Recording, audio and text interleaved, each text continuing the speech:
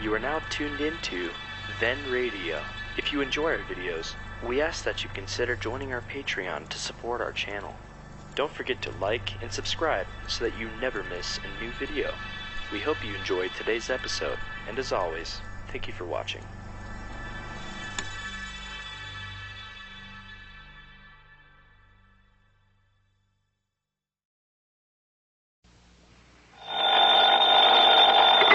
$20. 30 days hath September, April, June, and November. All the rest have 31? Except... Okay, except so. Today is February 27th, so this month we get cheated at a couple of days or two. So what, and who are you? Oh, now, Johnny, after all these years? Oh, sure. Sure. Pat McCracken, Johnny, Universal Adjustment Bureau. Right, and I... Hey, you mean I sound like that over the phone? Yeah, just like one of the pallbearers at your own funeral, Pat. Okay, let's get down to business. Yeah, why not? But what's the worry about February being a little short on days this year? And every year? Plenty, because of something that happened almost 6 years ago. A case that even the famous Johnny Dollar couldn't solve. Oh, look, if you ever start adding up all the cases I haven't solved. Hey, wait a minute, 6 years ago? That's right. Bernard Margot. That's right.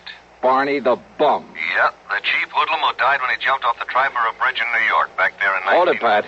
You know as well as I do that whole thing was a phony so that big Mike Killian could collect Barney's $300,000 insurance, remember? Well, I seem to remember you spending a few thousand of the company's money trying to prove that. But I also remember you didn't even get to first base. Because I couldn't find Barney, couldn't find where he'd skip to. But if you could now, before the 1st of March, you'd save the company the $300,000. Pat, you mean you got a lead on him? Maybe. Want to come over here and talk about it?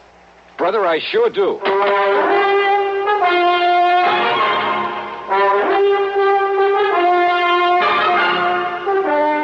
CBS Radio brings you Bob Bailey in the exciting adventures of the man with the action-packed expense account, America's fabulous freelance insurance investigator. Yours truly, Johnny Dollar. Munch, munch, munch a bunch of Fritos, corn chips. It's not polite to smack your lips, but you can't help it with Fritos, corn chips. Munch, munch, munch a bunch of Fritos, corn chips. Next time you want something to munch on, try Fritos. They're so crisp, so tasty, so good. You'll see right away why we say Fritos are the corn chips made to munch.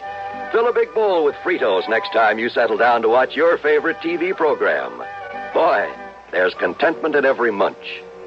Munch, munch, munch a bunch of Fritos, corn chips.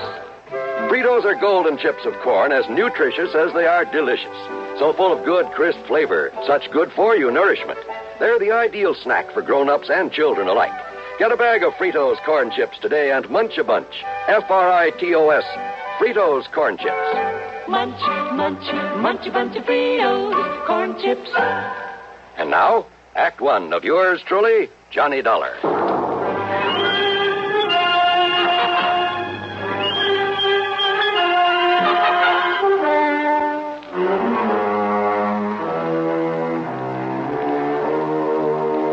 Expense account submitted by Special Investigator Johnny Dollar to the Universal Adjustment Bureau, Home Office, Hartford, Connecticut. Following is an account of expenses incurred during my investigation of the look before the leap matter.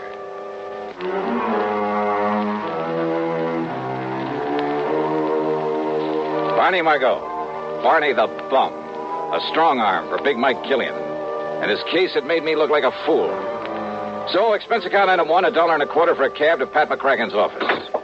Now, this is one you'd really like to clean up, isn't it, Johnny? Sit down. Pat, Eastern Trust and Insurance were crazy in the first place when they issued a big policy on the cheap mobster. I know. When they let him name Big Mike Killian as the beneficiary.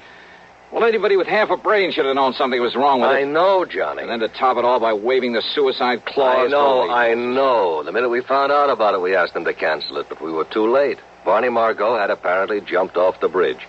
And neither you nor the police nor anybody else at that time could prove that he hadn't. And just because some of Barney's clothes were found in the water, because of that phony suicide note he left on the bridge. Don't forget the witness, Johnny, the girl who saw him alone out there on the bridge before he disappeared. Yeah, I who remember. also saw something, presumably his body, topple off into the water. Mady Prescott was in there. Yeah, that's the one.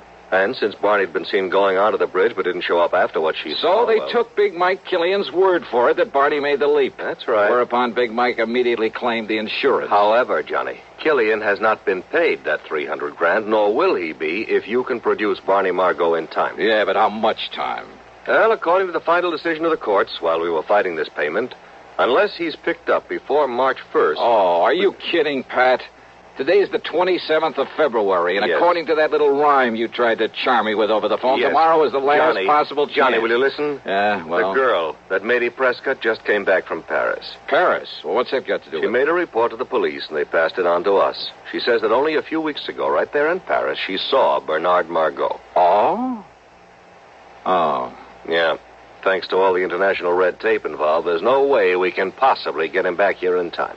Well, even so... What's more, all the proof in the world that he's still alive is no good unless he himself is brought back to New York. Oh, now, wait. Well, that was the decision of the courts. That's the way it stands. Oh, great. But, Johnny, if you somehow, and believe me, not only I, but the police will close their eyes to whatever method you might have to use, if you could somehow get him back here in time, well, I'm thinking about a $10,000 fee in addition to your expense account if you produce him. Nothing, of course, if you don't.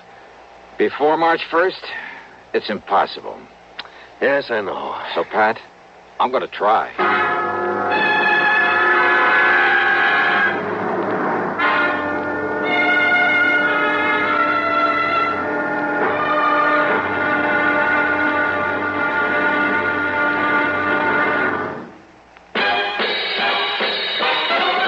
Are you smoking more now, but enjoying it less? Have a real cigarette, have a Camel. The best tobacco makes the very best smoke. Have a real cigarette, have a Camel. Are you looking for flavor and mildness? Have a real cigarette, have a Camel. The best tobacco makes the very best smoke. Have a real cigarette, a real cigarette, a real cigarette, have a Camel. If you're smoking more today, but enjoying it less, try Camels. The Camel blend of costly Turkish and domestic tobaccos has never been equal for rich flavor, easygoing mildness, real smoking satisfaction every time you light up. The best tobacco makes the best smoke. Have a real cigarette, a real cigarette, a real cigarette, have a Camel. And now, Act 2 of yours truly, Johnny Dollar, and The Look Before the Leap Matter.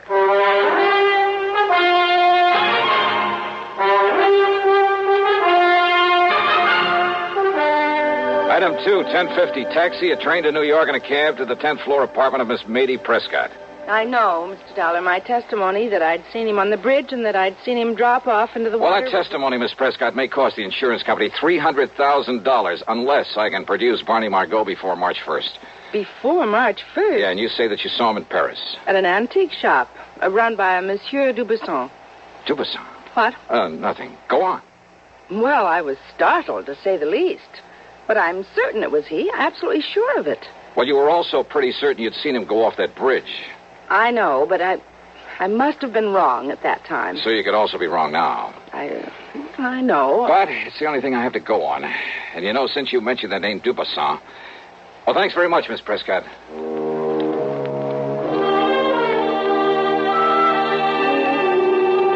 Dubuisson's a fence. They're in Paris. Exactly the sort of character Barney the Bum might tie up with. Perhaps even as a contact for Big Mike Killian. As I stepped into the self-service elevator to get back to the street, I wondered.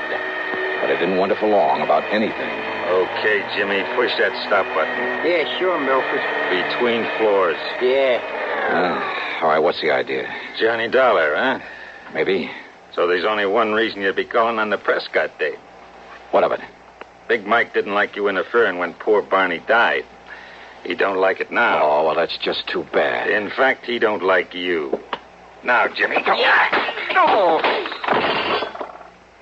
Yeah. Now, James, leave us dump this stiff in the basement. It was the building superintendent who found me there in the basement, got me back on my feet again. Item 3, 10 cents for a call to one of the transatlantic airlines. Item 4, $31 for a cablegram. Then item 5, $1 for a cab to the 18th Precinct headquarters, my old pal Randy Singer. Sure, Johnny. A couple of Big Mike Killian's boys. Must have been. You want me to have them picked up? No. Only I warn you, Killian will have an alibi for him, sure as gun. Don't worry about him. I'll take care of that pair myself. Well, now, And, Johnny. Randy, all I ask is that you stand by until I get back here from Paris. Paris? Yeah, somehow I got to perform a miracle. I got to bring Barney Margot back here before March 1st. Today's the 27th. That means I have until midnight tomorrow night.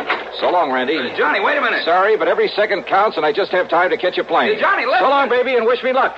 I'm going to need it.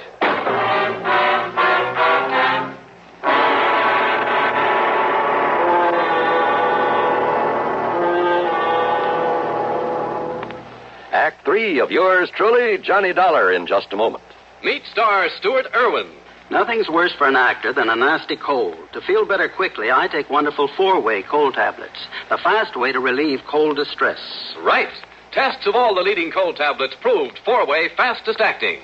4-way starts in minutes to relieve muscular pains, headache, reduce fever, calm upset stomach, also overcomes irregularity. Take my advice. For your next cold, take 4-way cold tablets. The fast way to relieve those cold miseries. 4-way, only 29 cents. And now here's a word about another fine product of Grove Laboratories. Does dandruff dull your hair, leave scalp itchy? Get Fitch Dandruff Remover Shampoo and get rid of unsightly dandruff in 3 minutes. 3 minutes with Fitch regularly is guaranteed to keep embarrassing dandruff away forever. Apply Fitch before wetting hair. Rub in 1 minute. Add water. Lather 1 minute. Rinse 1 minute. Every trace of dandruff goes down the drain. 3 minutes with Fitch. Unsightly dandruff's gone. Fitch can also leave your hair up to 35% brighter. Fitch Dandruff Remover Shampoo. And now, Act 3 of yours truly, Johnny Dollar.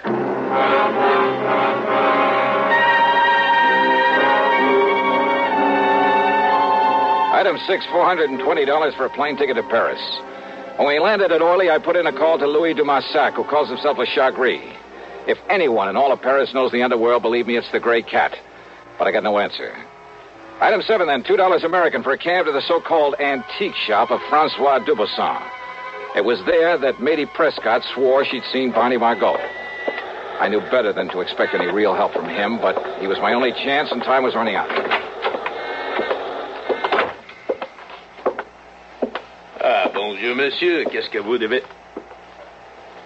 Ah, Monsieur Johnny Dollar, the meddling American. That's right, Dubuisson.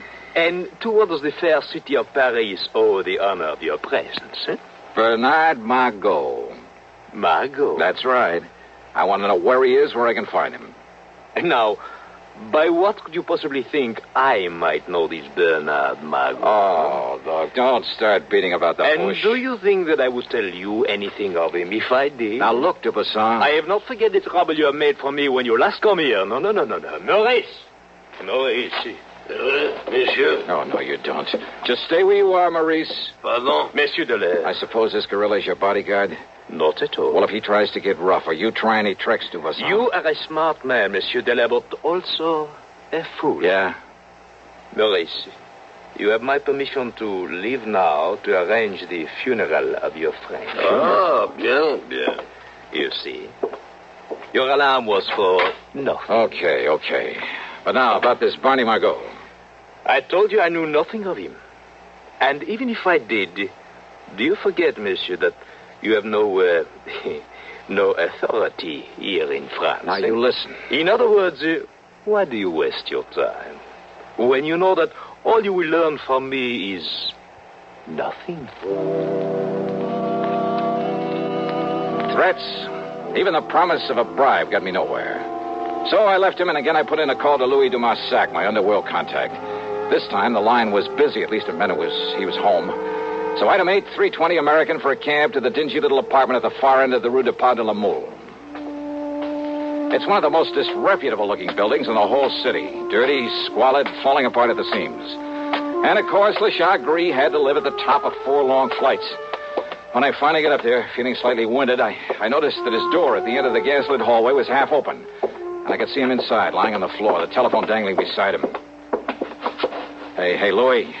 Dumassac. Ah. Huh? Bien. Maurice. Bravo, monsieur.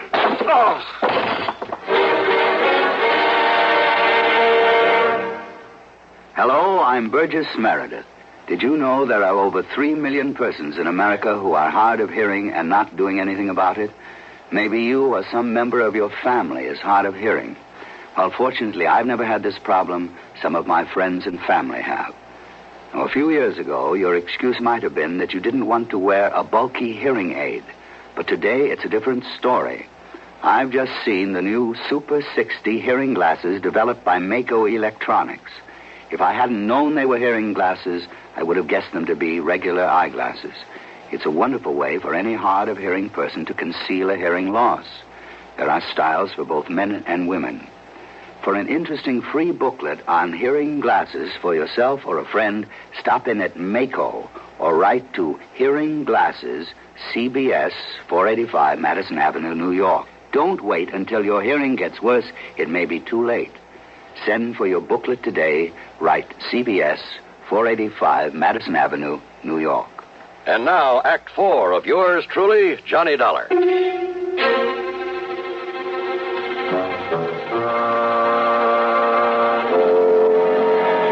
Only my sudden arrival had kept Maurice from killing Louis de Marsac. Had got me that clout on the head. But Maurice was gone now. After working over Louis for a few minutes, pouring some cognac into him, he finally came around. Oh, Monsieur Dollar. Yeah, that's the stuff, Louis. Just let me help you up here on this couch. Oh, but so much pain. Yeah, you really got it, brother. Only for you, my oldest, my dearest friend, would I suffer so? Yeah, here, take another slug of this. No, alas. Even that will not mend my broken head. Would a couple of $100 American help? Eh? Oh? Did you get my cablegram? Oh, oui. And I found him for you. Barney? Where? It is worth perhaps $500. $300. But, monsieur... Okay, $350. Where is he? But if Monsieur Dubuisson finds out that it was I who took care of Barney Margot... He already knows that I'm here. That's why he sent that Maurice character to arrange for a funeral. Funeral? And he was talking about your funeral. But now, wait. You say you've taken care of Barney the Bum? It would perhaps be worth a little extra if I were to have him all tied up and waiting for you. What? Listen, if you can actually deliver him to me, I'll give you $1,000 right now. But I can, monsieur. Where is he? And perhaps $2,000 if I've arranged a way to get you both out of the country, back to the United States, without anybody knowing about it. Yeah, $2,000. I'll cable it to you if I can get him back to the States before midnight tonight. Oh, before midnight, you say? New York time. Well, we can try, monsieur. Good. Then let's get going. But first, perhaps I'd better accept the $1,000 just in case. All right. All or nothing. $2,500 if I make it. Then come. First, we get Barney out of the closet here. Out of this closet here in your room? But of course. Well, I'll be. And then we drive to the airfield where the plane is waiting for you.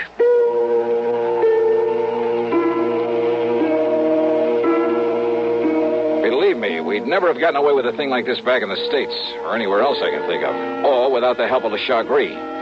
After making sure that Barney was securely bound and gagged, we piled him into a car that de Marsac said was his, only I doubt it.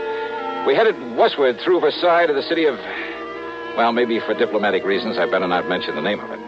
Anyhow, their little airport was an old amphibian plane waiting for us. This time it was the pilot I had to haggle with. $7,000 for the trip. But there were $300,000 at stake.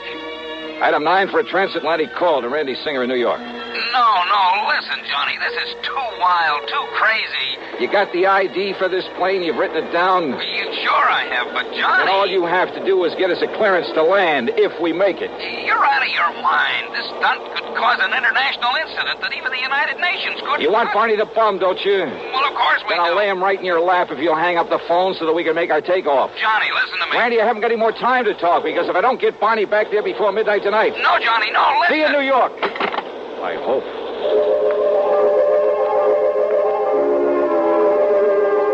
Oh, that plane trip was something I'll never forget. Sure, on the ground, the big amphibian looked pretty good. But up in the air, it shuddered and shook like the old crate it really was. And I wondered if she had enough gas aboard. What sort of double talk the pilot used to keep us from being ordered down, I'll never know. Any second, I expected a bunch of fighter planes to start buzzing us. But somehow we made it. And Randy, bless his heart, And I don't know how he did it. Randy got us a clearance to land. Matter of fact, he even had an escort waiting for us to haul Barney off to the clink and take me back to the office at headquarters. Yeah, by some miracle, it all worked out. Except for one thing. But so help me, Johnny, if you ever again try to pull a thing like... falling asleep again, huh? Just like you did all the way in from the airport. Huh? Well, I can't say that I blame you. Mission accomplished, all that sort of stuff. Mission accomplished, Huh? Did you happen to notice what time it was when we sat down at the airport? Sure, right after midnight, 12:07. Just exactly 7 minutes too late. Too late? Ruling of the courts, don't you get Johnny. it, Randy? In order to save the company paying off that 300,000 clams, I had to get him back here before midnight. Last night, February 28th, before the 1st of March. Oh, no, so wait. the fortune I've run up in expenses has to come out of my own pocket. Johnny. And I thought I was going to make myself a cool $10,000 fee. Listen. You were right, Randy. I should have known better. It was crazy. The whole idea was completely crazy right from the beginning. Johnny, will you listen to if me? I had any sense, I'd blow my brains out 7 minutes after midnight. That's right, February 28th. So you've forgotten just one little thing. Yeah. This just happens to be 1960. So what? I had to get that punk back here before the 1st of... Yeah, leap year. Randy. That's right. So today just happens to be the day before the 1st of March, February 29th. Oh, no. You mean I made it after all? You mean I... Oh, no. It's a fact, Johnny. It's a fact.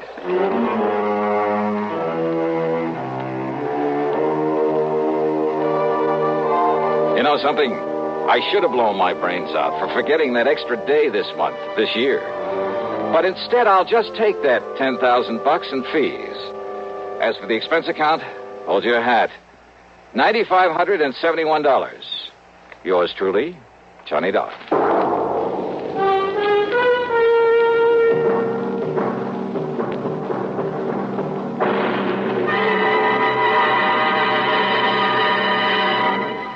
Our star will return in just a moment. Constipation is something people don't talk about much, but it can be a problem for anyone, even doctors. And when constipation occurs, it's interesting to see just what doctors consider important about a laxative they might use or recommend. Well, a majority of the doctors we heard from had this to say. A laxative should be effective, gentle, as close to natural acting as possible, and a medicine that can be used with complete confidence. Now, X-Lax has been popular with many doctors and millions of people over the years because pleasant-tasting chocolated X-Lax is effective. Overnight, it helps you toward your normal regularity. X-Lax is gentle. Next morning, it gives you the closest thing to natural action. And that's why many doctors and millions of people use X-Lax with complete confidence. X-Lax, the laxative that helps you toward your normal regularity, gently, overnight. Is X-Lax in your medicine cabinet? Now, here's our star with something to think about. On account of its Brotherhood Week, Johnny? John, it's a thought for this week and every week, and it's simply this. In my job, I run across all sorts of people, both the right guys and the wrong ones. And this much I'm sure of. A crook is a crook in any place, in any language. He's just no good. But an honest man, a man who respects the law and the rights of his fellow humans, regardless of his hue, his origin, or his accent, well, believe me, that one is yours truly with Johnny Dollar.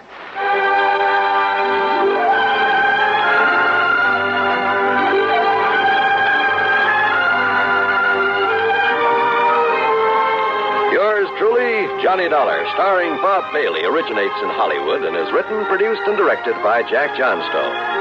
Heard in our cast were Virginia Gregg, Lawrence Dobkin, Forrest Lewis, Frank Gerstle, Herb Vigran, and Tony Barrett. Be sure to join us next week, same time and station, for another exciting story of yours truly, Johnny Dollar.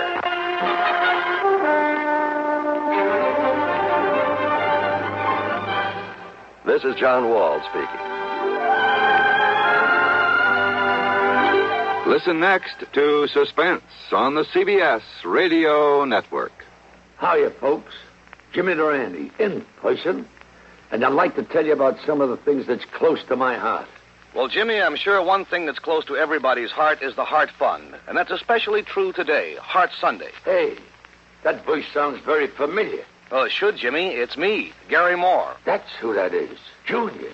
Yeah, I thought I'd help you tell the folks how important Heart Sunday is. Everybody wants to get into the act. Well, I certainly hope you're right, Schnoz. We want everybody to get into the act to help fight our nation's #1 health enemy, heart disease.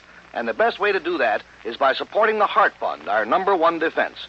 You planned to say something like that, didn't you, Jimmy? I did indeed. So, friends, when your Heart Fund volunteer calls on you today, Heart Sunday, remember your dollars will help our scientists develop new and better ways to safeguard healthy hearts and save those that are already afflicted. Come on, folks. Dig deep for your contributions to the Heart Fund. Believe me, it'll do your heart good, too. Radio 59, WROW, with the news service unmatched in the Tri-Cities.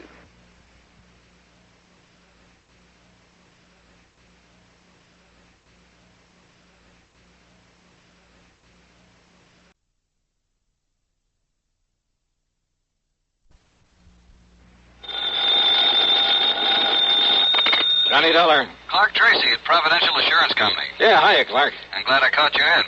Are you free to take an assignment? Sure, why not? Did you ever hear of Kennett, Missouri? No. It's a small town about 100 miles south of Memphis, Tennessee. So what goes? We have a little office in Kennett, only it's become pretty obvious that we put the wrong man in charge of it a few months ago. What do you mean? His name is Charles Kingsley St. Clair. Lived in Boston most of his life, and he's a Harvard man. So? He doesn't have the least idea how to deal with those people when it comes to any problems or adjustments. In other words, he simply doesn't belong. Well, the answer to that ought to be easy enough. Transfer him. Give him a job somewhere up here in New England. Exactly what we plan to do, and close up the office there in Kennett. Okay, then why call on me? Because of the death of one of the few remaining policyholders down there, a man named Casper Crump. Yeah?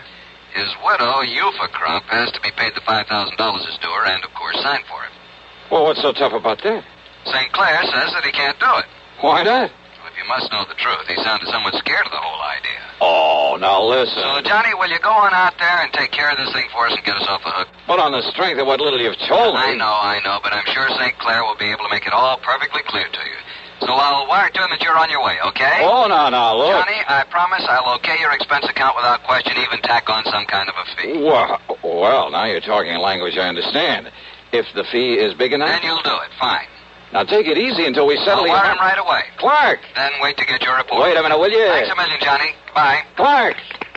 Hello!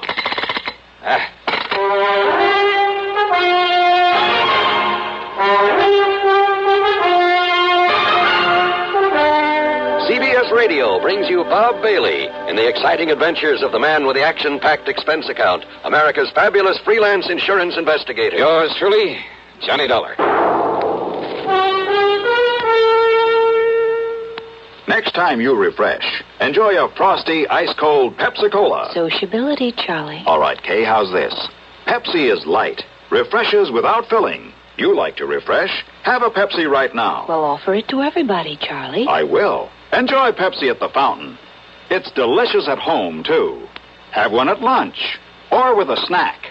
Charlie. At the beach or at dinner. Wherever you go, wherever you're thirsty, Pepsi is there. It's here, too, in our Be Sociable song. Be sociable, look smart, keep up to date with Pepsi.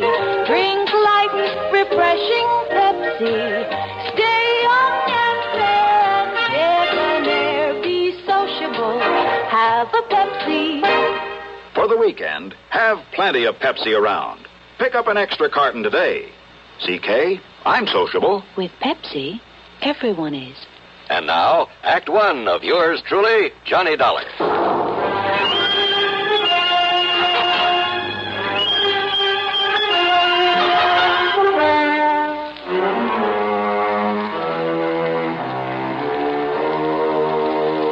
Expense account submitted by Special Investigator Johnny Dollar to the Providential Assurance Company, Home Office, Hartford, Connecticut. Following is an account of expenses incurred during my investigation of the Moonshine Matter.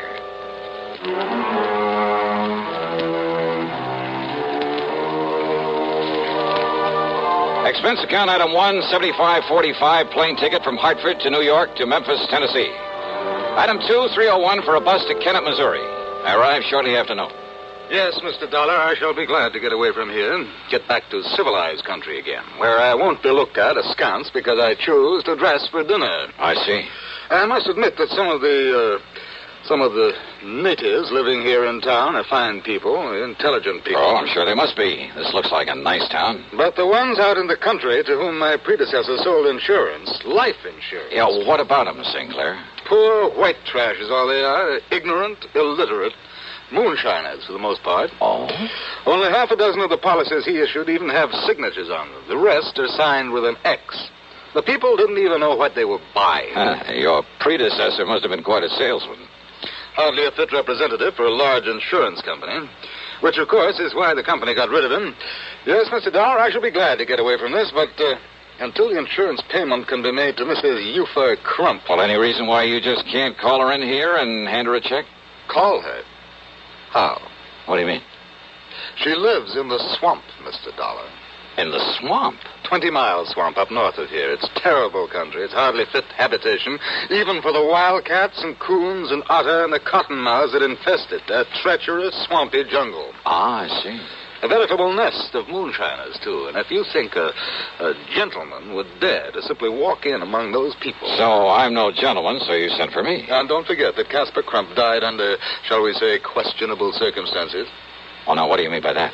The natives all say it was murder. What do the police say? The police have sense enough to leave these people alone. They stay away from them. Oh, great. But, Mr. Dollar, if you can somehow clear up this one remaining account, get this money in to Mrs. Euphor Crump, and I have it here in cash all ready for you. Stick my neck out to save yours, huh? To be honest about it, yes. Okay. Let's say I'll try.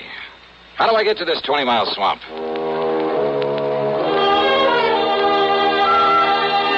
St. Clair drew me a rough map, handed me the $5,000, and wished me luck. Item 3 is $20 deposit on a rental car from one of the local garages. And what a car. It should have hit the junk heap 15 years ago and was actually held together in spots with baling wire. The left-hand door was closed with the help of a piece of rope. But it was transportation of a sort. I headed west a few miles and then north into some of the wildest country I've ever seen. It reminded me of the Everglades in Florida. The so-called road I followed was a deeply rutted set of wagon tracks full of mud and potholes. On both sides, the brush-covered, soggy swamp. There were huge, rotting logs crawling with water moccasins out sunning themselves. Yeah, I was glad I had some kind of a path to follow. And then up ahead, I saw a shack sitting on stilts to keep it above floodwater. But as they slowed down to make a turn over toward it, the gunshot from over by the cabin smashed into the windshield. I stepped on it and spun the wheel to get away. But the second shot caught a front tire. The car went into a skid.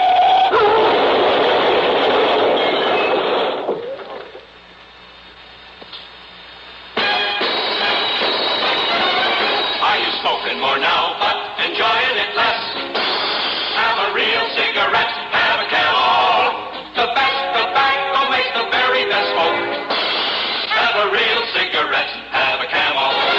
Are you looking for flavor and mildness? Have a real cigarette, have a Camel. The best tobacco makes the very best smoke. Have a real cigarette, a real cigarette, a real cigarette, have a Camel. If you're smoking more today, but enjoying it less, try Camels. The Camel blend of costly Turkish and domestic tobaccos has never been equal for rich flavor, easygoing mildness, real smoking satisfaction every time you light up. The best tobacco makes the best smoke. Have a real cigarette, a real cigarette, a real cigarette, have a Camel.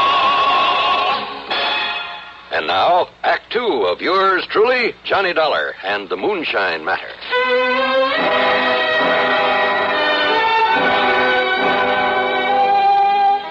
When I came to, I was lying beside the car at the edge of the muddy wagon tracks. As for my gun, well, it must have been thrown out of the holster into the swamp. I started to rise to see how much damage had been done to the car. But then I saw them. Two lanky, hard-faced men, dressed in tattered jeans. One of them, the taller of the two, carried a long rifle, a vintage I'd seen only in museums. The other had picked up a piece of a tree limb for a club. And so, as they came warily over to where I lay, I decided wisdom is the better part of valor. I played possum. I tell you, you made a mistake, Morphy. He ain't no revenue. Can't you see that? Maybe, Cass, and maybe not. Of course he ain't. I know every revenue in these parts, Morphy, and he ain't one of them. You think I killed him, Cass? He didn't hit that there tree hard enough to hurt his car none, serious. And who is he, Cass? First we finds out if he's still alive or if he's dead. Well, I'm keeping this here gun onto him. You still alive, mister? See that, Morphy? He's still alive. What happened? Now, you watch him, Cass. Who are you? Me. My name's Cass Dingle, and this here is Morphy Teed. Now, you put down that gun, Morphy. You ask him who he is, Cass. Who are you, mister? Name is Dollar. Johnny Dollar. What you doing out here, Mr. Dollar? Well, I've come with some money. Some insurance money for Mrs. Eufa Crump. What's that mean, Cass? It mean that Miss Eufa gets some money on account of Casper was killed. She's a mighty fine woman, Mr. Dollar. She's a mighty fine woman, Mr. Johnny. You shut up, Morphy. Just 'cause I got a fancy for taking care of Miss Eufa now that Casper's gone, it's none of your business. Now, how much you got for Miss Eufa, Mr. Johnny? $5,000. What's the matter, you, Cass? Can't you see we got to get Miss Johnny and all that money over to Miss Eufa? Now, come on now. If he be all right. You all right, Mr. Johnny? Well, give me a hand and we'll find out. Yes.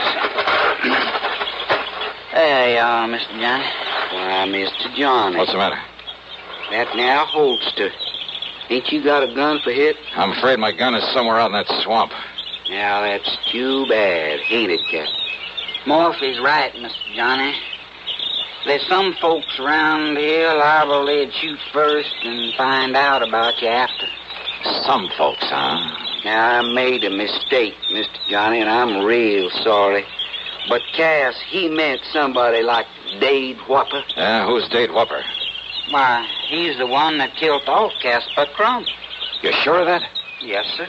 Dade Whopper. But no matter who you are, you better look out for him, Mr. Johnny. Why do you say that? No matter who you are, he ain't gonna believe it. He's gonna think you come in here after him. Even if you tell him different? Even if the good Lord himself told him different. But now I got a jug in that cabin, Mr. Johnny. It'll fix you up real good. Then me and you can take the money to Miss Eufa. Then you better come back here and find your gun in case Dade Whopper shows up. Oh, don't worry about it.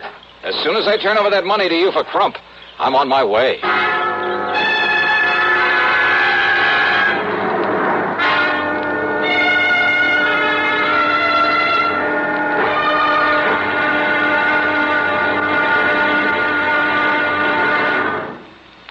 Hollywood star Mona Freeman. Who feels like acting with a miserable cold? I relieve cold distress the fast way with 4-way cold tablets. Yes, tests of all the leading cold tablets proved 4-way fastest acting. Amazing 4-way starts in minutes to relieve muscular pains and headache, reduce fever, calm upset stomach, also overcomes irregularity. When a cold strikes, do what I do. Take 4-way cold tablets. It's the fast way to relieve nasty cold distress and feel better quickly. 4-way, only 29 cents. And now, here's a word about another fine product of Grove Laboratories. To get rid of embarrassing dandruff in 3 minutes, change to Fitch Dandruff Remover Shampoo. 3 minutes with Fitch regularly is guaranteed to keep unsightly dandruff away forever. Apply Fitch before wetting hair. Rub in 1 minute. Add water, lather 1 minute. Then rinse 1 minute. Every trace of dandruff goes down the drain. 3 minutes with Fitch and embarrassing dandruff's gone. At the same time, Fitch can brighten hair up to 35%. Get Fitch Dandruff Remover Shampoo today. And now, Act 3 of yours truly, Johnny Dollar.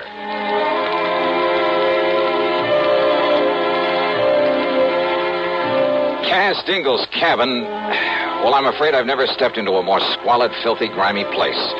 How a human being could ever live in it, much less call it his home. After I join up with Miss Eufa, maybe she'll make it even nicer. Maybe even hang up some of them lacy curtains. Anyhow, on the excuse I needed all the fresh air I could get, I sat on the doorsill. As for the jug of corn liquor that Cass dug up, brother. Right out of Casper Crump's big still. That's Miss Euphra's now. The best there is. The first gulp had me gasping for breath. I felt like I was on fire inside. So Cass strained the tadpoles out of some branch water for a chaser. After the second snort, I was ready to tackle anybody in the world single-handed. Even Dade Whopper. I told you that'd fix you up. And now, oughtn't we go see Miss Euphra? Yeah, sure, Cass, why not? Only, where's Morphy? Oh, he took in his dugout and went on ahead to say the good news. Dugout? So me and you, we'll go in mine. Well, sir, if you've never ridden in one of those tiny dugouts, you have something not to look forward to. Every minute as he pulled us along through the swamp, I was sure the narrow little craft would tip over. But he handled it well, and after a quarter mile or so up the slough, as he called it, we landed in front of another, a larger cabin. But then... Mr. Dollar? Yeah? What is it, Morphy? One of Euphra's young uns, the spoilt one. You mean that no-good lazy, huh? That's the one, Cass. He heard me tell Miss Johnny's here. He run off to tell Dade Whopper. Oh, that ain't good, Miss Johnny. He'll be coming here after you. So what? Stop worrying about it, Cass. We'll just take things as they come. But Dade Whopper's pizen. Dade Whopper's pizen? Yeah, well, stop worrying. Let's go in and see Mrs. Crump. Now, Mr. Johnny, I hate to say this. Well? But when somebody says stop worrying about Dade Whopper... Yeah? I sure hope none of that white mule ain't gone to your head, Mr. Johnny. Mrs. Euphra Crump, much to my surprise, turned out to be a rather nice-looking girl of about 20, despite the fact she was the mother of 4 kids. Her cabin boasted 4 separate rooms, a couple of worn-out rugs on the floor, some lace curtains. With almost childish delight, she put her ex on the receipt for the insurance and stuffed the money into a hiding place under the floor. Then made no bones about the fact that most of it would go to improving the moonshine still her husband had left her with. And with Cass here helping me, it's going to be the best still in all these here now parts. Well, good for you, Mrs. Crump. And Cass, I'm going to see that you get yourself a nice suit of clothes, a whole suit. Oh, now, Euphra. And Mr. Johnny, I thank you very much, sir. My pleasure, Euphra. Only now, you two better get on your way. If that brat of mine, that Lacey, has found Dade Whopper and told him... Dade Whopper. What, Morphy? Dade Whopper. He's a-coming down the slough in his dugout. He's gotten that shotgun with him, too, that he loads up with slugs, and he's coming after you, Mr. Johnny. Mr. Johnny, me and you, we better get out of here. Oh, now listen to me, Cass. He's all liquored up, and he ain't going to stop to argue with nobody. Then, Cass, you and Mr. Johnny get on out of here real fast. With 3 of us here? Now listen, all of you. No, sir, Mr. Johnny. Now you come on with me.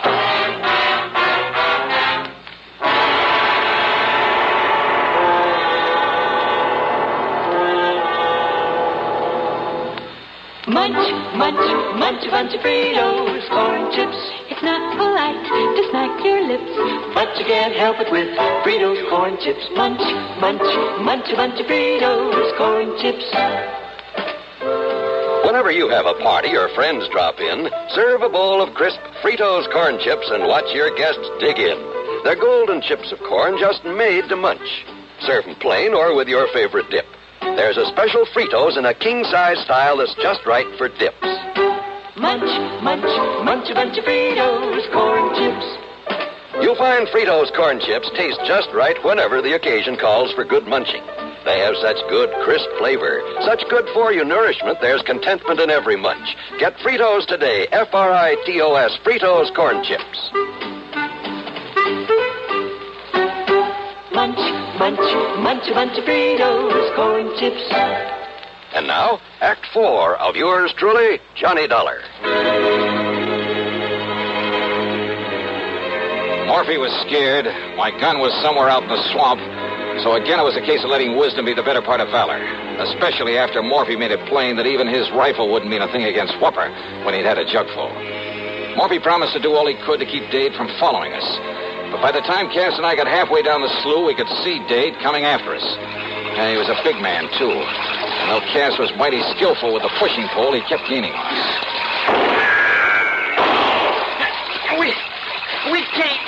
Mr. Johnny. Push us in anywhere, Cass. But we can try, sir. We can try. Morphy say that he keeps that thing loaded with slugs? Yes, sir. Drunk or sober.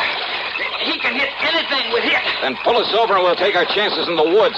He's not more than 35 or 40. Cass was dead before he hit the water. I jumped over after him into the shallow swamp. I started swimming over to a sort of island, a big grassy hummock. And over my shoulder, I could see that Dade was raising his gun again, aiming at me. I grabbed a lungful of air and went under. Changed my course, swimming toward a patch of tules, hoping I'd have enough breath to get to it. Several times as I swam along under the surface, I brushed aside something living. Maybe they were moccasins, I don't know. But they were nothing to the danger from the drink-crazed man with a shotgun. Finally, my lungs bursting, I reached the tules and came to the surface, emerging slowly and breathing as quietly as I could. Fella! I know you're out here. I know you come to get me, too, for killing Castle Crump. I held my breath. But you ain't gonna. But I'm gonna get you first. There ain't nobody gets away from me, you hear me? I can see the mud you stirred He when you could come track up me out by here. the mud I'd stirred up when I'd swum along on the water. He was ready with a shotgun to do the same thing to me he'd done to Cass, to kill me. And all I had were my two bare hands and my wits. I could hear him coming closer, closer. He was at the other side of the patch of tules now, his gun ready for me. I could see his hulking shadow now. I got you now, Dollar.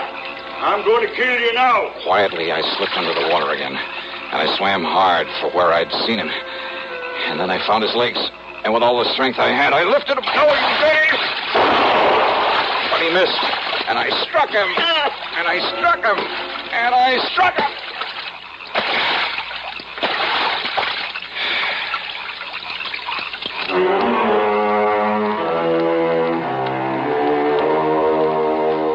So maybe those people were pretty much a law unto themselves. But Dade Wubber went back to Kennett. There he'll stand trial for 2 murders. And I'll just continue to poke along in this soft, cozy little job of mine. Yeah. Expense account total, including some new clothes and a trip back to Hartford, $340 even. Yours truly, Johnny Dollar.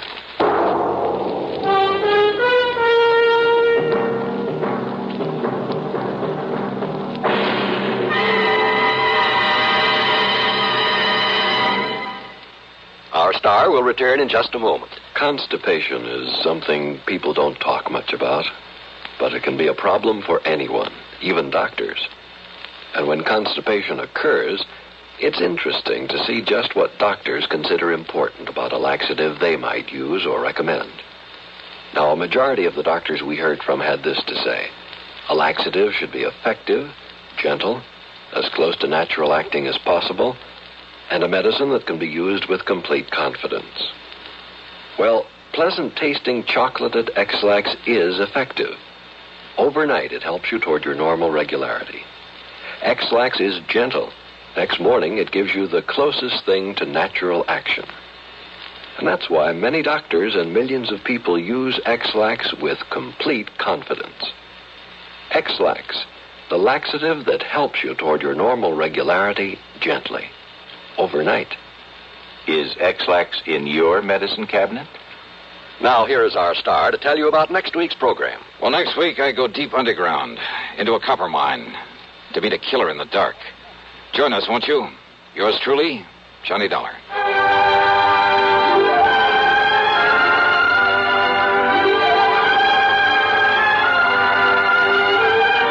Yours truly, Johnny Dollar, starring Bob Bailey, originates in Hollywood and is written, produced, and directed by Jack Johnstone. Heard in our cast were Virginia Gregg, Harry Bartell, Ben Wright, Sam Edwards, Vic Perrin, and Ralph Moody. Be sure to join us next week, same time and station, for another exciting story of yours truly, Johnny Dollar.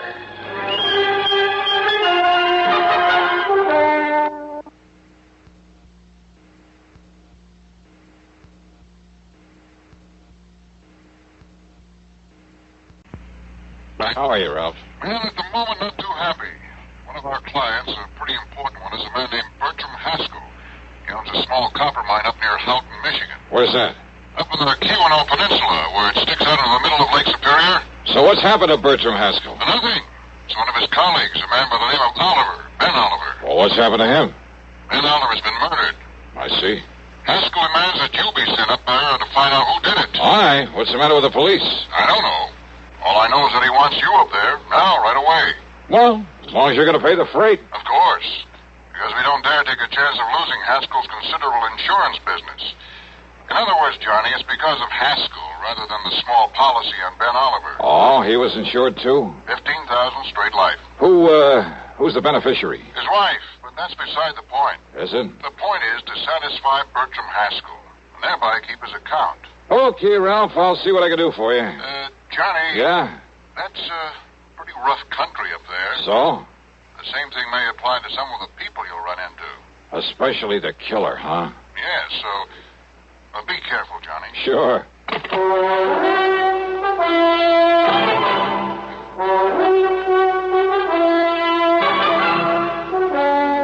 CBS Radio brings you Bob Bailey in the exciting adventures of the man with the action-packed expense account, America's fabulous freelance insurance investigator. Yours truly, Johnny Dollar.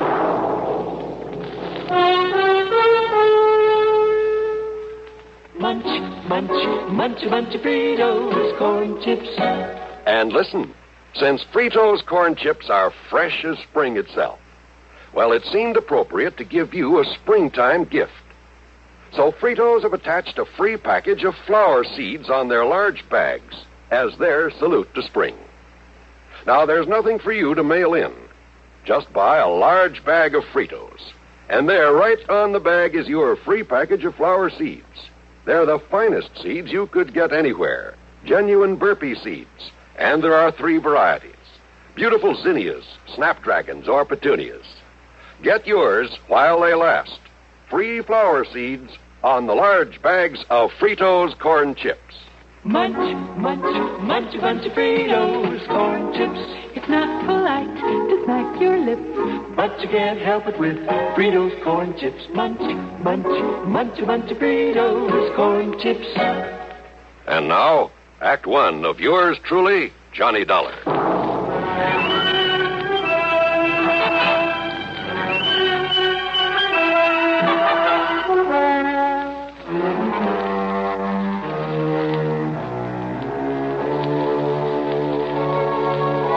Expense account submitted by Special Investigator Johnny Dollar to the Continental Insurance Company, Chicago office.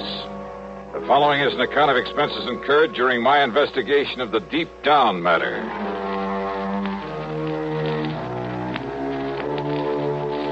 Expense account item 16185 for a plane to Chicago, then a flight to Houghton, Michigan, far up on the Keweenaw Peninsula.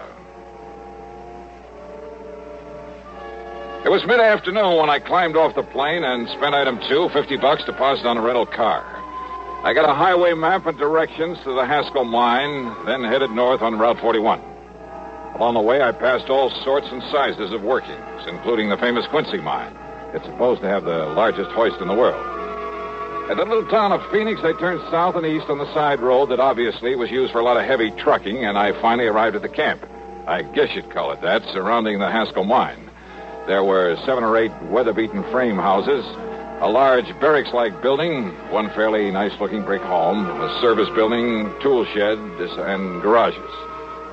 Bang in the middle of everything was a big hole in the ground. Above it, a hoist, looking somewhat like a heavy wooden oil derrick with a big wheel on top of it. A group of men stood around wearing shark helmets. As for finding the office, well, all I really had to do was follow the sound of what happened to be Mr. Haskell's booming voice. Having any respect for the dead? You try moving Mrs. Oliver out of that house of hers, and I'll break your neck. But don't you understand about it? Don't you realize that Ben Oliver had more to do with the success of this mine than anybody else, than even I had? Well, sure, I know. Oh, get on over there and apologize to her. You need some new quarters for some of those new men. Get hold of some carpenters and build them. Now go on, get over there and apologize to her. Well, who are you? What do you want? Mr. Haskell? That's right. Well? My name is Dollar. Dollar? Johnny Dollar? That's right. Well, why didn't you say so? I'm glad you got here, Dollar. You've got to clear this thing up. See that justice is done.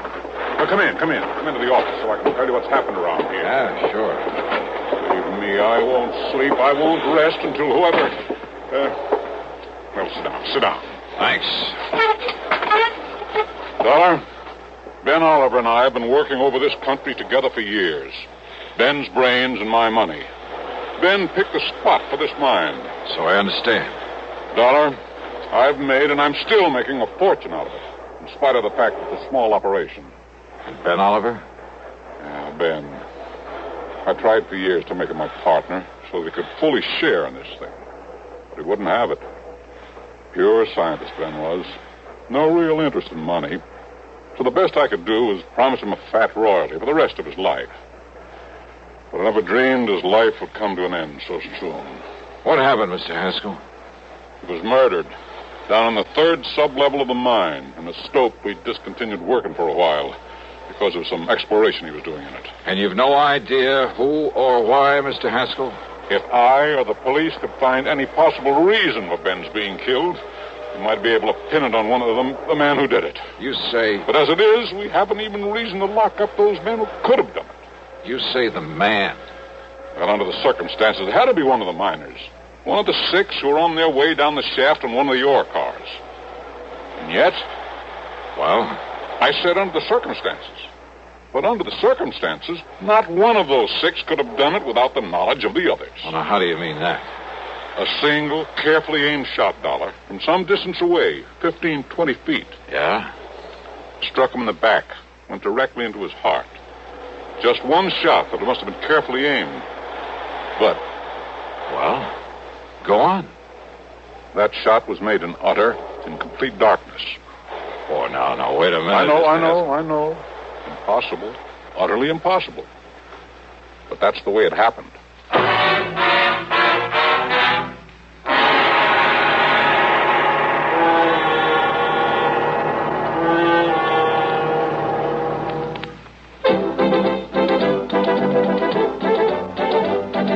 Winston tastes good like a cigarette should. Winston tastes good like a cigarette should. Winston gives you real flavorful, rich tobacco flavor. Winston's easy drawing too. The flavor comes right through to you. Winston tastes good like a cigarette should. A modern filter? Sure, Winston has it. But that's only the beginning of a Winston. Up front, up where it really counts, Winston packs exclusive filter blend. Light, flavorful tobaccos, specially selected and specially processed for filter smoking. Filter blend. That's why it's fun to smoke Winston, America's best-selling filter cigarette. Winston tastes good like a cigarette should. And now, Act 2 of yours truly, Johnny Dollar and the Deep Down Matter.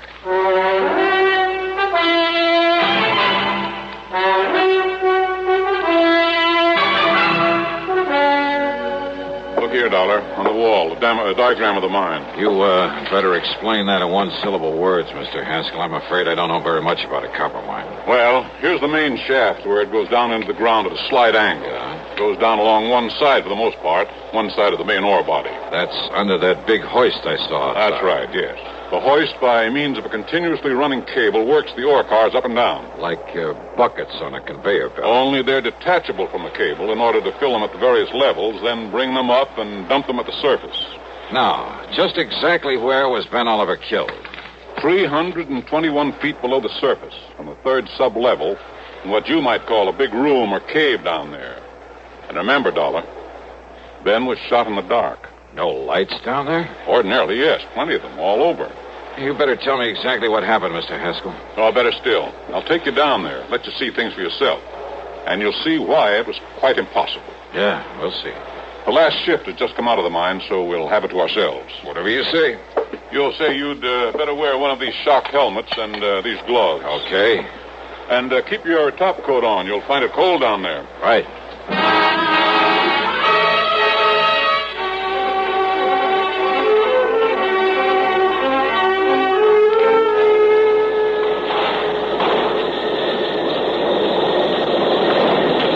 Riding that ore car down into the bowels of the earth was something I won't very soon forget. It jerked and shook and shuddered its way down the narrow tracks. The noise was deafening, and the There was something eerie, something frightening about it as we plunged on downward. Picture yourself aboard a slow-moving, noisy roller coaster going almost straight down into utter blackness, and you'll have some idea of what I mean.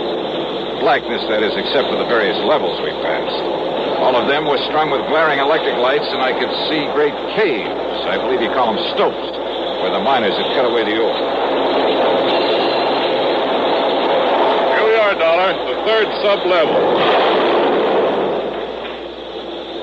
There it is, Dollar. Slope where Ben was killed. This big cavern in front of us? Yeah. He was apparently chipping away some samples of rock there at the side with his back to this shaft. Well, now, wait. You said it was dark in here when it happened. But there's enough light in here now. Ben was checking some of this ore for uranium. Uranium? This country? We've kept it secret. That is the possibility of it. I see. Well, go on. Well, he sent a message up to me asking me to get his scintillator, a Geiger counter, and so on. I picked them up at his home and brought them down here to the men, the 6 men I mentioned. And? As we reached this level, as I was about to disengage the car from the cable, the lights here suddenly went out. Well, I stopped the car in its noisy fashion, and then, after a minute or so, one of the men struck a match. Dollar, do you see this light switch?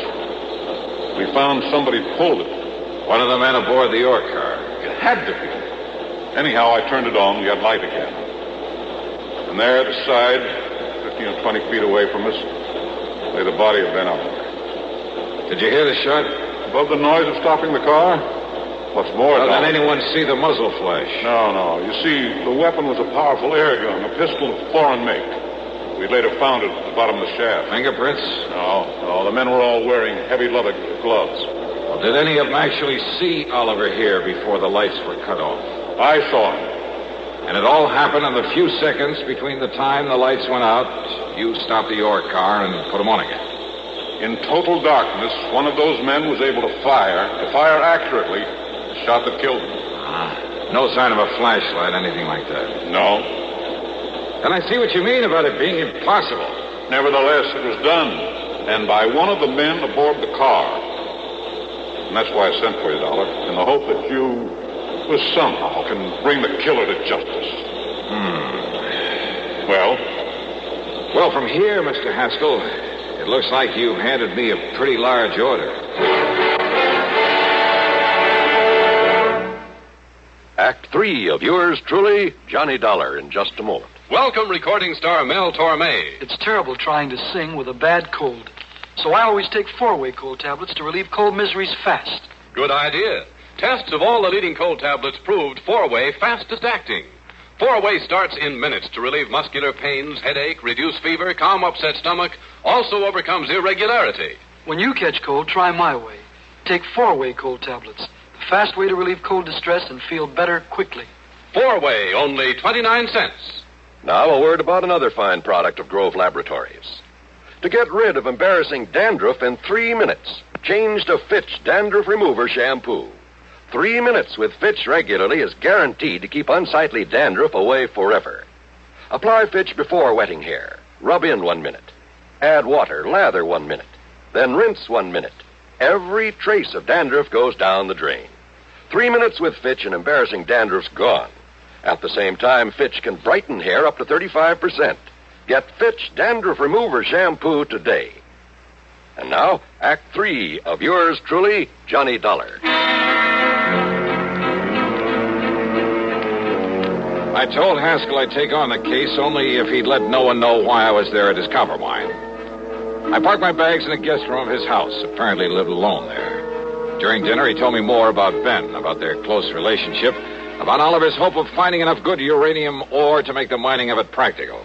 However, in spite of his optimism, Dollar, I'm afraid it was all just wishful thinking on Ben's part. Well, certainly worth some further exploration, though, isn't it, Mr. Haskell? I doubt it. But we'll see. The important thing now is to find his killer. Do you feel the police were thorough enough in their investigation, in their questioning of the men aboard that ore car? Those men all swore they loved Ben. There's nobody can prove otherwise. Even I can't prove otherwise, even to myself. You say the air gun was a foreign make? Yes, that any one of them could have got hold of. There's a big foreign population in this area. So I understand. But unless the police can find out where it came from, to which of those 6 men it was sold, it's impossible, I'm afraid. And how to explain that shot in the dark that so unerringly found its mark? Yeah, I've been doing a lot of thinking about that. And maybe I've come up with a couple of ideas. Oh? Well, good. I hope so. Where are the 6 men? I told you. Beyond a general suspicion, simply because they were there, the police have had no reason to hold them. You'll find them in the bunkhouse, all of them. Then maybe I'd better have a talk with them. Oh, by all means do. And if you're able to break one of them down... Let's, wait and see.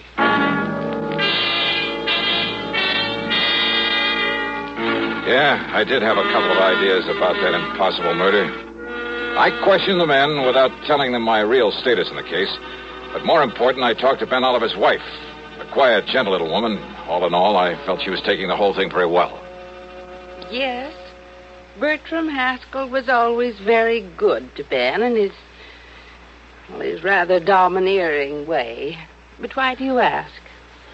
Well, it's good to know what kind of a man I'll be working for, if I take the job. Just be sure you look out for yourself.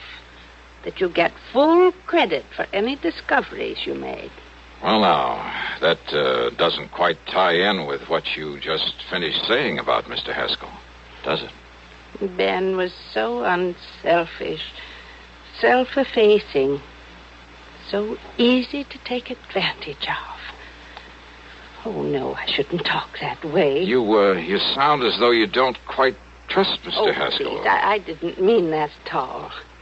I see. I understand your husband thought there might be uranium in this unlikely spot. He was sure of it, Mr. Dollar. He told you so? I typed out his report to Mr. Haskell. Oh?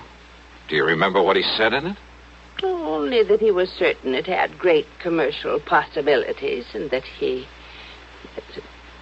Only that he what, Mrs. Oliver? No, it isn't nice the way I'm thinking.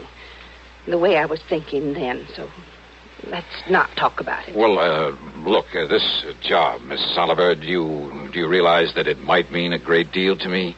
That if there's some reason why I shouldn't take it, well, isn't it only fair that you tell me?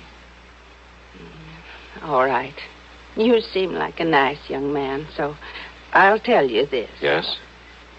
In the report, I made Ben say that he felt he should share in the uranium profits, the way he was not able to share in the money from the copper he discovered. I see. Thank you. Your husband had various instruments for detecting uranium, didn't he? Yes, I'll show them to you. Oh, good. They're here in the closet. The things Mr. Haskell was taking down to him the day that he... Yeah, I see. Geiger counter. And I guess this thing is a scintillator. Yes. And this? Oh, it's some kind of a special light, I think. Black light? Yes, that's what he called it. Sure. And it activates certain... And here are the shoes he was wearing. A nice warm jacket. Wait a minute. Yes? This black light. This thing is still working. And it is. Look, Mrs. Oliver. Why, yes. Isn't that strange? The glow it makes on his... What is it? Oh, Mrs. Oliver, I believe it's the solution to a murder. I borrowed the scintillator, the counter, the lamp, and I put on the jacket he'd worn that day. Put it on underneath my topcoat. I went back to Haskell's home and told him I had a theory about how one of the men aboard that ore car could have aimed so accurately in the darkness of the mine. But that I'd like to check it out down underground. He didn't quite understand what it was all about, but he agreed to go down there with me again. Anything, he said, to help find the killer of his old friend. Pull the light switch, Dollar? Yeah, that's right. Put out the light so everything will be as it was the moment Ben Oliver was shot. Whatever you say. You set down this detecting equipment. Sure. Now, off with the lights, huh? Very well. Now, look, I'm going to feel my way to the spot where Oliver was working. And it should be right about here. Well? I'm taking off my top coat, Mr. Haskell. Oh, fine. Because under it, I put on the jacket that Ben was wearing when he was killed. I see. Now, in a second or two, I'll turn around so the back of this jacket will be facing you so that you can see it. See it? How? You'll see the spot in the middle of the back that was dusted with some radioactive material. By you. What are you talking about? Yeah, so that you could see it with the help of that black light. And I'm sure you have it in your hand by now. Have you turned it on, Haskell? Yes, it's on. And I'm sure you can see the target on the back of this coat. The same as you could see it in the dark the day Ben Oliver was killed. Can't you? Can't you, Haskell? Yes. A perfect target for you. That's right. Dollar.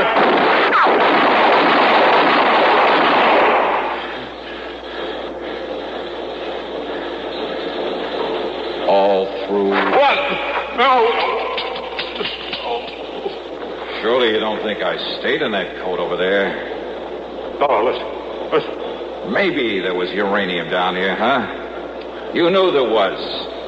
And you knew the only way you could keep all of the profits from it was by getting rid of Ben Oliver. All right, but listen, Dollar. Oh, listen. drop dead. And maybe you will, Haskell, if you try anything funny on the way back up to the surface. No. You see, this gun of mine is still loaded.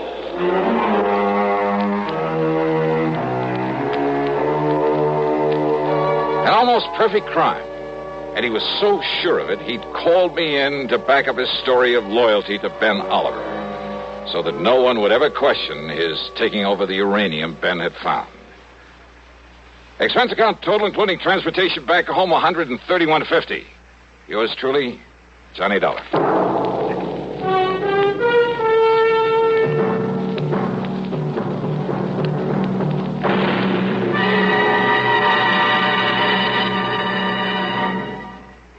Our star will return in just a moment. Constipation can be a problem for anyone, even doctors. And when constipation occurs, it's interesting to see just what doctors consider important about a laxative they might use or recommend. Well, a majority of the doctors we heard from had this to say. A laxative should be effective, gentle, close to natural acting. A medicine that can be used with complete confidence. Now, X-Lax has been popular with many doctors and millions of people over the years because chocolated X-Lax is effective.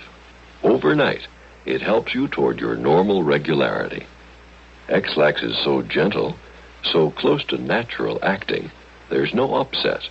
That's why many doctors and millions of people use X-Lax with complete confidence. X-Lax, the laxative that helps you toward your normal regularity. Gently, overnight. Now here is our star to tell you about next week's program. Next week, Denver, Colorado, and a string of supermarket robberies. And what a racket. Join us, won't you? Yours truly, Johnny Dollar.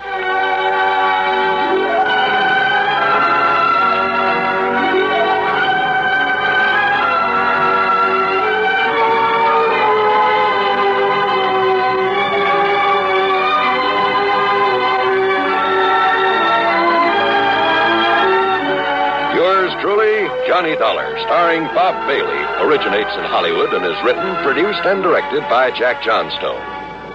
Heard in our cast were Virginia Gregg, John Stevenson, and Will Wright. Be sure to join us next week, same time and station, for another exciting story of yours truly, Johnny Dollar.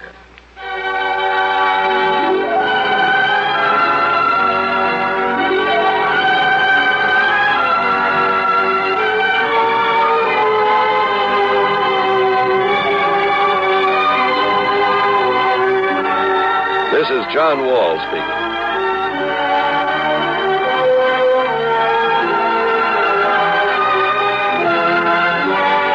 Coming next, another tale calculated to keep you in suspense on the CBS Radio Network.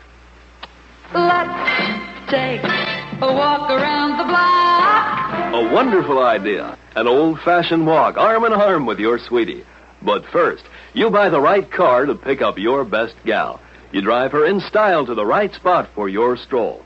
Art Need of Armory Garage says, Drive right to Armory Garage. Armory, the home of tested used cars and 101-time payment plans, has the lowest prices ever right now. They're Armory's special low winter prices, and Art Need tells you why. Frankly, we'd like to sell you a tested used car right now, before the big spring rush. Pick from the largest stock in Armory's history. Drive it now. Enjoy it now, with no down payment to pay. You don't start paying till May and take up to 36 months. Well, no wonder everybody says if you can't deal with Armory, you just can't deal. Don't make a date for your old-fashioned walk till you make a date with Armory Garage for a tested used car. Central and Colvin Avenue, Albany. WROW, Albany, New York.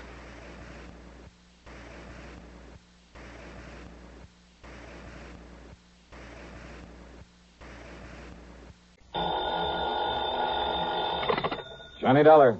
Dollar, this is Peter H. Fillmore at the Office of Surety Mutual Insurance Limited here in Denver. Mr. Fillmore. Dollar, I want you out here. I've just uncovered a racket that has been costing our company a lot of money. What kind of a racket? Robberies, grocery store robberies, whole series of them. What's being taken, cash or goods? Cash, on Saturday nights, with most discouraging regularity.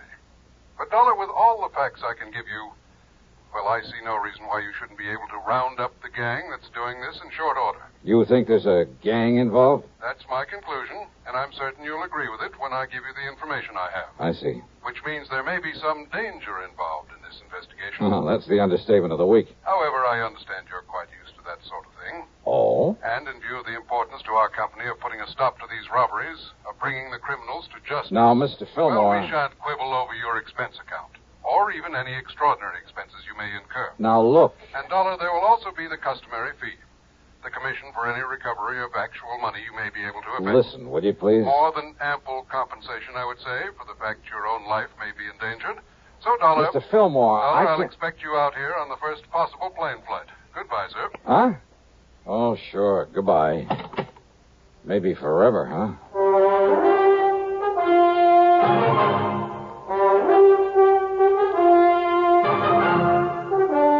CBS Radio brings you Bob Bailey in the exciting adventures of the man with the action-packed expense account, America's fabulous freelance insurance investigator. Yours truly, Johnny Dollar.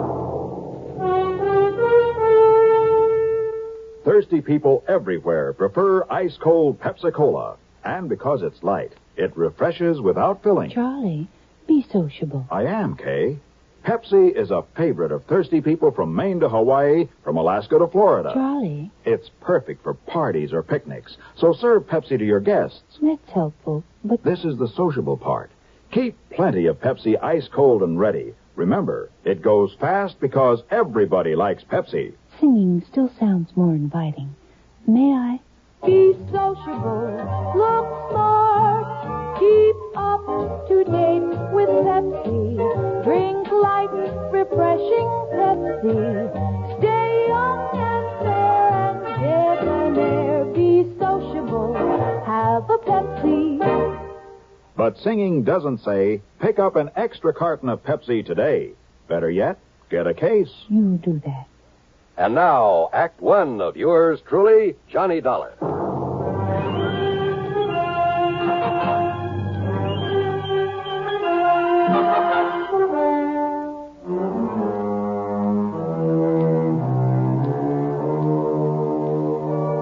Expense account submitted by Special Investigator Johnny Dollar to Surety Mutual Insurance Limited, Denver office.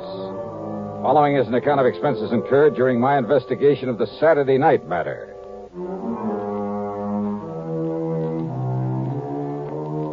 After including an extra box of 38 shells in my luggage, I spent item 1, $77, plane fare, Hartford to Denver, Colorado. Item 2 is $1.95 for a cab to the office of Surety Mutual and Mr. Peter H. Fillmore. Here in Denver? No, Dollar. All over the state. In a regular pattern. A pattern that has finally, today, enabled me to realize there's a connection between these robberies. Well, you better tell me all about it, Mr. Fillmore. Well, in the first place, you must understand that insurance against loss of actual cash, well, not many companies issue it. Without limit, that is. So I understand. However, since virtually all of our accounts are the commercial type, you understand what I mean by that? Yeah, I think so. Instead of individual life and home policies, endowments, that sort of thing. Exactly. Manufacturing plants, merchandising organizations, that sort of thing, including a great many stores, both large and small, including 50 or more grocery stores, supermarkets. I see. Dollar, it was my own idea to insure them against unlimited loss by robbery, and I must say it's increased our number of clients considerably. Yeah, I think so. But don't the premiums for that kind of protection have to come pretty high? Oh, very high. As a result, the company has shown a very nice profit over the past couple of years. But, of course, if these robberies continue... Yeah, you say there's been a definite pattern to them. Yes. To begin with, Dollar, every one of them has occurred on a Saturday night. When the markets are likely to have more cash on hand than usual, huh? Exactly. How many robberies have there been? So far, 8. Oh, that's about time you were catching up with them. Exactly. So, on with the pattern. The robbers have forced their way in at gunpoint, just as the owner, alone, was about to lock up and leave.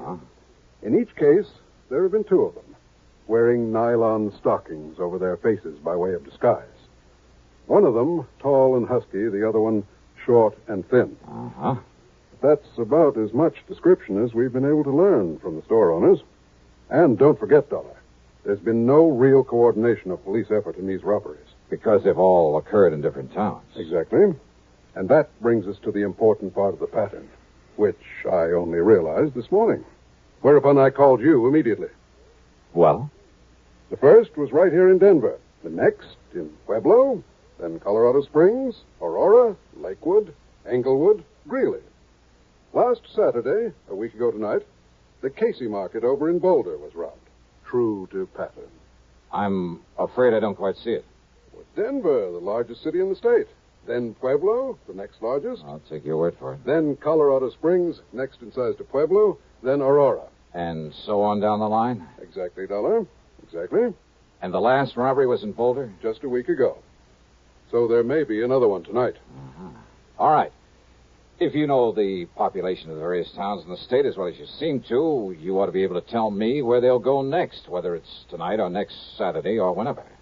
That's just the trouble. What? Until I get the latest population figures, well, I don't know. It'll be either in Wheat Ridge, barely northwest of Denver here, or in Grand Junction. How far away is that?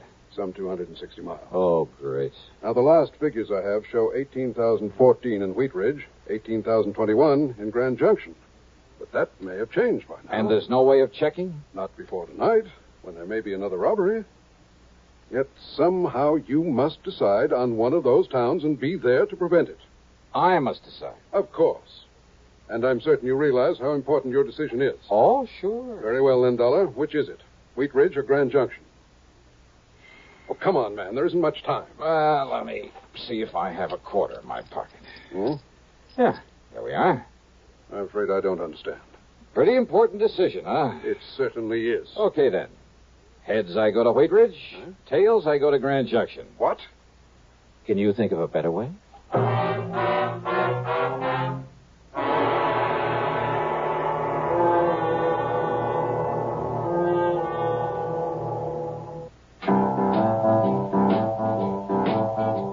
Talk about best-selling records. Here's a familiar tune about America's best-selling filter cigarette, Winston.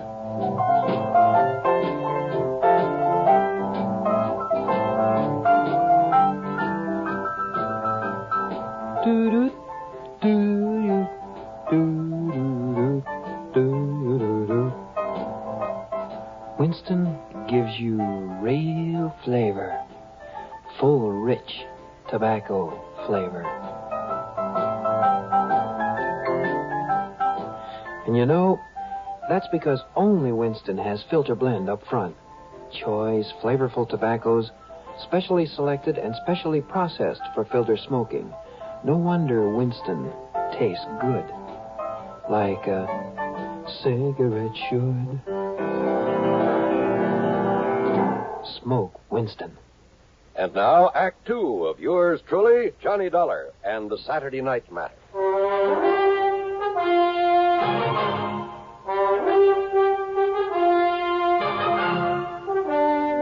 Now, Dollar, do you mean to say you think you can determine which city this gang of grocery store robbers will hit by the flip of a coin? This is ridiculous. I asked you, can you think of a better way? Well? All right, Dollar. Okay, then. But don't you see, if You go to Wheat Ridge, they strike in Grand Junction. Be kind of too bad, wouldn't it? Exactly. We'd have to pay off another big insurance claim. Perhaps thousands of dollars. And, Dollar, I'd hold you responsible. Me? Yes. Responsible for what, Mr. Fillmore? Huh? And I take it you're Johnny Dollar. Now, look here, Dollar. This is the most... Easy, PH. Dollar, this is Albert Berry, my assistant. How are you, Johnny? Al?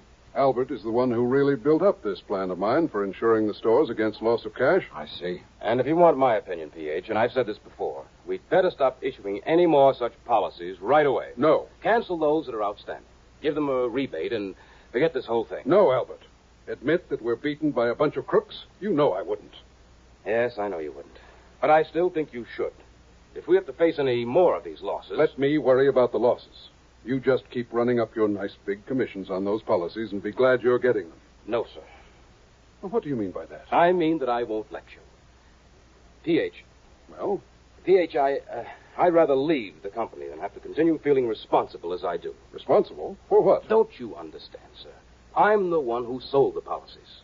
And if any more of these robberies occur... Oh, don't worry, my boy. They won't. Thanks to my perceptive mind, a little ingenuity, my own deductions, Dollar here is going to put a stop to them. Well, I knew you were sending for Mr. Dollar, but how will he know where the gang plans to operate next? Well, of course he will. At least. Well... Very easy, Al. Look here. What? Tails. Okay, that means that I'm about to head for, Yes? Where? Dollar, good heavens, Just man. keep your shirt on, Mr. Fillmore. What if these criminals... If they hit the other town on the list, they won't stand a chance of getting away with it there either. How can you be sure? Just leave it to me, huh? Dollar. Now, I'll see you later. I gotta get busy. The coin had come up tails. That meant I was to head for Grand Junction. Yeah, I know it's crazy, but that's the way it was. Since it was afternoon, I'd have to make good time to get there before dark. So, expense account item $350 deposit on a rental car. But first I drove to Wheat Ridge, to the police headquarters there. I talked with a Sergeant Keesley. Oh, sure. The supermarket's just a couple of blocks south of here. You must have passed it. Yeah, I did. Well, don't worry, Dollar. If they hit again tonight and that's their target, they won't stand a chance. We'll have that place so well covered. Good. Well, wait. What if they pick Grand Junction? You want me to phone the boys in the department over there? No, that won't be necessary. I'm heading on over there right now. Good. That's better than me trying to explain this complicated pattern you've stumbled on. Yeah. Hey, your man there in Grand Junction is Lieutenant Dick Speidel. Okay. You tell him you've talked to me, and he'll do anything you want. Good. He's a nice, cooperative guy, and he knows his way around. First, we can't be sure they'll operate again tonight. Maybe they'll skip a week. We'll still be ready for them if they follow their pattern. So will the boys in Grand Junction. Okay. Thanks, Sergeant. I'll be in touch. I picked up Route 6 and headed on west. Fortunately, the traffic was light, and I made good time over the broad winding highway. And I'll say this, it's a mighty beautiful drive through that country. More than once I spotted clear, cold streams where I knew darn well there were plenty of fighting trout to be taken during the season. And maybe with luck, I'll be able to go back someday and wet a line, there in the shadow of one of the imposing mountain peaks. I stopped at Glenwood Springs long enough to gas up and grab a sandwich. That's item 4, 5 1/4. Then drove on, hoping an early sunset wouldn't spoil the view of the scenery. But you know something? Keeping at that scenery was my undoing. Yeah, too much attention to it had caused me to disregard another car on the road following me. And it finally caught up with me at the beginning of a short detour, only a few miles from Grand Junction, about where Asbury Creek joins the Colorado River. The highway was wet from the melted snow. It slowed down to cross a narrow temporary wooden bridge when the other car pulled up to me, then swung into my left rear and threw me into a skid. Hey, what the devil?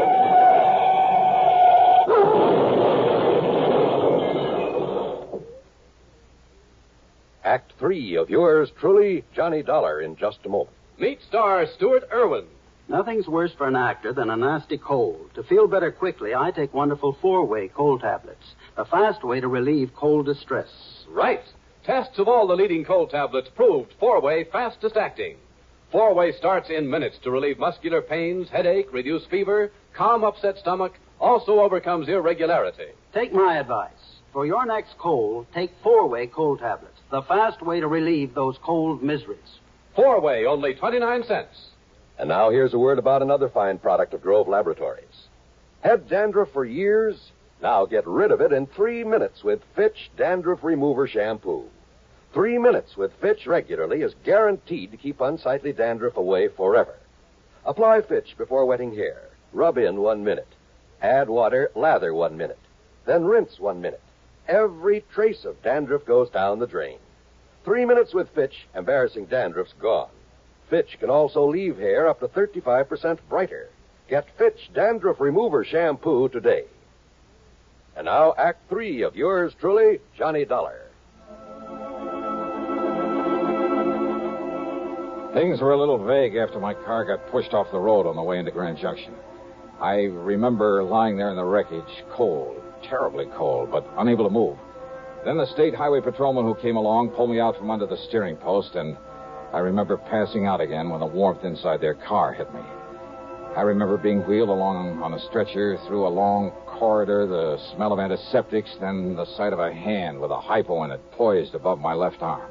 Nothing but shock, I'm certain of it. This will help him to sleep, and in a few hours he should After that, a soft, warm, comforting darkness. Oblivion. Then, when I finally came to and there was sunlight streaming in through the hospital window... Just take it easy, Dollar. What? Take it easy and get some rest, and you'll be all okay. I'm Lieutenant Dick Spidle. Oh.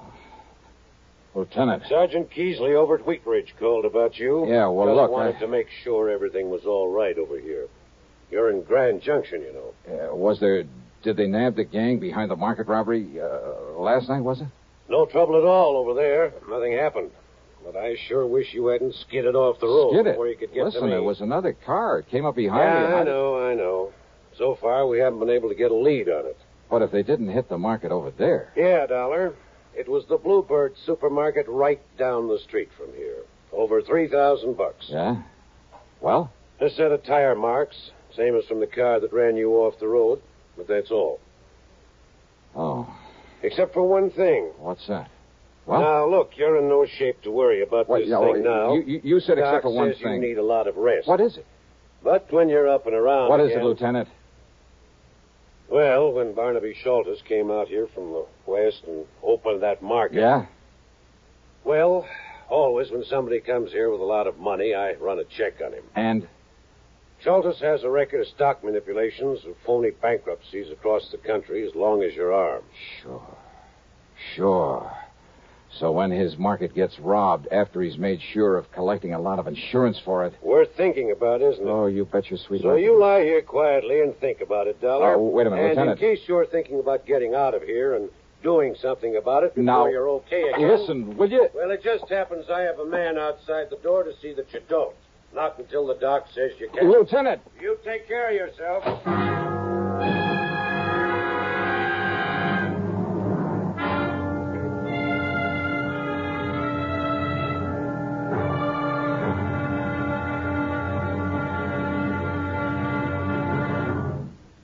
Munch, munch, munch a bunch of Fritos, corn chips.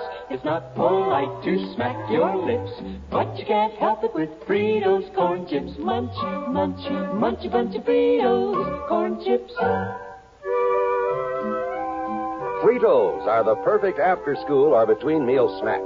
Golden chips of corn just made to munch. A nutritious treat for children and grown-ups alike. Fritos corn chips are full of such good, crisp flavor, such good-for-you nourishment. There's contentment in every munch. Munch, munch, munch a bunch of Fritos, corn chips. Whenever you want good munching, get Fritos corn chips. Whenever you want to add zip to a lunchbox, to salad, soup, or sandwiches, serve Fritos corn chips. They're America's favorite. Golden chips of corn just made to munch. Fritos, Fritos corn chips. Munch, munch, munch a bunch of Fritos, corn chips. Now, Act 4 of yours truly, Johnny Dollar.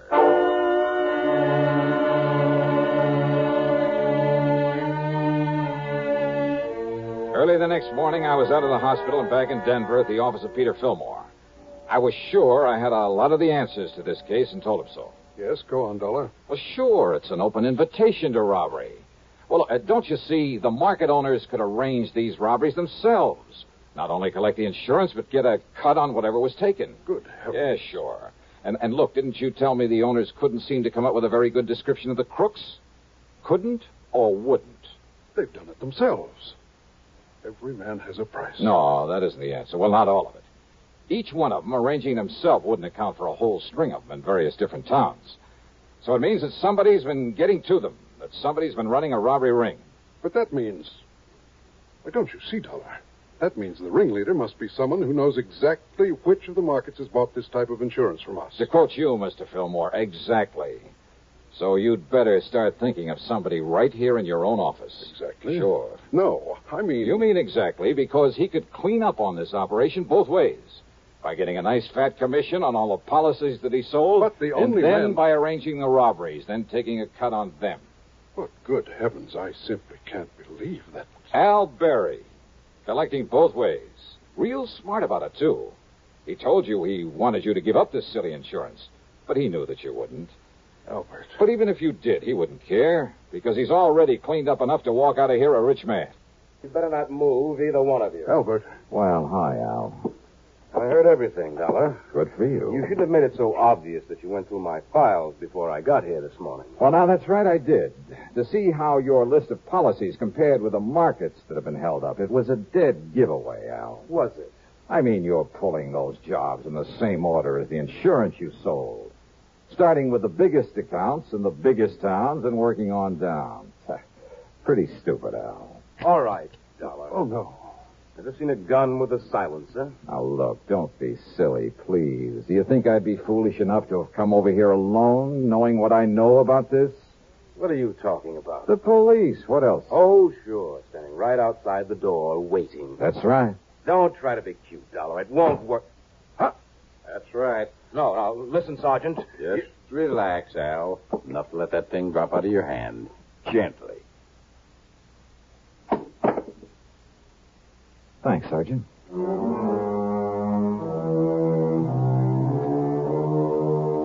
Sure.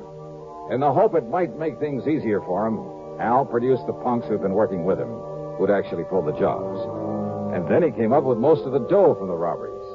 But you know something? I doubt if it'll do him any good, nor the store owners who'd played along with him. Expense account total, including hospital bill and the ride back to Hartford, $30101. And I'll leave the car that was wrecked to you. Yours truly, Johnny Dollar.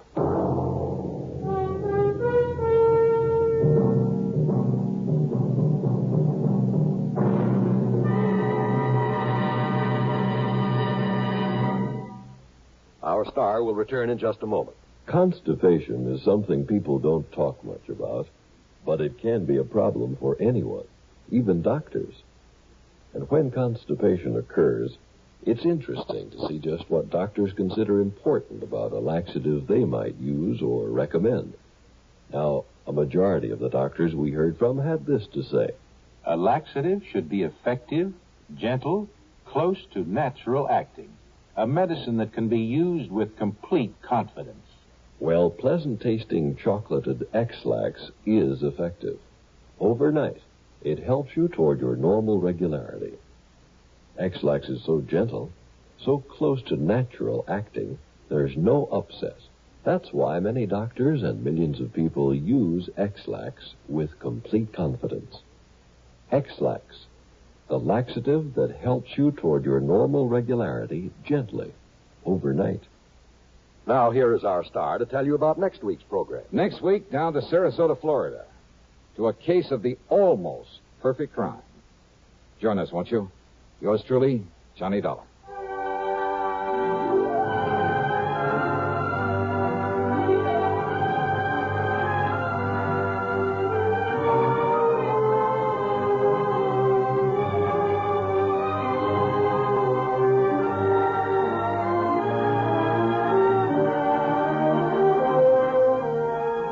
Yours truly, Johnny Dollar, starring Bob Bailey. Originates in Hollywood and is written, produced, and directed by Jack Johnstone. Heard in our cast were Bartlett Robinson, James McCallion, Forrest Lewis, and Russell Thorson. Be sure to join us next week, same time and station, for another exciting story of yours truly, Johnny Dollar.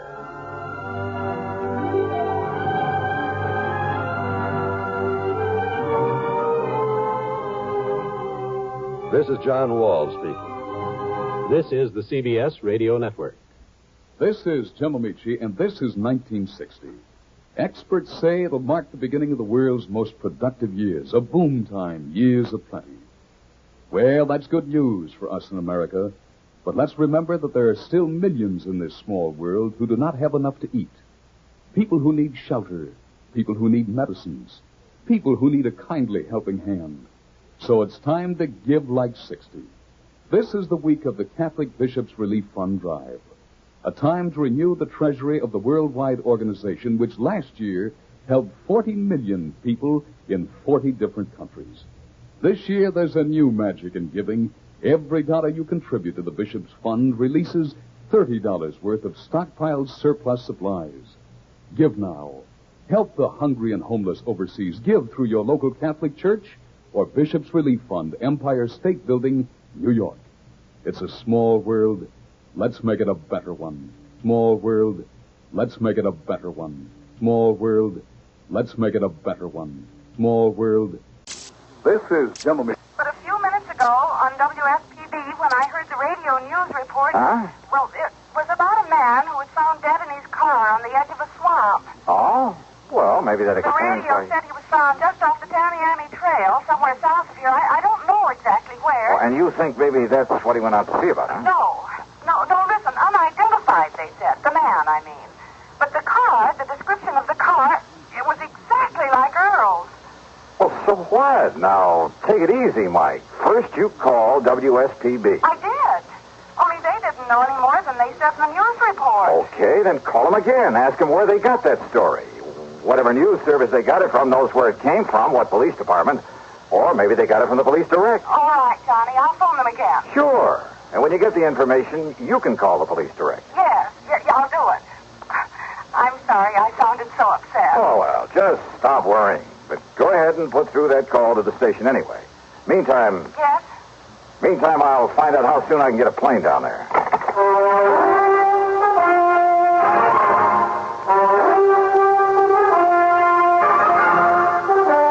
CBS Radio brings you Bob Bailey in the exciting adventures of the man with the action-packed expense account, America's fabulous freelance insurance investigator. Yours truly, Johnny Dollar.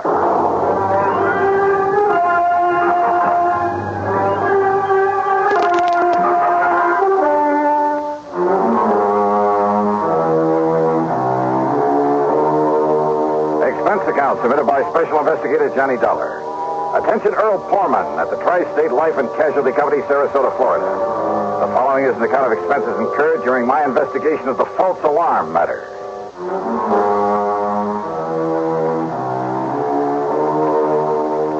Expense account item 1, $79.60, taxi and a plane out of Hartford. Flight connections were perfect. The trip was easy, and by mid-afternoon I was at the Porman home on St. Armand's Key in Sarasota.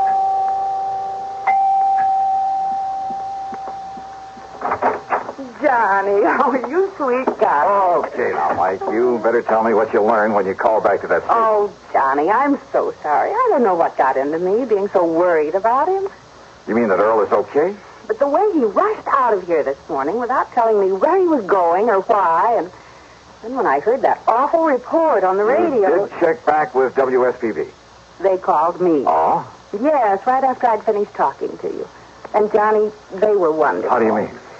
Well, they'd realized I was upset because of my having called them before, so they'd checked that news report all the way back to the police who'd found that man dead in his car from a heart attack. And?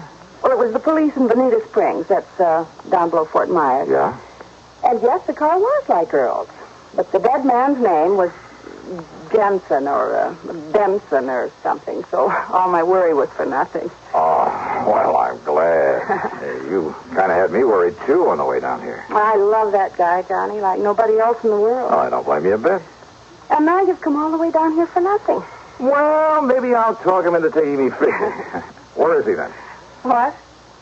Well, after all, if he left early this morning, you still haven't heard from him? No, Johnny, I haven't. And look, it's after 4 o'clock. Easy, and gal. Johnny, this isn't like him. not to at least call or something. Now, don't start worrying that pretty head of yours again over nothing. But if he'd told me where he was going or why, he was in such a hurry. Mike, And with all these crazy drivers on the road this time Mike, of year. behave yourself. But Johnny, Look, now, I kind of like that guy, too. And if you'd given me just one honest reason to be concerned about him... Oh. You see? That's probably Earl calling you right now. Oh, dear, I hope so. Sure, of course it is. I'll bet on it. Well, go ahead, answer it. But if it isn't, if it's the police or something... Okay, I'll take it. Mike, listen to me. Who is it, Johnny? Look, listen, I'm sorry not to have called. Oh, it's Earl. But I've been tied up on a pretty serious matter down here. What kind of matter? It could be a murder, one of my policy holders. So put in a call for me to Johnny Dollar up in Hartford. Johnny. Ask him to get here as fast as he can. You get that, Mike? Tell him not to bother stopping there at the house, but to meet me down here. Down where, Earl? Or maybe you can meet him at the airport and drive in. What? What did you say? Well, I simply asked you down where. Oh, well, down here. What? Who's that? Well, keep talking, Earl. No, wait. What is this? I mean, who are... Johnny? That's right. All right, now look. Somebody's trying to... Is this some kind of a gang? Well, just exactly where are you? You haven't been very definite so far. Okay. It's 9727 Sunnyvale Road. It's off the highway below Venice. But now listen... Well, if Mike will let me use her car, I'll be down there in jig time, okay? Who are you? I told you. But it isn't possible. Just keep your shirt on. How could it be? Why don't you sit there and patiently try to figure it out, huh? You rascal. But, Johnny, if you really are Johnny... Look, say something more. Talk to me some more. Well, found out I was down in Venice. What? Yeah, try figuring that out, too. Well, I know I can't. Oh. Well, everything okay now, Mike? Am I relieved? Sure. But you rascal, have you ever put Earl into the Department of Utter Confusion? Well, I tried. I'm sure you succeeded. So if I may use your car... Of course you may. Then maybe I'd better hit the road before Earl has a chance to call back. Yes, you do that.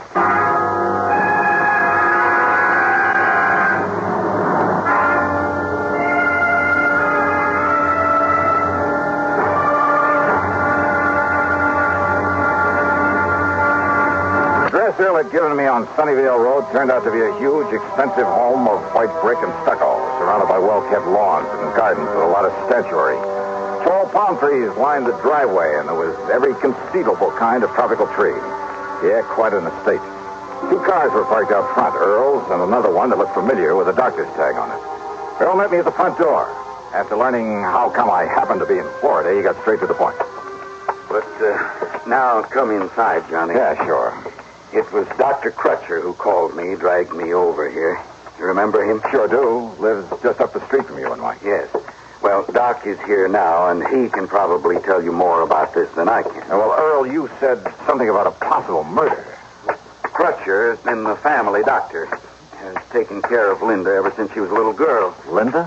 Which is to say, since long before she inherited the family chemical business, made it pay off, and married Frank and built this beautiful home. Frank who, Earl? As wrong a marriage as there could possibly have been. Frank was after Linda's money, that's all. And everybody in the world seemed to realize it but she. Yeah, but who's to argue when love comes along? Love? Don't kid yourself. Without a pity for Frank that Linda married him, made him president of the plant. Typical of her, though. What do you mean? Harry Forrester, chief chemist and VP. Not because he knows anything about it, but because she felt sorry for him after she turned him down in favor of Frank. Jim Parker, Bill Price, Art Higbee, sitting there in their fancy offices, collecting big salaries, and only because he'd known them as kids, heard their sob stories, and wanted to help them. And that plant makes money? Only because Linda really ran things herself. Now that she's dead, and... well, I'm sorry to have got so far away from why I'm glad you're here. It's all right, Earl. The more general background I can get in a case like this. If it is murder... And I'm absolutely certain now that it is. I'm glad to see you, Johnny. How are you, Doc? Glad you could make it.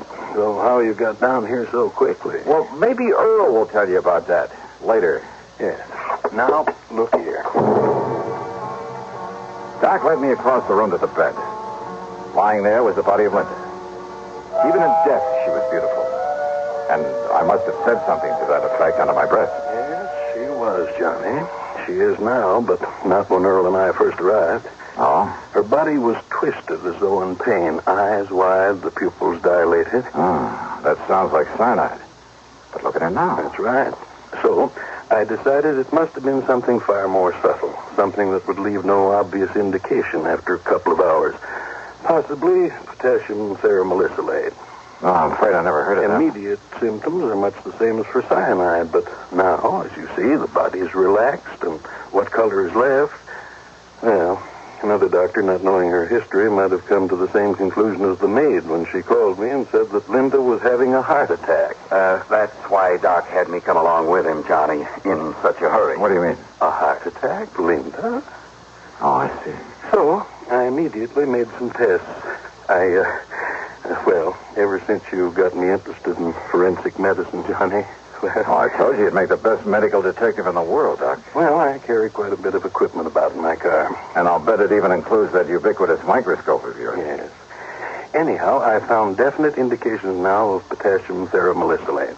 Well, how was it given to her? I said indications, Johnny, not traces of it. So? I doubt if even an autopsy would show traces of it. But then how are we going to... Well, isn't poison usually given in food? I've checked the silverware, every piece of china, every utensil in the house, and no sign of it.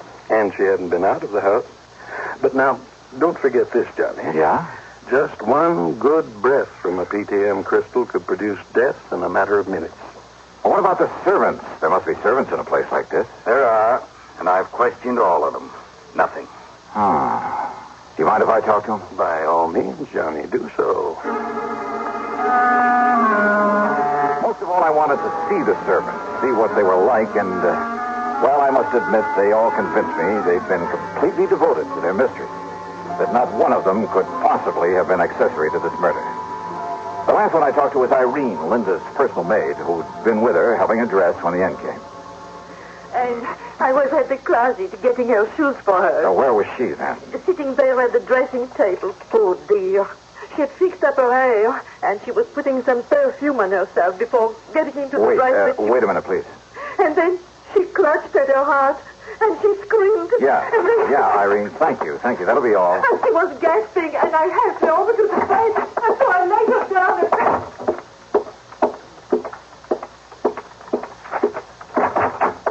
Hey, listen, Doc. Yes, Johnny? Now, let me see. Yeah, here. This perfume bottle with the stopper lying here beside it. Yeah, here you are, Doc. Yeah. No, don't sniff it. Well, looks to me like it's empty. Sure it is. Now. But, Doc, can you run a test? Can you tell if it's ever had a crystal or that potassium ferrous stuff in it? Oh, yes, Johnny, immediately. Okay, now, Earl, you seem to have known quite a bit about Linda, whatever her name is. Well, I should. Well, maybe you can come up with some idea about who might be suspect in this thing. Of course I can, if you and Doc will give me half a chance to get a word in it. Who? But it's the proof you've got to get for it. Who, Earl? Look, I told you about her marriage, the reason for it, didn't I? Huh? And who else would have access to this rare drug that Doc is talking about? And who else will get hold of the chemical plant now that she's gone? Earl. Of course, Johnny. Her husband, Frank Hansen. He's the only suspect. Earl is right, Johnny. Then where is he? He left here early this morning, ostensibly to go to the plant. He hasn't been seen there. Hansen. That means only one thing. He skipped. But if you can find him, if you can prove he did this... Johnny, there was potassium theramolysilate in this bottle. Wait a minute. Hansen. What? She said a name like Jensen or Benson or something. Who? What are you talking about? Earl, I'm sorry, but I got a hunch this prime suspect of yours is also very dead.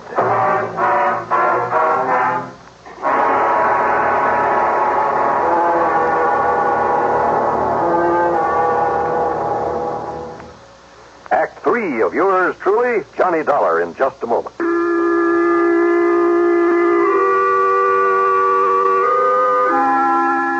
I made a phone call to Police Lieutenant Paul Briscoe at Bonita Springs. Yes, it was the body of Frank Hansen they'd found in that car off the Tamiami Trail. Apparently, he'd just been driving along on his way to the plant, smoking a cigarette, when his heart suddenly... Huh? That's right. The cigarette just fell to his lap and burned up to ashes. I told him to run a test on the other cigarettes they'd found with the body, a test for PTM. About an hour later, the lieutenant called me back. You were right, Mr. Dollar. It was no heart attack that killed him. It was that poison. Then I talked with Doc and Earl about the personal side of Linda's life, about her love affairs over the years. And yeah, sure enough, the one man who threatened all sorts of things if she married somebody else. But there was still the matter of getting proof for a confession. Yes? What is it, Johnny? What are you thinking of? Doc, I'm going to need your help. You know I'll do anything I can. Now, let me think. Let me think for a minute. Yeah. Hey, listen. Can you concoct something out of those chemicals you have there? Something that will, say, make a kind of stain after a few seconds if you put it on your hands? Well, I don't know, John. Yes, maybe there is. Yes, a combination of this colorless dye with a small amount of ferrous hide. Yes, of course it will. A combination? Good. But what for, Johnny? Because I'm going to play this hunch of mine to the end. But we need some proof. And Doc, yeah? A tiny sponge or a piece of gauze that'll absorb one of those two chemicals that I can tape it inside a finger on the left hand. Why? Anything you say, Johnny. The other chemical, well, just keep it in the bottle until I'm ready to use it. Johnny, do you mind telling me what you're up to? Sure I mind. Just get that stuff ready for me, Doc, and we'll take off. A few minutes later, the three of us in Earl's car drove down to the chemical plant. Fortunately, the chief chemist, Harry Forrester, was still there. I was introduced, shook hands with him, with both my hands. Then we took him into a private office, and I went to work on him. I'm afraid I don't understand what this is all about, Mr. Dollar. Insurance investigator, did you say? Yeah, that's right, Forrester. Now listen to me. Oh, very well. If Linda Hanson were to die... Linda? Die? Heaven forbid. Oh? I was in love with Linda one time. Very much in love. With Linda or her money? I beg your pardon. You know that's true, Harry. Pullman, I resent that. Sit down, Forrester, and take it easy. Okay, now. If Linda were to die, I would assume that her fortune, including this plant, would go to her husband, Frank. Frank? Well, of course it would. But why do you bring up But suppose Frank were to die, too. You'd kind of be next in line, wouldn't you? I? Of course you would. After all, you were next in line in her affections, weren't you? Well, Dollar, I don't see that I... Smart, ambitious guy like you? You mean you didn't even rate next to Frank? Of course I did. Then you'd be next in line, wouldn't you? I suppose I were. What difference does it make? And you just happen to know where to get your hands on PTM. PTM? Potassium theramosolate. You do have it here, don't you? Well, I would assume so. That is a chemist? And you aren't sure? Well, of course we have it. But I've never had occasion to go near this stuff. Never? You sure of that? Absolutely. Quite frankly, I'd be afraid of any proximity to such a drug. Never touched the stuff, huh? Never. May I have the bottle, please, Doctor? There you are, Johnny. That is PTM. Now you know it comes in crystal form. Oh, yes. No, Forrester, this is just a harmless... Oh, I'm afraid I spilled some of it on your hand. You certainly did. Oh, that's all right. Wipe it off. It's already begun to do its work. What? That bluish tinge. Positive proof that you've been handling PTM. You sure? Yeah, that you somehow got into Linda's perfume bottle on some of Henry's cigarettes. Well? And you know. That's right. Want to call the police, Earl? Sure. No. So you're right. So I killed them both. But I'm not going to be dragged through the filthy courts.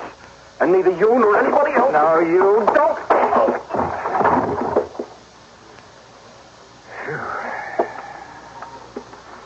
Here. Look.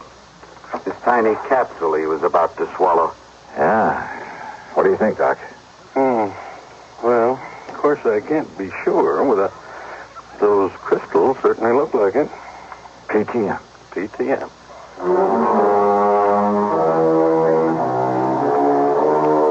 So, it'll be up to the courts whether Harry Forrester likes it or not. And believe me, I'd hate to be in his shoes. Well, I keep wondering, why don't they ever learn? Expense account total, including a gift to the Pormans for putting me up for a few days while Earl and I did some fishing, 161 even. Yours truly, Johnny Dollar.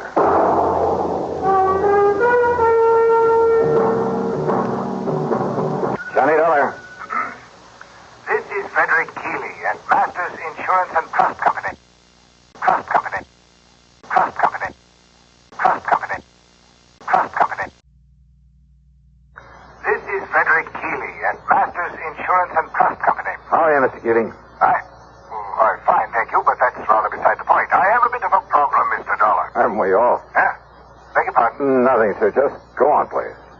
Well, Mr. Dollar, one of our claimants, that is to say the beneficiary of a small insurance policy, apparently never received the check for $3,000 we sent him. I'm afraid I don't get it, Mr. Keating. Why call on me? What do you mean, sir? Well, all you have to do is call the bank, stop payment on that check, and issue another. I'm afraid not, sir. Why not? I said apparently never received it. I use that word advisedly. Well? Because it so happens the check we sent him has been cashed. Oh. Yes, properly endorsed and apparently cashed by the claimant, the beneficiary himself. Apparently again. Yes, and again, I use the word advisedly. Well, then it kind of means one of two things. Either this beneficiary is trying to collect the money twice, or somebody else got to that check first. In which case, we have a little matter of forgery on our hands. Which, of course, should exact the fullest possible penalty of the law. Will you look into it for us? Sure, Mr. Keeley, why not?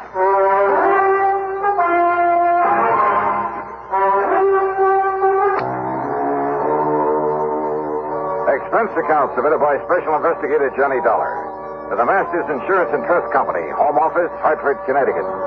Following is an account of expenses incurred during my investigation of the double exposure matter.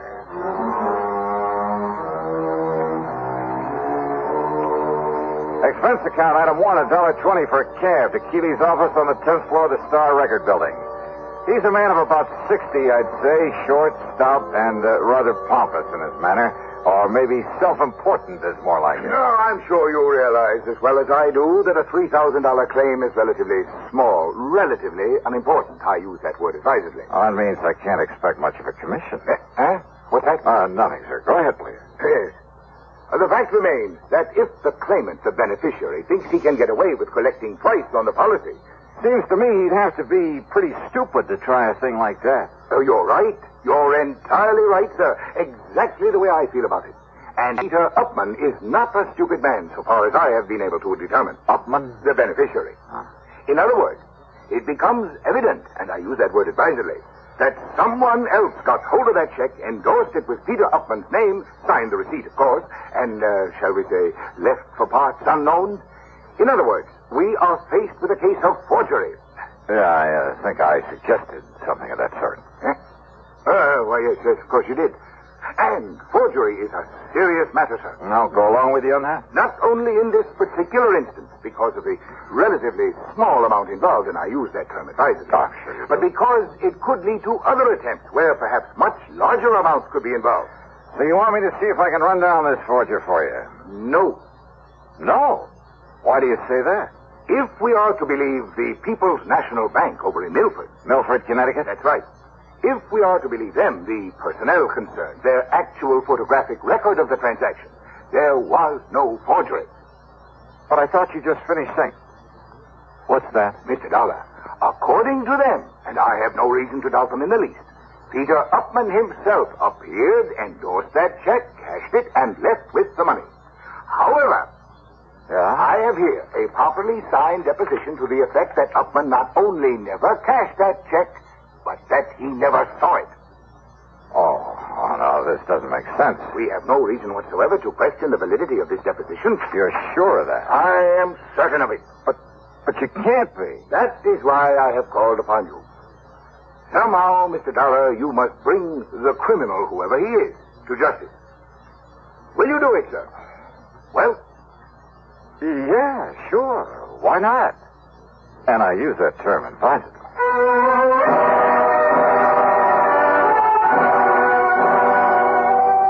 Naturally, my first move was to drive on down to Milford. On the expense account, that brings up item 2, $5.25 for a tank full of gas for my own car. The People's National Bank was closed for the day, so I registered at the Milford Arms, ate some dinner. That's item 3, another $5.25. That is, including a couple of drinks beforehand. Then I drove over to the address of Mr. Peter Upman. Pete, living alone in a small apartment on East Willow Drive, turned out to be about 33. He was tall, husky, good-looking. The football type with a big shock of red hair. Very nervous, though. The kind who doesn't stay put anywhere for very long. Yeah, sure. Come in, darling. Sit down. Okay. How about if I pour us a drink or something? How about it? No thanks, Upman. Upman? Sure you don't mean Mr. Upman? Now, don't be so formal. Just call me Pete. Sure you couldn't do with a little drink just to sort of celebrate. How about it, huh? Celebrate what? Celebrate what? You said the insurance company, didn't you? That's right. Then produce, man, produce. Just don't keep me hanging here. Only I'll sit down, too. Come on, man. Come on, let's have it, huh? What are you talking about? The check. What else? Old Aunt Lizzie's insurance. Don't tell me you came all the way down here from Hartford without bringing me another check for all that lovely money, that $3,000. Now, don't tell me that. Another check, huh? Why, sure. What else? Hey, now, look what I mean. Yeah, what do you mean, Pete? I mean another one to take the place of one the company was supposed to send me, but I never got it. That's what I mean. They said they sent it to me, but, man, I never saw it. Oh, they sent it all right, and they got a receipt for it. That's what they say, man. That's what they've been saying to me ever since I put in that claim for it. Now, look. Maybe the Upmans are kind of funny about some things, but they aren't liars, see? And I'm telling you, I never got that check. Pete, that check... You don't believe me? You asked that lawyer, that Alfred R. Price. He took my statement and made me swear to it. Oh, and I don't swear to something unless it's true, see? That's all very well, Swear to something isn't true is a one-way trip to the jailhouse, and, man, that's not for me. I'm beginning to wonder... Sure, that's the fastest way to get yourself into trouble, but... Look, Dollar. You be careful what you say. Yeah? I'm a nervous man, darling. Sometimes I got a pretty quick temper, and if somebody's trying to pull a fast one on me, well, don't try it. I don't care who you are. Just don't try it, Dollar. Maybe it wouldn't be very healthy for you. See what I mean? Is that supposed to be a warning, Pete? Warning? No, man, I don't fool around. That's a threat.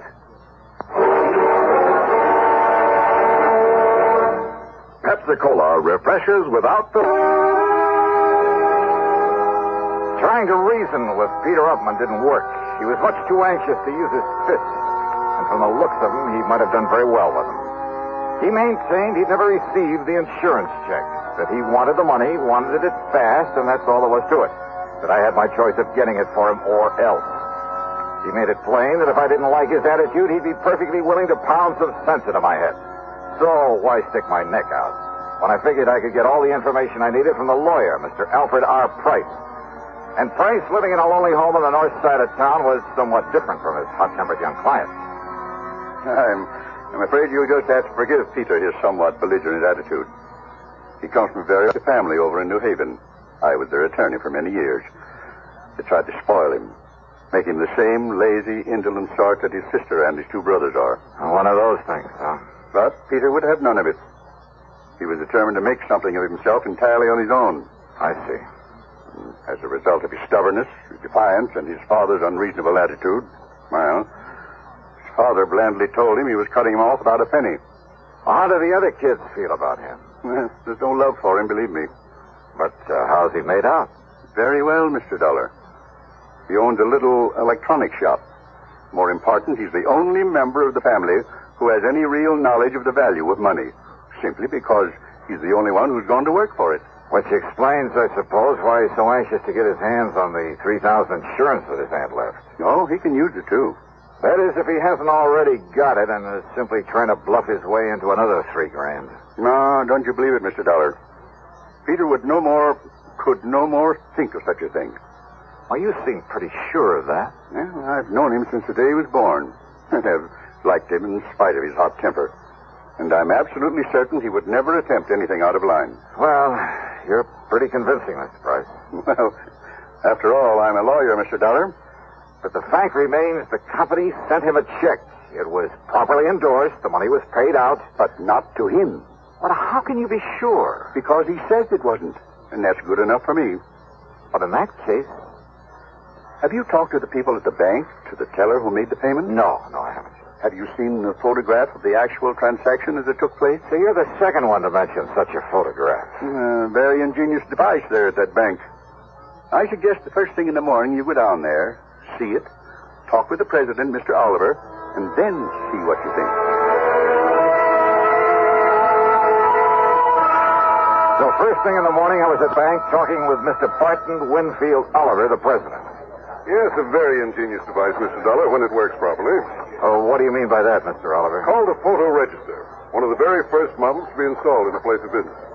Actually, it was an experimental model. Just what is it? What does it do? Comparable devices, much improved, of course, are in use throughout the whole country now. What does it do, sir? It automatically takes a picture of everyone who steps up in front of the teller's cage. Oh, yeah, I think I've heard of such things. Of course. Yeah, aren't they used in a lot of supermarkets, places like that, to make a photographic record of people who cash checks in them? Yes. And as a result, the incidence of bad checks in those places, why, they're almost a thing of the past. All this means that you have a picture of the man who cashed that insurance check. Yes, I have. May I see it, please?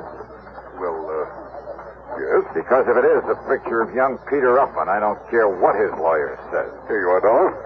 This is photographic proof it was he who...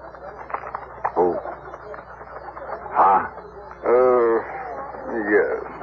Oh, now, wait a minute. Well, that was an early... You say this is the best that fancy machine of yours can do? It was an experimental model. Why, this could look like almost anybody. In the beginning, it was very good. Made very clear pictures. Well, it certainly doesn't anymore. But only the head cashier and I know that. Huh? The general public don't. They think it operates as well as ever. So it serves its purpose. Yeah, how? Because anyone thinking of trying anything is scared by it. Oh, great. Then this photo doesn't really mean a thing. Oh, sure, in a way it does look somewhat like Peter Upman. Same build, same general sort of face, even the same shock of hair. But it's so blurred, so indistinct. Like a double exposure. Yes, I know.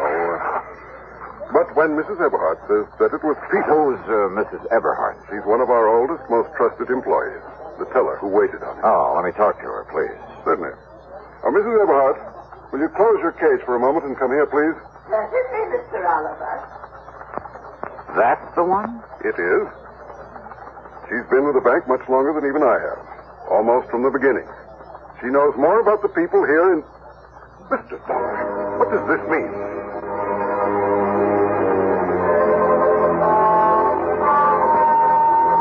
I casually pulled my gun out of its holster, and I held it casually in front of my chest, waiting for Mrs. Eberhardt to come over. Because I'd had a real good look at her when she turned to answer Mr. Oliver. And suddenly I began to see things a lot more clearly.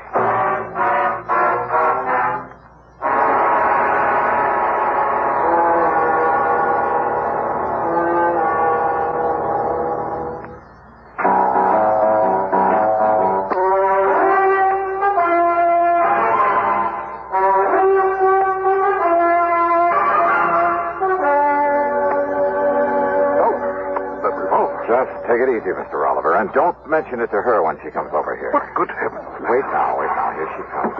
Yes, Mr. Oliver, you Oh, I'm so sorry, Walter. Okay, Abby. Only I'm not Walter, I'm Jim. Oh, yes, of course, Jimmy. Right over here, Mrs. Eberhardt. Oh, I know, Mr. Oliver. I can... Oh, dear, these chairs are all over the place. Abby, I want you to meet my friend, Mr. Dollar. Oh, Mr. Johnny. Oh, I am so sorry. I didn't mean to bump into you, That's Mr. all right, that's all right. But how do you do? Oh, and I see you smoke a pipe, too, just like Mr. Oliver does. Yeah, you'd better take a real close look at this, Mrs. Eberhardt. What? The way you look real close at all the money you handle there at the counter, at the deposit slips and so forth. A real close look, huh? Why, it's a pistol. Yeah. But good heavens. How long since you've had a new prescription for those glasses of yours? Oh, look here, young man. If this is a hold... How long? Shall I cry for help, Mr. Oliver? No, Abby. Better answer my question. Young man, I don't see that it's any of your business. I thought so. And if you're here in the bank for any nefarious... And this is the person who identified Peter Upman for you. Now, look here, Dollar. Yes. You look here, young man. Look, huh? That's right. Mr. Oliver, hasn't this bank of yours got a nice, generous pension plan for an old and faithful employee who's blind as a bat?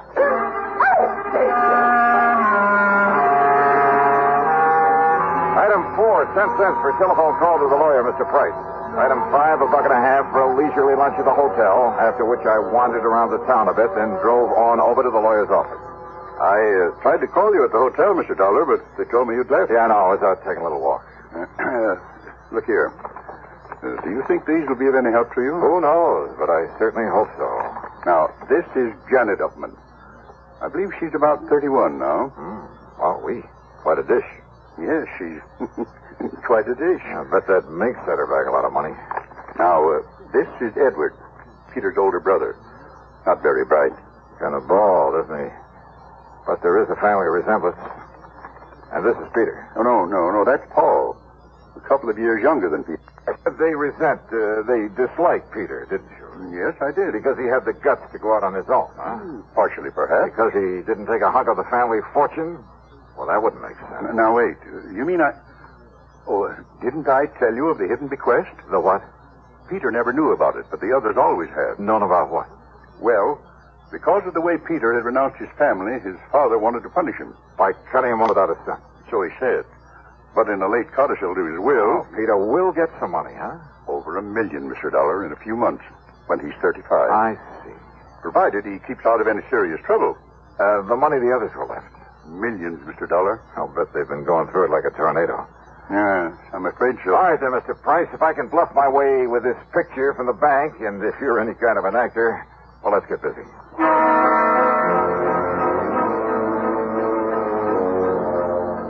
I telephoned to Peter, told him to come over. Mr. Price called the others. They didn't care particularly about seeing Pete again, but Price told them some of the as-yet undistributed money was at stake, and they quickly changed their minds. So, about an hour and a half later, there was a gathering of the Upman clan there at the office of the old attorney. Look, Dollar, Mr. Price says you're okay and all that, but I still don't like your company's stall on the insurance payment. Just keep your shirt on, huh, Pete? And another thing, I didn't like your attitude when you came to see me. Now, look, you may be a little bigger than I am, but I've decided you'd be very foolish if you tried to take me on. Oh, yeah? It might even cost you $1 million. Well, all I care about is Aunt Lizzie's $3,000. Okay, just take it easy, huh? Take it easy? You say that to a then redhead? shut up. Okay, now, all of you, listen to me. Yes, Johnny? I'm sure you all know that Pete here inherited a few $1,000s from his Aunt Elizabeth, I guess it is. Yes, and we've heard about how he's tried to collect it twice over. Well, if you ask me, Johnny... Thank you, Janet, but I am not asking you. Well, if you ask me, Pete ought to be locked up for trying such a silly, childish thing. Yeah? Paul, with all the time in the world on your hands, it was real easy for you to pick up that insurance check over where Pete lives while he was at work, wasn't it? What's that? What? And forging a signature, well, after all, you're his own brother. Just a minute, And please. there at the bank, why, dear old half-blind Mrs. Everhart couldn't tell which was which. Now, look here, Dollar. But a little machine put the finger on you, Paul. Absurd. Yeah, a little device at the bank that photographs everybody who goes up to a teller's cage. Dollar, you mean that... Oh, now, Johnny, you've been taken in. Have I? That whole thing is just a bluff. It hasn't worked right in years. Oh, what makes you think that? I know. Because the cashier is a boyfriend of mine. Oh, that bank had better check its books. What? He didn't tell you it's been fixed recently? Fixed? No, he didn't. I mean, Paul. Now, wait a minute. Like to see the picture it took of you, Paul, collecting that money? Here, Mr. Price, see what you think. Why, yes, Mr. Dollar. It's about as clear as it can possibly... Okay, Paul, you... No, stop him. Somebody Stop me here, not you, Paul. Anybody else? Good heavens, Mr. Dollar. Peter will kill him. Oh, I doubt it, Mr. Price. Can you think of a better way for justice to be done?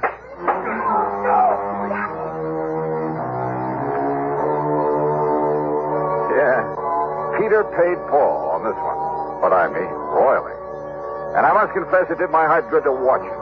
And Pete, bless his fighting Irish heart. Yep, he'll be a millionaire one of these days. He's earned it.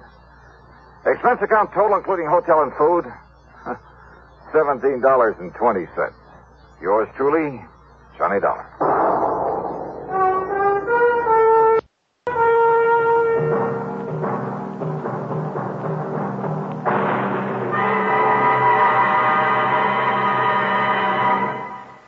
Our star will return in just a moment.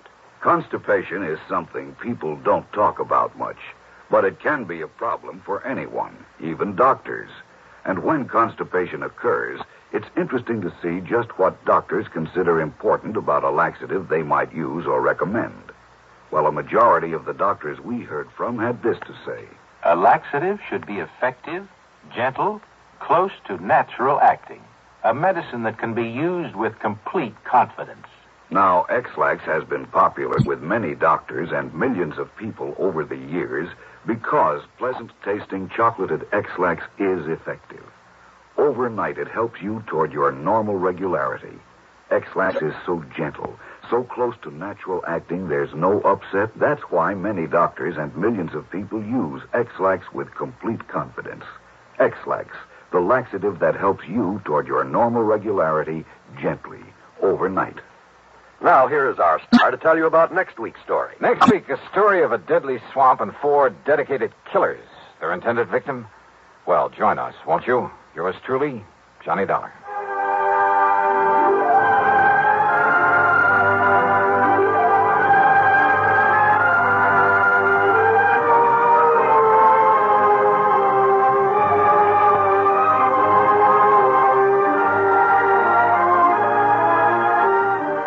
Yours truly, Johnny Dollar, starring Bob Bailey, originates in Hollywood and is written, produced, and directed by Jack Johnstone. Heard in our cast were Marvin Miller, Peter Leeds, Jack Moyles, Ralph Moody, Bartlett Robinson, Eleanor Audley, and Sandra Gould. Be sure to join us next week, same time and station, for another exciting story of yours truly, Johnny Dollar. This is John Wall speaking.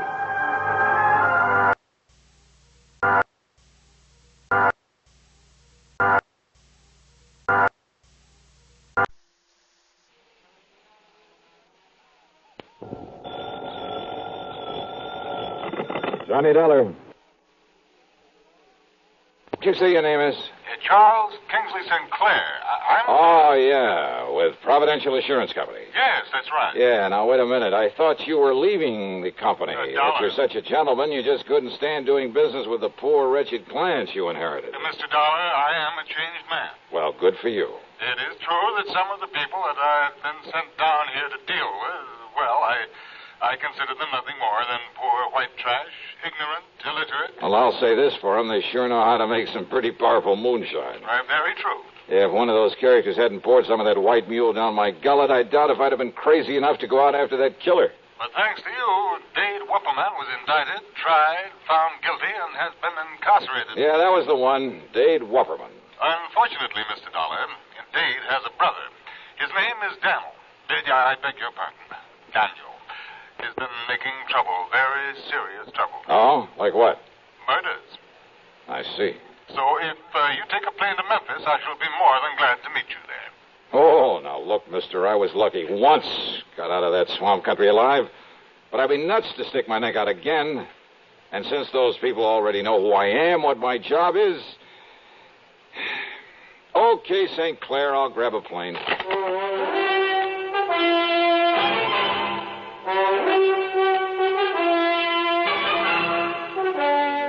CBS Radio brings you Bob Bailey in the exciting adventures of the man with the action-packed expense account, America's fabulous freelance insurance investigator. Yours truly, Johnny Dollar.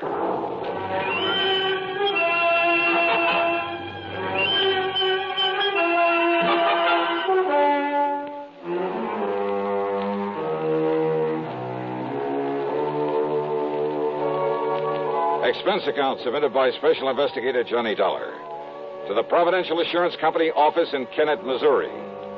Following is an account of expenses incurred during my investigation of the deadly swamp matter. Item 1 is 7645 plane fare, Hartford to Memphis. Charles Kingsley St. Clair met me as promised. And apparently the man had changed considerably from the snooty, better-than-thou stuffed shirt I'd found him to be on my first trip. Yes, Mr. Dollar, in spite of my earlier feelings about the clients my predecessor had left me... Yeah, I know, Mr. St. Clair. But those moonshiners and such existing in that 20-mile swamp are hardly typical of the folks living around Kennett, where your office is. Oh, I realize that now, and I shall stay in Kennett, try to justify the company's confidence in placing me there. Very good. Nevertheless, when I came to this part of the country, the swamp people were the only ones with whom I had to deal.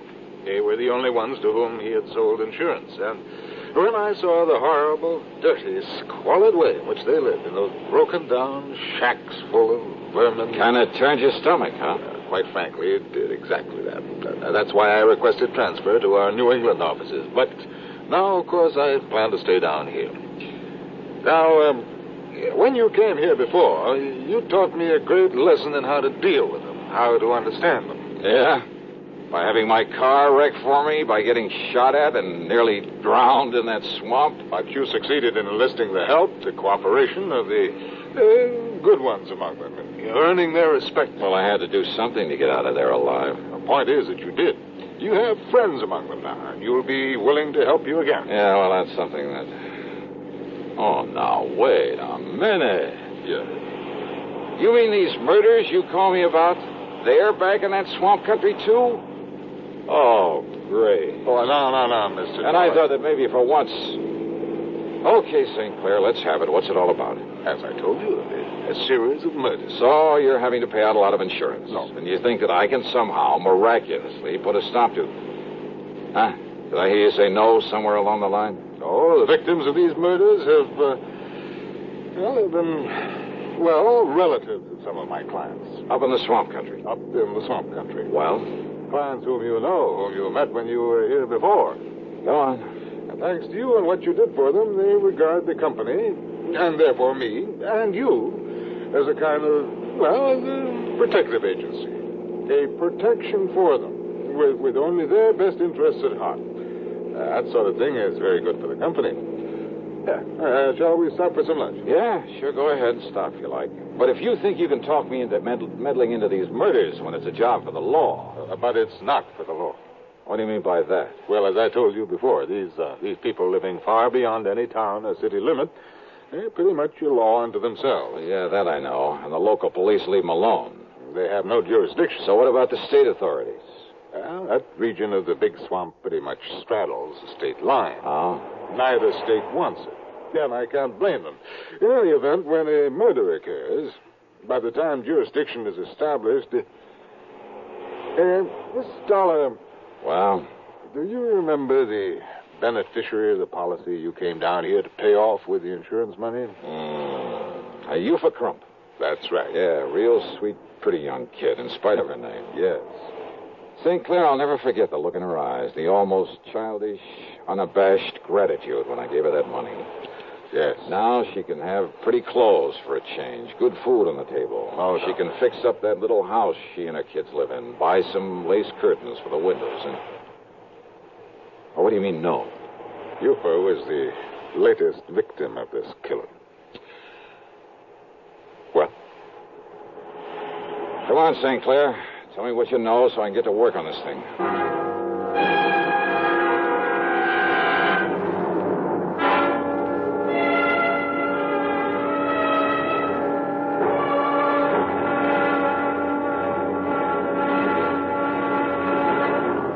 Next time you refresh, enjoy a frosty, ice-cold Pepsi-Cola. Sociability, Charlie. All right, Kay, how's this? Pepsi is light, refreshes without filling. You like to refresh? Have a Pepsi right now. Well, offer it to everybody, Charlie. I will. Enjoy Pepsi at the fountain. It's delicious at home, too. Have one at lunch or with a snack. Charlie. At the beach or at dinner. Wherever you go, wherever you're thirsty, Pepsi is there. It's here, too, in our Be Sociable song. Be sociable, look smart, keep up to date with Pepsi. Drink light, refreshing Pepsi. Stay young and fair and debonair. Be sociable, have a Pepsi. For the weekend, have plenty of Pepsi around. Pick up an extra carton today. CK, I'm sociable. With Pepsi, everyone is. And now, Act 2 of yours truly, Johnny Dollar.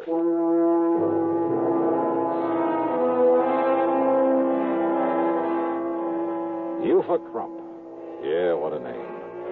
But that cute, intelligent little girl really out of place in the swamp country. Well, regardless of how you or I or the law might feel about it, her inheriting that moonshine still when her husband was killed a while back had meant something to provide for both her and her children. And the insurance she received on top of it. And she planned to marry Cass Dingle, the character who'd befriended me, who'd helped me run down her husband's killer. Cass, who was going to leave this desolate country, get out in the world and make an honest living for her. Yeah, but it was Cass who'd sacrificed his life out there in the swamp in order to save mine. No, Mr. Dollar. What? Cass Dingle is still alive. But I myself saw Dade Wupperman shoot him in the back. Eufa somehow nursed him back to health. They were married according to whatever rites the swamp people observe, and they were very happy. And then she was murdered. Yes, that was Cass who asked me to call on you again. And since you know him, you know these people. Okay, stop wasting time, St. Clair. Get me on up to Canary where I can rent a car and get on this thing. Now, if you'll drop me at my office, I'll be more than glad to let you have this one. But about some lunch. Lunch? Forget it. Let's get going. Item 2, 470 for a tank full of gas there in Kennett. And I headed west a few miles, then due north into the swamp country. Well, as I said before, the 20-mile swamp is one of the most dismal, uninviting places I've ever seen. The road, after a while, wasn't even a road, just a set of muddy wagon tracks. More than once, driving slowly and carefully along, I held my breath, hoping St. Clair's car wouldn't bog down in some mud hole. I passed a couple of shacks, falling apart and apparently vacant. But the distinctive smell of moonshine whiskey in the air told me otherwise, that a still was in full operation. If Cass Dingle had married Eufa, he'd gone to her place to live, so I headed that way. But a mile or so before I got there, edging the car around a thicket of wild blackberries, I had learned the last time I was here that when somebody starts shooting, the only thing to do is stop whatever you're in, whatever you're doing. So I did, fast. I ducked down under the wheel on the floorboards, and I pulled out my gun. And I waited.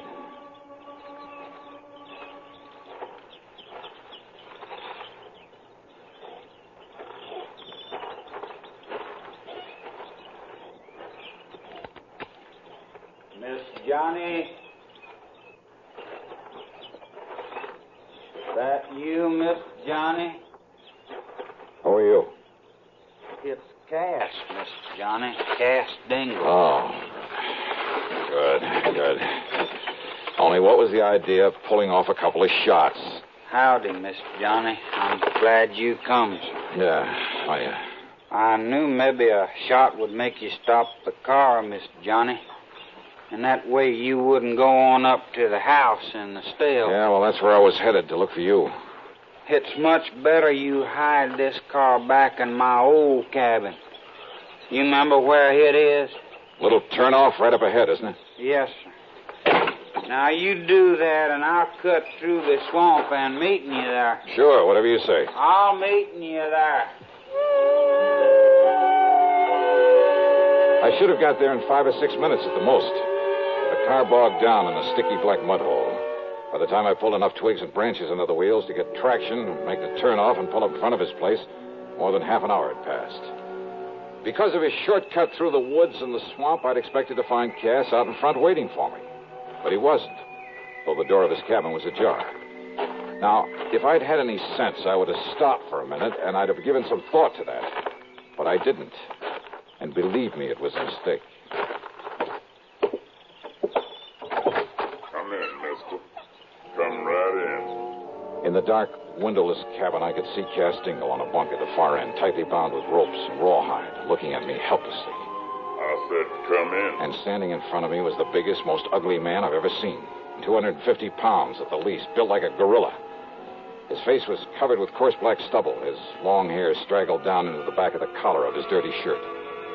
Aimed at my chest was an ancient rifle with a bore almost big enough for a shotgun. That's better, mister. Now, Peter, Luke, John. 3 specters came forward out of the shadows. Smaller men, also dirty, unshaven, looking no less menacing than the man in front of me. Each of them had a rifle. I could feel one of them against my backbone. Now, listen, I took a course once from the FBI on the proper procedure for disarming a man who has a gun in your back. But they forgot to tell me what to do about 4 of them. So I raised my hands up over my head. That's right, Mr. Johnny. Now, you just keep them hands right up straight. You, Paul? Yes, Daniel? Daniel Wupperman. All right now, Paul. You taking Mr. Johnny's gun away from him. Yes, and I will, Daniel. Yes, you taking it away from him, Paul. I gotten it, Daniel. Ooh-wee. It'n's a real pretty one. That's right, Paul. So you holding on to it real careful. So I won't damage it none. While I kill him.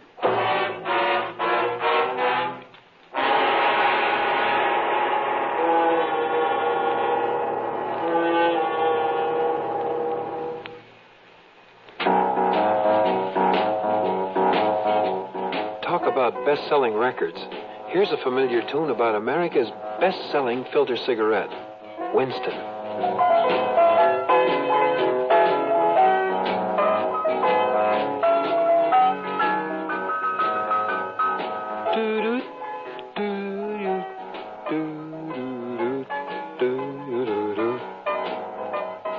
Winston gives you real flavor, full, rich tobacco flavor.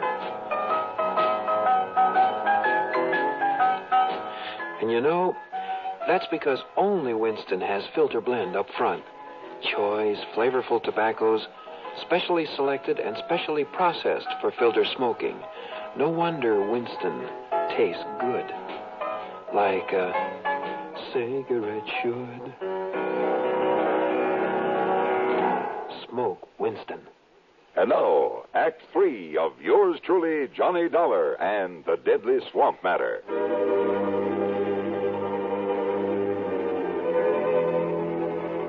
I've been in some pretty tough spots in this crazy job of mine, but nothing ever quite like this. 4 men, like 4 vicious animals who crawled up out of the muck of the 20-mile swamp. Armed with ancient rifles I was sure they knew how to use and use well. For a man living and moonshining in this godforsaken country depended on his gun for survival. Survival. It was obvious by the way the guns were aimed that survival was the one thing they didn't plan for me. Like 4 vicious animals, I said. Stupid, maybe? Enough to be tricked somehow? Yeah, but how? And there wasn't anyone within miles to give me a hand. Except for Cass Dingle tied down on the bunk at the far end of the cabin, helpless. If only he were bright enough to... Then the ugly giant in front of me talked again. That's right. Daniel Wupperman, and I'm going to kill you, Mr. Johnny.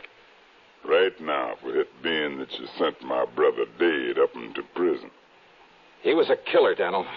The same as you are. That's right. So one more killer, namely you, it ain't going to make me no worse than I am. Why, Daniel? Because you had no business to come here to begin. We don't like that here in the swamp. No, I mean, why these other killings? Why murder Yufa, Cass's wife? Why you do that, Daniel? Because it was her insurance money, Mr. Johnny, brought you here the first time. Then you put my brother in jail. So you murdered her, a harmless young mother, just to get me back here. That's right. Now I'm going to kill you. Yes, sir, Daniel. You stand away from him, backing him. This charge is going to go right on through him. Yes, Daniel. But now you should. No, Daniel, no. It's all wrong you killed Mr. Johnny. You shut up, Cass. Maybe Cass, he thinking what I thinking, Daniel. Mr. Johnny, he from the outside. You kill an outside man. Maybe the police, they moving in on us. They coming here in the swamp because he from the outside. You stop thinking, Paul. You move away now so I can kill him. No, Daniel. Shut up, Cass. Now, Mr. Johnny. No, Daniel, you kill me instead. Now you kill my wife, I don't care. You kill me instead, Daniel.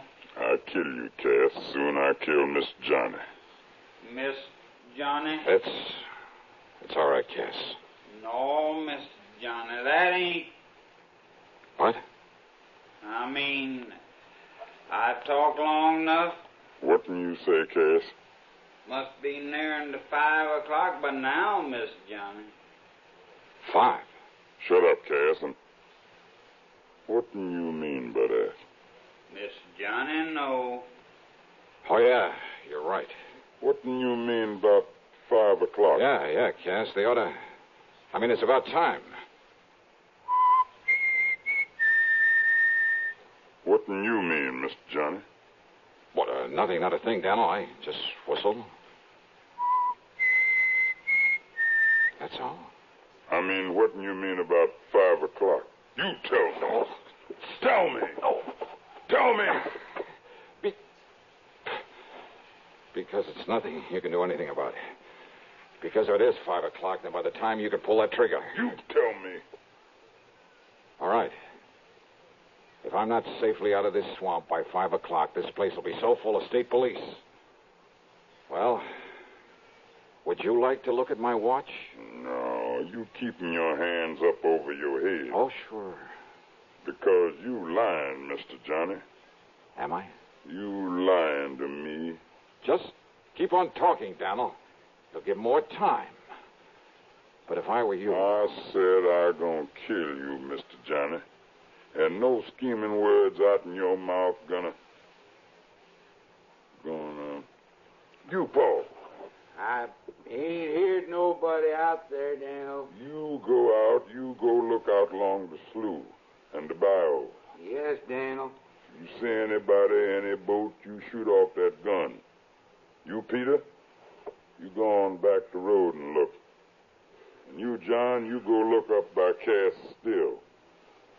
You don't see no one, you come back here and help me bury Cass and Mr. Johnny in the ground. Now you go. Yes, Daniel, come on, you.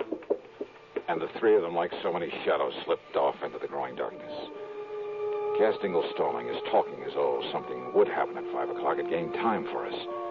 And more important, had reduced the immediate enemy to one. But Daniel's rifle was still aimed at my midsection. Then, after plenty of time for the others to have looked around. You see, Mr. Johnny, you trying to bluff me is all. But that's no good. Because you haven't heard from them, Daniel? That means the police have taken them. Without them getting off a shot? No, Mr. Johnny. And I tell you that by 5 o'clock, and it must be 5 o'clock by now. It's getting dark, Mr. Johnny. Yeah. Let me look at my watch. You keep your hands right up straight. It's long after 5 o'clock. Me, I'll prove it. I'll look at your little watch. Oh, yeah? You think I can't tell the time? Oh, I'm sure you can, Daniel. But don't you move, Mr. Johnny. Because I'm keeping this right in the middle of your belly. And you try and grab and I pull the trigger. Okay. Easy. Easy. Slowly. And see. Cautiously.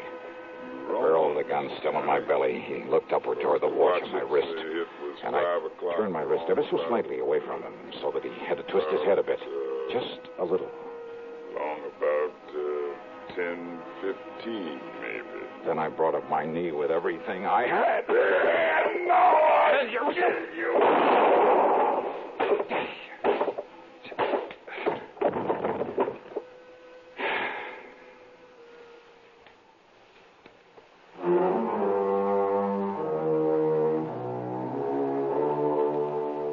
I knew the sound of the gunshot would bring the others back to the cabin.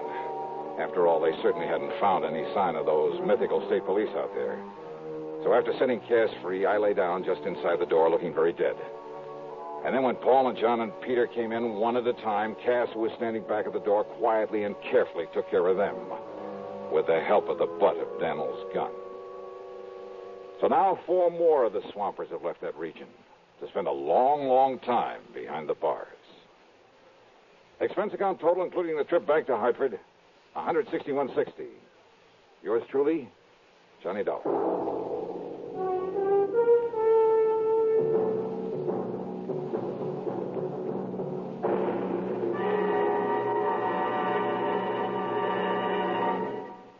Our star will return in just a moment. Constipation is something people don't talk about much, but it can be a problem for anyone, even doctors. And when constipation occurs, it's interesting to see just what doctors consider important about a laxative they might use or recommend. Well, a majority of the doctors we heard from had this to say. A laxative should be effective, gentle, close to natural acting. a medicine that can be used with complete confidence. Now, X-Lax has been popular with many doctors and millions of people over the years because pleasant-tasting chocolated X-Lax is effective. Overnight, it helps you toward your normal regularity. X-Lax is so gentle, so close to natural acting, there's no upset. That's why many doctors and millions of people use X-Lax with complete confidence. X-Lax, the laxative that helps you toward your normal regularity gently, overnight. Now, here is our star to tell you about next week's program. Next week, a thrilling, hair-raising chase out on the open sea. Join us, won't you? Yours truly, Johnny Dollar.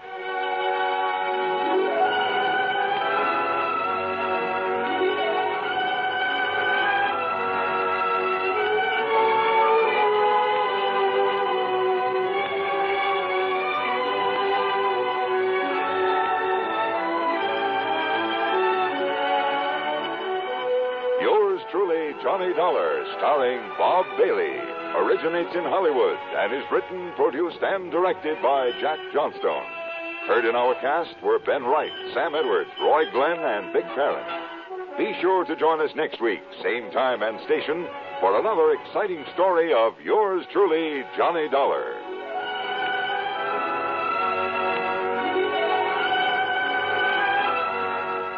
This is Hugh Douglas speaking.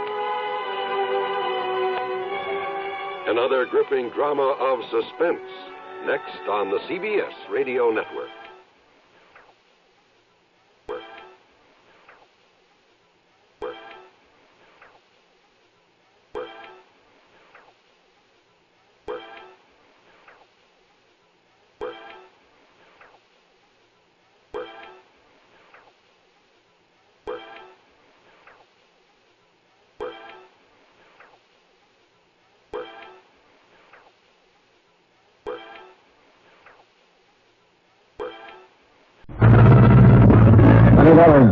Byron K., Intercoastal Maritime and Life. Hi, how are things in Boston? Here in Boston, fine. But Cod Harbor is something else again. Cod Harbor? It's a little fishing village up north of here, up near Gloucester. Yeah, I know. I handled a case up there a couple of years ago. Oh, yes, that's right. It was for Meg McCarthy, a big, blousy, brawling old gal who ran a joint she called Meg's Palace. Well, it's Meg McCarthy. After that dingy dive she was running burned down, she took the insurance money and moved away. Johnny, listen.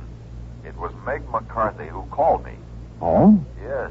Insisted that I have you go up there and see her right away. Well, she's back in Cod Harbor? And running another restaurant and rooming house. We wrote the insurance on it. What's happened up there? All she'd tell me was that if you didn't show up in a big fat hurry, she'd cancel out on us. So what do you think? I'll tell you this. Meg is used to handling things pretty much by herself. I mean, she wouldn't have called for help unless there's something pretty serious going on. The last time, you know, it turned out to be a murder. I know. So if you're willing to pay my expenses...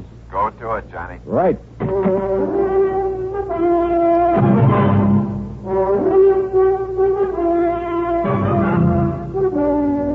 CBS Radio brings you Bob Bailey in the exciting adventures of the man with the action-packed expense account, America's fabulous freelance insurance investigator. Yours truly, Johnny Dollar.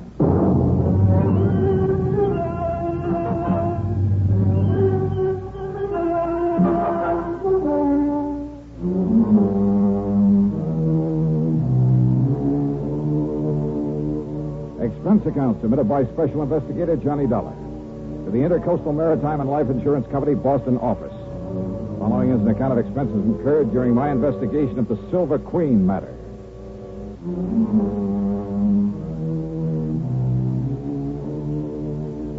Cod Harbor is on the coast up near the famous old town of Gloucester, Mass.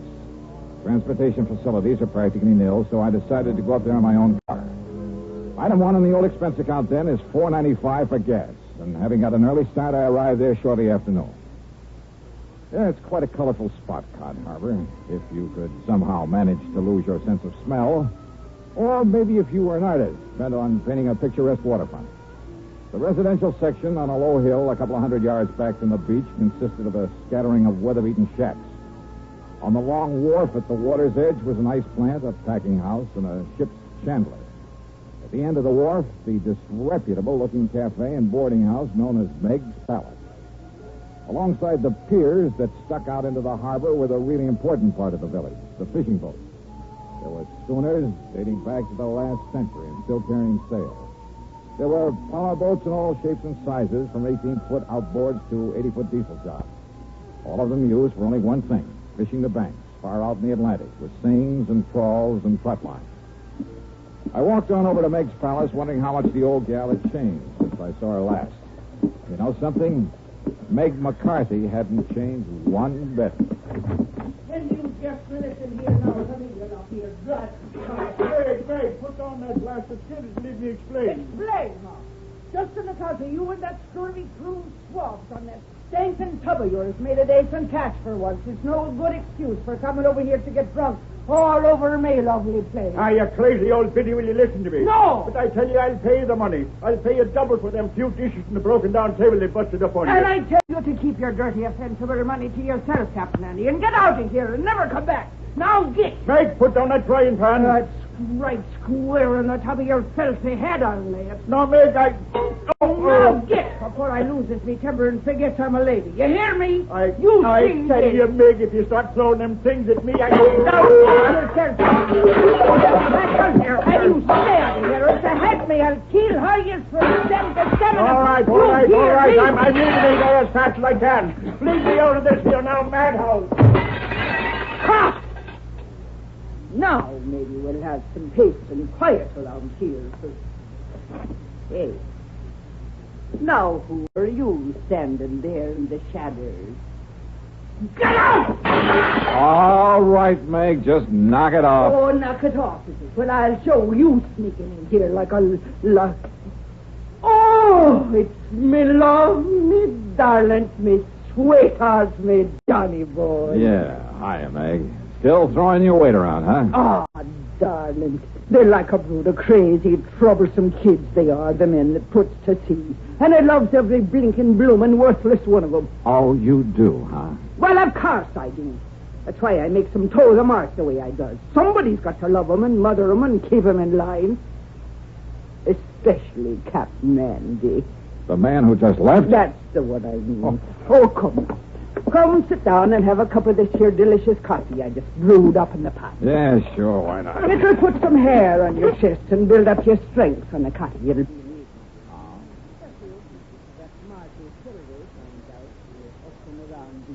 Marty Silver? Sure, he owns the Silver Queen, that leaky old tub that sits down alongside pier number 7. But here now, have yourself a cup of this nice, aromatical, hot, strong coffee. Yeah, thanks.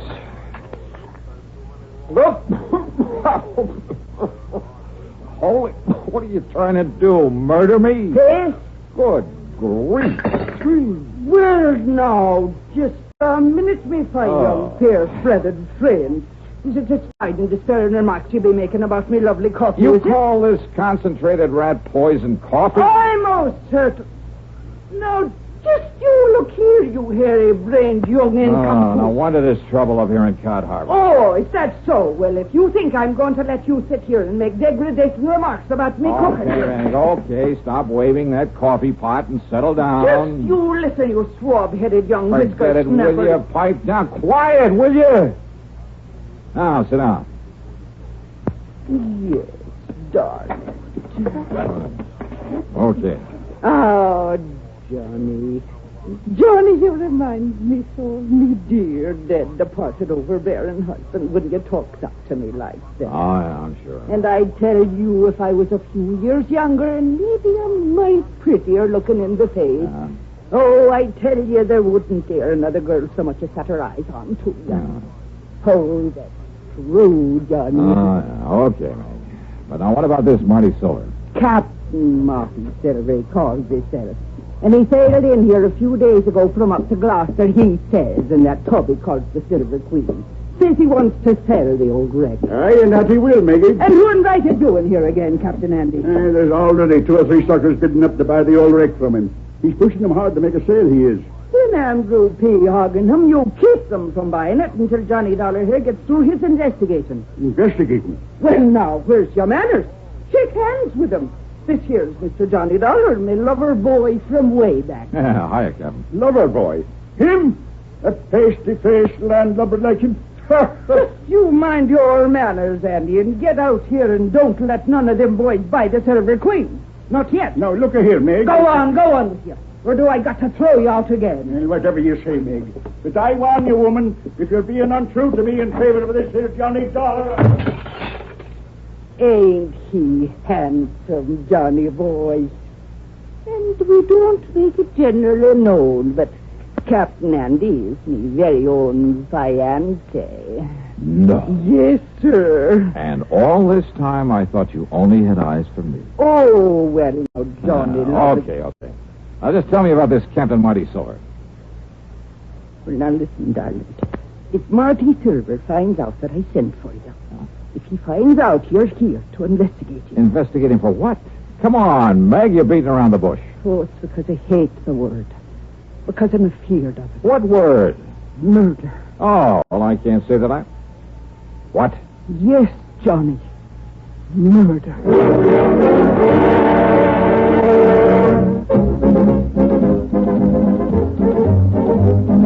Winston tastes good like a cigarette should. Winston tastes good like a cigarette should. Winston gives you real flavor, full, rich tobacco flavor. Winston's easy drawing too. The flavor comes right through to you. Winston tastes good like a cigarette should. A modern filter?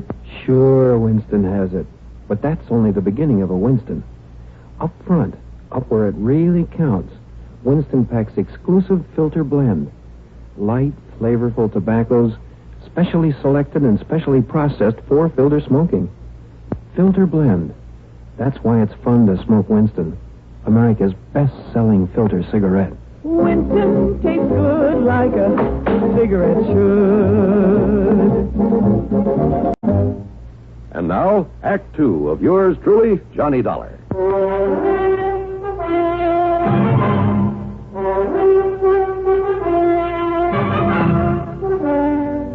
You're accusing this Captain Marty Silver of murder? I'm accusing him of preparing murder. That's why me and Captain Andy has been keeping an eye onto him. Well, just keep talking, man. Down from Gloucester it was. He said he'd come. But I telephoned my old friend, Captain Lavery, up there. And? Tom Lavery said he never heard of it. Oh, well, now, look, And that's... Tom has been living up there since for time in memoriam. Never heard of any Captain Marty Silver. So I says to myself, says I, if Captain Marty ever was there, he was using another name and maybe on forged paper. Well, I thought I had a suspicious mind. So then last night, I takes a real good look at his boat. It's the way the name was painted onto it. No wonder it was all fresh paint. Yeah? The count of the name before he painted over it was the Arctic Queen. Well, so what's wrong with changing the name of his boat? So I phoned up Captain Tom again, and you know what he told me? What, Meg? It was the Arctic Queen was supposed to have disappeared in a storm up there not 3 weeks before with the loss of all hands on board, consisting of only 2. Go on. Them 2 was the skipper and the deckhand by the name of Marty Flag. So you figure that Marty Flag and Marty Silver are one and the same? That I do. And that somehow, under cover of the storm, he did away with the skipper of the Arctic Queen. Then he changed the name to Silver Queen and brought her down here to sell her. Dearie, that's exactly what I figured. Well, you could be right. Now, look, if his papers are forged, and that includes the registration on his boat... Oh, many's the time it's been done, Johnny boy, and you knows it. That a phone booth I saw outside the front door? But it is, but what for? I'm going to check with the Coast Guard up in Gloucester. They'll know in a minute if they have a registration in the name of... Oh, now, wait. Yes, dearie. Let's assume that he did kill the skipper of the Arctic Queen. Well, of course he did. Now, you and this Captain Andy think he's going to commit another murder. Yes. Here in Cod Harbor. Yes. Another skipper in order to get his hands on another, better boat? No, lover. All right, then who? Me. What? You? Yes. But why? Because he knows I've been suspicious of him. That I've been keeping tabs on to him. And I think he's seen me when I was poking around his boat last night. Oh, no. Wait, Meg. That's not reason enough to think he might want to murder you. Oh, ain't it? All right, I'll keep an eye on him just to make sure. Oh, just to make sure, is it? Meantime, I'll check with the Coast Guard in Gloucester. Just to make sure he does want to murder me by letting him do it Is that it now? Meg. Yes, well... Well, if I can prove his boat is the one supposed to have been lost at sea, and if his registry and papers are forged, okay, then the Coast Guard can come down here and take care of him. Meantime... What? But what about me? Meg, look, I think you're getting all worked up over nothing. Your own lovely life it is taken. You pass it off. now, You Meg, pass it off like I was nothing no more than that. Well, And I thought you was me friend and me beneficiary and that you cared a little about what might happen. Will you please... But no. You like everything else of the male sex that wears the pants. Oh, now, if just a person don't have a pretty leg or a pretty face full of powder and rouge and her hair full of peroxide blonde... That's not true. And you... Meg, will you shut up a minute? Now, if you just let me finish. Yes, Mr. Dollar. I'll shut up me ugly old mouth.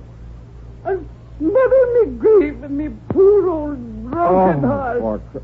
Look, listen. So maybe Marty Silvers is suspicious of you. Maybe he is the crook, the killer you think he is. And maybe he will try to get at you. So look, I'll make sure nothing happens to you and until I can get this other stuff straightened out. Oh, Lord love you, darling. I knew that you wouldn't let down poor old Meg. Yeah, so why don't you go back in the kitchen and fix me something to eat? Oh, Johnny love, it'll be the finest supper you ever put your teeth in. Good. Only after I've called the Coast Guard, I'll come back here and I'll make the coffee to go with it. See you later. No, just a minute. Yeah? Now what? If you're trying to make some more cracks about me coffee, Johnny Dollar... Meg, put down that platter. I'll put it down all right, you bug-eyed young. Get out of here. Get! Meg, you are a lousy shot. Oh, I am. Am I? Yes. Oh, God love that boy.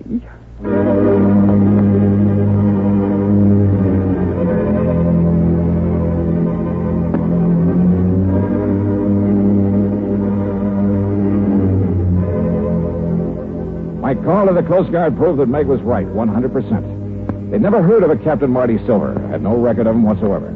As for the boat, well, it was pretty obvious now that he must have killed the skipper of it in order to steal it, bring it down here to sell. I promised them that I'd do nothing to alarm Silver to scare him away, but that I would keep tabs on him until they could come down here and arrest him. But I had to break that promise because of what happened exactly 2 minutes later. Yeah, right after I hung up that phone.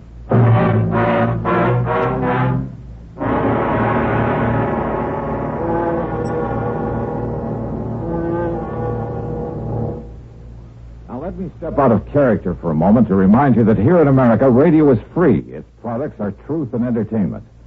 But truth is often missing behind the Iron Curtain, where 76 million people are fed a lot of controlled opinion propaganda. We can keep faith with those captive people through Radio Free Europe. They ask for more, risk their lives to listen. So the least that we can risk is a truth dollar. Send it now. Send all you can spare to the Crusade for Freedom, care of your post office. Do it, will you? Right away. And now, Act 3 of yours truly, Johnny Dollar.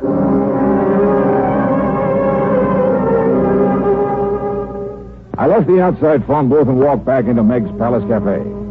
It was still cluttered with pots and pans and crockery that she loved to throw at anyone who happened to disagree with her. In this case, it was Captain Andy and me, her lover boys. I heard a lot of activity off in the kitchen where she'd promised to cook me something to eat, and I hoped she'd hurry because I was hungry. But then I heard a door slam somewhere in the back, and footsteps on the boardwalk that I knew led down to the piers. I wondered if she'd changed her mind about fixing that meal for me. But when I got to the kitchen... Meg, what's happened? What happened here? Oh, Johnny Boy. Thank heaven you got here and scared him away. Who? If he hadn't heard you coming in the front, he would have killed me for sure. Marty Silver. Oh, he must have been hiding away here in the kitchen. He must have heard everything me and you were saying about him. All right, here now. Let me help you up in this chair. It's all right, darling. I think I can make it. But when I get a hold of that... There you are. But I thought Captain Andy said that Silvers was down at the dock trying to sell that boat. Hey, wait, listen. Yes. Stay right here, Meg, while I get in back of that door. What? What is it? Oh. Out of my way, Dollar. Meg, I just seen Marty Silver coming up. Meg, Who done this to you? Marty Silver, Captain. I'll kill him for this. Oh, make me better. You all right? Yes, I'm all right. But where was you when Marty Silver come in here and attacked me? Like you told me to. I went back to the dock to keep an eye on him. He was right here in the kitchen. And when I went out to phone the Coast Guard... Oh, Maggie, darling, did he hurt you bad? I told you I'm all right. But if Johnny hadn't come back in here... Oh, I'll kill that dirty Hey, rotten... Captain, you said you saw him leaving here. That I did. Where'd he go? Down to the dock, to the Silver Queen. But he may have ideas for taking off, getting away from here. Well, of course, you barnacle-brained pair of... Look! What? Look there, out of the window. Yeah, you're right. Of course I'm right. That's the Silver Queen headed out to sea. Come on, Captain Andy, we're going after him. But he's got a start on us, a head start. And with the darkness and night coming on... Well, standing here talking about it won't get us anywhere. Come on.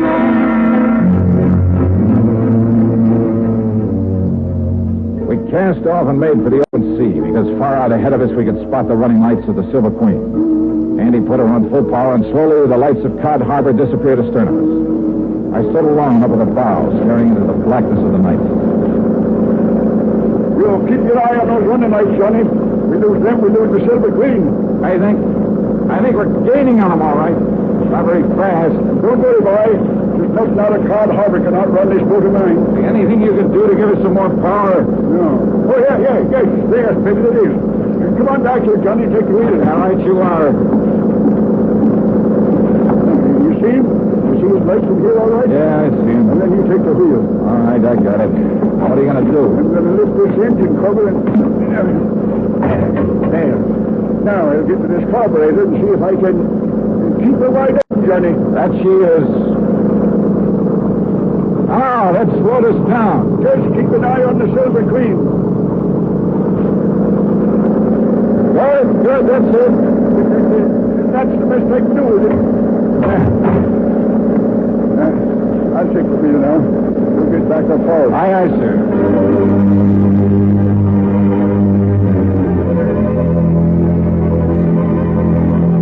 As we slowly but surely pulled up on her, I could see the vague shape of Captain Marty Silver at the wheel. Could see him turn and look back at us now and then. Just a few more minutes and we'd overtake the Queen. But if Silver had a gun... I eased my .38 out of the holster, made sure I had a full load, just in case. And then it suddenly occurred to me that if he could see us and our lights were far brighter than those of the Queen. I went on back to Captain Andy at the wheel. He won't be long now, Johnny boy. Hey, where's the switch to the cabin lights? Good. If Silver is armed, then when we get up close to him, he'll be able to pick us off like ducks in a shooting gallery. You're right. The switch is right there inside the... No, look. Silver has turned them off. Turned off all these lights. We lose him, we'll never catch him now. Won't we? Doesn't the spotlight work? Sure it does. Turn it on. I just put out the other light. Good. Hey, where's the switch for this spotlight? Here. Running lights. Now the cabin lights. The switch, Captain. Now we're just as black as he is. The switch for the... Oh, here it is. Now swing that lighter on, Johnny, so you cover the whole horizon with it. Right. When you get it on him, what's that? It's coming about. It's going to run us down. Yeah, I see. Shove the wheel hard to port. Give it a gas. Yes, I am. But he's got us in the turn. We're losing way. Come on, faster, Captain. As soon as we get back on the straight course, keep the searchlight on him. Square in his face. Maybe you can find it. Maybe, if I'm lucky. On my other hand. Well, we'll never make it, boy. We'll never make it.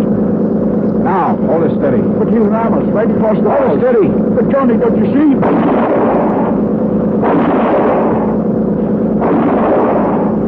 You hit him. He's hurt. Yeah. Now, more power, Andy. He's let go of the wheel. Hey, he's reaching for the strong. Maybe the Queen will well away from us. All right, tell you. Oh, no, we're too late. Too late.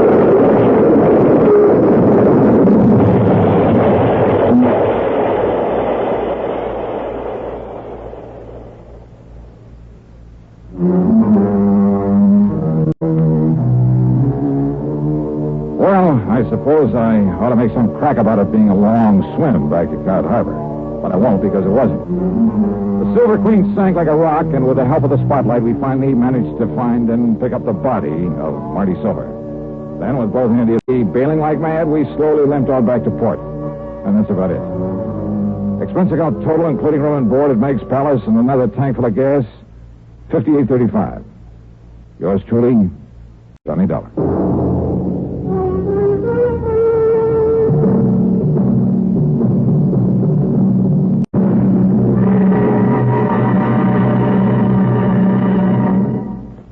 Constipation is something people don't talk about much, but it can be a problem for anyone, even doctors.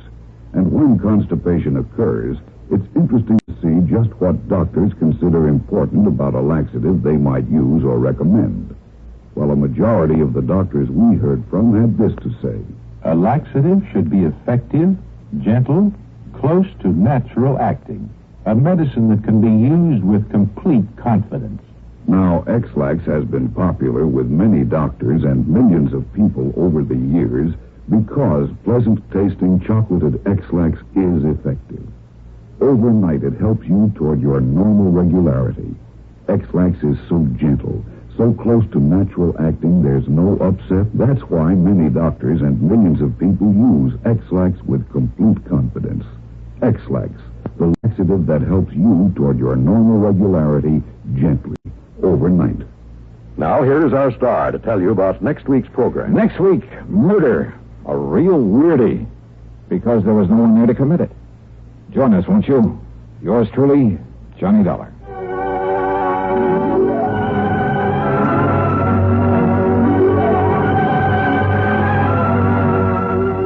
Yours truly, Johnny Dollar, starring Bob Bailey, originates in Hollywood and is written, produced, and directed by Jack Johnstone. Heard in our cast were Virginia Gregg, Olin Soule, and Ralph Moody. Be sure to join us next week, same time and station, for another exciting story of yours truly, Johnny Dollar.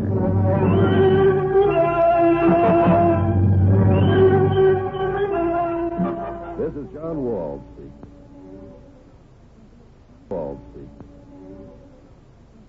Wald speaking. Wald speaking.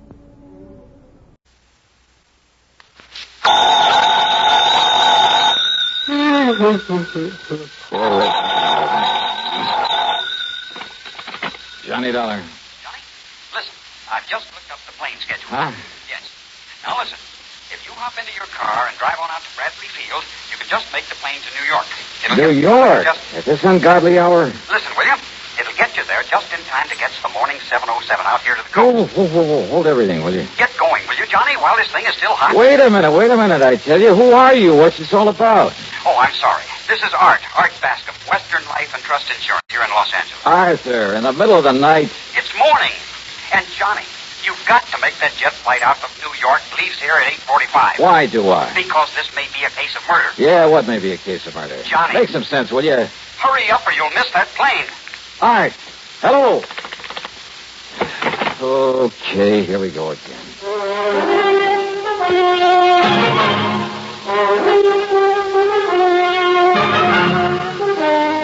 CBS Radio brings you Bob Bailey in the exciting adventures of the man with the action-packed expense account, America's fabulous freelance insurance investigator. Yours truly, Johnny Dollar.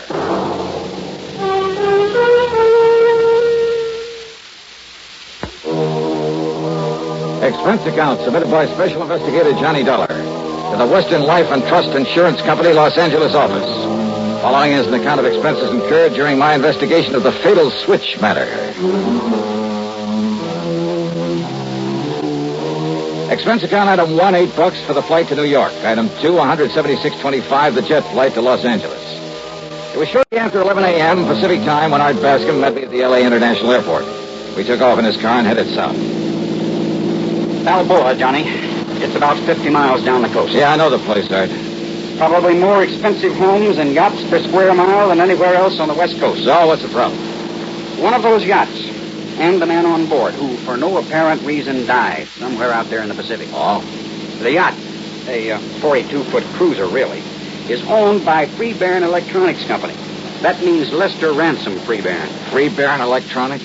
It's a young company, but apparently very successful. Based on Freebairn's exclusive rights to the patent on a radio control device. Sales and manufacturing rights, that is. Uh-huh. Big government order, that sort of thing. Yeah, I see. All right, now tell me what's happened. Well, Freebairn's partner, so to speak, is the man who invented this device, who owns the patent. A young bachelor by the name of Edgar Porter. And? Johnny, it seems that Porter took the cruiser out for a trip yesterday morning. Yeah? Last evening, Mr. Freebairn thought he'd call him by radio. You know, just to find out where he was, make sure he was all right. Couldn't raise him? No, he contacted him without any trouble. But then, in the middle of their conversation, suddenly, Well, Johnny, from what Porter said, his last words over the radio... Yeah? Well, it looks as though somebody killed him. Where's the cruiser now, Art? Somewhere out in the Pacific. The Coast Guard's trying to find it. Well, then he hadn't given Freebairn his position. No. I guess he didn't have time before whatever it was killed him. Uh-huh. Who else was on board the boat with this man, Porter? That's the first thing I asked Mr. Freebairn when he phoned me. Well? No one. Huh? Not even any other boats around. Porter and that cruiser were out there alone. Yet, judging by what he said, someone somehow managed to kill him. Who said? Porter himself. Well, how do you know what he said? Lester Freebairn told me. He and his wife were talking with Porter by radio when it happened. Oh, well, then you only have his word for what Porter may have said. Also, Johnny, Freebairn was making a tape recording of their conversation. Oh, I wonder why. I don't know. But he told me over the phone that he has that recording. And you're sure that Porter was alone out there? That's what he told Freebairn. But if he was murdered... I know. It doesn't make sense. Brother, it sure doesn't.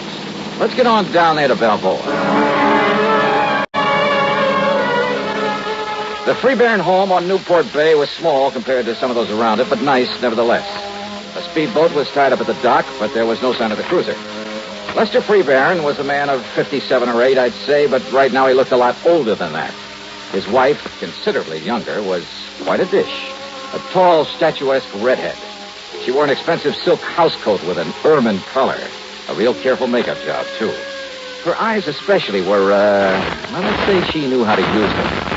And Art Baskin had said that Edgar Porter was a young bachelor. Sit down, gentlemen. Sit down. Yeah, sure.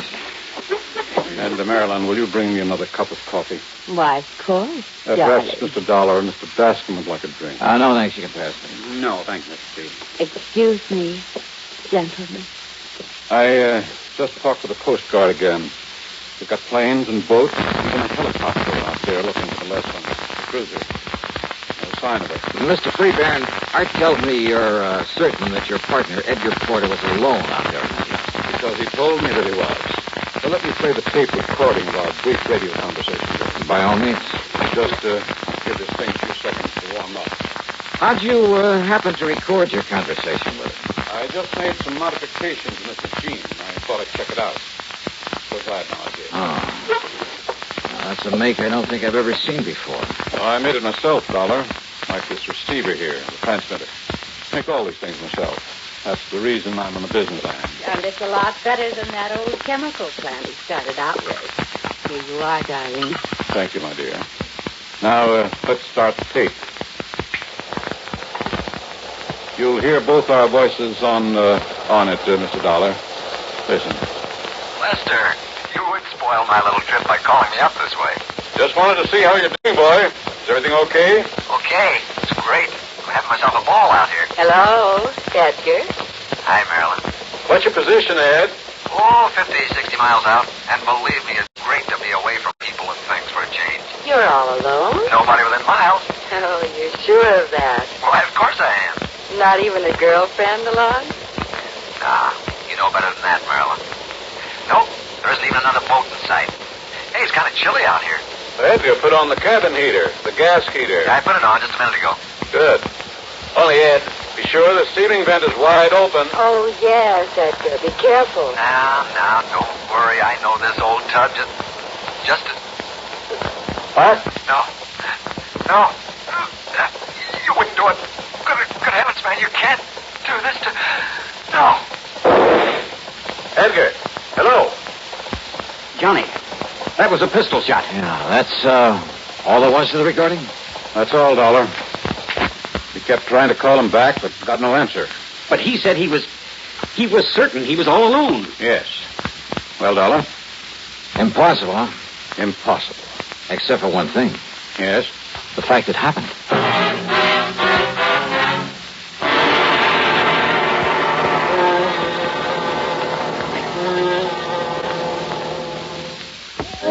One thing is sure, Mr. Freebairn, there isn't much we can do until the Coast Guard locates that cruiser of yours. They've promised to call the minute they do. Johnny. Yes, Mrs. Freebairn. Oh, it's Marilyn, if you don't mind. Oh, sure. No, I don't mind. Well? Edgar said he'd already put on the gas heater there in the cabin. Why, yes. And the cabin on the Leslin is rather small. carbon monoxide would build up in a matter of minutes. Yeah, but he said he just turned it on. Nevertheless... He also said he knew that boat as well as you do, which means he knew enough to be careful of that heater. Well, we all get careless now and then. Also his last words, good heavens, man, you can't do this. Now, who's the man he was talking to? It doesn't make sense, Johnny, because he swore he was alone out there. Yeah, but was he? Oh, Edgar was so painfully honest, even about little things. If he said he was alone, he was. Or at least he believed that he was. Well, if somebody had come out of some hiding place to threaten him, wouldn't he have identified him by name, at least for your benefit? Hiding place? Well, don't forget, he knew that you were hearing every word he said. Yes, of course. But as for anyone hiding there on a boat, no, it's impossible. Edgar was too meticulous. He would have checked over every inch of that cruiser before setting out. Now, you're sure of that, huh? Oh, when we'd all planned to go out together, it used to drive us to near distraction, having to wait for Edgar to inspect every line, every locker, even the engine box, every nook and cranny. Could somebody have got aboard after he left the harbor? Without his knowing it? No, never. What about that shot, just as he was cut off? Yeah, I wonder. You know about radio equipment, Mr. Freeburn? And I know what you're thinking, Dollar. Yes, it's quite possible that was simply some connection breaking when he fell against the transmitter. Or it may have been a shot. Why, whom? Suicide? Edgar? Oh, never, Johnny. You sound pretty sure of that. Oh, I agree with the Dollar. Edgar had too much to live for. His invention's about to make him millions, thanks to what I've been able to do with it. Well, then this radio control device will do all right by you, too, won't it? Of course it will. Now, just a minute. What do you mean to imply by that? Incidentally, Art. Yes, John. Just what's the insurance angle on this thing? Oh, I thought you understood. There's a partnership policy between Edgar and Mr. Freeburn. Survivor of the two becomes the beneficiary? Yes. Oh, for good heavens, do you think money would ever compensate for the loss of a man, a friend like Edgar? What's the face value, Art? $225,000. Golly. Now, Dollar. Hey, tell me, if Edgar is dead, Mr. Freeburn, do all rights to this patent revert to you? Yes. After all, I'm the one who... Now, look here, young man. Yes, Johnny. Well, just take it easy now. Oh, and there's one thing I forgot to ask you. Well? How did you get to know Ed Porter? There's no secret about it. Merrill met him at some yacht club affair, persuaded him to bring the radio control to me. Oh, and there's another thing I forgot to ask. Yes, what's that? Who is your contact over at the Coast Guard? A man by the name of Adam Patrick. Huh? Pat? Why do you say it that way, Johnny? Well, he's an old friend of mine. Gave me a hand when I was out here on the Ellen Deer matter. Ellen Deer? Yeah, name of a big yacht that was being used for smuggling stuff up from Mexico, narcotics and stuff. Well, certainly you don't think our cruiser was being used for... I don't see the connection. All right, let me use your car. Oh, of course, Johnny. Here are the keys. Good, thanks. Where are you going? Well, instead of waiting for Pat to call here, I think I'll run over and see him. I think you're right, Dollar. Why don't we all go on over there? We can get any news of the Leslin and Edgar firsthand. No, thanks. I'll go along. May I ask why? Because I've suddenly got me a handful of ideas about this whole affair. Oh, Johnny? Like what? I never was very good at mathematics. Mathematics? But when they locate the Leslin, if they do, if I can get there first, well, maybe I can add 2 and 2 together and somehow come up with 5. What? That is, if Edgar Porter was murdered.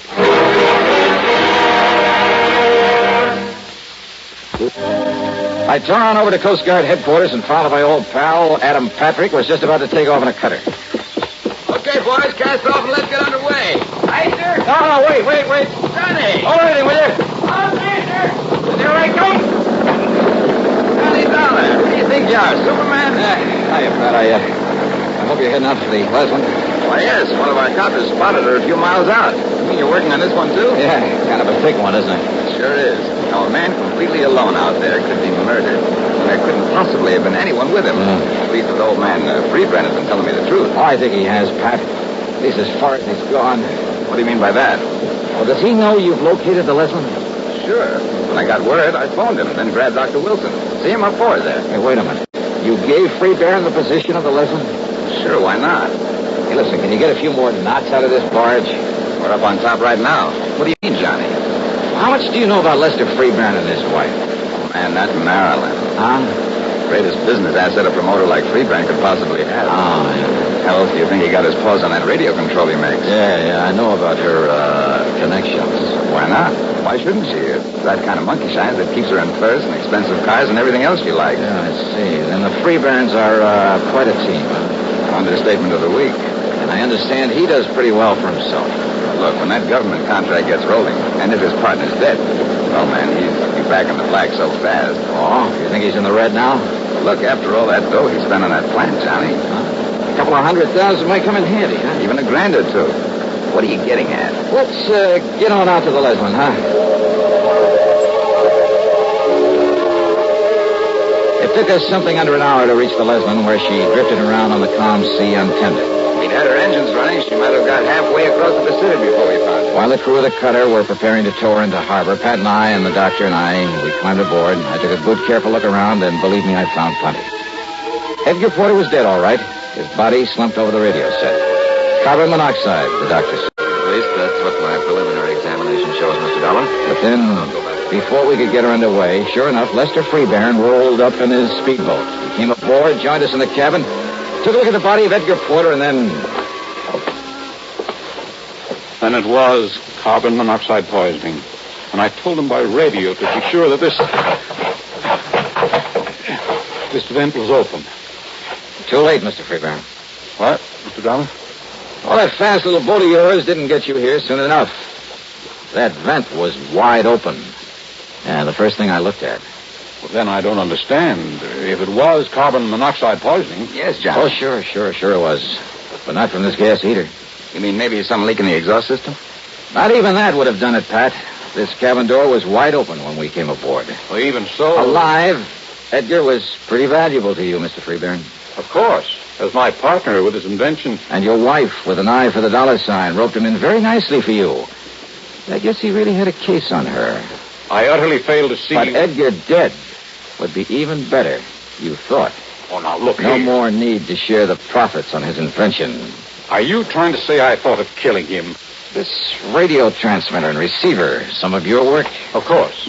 But before getting into electronics, you were a chemist, weren't you? So you'd know even better than I do how carbon monoxide can be produced from a little crystal of some kind. I forgot the name of it. But when it gets thoroughly heated... Now, look here, Dollar. Edgar was alone on this boat. Now, you look. The cord in his microphone is very short. So? He had to lean over the transmitter when he talked to you by radio. So what? That's one of the reasons you knew he fell against the transmitter when he keeled over. You mentioned it when you played back that tape for us. Well, I simply assumed... You knew he did. Even as you knew his head would be right over this grill work on top of the transmitter when he used the mic. Look through the grill, Pat. Yeah, Johnny. All right, that little coil on the back of the panel where nobody'd notice it. Yeah? A heating element that was turned on when the mic was turned on, see? There, you see, it's starting to glow. Like a small coil on one of those electric heaters. And believe me, it had nothing to do with transmitting a signal. Dollar. Instead, it was used to heat up a crystal of that chemical I mentioned to produce a deadly concentrated dose of carbon monoxide. Johnny. Sure. Take a good look at that coil, and I'm sure you'll find traces of the chemical on it.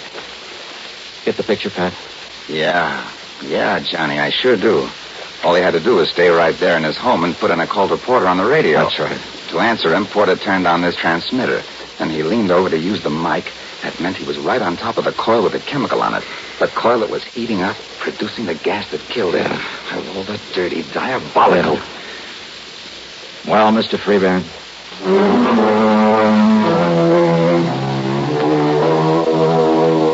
Yep. Lester Freeburn had suddenly run out of answers. And I'm willing to bet that the best lawyer in the country can't get him out of this one.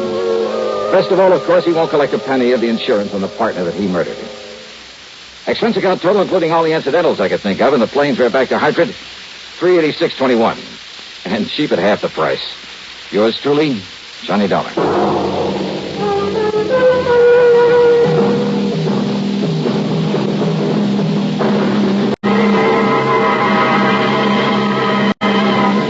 This week, well, one of the most clever, most ingenious crimes I've ever run into during my career as a special investigator. Motive and method are all too obvious. So are all the clues needed to solve the crime. Yet, a simple little device we're all familiar with is used to cover them up and apparently make them meaningless. Yeah, I'm talking about a device that we all use every day. There's probably one of them right there in that room with you, right beside you, waiting for you to pick it up and use it. Just be sure that you don't use it to cover up a murder. Instead, Well, be sure to join us, won't you? Yours truly, Johnny Dollar.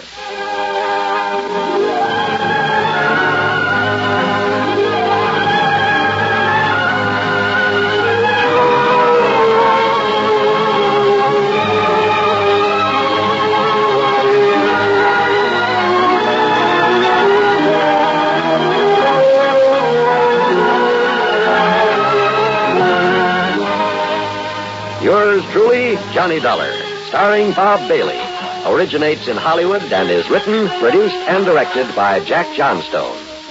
Heard in our cast were Virginia Gregg, Olin Soule, Sam Edwards, Will Wright, and Herschel Bernard.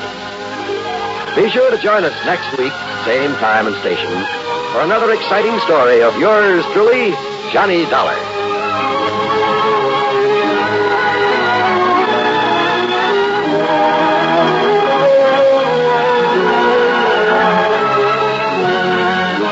This is John Wall speaking. This is John Wall speaking. This is John Wall speaking. Johnny Dollar. Art Engels, International Life and Casualty. How you doing, Art? Hey, listen, Johnny, are you free to take something on for us? Arthur, my boy, as long as a nice, big, wealthy company like yours just can't wait to pay my expense account. Now, Johnny... Plus a sizable fee for my superlative services. Okay, what's it all about? Murder, fraud, arson? No. Okay, then what? I don't know. Oh, you want me, but you don't know what for. That's right, yeah. Well, that's a switch. Actually, Johnny, it's one of our very important clients wants you. Art, that's not a switch. He has demanded that you and only you be sent over to see him. But he hasn't told you why. That's right. Uh-oh. Now, what do you mean by that? Well, I mean, the last time I took on one of those I don't know why matters, I got slugged, shot at, and thrown off a bridge. Well, Johnny... But okay, Art. I'll run over and see you.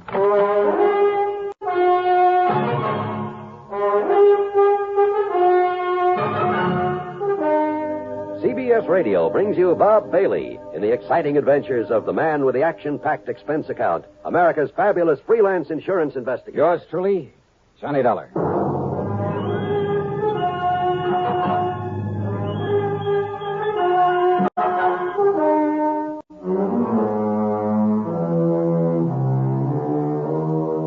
Expense account submitted by Special Investigator Johnny Dollar to the International Life and Casualty Insurance Company, Hartford, Connecticut office.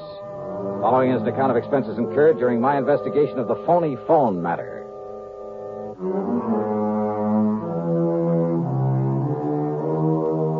I don't really go for these vague assignments, but International has always paid off pretty well. So expense account item 1, $1.25 for a taxi over to the office of Art Engels. He was waiting outside the building for me in his car. We took off and headed back across town again.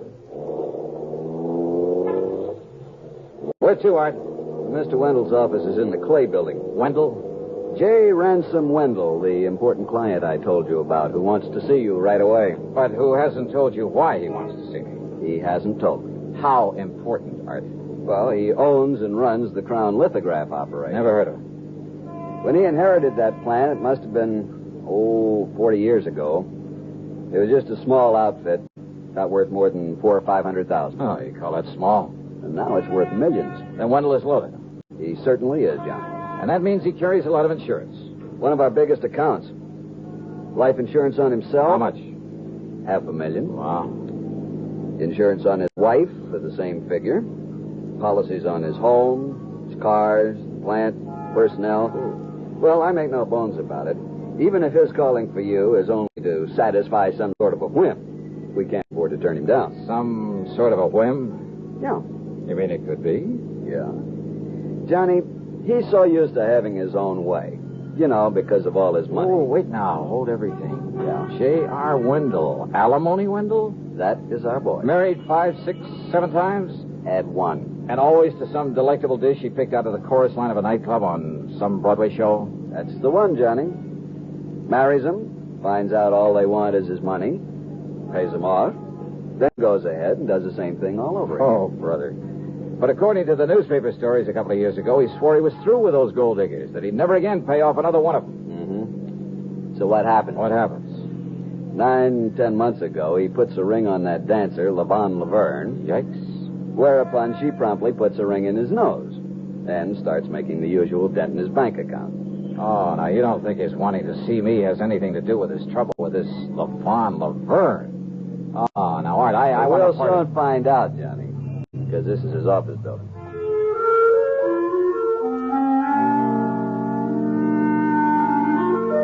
Wendell's office was huge.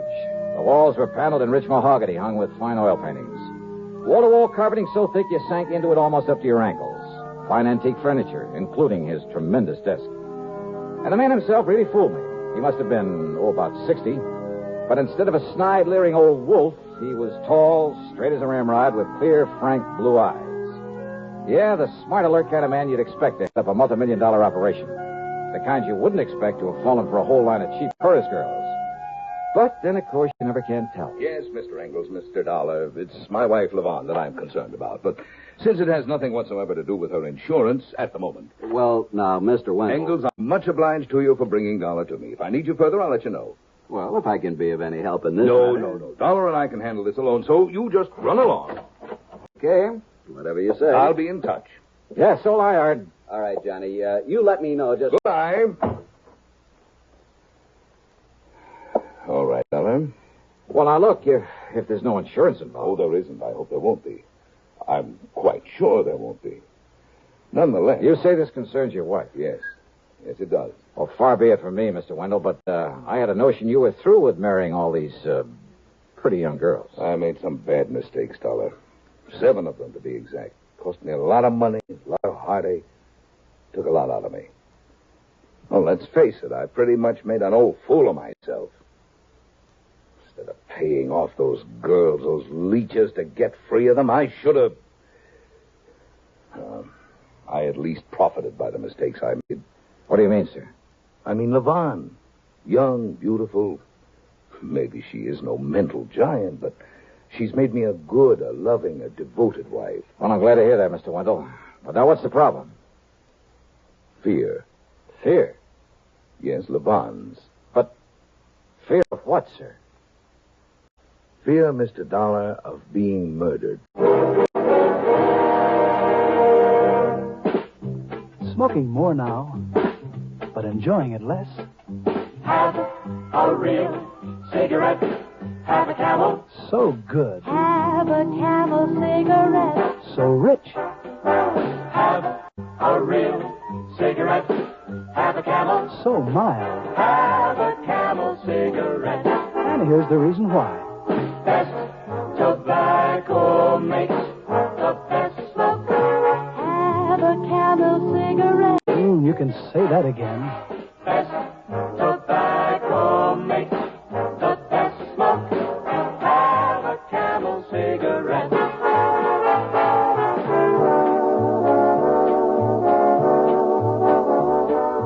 If you're smoking more these days, but enjoying it less, then change to Camels, the best-tasting cigarette of all. Have a Camel. Start to really enjoy smoking again. And now the second act of yours truly, Johnny Dollar.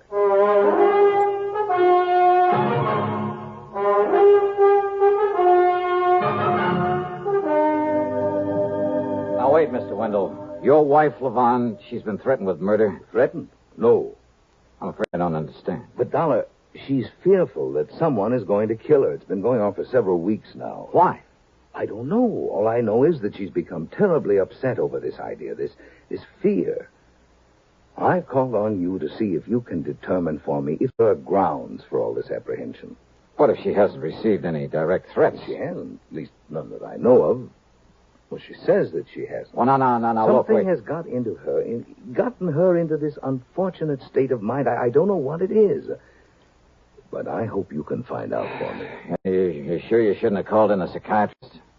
Have one of those stupid, money-grubbing head shrinkers ask her a lot of silly questions. Oh, no, wait. Some of them are pretty good. Can do a lot of good in a situation like this. No, Dollar. Because I know, Levon. I know what her reaction would be. She's nervous and upset enough about these fears as it is.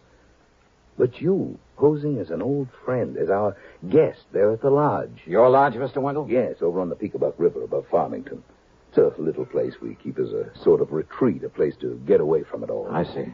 When I left the house here in town a few minutes ago, I told Levon we'd meet her there for lunch and start the weekend a little early. We, huh? I told her you're an old friend. Come east for a bit of a vacation. Oh, from where? Los Angeles, Hollywood. Oh. You are familiar with the West Coast, I hope. Oh, enough to talk about it intelligently. Good. Well, then why don't we leave right away? Mr. Wendell. We'll stop at your apartment so you can pick up some clothes, then we'll head on up to the lodge. Excuse me. But now look here, sir. I'm... Mr. Wendell? Miss Barker, have my car brought around, please. Yes, sir. I'll be gone until Monday. Have a pleasant weekend, Mr. Wendell. Thank you. Well? Well, I still don't quite understand what you expect me to do up there at your lodge. Dollar, I have known about you for years. I have great respect for your talents. Not only as a crime investigator, but because of your ability to deal with people, get very close to them. Ah. People like your charming and beautiful wife, Mr. Wendell? Oh, no. I'm very serious, Dollar. You have a knack of inspiring confidence, of getting things out of people that... Well, you see, I follow the reports of your cases on the radio very closely. Yeah, well... I'm convinced that you can be of more help than any psychiatrist could possibly. And also, and let's be frank about this. Yes? That is, if your wife's fears are justified. Well? You also think I might be handy to have around as a bodyguard. Right? Yes, Dollar, that's right. We drove over to my place and I packed a couple of bags. I also picked up the old faithful .38 caliber lemon squeezer. We drove east on Route 4 to Farmington, and then north along the western side of the Peekabuck River, and finally east again on a private road.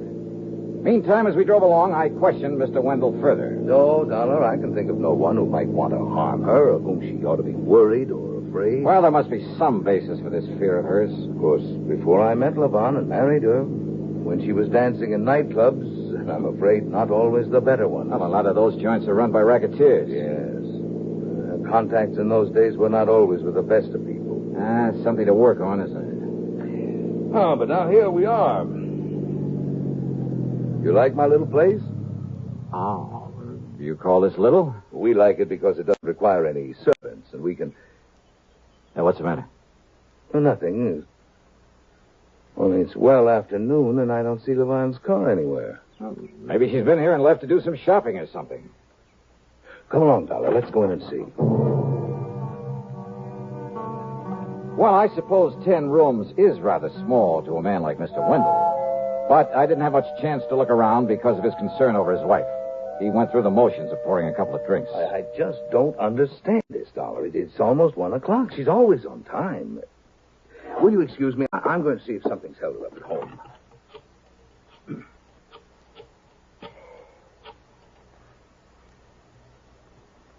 Oh, Levon. I'm just silly, I suppose, but I'm here at the lodge with Mr. Dollar, and I was beginning to get worried about you. Why, you weren't here when we... Visitor? Anybody I know? Vonnie, you sound worried about something. What is it, dear? Vonnie? Vonnie? Hello? Hello? Hello? What's wrong, Mr. Vonnie, that sound I heard, what was it? Hello? Hello? Vonnie, what is it? What? All right, now, Mr. Wendell, what happened? I don't know, Mr. Dollar. She gave a strange kind of a kind of a gasp. Yeah? I believe she dropped the telephone. There was a thump, a heavy thump. Okay. Operator, give me police headquarters in Hartford. Make it homicide.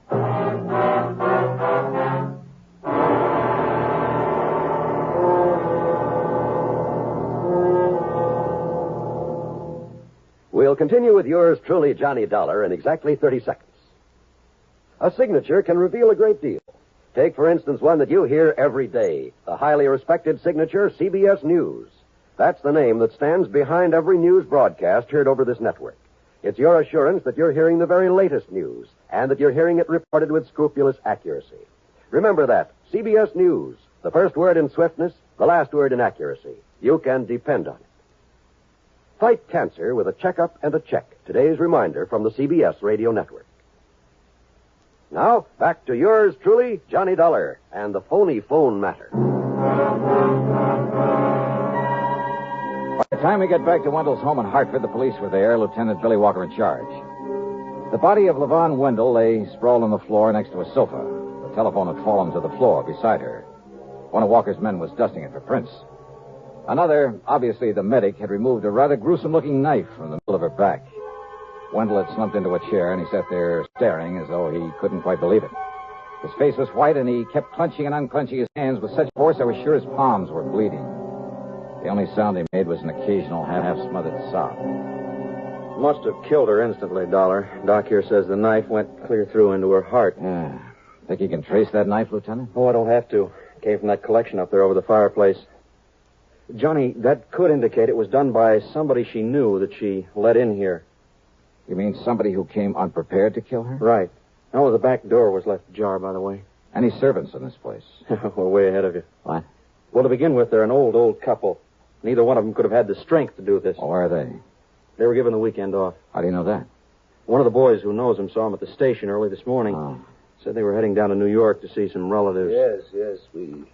We let them go, Lieutenant, because we planned to be up in the country for the weekend. Okay, Mr. Wendell. Only we hadn't. If only there'd been someone here when whoever did this. Easy now, sir. A visitor, she said. She told me over the phone it was a visitor. Yeah, if only she'd been able to tell me who it was before.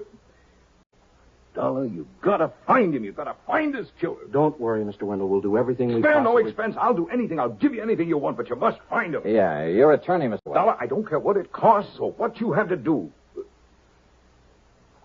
My attorney? You'll have to be notified of this immediately. Who is he? Oh, Spidle. Harold Old Spidle. I'll take care of it as soon as I can pull myself together. Now, look, you can't be of any help at the moment, so why don't you just sit down and better still pour yourself a drink. A drink? Yeah, do you good. Go ahead. Yeah, perhaps you're right. Perhaps Lieutenant. Oh, wait a second, Johnny. You sure of that, Mac? Okay, I'll take your word for it. Sure of what? Johnny, the only prints on that phone are hers. You'd think in a household like this, unless somebody wiped them off just in case. Of course, Lieutenant. Look, I'll see you later. What? I borrowed Mr. Wendell's car without bothering to ask him for it. I drove to the office of lawyer Spidell, all on a big fat hunch. And I thought he might be able to help me with a better understanding of the whole Wendell setup. You know something? I don't think you'll ever know how much he did help me. Well, as long as you were there with him at the lodge and heard the phone conversation with her. Why, yes. Of course, it's too bad, Levon, going like this, but, Dollar, I can't say I'm at all surprised.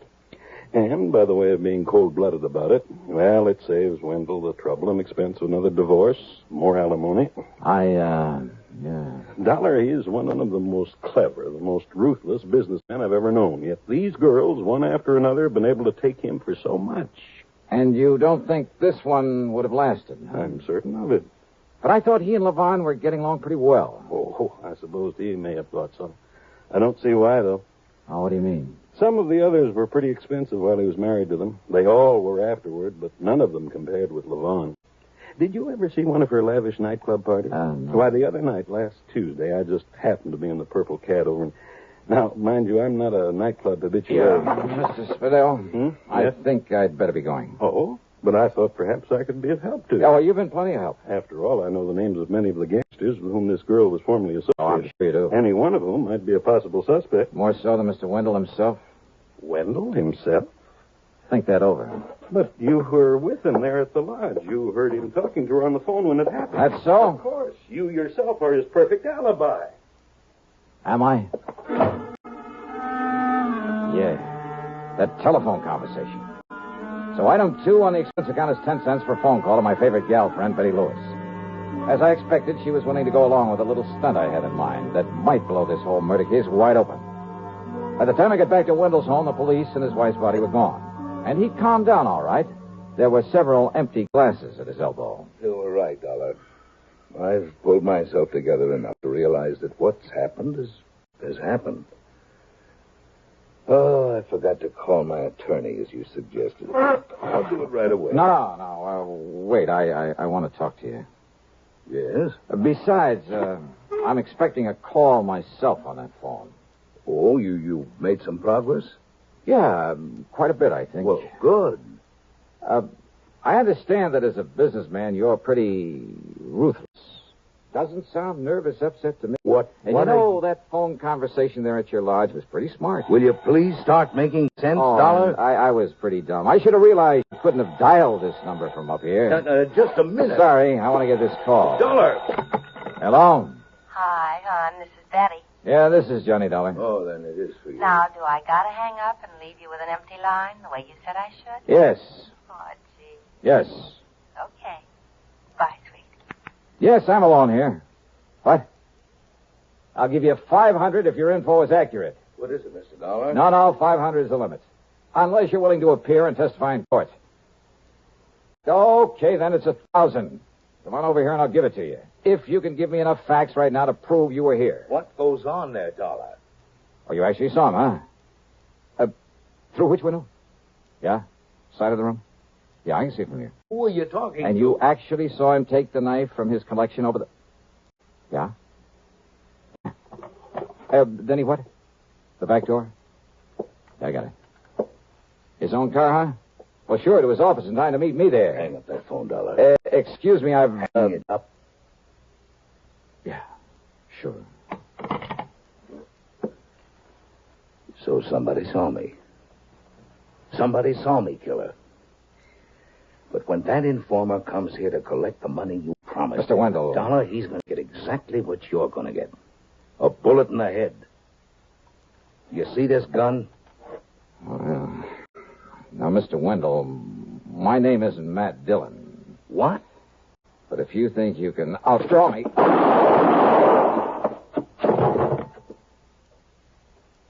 Wow. Well, I hope Wendell never finds out that my phone conversation with a mythical informer was just as phony as his. His talk with his wife after he'd killed her. Had left her there at the telephone in his home. Had set me up for an alibi at the lodge. But then what's the difference where he's going? Expense account total? $1.35. Oh, let's talk about the fee on this one. Yours truly, Johnny Dollar.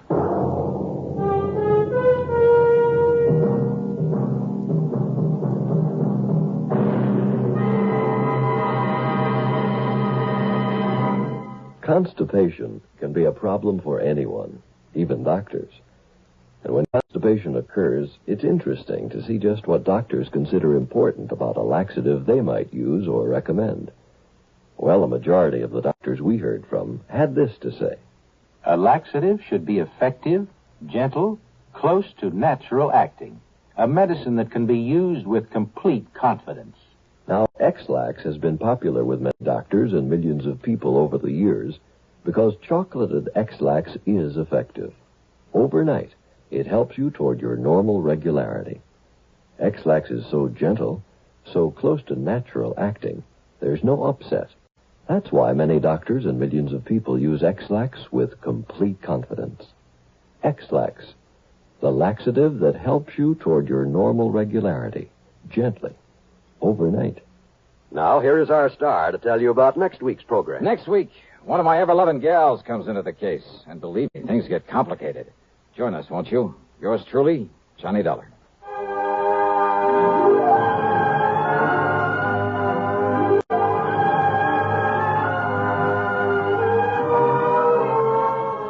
Yours truly, Johnny Dollar, starring Bob Philly, originates in Hollywood and is written, produced, and directed by Jack Johnstone.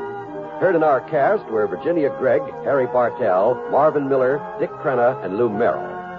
Be sure to join us next week, same time and station, for another exciting story of yours truly, Johnny Dollar.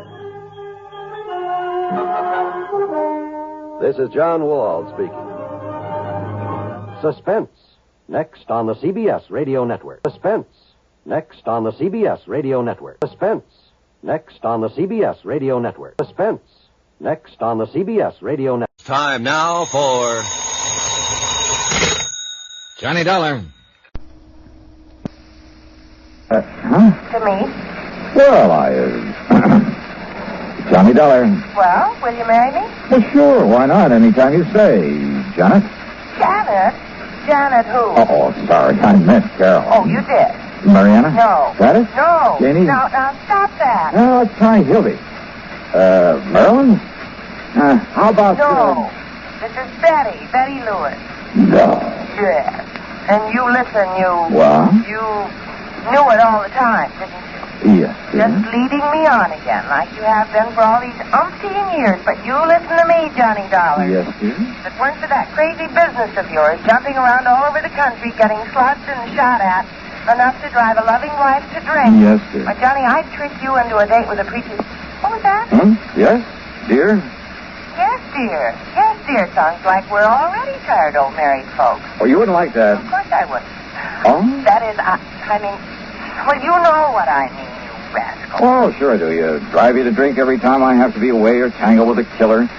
And if you just stop being so darned insistent about my popping the question, why, well, who knows? Maybe I'd, well... Yes? If I did stop trying so hard to land you, you'd what, Johnny? I decline to answer on the grounds it might tend to intimidate. Oh, honey, you're such a big, heartless dope. Sure am. And I'm such a shameless hussy for admitting the way I feel. But if you ever do decide to become a normal human being, get into some safe, sane, honest business that only Johnny... Yes, sweet? I'm afraid it's about business that I really called you. I mean, insurance business. Oh, my entire ego just flew out the window. Well, what is it, hon? I've got to see you right away. Betty, I'll be out there at 13325 East Maple Drive. No, honey, I'm not at home. Okay, at the office. No, dear, I'm not at the office either. Well, tell me where you are, where you want me to meet you. Just, stay right there and wait until I call you again. Will you, please, honey? Well, now, look, I just hung up on a frantic phone call from Fritz Melchior over at Continental Insurance and Trust. Apparently the usual sort of emergency. I know. Huh? No, I mean, I'm sorry, but this is so important, honey. Since it concerns me, and if anything were to happen... Happen to you? Betty. Johnny, dear, I can't talk anymore right now, but wait. Wait until I call you and tell you where to meet me. Hey, now listen, Betty. I'll call you. No, listen. Something very funny about this.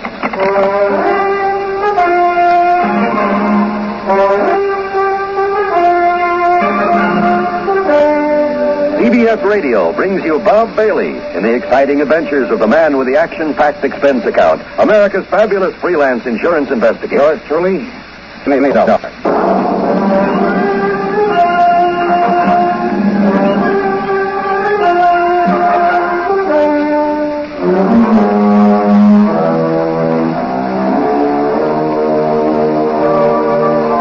Expense account submitted by Special Investigator Johnny Dollar to the Continental Insurance and Trust Company, Home Office, Hartford, Connecticut.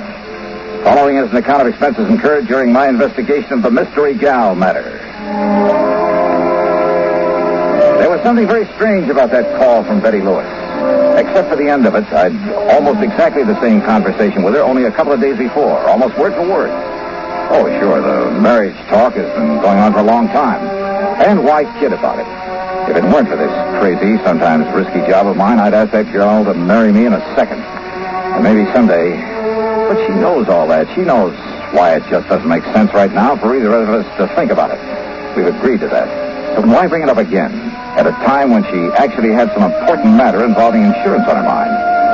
Important enough to stall me on whatever it was that Melchior at Continental Insurance and Trust wanted me for. I waited for her to call me back. Yeah, I waited over an hour, and then finally, though she told me she wasn't home or at the office, I called her house. No answer. I called her office, then to see if they knew where she might be. Much to my surprise, the switchboard operator told me she was right there, had been there all day. Betty Lewis? Yeah, hi, hon. Listen, I thought you were going to call me back. Johnny, hi, dear. Well? Fancy hearing from you at this? What was that about calling you back? And I thought you weren't in the office. Oh, whatever made you think a thing like that, Johnny? Are you kidding? Are you? You said you weren't when I talked to you about an hour ago. Oh, gee. I might have known this would happen sooner or later. So many girls on the string, you can't even keep track Betty. of them. You talk to one, probably even propose to her, and then you lose track of which one it was. Are you trying to tell me you didn't call me on the phone an hour and a half ago? You're trying to about tell me... some insurance matter, some emergency? You had to see me right away, that you'd call me back about where to meet you? You're serious, aren't you, hon? I'm dead serious. So let's cut out all this nonsense. But I didn't call you.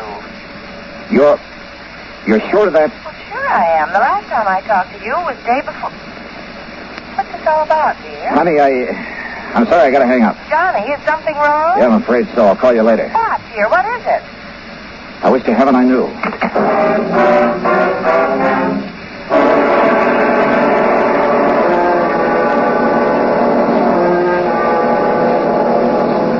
Pepsi-Cola refreshes without filling.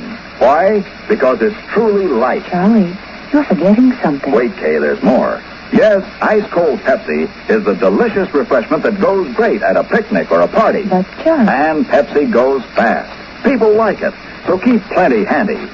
There. Oh, you did fine, except for one thing. Well, I mentioned lightness and how Pepsi refreshes and how fast it goes. You left out Pepsi sociability. You know the Be Sociable song. Okay, I can't sing. I can. Listen. Be sociable, look smart, keep up to date with Pepsi. Drink light, refreshing Pepsi. Stay up and debonair, be sociable, have a Pepsi. Well, at least I can say this. Pick up an extra carton of Pepsi today. Please do. And now, Act Two of yours truly, Johnny Dollar and the Mystery Gal Matter. Expense account item 1, $1.15 for a taxi to Fred Melchior's office at Continental Insurance and Trust. I didn't bother phoning ahead to tell him why I was so late in responding to his call for help. I found him literally pacing the floor. Oh, Johnny, thank goodness. Yeah, hiya, Fritz. Only I didn't expect you in here so soon. Sit down. Is everything all right? So soon, did you say? What?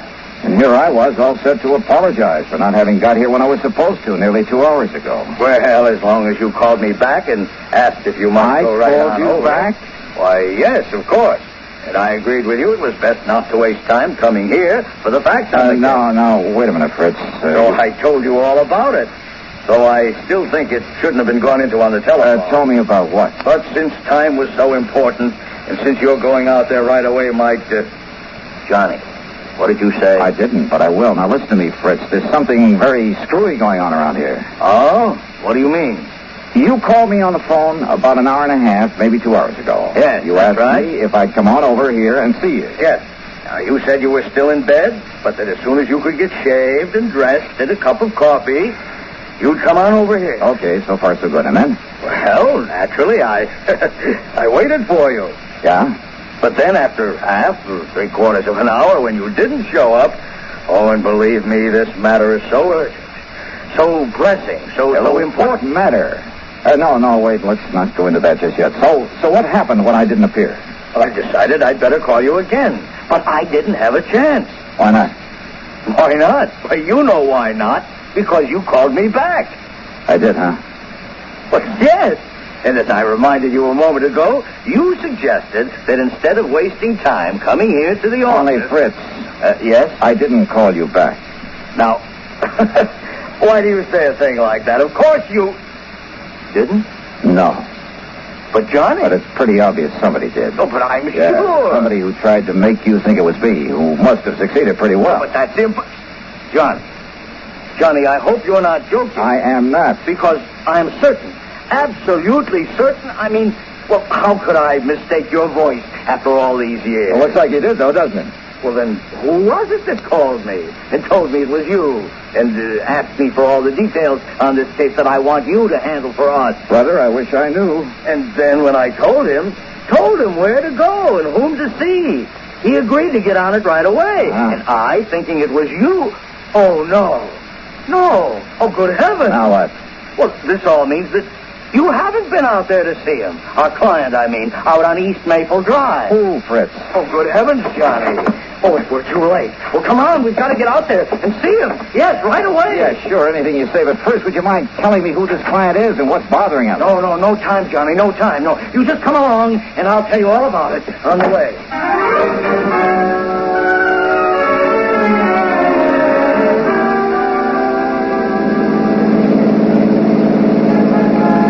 I hope you don't mind my driving so fast, Johnny, but time, time is of the essence. Time for what, Fritz? Now, why don't you just start from the beginning? Yes, I will. Now, when I called and I talked to you the first time... The only time, Fritz. Oh, all right, yes. It must have been somebody else who knew I'd called you before, who found out for me that... Well, now listen. I'm listening. Anyhow, when I talked to you, I told you I'd had a call from one of our clients. Yeah, only you didn't say who. Now, the call was from Mr. John Marshall Sawyer out there on East Maple Drive. Sawyer? The attorney? Yes, retired. Lives right across the street from a very good friend of mine. I don't know about that. I don't care. The point is, that Mr. Sawyer, before he retired, came up here to live? Yeah, sure. The DA's office down in New York. That's right. Probably sent more hoodlums up the river than anybody else in the big town's history. Exactly. Including Andy Rinaldi. Andy the actor. That's right. Confidence man and suspected killer. Yeah, I had a hand in that case myself. I know. Andy the actor was a character right out of the old pulp magazine. Yeah. And he was so clever at disguise, it's no wonder the police took so long to catch up with him. Yeah.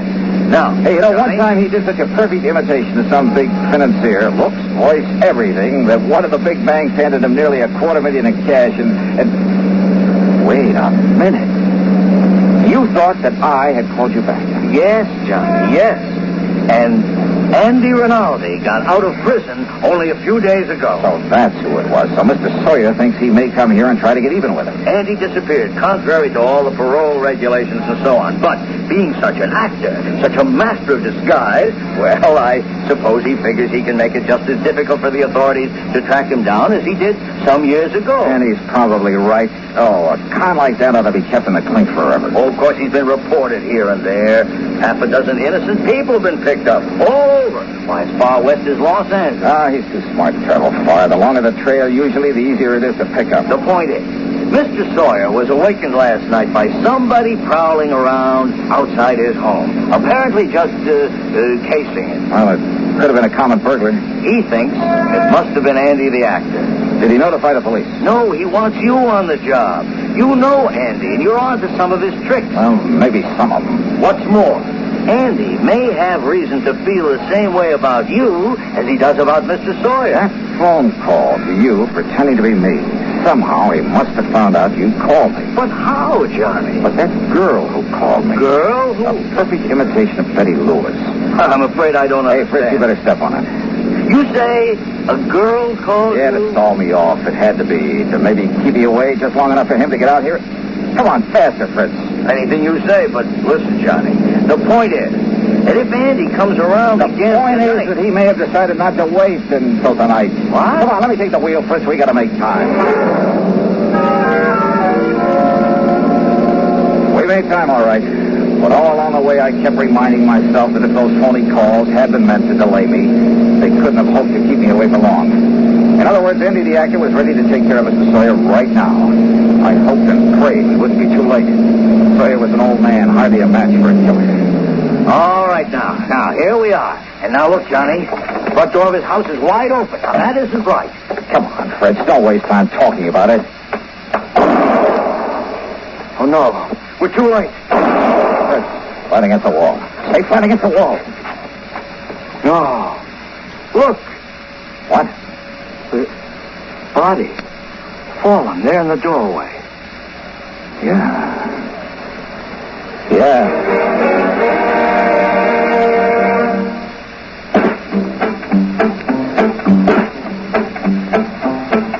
Have a real cigarette. Have a Camel. Have a Camel cigarette. Have a real cigarette. Have a Camel. Have a Camel cigarette.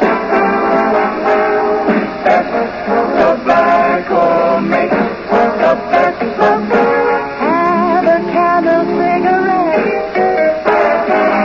Best tobacco makes the best smoke. Have a Camel cigarette. If you're smoking more these days, but enjoying it less, change to Camel.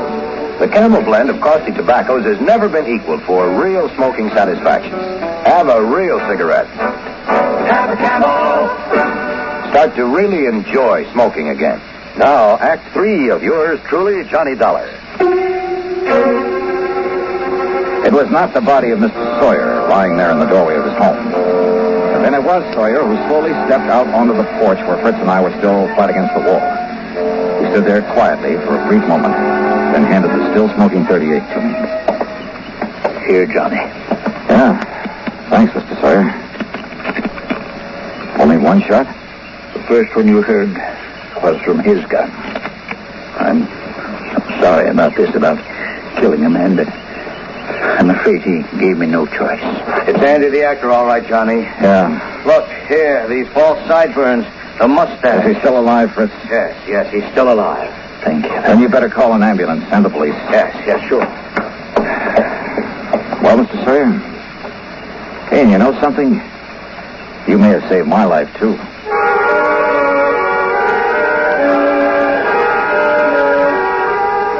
I followed the ambulance into the hospital in the hope Andy, the actor, would come too. There were some things I wanted to ask him about the girl, the actress, who called me on the phone to hold me at my apartment until he could carry out his planning as Mr. Sawyer. But Rinaldi stayed unconscious, so I took a cab back to my place. That's item 3, $1.50. As I walked up to the door, a man from the phone company came around the side of the building. Hey, excuse me, aren't you Mr. Johnny Dollar? Yeah, that's right. Oh, I've been hoping you'd come home. You want to check your phone for me now? Oh, something the matter with my phone? Oh, there sure was. Huh? Yeah, somebody put a tap on that line of yours. You wouldn't have any way of knowing it, but we have ways of knowing down at the phone company. Yeah, so that's how Andy and the girl, whoever she is, got to know our voices. Yeah, a lot of people think they can get away with tapping a phone line, but believe me, Mr. Dollar, they can't get away with it for long. They took off the line in the basement. You have any idea who might have done it? Yeah, and no. What? Well, Andy, the actor, for one. What's but that? Who the girl is? Hey, Mr. Dollar, what are you talking about? Oh, nothing you need to worry about. Oh, sure, whatever you say. But now, if you'll go inside and dial somebody and see if you get them okay. You see, I got a handset still hooked up to it. Yeah, I'll do that. Oh, and the cops have already been notified, so if they come around asking questions... Okay, thanks.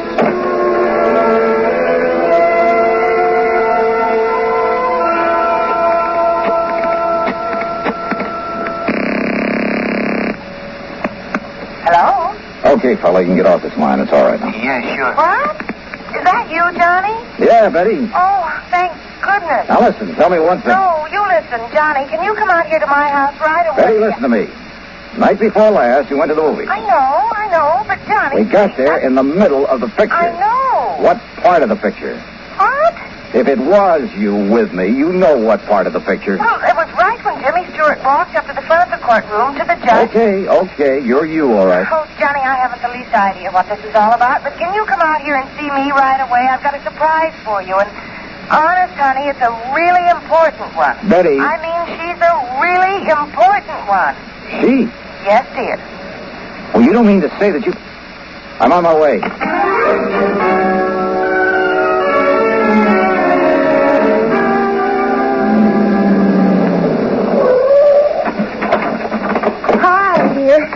Come on, into the house. Now listen, Betty, if this is some kind of a gag... Oh, listen, honey, cross my heart, but listen. Yeah? I came home from the office early. Uh-huh.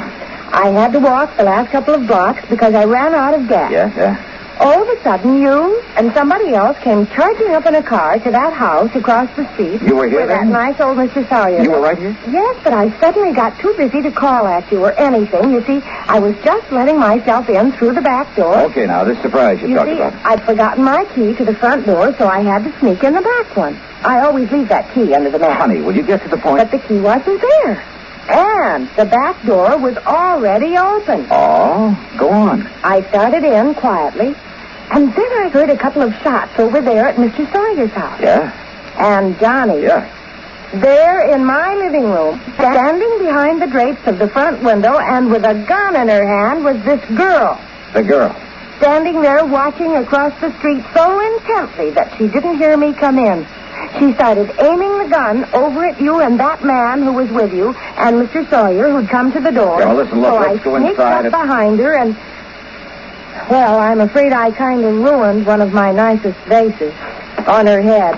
And you've got her? You've got her inside? All tied up with all the clothesline I could find. Oh, honey, I love you dearly. Where is she? Here. Right here in the living room. Oh, great. What a girl. Oh, you must have really clouded her. Well, I did. But when she came to and started talking, well, honey, this burglar or whatever she is, well, she started talking her head off, trying to tell me I didn't understand. Well, how could she with that gag? And you know something? She sounded so much like me, and I got so tired of listening to that voice. Well, that's the reason I put that gag in her mouth. Well, are you proud of me? Don't you agree? She must have had something to do with it. Oh, darling. You know something? I love you, gal. Oh, no, that's what I like to Oh, honey. Why don't you and I just And you preach to me about getting mixed up with people like this? Eddie, son, I'd turn you over my knee and rascal. This is much more fun. Isn't it?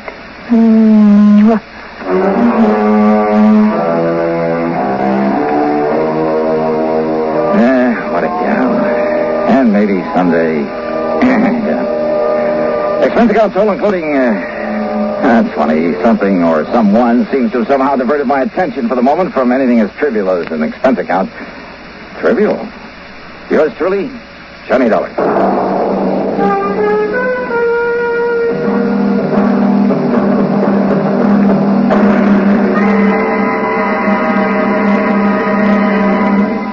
Hi. Next week, I'll tell you... If it might pay to take another crack at those diamonds along about now. Hey, Ted, you mean you got some kind of a lead on him? No, I'm afraid not. But I just got hold of some information on Rocky Harrison. Yeah? I told you after his probation was over, he disappeared. Yeah, you told me. But now, in view of this new information, plus the fact that you probably know him and his habits better than anyone else, and since Rocky is the only one who knows what he did with those diamonds... Yes. No, hold everything, Ted. I'm on my way down to see you.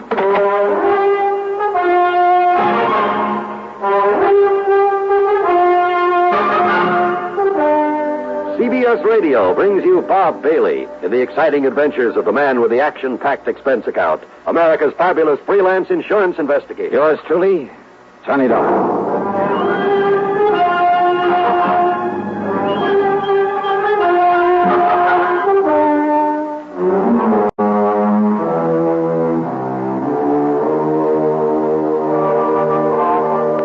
Expense account submitted by Special Investigator Johnny Dollar to Eastern Liability and Trust Company, New York City office. Following is an account of expenses incurred during my investigation of the man who waits matter. Sure, I and I alone could take the credit for Rocky Harrison's trip to Sing Sing over 7 years ago. But the fact I'd not been able to recover the Olney diamonds really stuck in my craw. So what if I was still fairly new in the business at the time? There was no excuse. Okay, then. Expense account item 1, $3.95, a taxi to the station, then train fare to New York. I walked over from Grand Central to Ted Bessam's office at 500 Fifth Avenue. You know, I thought the mention of Rocky Harrison would bring you here, Harry. Sit down, Johnny. Yeah, sure, thanks. Use a little drink? No, thanks. Cigarette? Now, just tell me what you know about Rocky and why you think I might be able to get on the track of those jewels again. Well, during his trial, Rocky played it smart. He knew you'd pinned the robbery on him, so... in order to draw a light sentence, he admitted everything. Except what he did with those diamonds. Well, apparently he and his lawyer managed to convince the jury... Oh, that cock and bull story about his having had them stolen from him, that's a lot of hogwash. You know it, and I know it. Yeah, Rocky was far too smart for anything like that, and too dangerous. And if that servant there in the Olney household who caught him blasting that wall safe, if that servant fell down the staircase accidentally, I'll eat my shirt. Rocky killed him, Ted, I'm sure of it. Same as he tried to kill me. The fact remains he wasn't held for murder. The jury believed his tale about losing the diamonds. He got away with a short term. All right, now. During his 2 years probation, he behaved like an angel. Got himself a job, worked hard, lived modestly, saved his money. And he was a big disappointment to the police, who hoped he might lead them to the stone. But, of course, he didn't. Right. And I'm afraid by now even the cops believe his story about what happened to him. Yeah, well, I don't. Anyhow, probation over. He dropped out of sight. Yes, so you said over the phone. The cops apparently figured he'd moved somewhere else and breathed a sigh of relief. But you figured otherwise, Ted? I guess I think the same way you do, Johnny. Probably because of my work in narcotics before I got into the insurance business. Yeah, well... And sometimes we'd hunt for years all over the country for some character, only to find he was right underfoot all the time. Couldn't see him for falling over him, as the saying goes. Yeah, I know what you mean. Well, anyhow, I figured that instead of making himself conspicuous in some small town, the best place for a man like that to get lost, the best place in the world, would be the biggest place in the world. Right here in New York. I can't argue with you, so? So when I got wind that Rocky disappeared, well, you know as well as I do, Johnny, that most of these cases aren't solved by any Sherlock Holmes kind of scientific deduction. No, hardly. Sir, they're solved on information. One good stool pigeon is worth all the clues in the world, right? Well... So when I found out he'd disappeared, I got in touch with one of my paid informants from the old days. An old character by the name of Soda. Soda. Don't think I ever heard of him. Whiskey Soda, they call him. I told him I'd pay him well if he'd locate Rocky Harrison for me. You've heard from Soda? He called me this morning. Told me that he's seen Rocky here in town, just as I thought he would. Where? Well, he wouldn't say over the phone, so I told him I'd send you down to see him. Here, Johnny, I'll scribble his address down for you. Yeah, do that. Cheap rooming house down near the Brooklyn Bridge. There you are. Good. Okay, Tom, I'll go see him. Just a minute, Johnny. Yeah? Soda made one thing clear. I don't know just how or why. I guess the why is obvious enough. Yeah? But apparently, Rocky has somehow changed his appearance so much that even his own mother wouldn't know him. But Soda recognized him. Yeah. And one other thing, Johnny. Yeah, what's that? I'm sure you know Rocky well enough to be careful. Sure. Yeah. Watch your step. All right, so what if there was a little risk involved? Here was my chance to make up for having done only half a job some 7 years ago. Also, I figured I knew enough about Rocky to be well prepared for almost anything he might try. The main thing was to find out what he'd done with the oldie diamonds, and of course get my hands on them. Expense account item 2, $1.70 for a cab to Whiskey Soda's address. That was the kind of place I'm sure the City Planning Commission will be glad to tear down.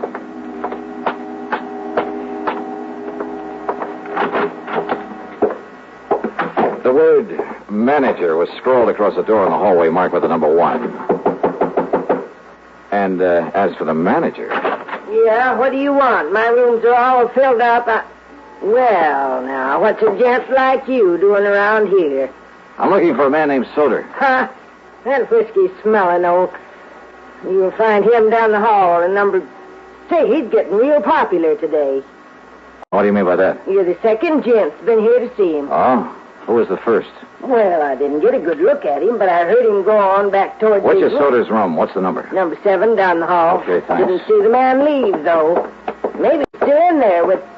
Now, who left that window open there at the end of the hall? All right, number 7. Maybe I better close it.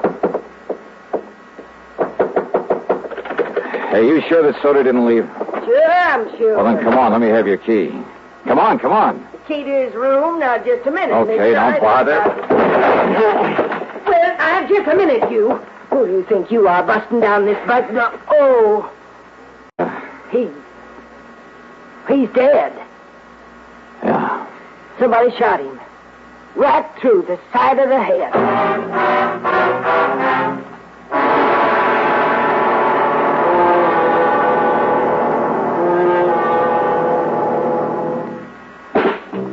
Smoking more now, but enjoying it less.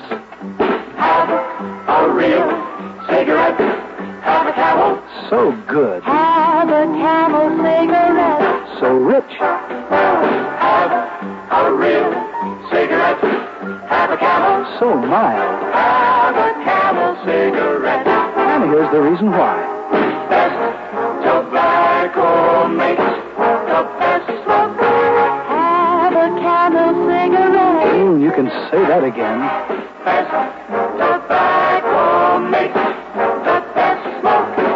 Have a Camel cigarette.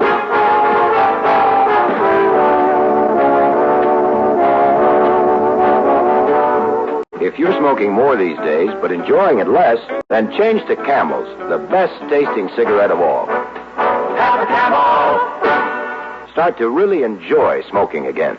Now, Act 2 of yours truly, Johnny Dollar, on The Man Who Waits Matter.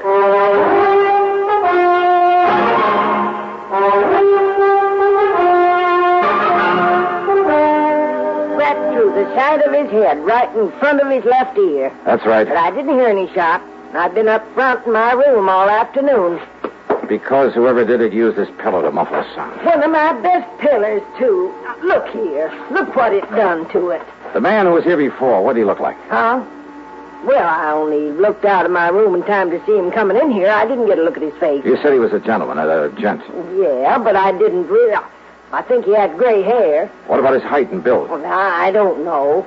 I was up front. Now, how old was he? Look, I told you, mister. I don't know. Okay, here. There's a 5 spot for your trouble. And for calling the police. Sergeant Randy Singer at the 18th. Police? And my name is Johnny Dollar. Dollar? That's right. The one that's on the radio? You call the police. Tell them I'll contact them later.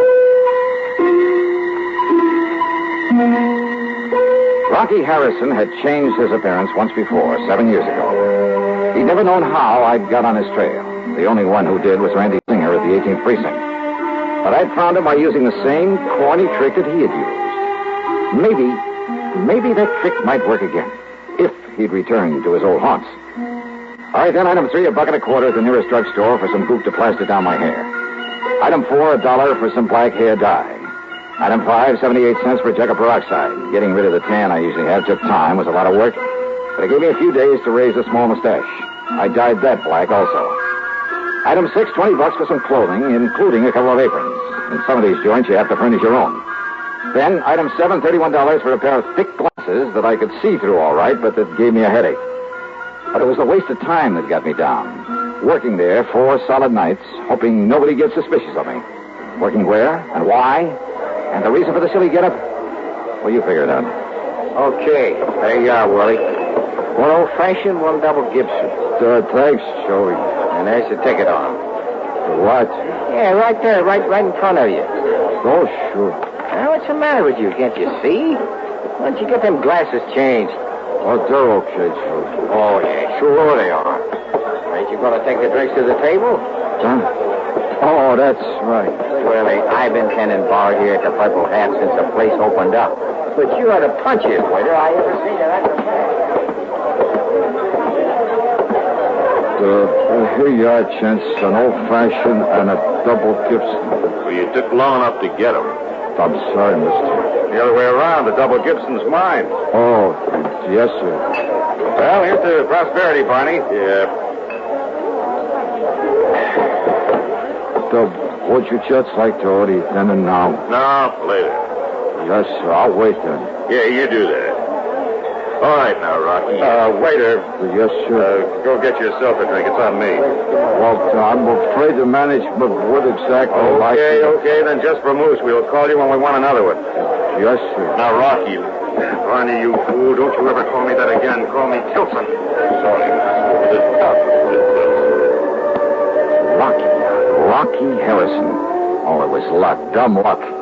He'd been in there alone 3 nights running, but believe me, I hadn't recognized him, wouldn't have recognized him now if his pal there at the table hadn't slipped up and called him by name.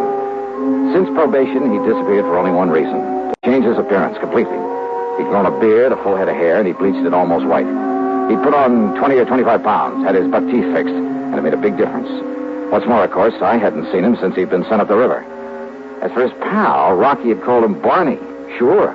Bernard Little, one of the cleverest big-time fences the NYPD had ever known about, on whom they'd been able to pin absolutely nothing. Sure, it was a natural. Rocky had the jewels stashed away somewhere. Barney knew it and was willing to recut them and fence them out for him. Maybe if I was real lucky, I could nail them both. During their meal, I stayed close to them as much as possible, but it got me nowhere. Whenever I was in hearing, their conversation was meaningless. That's right, Barney. Just tell them that Edward Tilson said it. Of course, Mr. Tilson.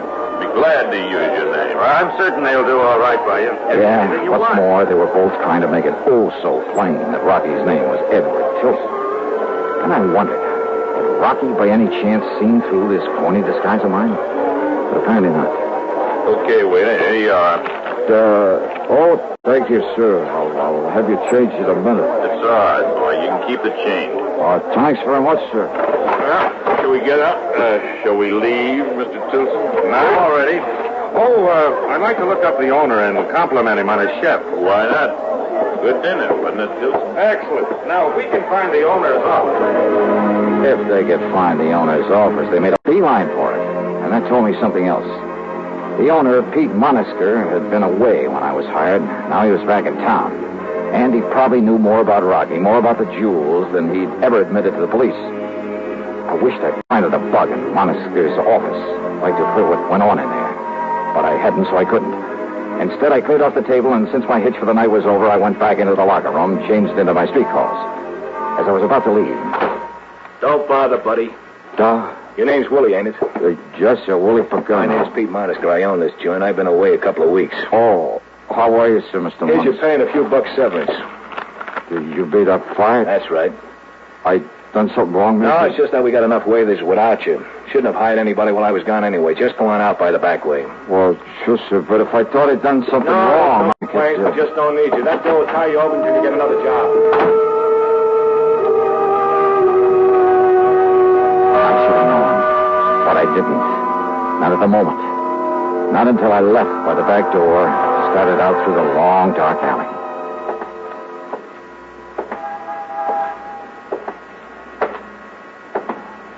Just a minute. Huh? You're the waiter we had tonight, aren't you?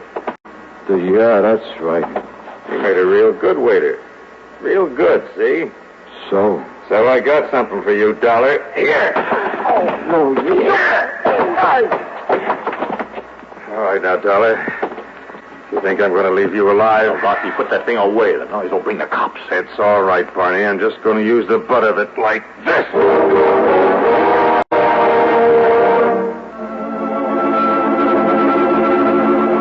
I vaguely remember something crashing down on my head. And if you think people don't see stars, you're wrong. Half conscious, I braced myself for another blow, but it never came. Instead of crazy mixture of sounds, noises, a lot of footsteps, a barrage of gunfire, sirens, a lot of cars breaking to a stop, when it was all like in a dream. I came to the next morning, found myself in a hospital bed, a doctor leaning over me with a hypo in his hand. Then, sometime later... Well, looks like the doctor was right, doesn't it? Randy. Yeah, a slug of something to make you sleep for a while really worked. You're going to be okay, except maybe for a big head. Randy Singer. Lieutenant Singer to you, Buster. Son of a gun, Johnny. When are you going to learn to let me know when you're working around this town, huh? Was it you came along? That's right, like the U.S. Marines. Well, how did you know they were going to waylay me there in that alley? I didn't. I hadn't the least idea. I didn't even know it was you they were jumping. You and that crazy getup, that black hair and the mustache and those thick glasses. Then I don't understand, Randy. Johnny, I've had a bunch of the boys on Rocky Harrison for over a week. You have? Sure, ever since that Stooley whiskey soda told me about him being in town. It was you told me where to look for him. I? When? 7 years ago. The first time you found him in the purple hat. So we've been tailing him for days. Well, if I'd have known that... You think you're the only one that thought he might sometime lead us to those jewels? You found him, Randy? No, and now, thanks to you, it looks like we may as well give up. What do you mean, thanks to me? You just stay in bed. When the boys saw what was happening there in the alley, they moved in. Yeah? When Rocky and Barney started throwing lead, well, the boys kind of thought they'd better answer back. So Rocky and Barney are dead. So now, how are we going to find out where those diamonds are stashed away, huh? Hey, you know where Rocky was living? Sure, we've been all through his place and Barney Little's place. Nothing. And since we don't know of anybody else who might have been in with him... Oh, you don't, huh? What do you mean, Johnny? Well, Randy, I've suddenly got a crazy idea that maybe I can bluff my way into finding those jewels. You what? Come on, help me get into my clothes.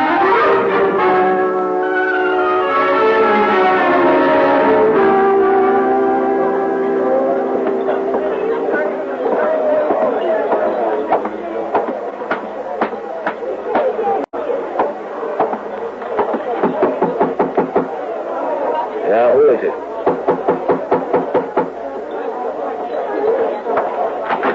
Yeah, who are you? Johnny Dollar, Pete, as if you didn't know. Just a minute. Dollar, did you say? That's right. Well, there's something a little familiar about you. Oh, come off it, Pete. Oh, waiter. Oh, that stupid waiter I fired last night. Rocky Harrison told you who I was. If you're wondering how I know that, just look at that bug fastened to the underside of your desk. A bug? A microphone? Why, I don't believe it. Hold it, Pete. You try opening one of those drawers, reaching for a gun, I pull this trigger. Okay, Dollar, okay.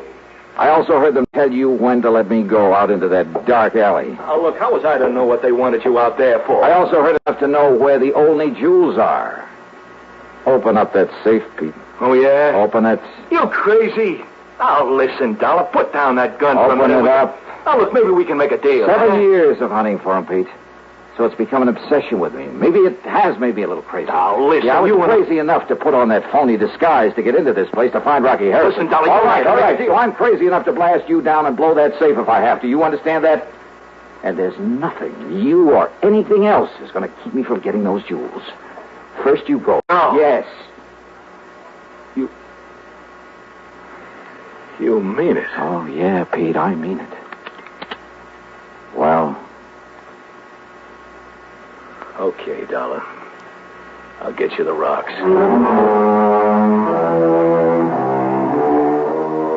The fee on this one for recovery of the diamonds?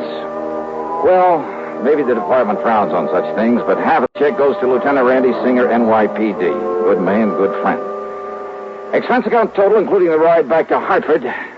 Well, it just about balances with what I made on my job as a waiter. Yours truly, Johnny Dollar.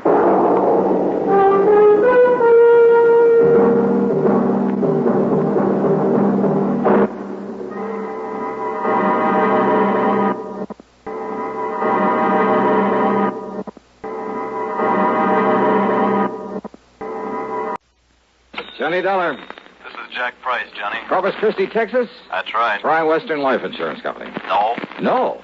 No, Johnny. I've just taken over the office of Providential Property Insurance down here. Oh, that's a good company, Jack. Only I'm beginning to wish I had. Ah, what's the matter? Less than a week heading up this operation, and I get presented with a claim for $465,000. Wowee. But maybe, I hope, you could keep us from having to pay it. Well, I don't know about So, that. Johnny, if you'd like to earn yourself a nice big commission in addition to your expense account, of course. Now let me see. My commission on $465,000. Tell me all, Jackson. You fly on down here and I'll be glad to. Right, I'll grab the first plane I can.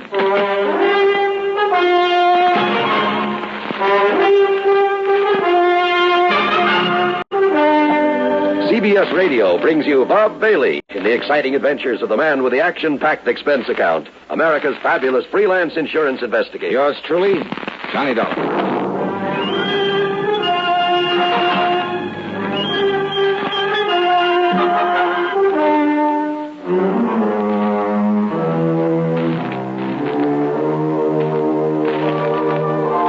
Expense account submitted by Special Investigator Johnny Dollar to the Providential Property Insurance Company, Corpus Christi, Texas office. Following is an account of expenses incurred during my investigation of the Canary matter. After hanging up on him, I realized that Jack Price hadn't told me a single thing about the case he wanted me to handle. But who cares when it means a commission on nearly $500,000? So item one on the expense account is $128, plain fare and incidentals, Hartford to Corpus Christi, Texas. Price met me at the Cliff Mouse Airport. We piled into his car and headed for town. Johnny, I've made a reservation for you at the Driscoll Hotel on North Broadway. Oh?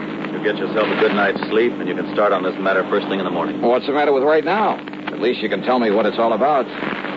Well? The Canary diamonds. Canary? Yeah. You mean they're for the bird? Oh, now, wait. I'm sorry. Matter of fact, Johnny, they happen to be the most perfectly matched set of yellow diamonds in the world. A necklace, a brooch, and a solitaire and a ring. Called the Canary diamonds because of their color. No. They were stolen from Mrs. Clara Barnes Smithwick Tyson Brownfield. Oh, brother, that's a mouthful. Now, who is she? The reason she's so loaded with jewels, and about everything else an old lady could want, is that Tyson made a few $1 million in oil, and when he died about 4 years ago, he left her a considerable fortune, mostly in the stock market. Tyson? J.R. Tyson. I thought you said her string of names ended in Brownfield. About a year ago, she married young Augustus Brownfield. Oh, I see. Brownfield loaded, too? He's been up and down over the years. Mostly down, I'm afraid. Until he married the rich widow Tyson. Well, yes. How old is he? 10 or 15 years younger than she is. About 45, I think. So that's it. Now, Johnny, you and that suspicious mind of yours. What, Jackson? You'd make a suspect out of your own mother. Oh, look, there's nearly $500,000 involved. But you're wrong if you think he had anything to do with the loss of these jewels. I'm sure of it, Johnny. Yeah, we'll see. I've known Gus Brownfield for years. I'm sure he's on the level. That's why, in spite of all his wife's money, he's trying so hard to make a go of his little cannery business. Cannery? It's just a small operation for the luxury trade. What do you mean? Oh, kumquats, guavas, lychee nuts, things like that. For the fancy restaurants. Real expensive stuff. Oh, I see. His customers are mostly places like Antoine's in New Orleans, Romanoff's in Beverly Hills, the Chambord in New York. Even some of the fancy cafes in London, Paris, and Rome. But now, how and when and where did these Canary diamonds disappear? Well, it was several weeks ago. They'd gone out for the evening. No servants? Only the deaf old cook in her little room in the basement. The others were all off duty out of the house. And? Well, when they got home, she went to the wall safe to put back a pair of earrings she'd worn. When she opened it, she found the Canary diamonds were gone. Anything else taken? No. In spite of the fact there were other valuable things in the safe. They called in the police, I hope. Well, what did they find? Nothing. Fingerprints? Whatever prints may have been on the dial of the safe have been carefully wiped off. The only thing the police are sure of is that it was a professional job. Hey, Jack, who knows the combination of that wall safe? Only the two of them, Mr. and Mrs. Brownfield. You're sure of that? That's what she told me when she reported the loss. Oh, she reported it? Yes. And he was the only other person who knew that combination? Johnny, they were out together that evening. Where did he live? Let's go over and see him. At this hour? Sure, why not? Well, besides, I told them I'd bring you over in the morning. So what? And if they don't expect us, well, who knows? Maybe we'll learn more than when they do. Johnny, if this is because you suspect Gus Brownfield... Now, did I say that? It's what you mean, isn't it? Come on, Jackson, let's go see him. Well? All right, Johnny. Whatever you say.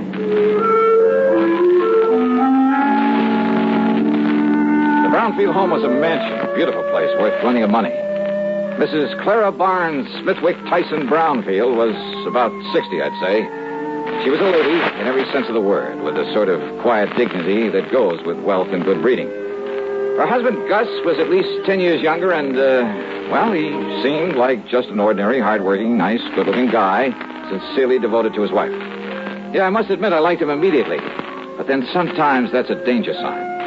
Anyhow, he pretty much repeated what Jack Price had told me, including the fact the police had gotten nowhere. So, if there's any way I can possibly be of help to you, Mr. Dollar? Not so much the money, Mr. Dollar. Though heaven knows the diamonds do have monetary value. That is the understatement of the week. Well, yes, I suppose it is. But when I think of some thief taking those beautiful stones out of their lovely mountings to dispose of them... Miss Brownfield, you and your wife were together all the time the night they were stolen? Yes, we were attending a party at the home of... Oh, no, wait. Yeah? Right, yes, dear. You left us for a few minutes to go over to the Canary. Yes. Why? Well, when we passed it on the way to the party... Yes? Well, I'd noticed that someone had left the lights on. Probably someone who'd worked late. Who? Well, frankly, I don't know. Well, go on, please. Well, the party had been rather dull, so I used that as an excuse to leave for a while. Yeah? I drove on over to the Canary, took care of a few odds and ends at my desk, turned out the lights, and then drove back to the party. Then we came home and found that the diamonds... Mr. Dollar. Yes? If you're thinking what I think you are... That your husband had plenty of time to come here during his absence from the party? Well, now, look here, Plus the fact that he knows the combination to the safe? Young man. No. What? No, Mrs. Brownfield. I was thinking of something you said a minute ago. About the thief disposing of those jewels. But, Dollar, if you think for 1 minute... Just hold your horses, please, Mr. Brownfield. Young man, this is outrageous. I refuse to listen to anything more from you. Yeah? Yes. Well, I think you'd better, Mrs. Brownfield, if you want the Canary diamonds back.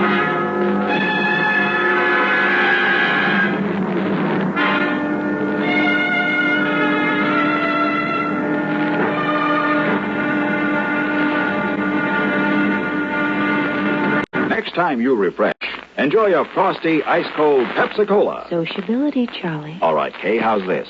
Pepsi is light, refreshes without filling. You like to refresh? Have a Pepsi right now. Well, offer it to everybody, Charlie. I will. Enjoy Pepsi at the fountain. It's delicious at home, too. Have one at lunch or with a snack. Charlie. At the beach or at dinner. Wherever you go, wherever you're thirsty, Pepsi is there. It's here, too, in our Be Sociable song. Be sociable, look smart, keep up to date with Pepsi. Drink light, refreshing Pepsi.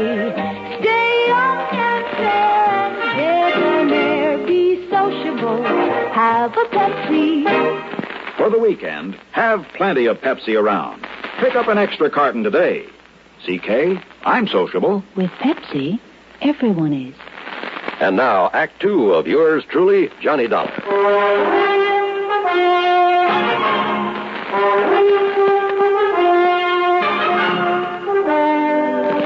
Dollar, this this is ridiculous. Is it, Mr. Brownfield? And I suppose the fact that my cannery business is not particularly profitable. Oh, I didn't know about that. I suppose you've decided that that's a motive for the theft of the diamonds. Well, I suppose it could be, couldn't it? Now, listen, Johnny, this is ridiculous. Take it easy, Jack. This is not only ridiculous, it's insulting. I must ask that you gentlemen leave this house immediately. Mr. Price? Of course, Mrs. Brown. Now, just a minute. No. I've had enough of this. Did I say I suspected your husband, Mrs. Brownfield? Did you need to? No, because I didn't mean to. What? That's right. But I did say that your talk about how a thief might dispose of the stones gave me an idea. You mean about how someone else might have taken them and will try to get rid of them? Something like that, Jackson. But who, Johnny? Yes, Doc. Young man, I still resent your implication, deliberate or otherwise. On the other hand, Mrs. Brownfield, since your husband might seem to be the one logical suspect... Young man. Perhaps I'd better play a little hunch I have before talking any further with you folks. Young man. Come on, Jack. Take me over to my hotel. My snide suggestion that Gus Brownfield at least could have taken the stones had got a reaction, all right. But it only convinced me that he was in the clear. The police had decided the whole thing was a professional job, and it would have taken a pro to crack that wall safe. And a pro would have sense enough not to try disposing of such distinctive stones in this country, in or out of the original settings. A pro would have some way of getting them out of the United States. But to where? And heavens knows he'd had plenty of time to get them almost anywhere. So there in my hotel room, still acting on a hunch, I was about to make a transatlantic phone call, but I didn't. Not then. Yeah? Johnny? Who's that? Doug. Doug Johnstone? That's right. Well, Hey, Johnny. Come in, Doug. Come on in. Well, so you couldn't stay away from our fair city, huh? Yeah, how'd you know I was here? Hey, sit down. Oh, thanks. Oh, I just happened to run into Jack. Jack Price. He told me he just dropped you off and told me why you'd come. Oh? I knew that if I didn't step in and give you a hand, why, that other Jack would never forgive me. The, other Jack? Yeah, Jack Johnstone, that wayward brother of mine out in L.A. Oh. Dramatizes all these wild cases of yours, puts them on the air. Hey, you know something, Doug? I've often wished I could drag that brother of yours into some of these cases to see what it's really like. You know, all he does is write them up and put them on tape. If he'd help me figure some of them out for a change. Won't I do? Huh? Matter of fact, I have figured this one out. Oh, so now I have competition. Hey, you're serious? That's right, John. The man who stole the Canary diamonds is now resting comfortably in a local Who Scout. You're kidding. Then I'll leave this clean. Oh, sure. Look, Johnny, Gus Brownfield's an old friend of mine. So when the stones were stolen and looked as though Brownie might be suspect, well, I decided to play detective. Yeah, well, keep talking, Doug. And I hope you haven't put me out of business. I've tried. Who knows? Maybe I have. Anyhow, I'm pretty familiar with Gus's cannery and the people who work in it. Yeah? And there was one man in his shipping department. Well, when I heard about the robbery, I started digging through old newspaper files down at the library. It took me weeks, Johnny, but I knew I'd seen that guy's face before. And sure enough, I found his picture alongside the story of a jewel heist that took place 15 years ago. Who is he? Les Murdoch. That means something to you, huh? Fingers Murdoch. Sure. Safe man for that International Gems gang back in 45. That's the guy. Yeah, but I thought he got 20 years. Well, good behavior got him off nearly 2 years ago. And he was working in Brownfield's cannery? In the shipping department. Oh. Well, I told the police about it. We descended on him a couple of hours ago, gave him a cock and bull story about having found some of his fingerprints around, and he confessed. Well, good work. Well, now that I've solved the case for you, you can buy me a drink and be on your merry way back to Hartford. Sure. And the jewels? The jewels. Well? Well, Johnny, the police have tried every trick in the book on him. And he won't say what he's done with them. In other words, my end of this case is only beginning. What do you mean? Bring the dirty criminal to justice? That's for the police, not me. What I'm hired to do is get those diamonds back. Johnny, if Murdoch won't say what he's done with them, and believe me, there's nothing in the world that's going to make him. You got any bright ideas? What'll you do? Well, you want to know something, Doug? You got a good question.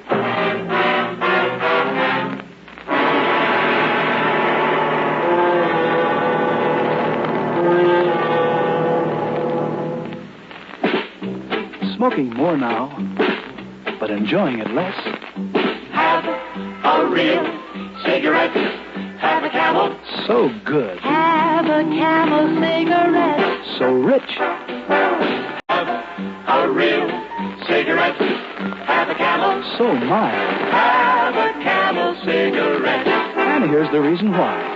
Best tobacco makes the best smoke. Have a Camel cigarette. You can say that again. Best tobacco makes the best smoke. Have a Camel cigarette.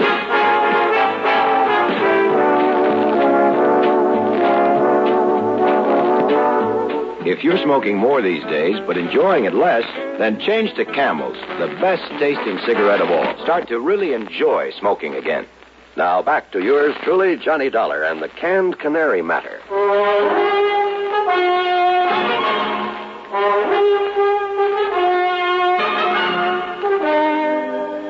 I went down to the Corpus Christi Central Jail and wasted an hour trying to get something out of Fingers Murdoch. Go on, Dollar. Get out of here and let me sleep. Murdoch. And don't give me this bull again about going easy with me if I tell you where the rocks are, because I know better. Look, listen to me, will Instead, you? I'll just serve another stretch, and then when I get out... If you live that long. Then I'll pick up the dough for him and live on Easy Street. Then you passed them on to a fence, huh? Did I say that, Dollar? Now, go on. Get out of here. You bother me. Then I remembered about some of Murdoch's earlier activities, about his international connections, about the impossibility of successfully disposing of the Canary diamonds anywhere in the United States. Item 2 cents for a phone call to Mr. Brownfield. Yes, there had been a shipment of canned goods the day after the robbery to an outfit in Paris called Imperial Import Company. The shipment was supposed to arrive there late today. Item 3, $12 for a transatlantic phone call to Paris to a wormy little character named Louis Dumas, who had another name for himself. Oui, monsieur. This is your oldest, your dearest, your most devoted friend, Jacques the Great Cat. Yeah, devoted friend, huh? You mean as long as I keep forking over good American dollars for information? But of course, monsieur. Sure. If somebody else came along with a bigger bankroll, you'd sell me out in a second. Oh, no, mon ami. You touched me to the quick. Sure. I mean, to have you put it so blunt. All right, now tell me just one thing. What do you know about canaries? Canaries? That's right. Uh-huh. Well? They are for the birds.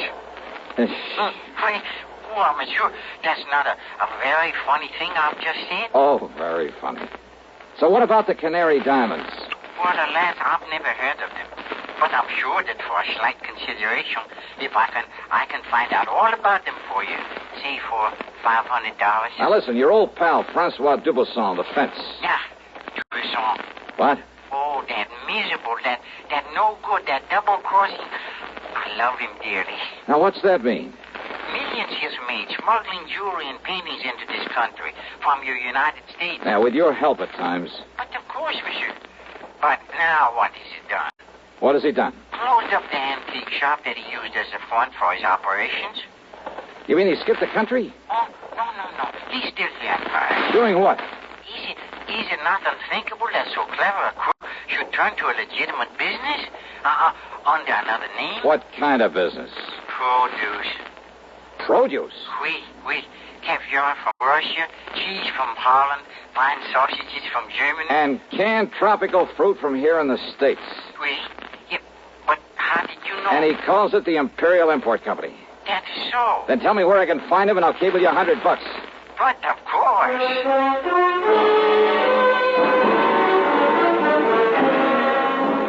Item 4, a real wild one. $488, transportation to the airport, to Chicago, to Paris, France. Then a cab to the little warehouse called the Imperial Import Company. And somewhere along the way, I picked up a 39-cent kitchen item that just might help solve this case for me. Francois Dubosson was more than a little surprised to see me. Monsieur Dolin? Yeah, surprise, huh?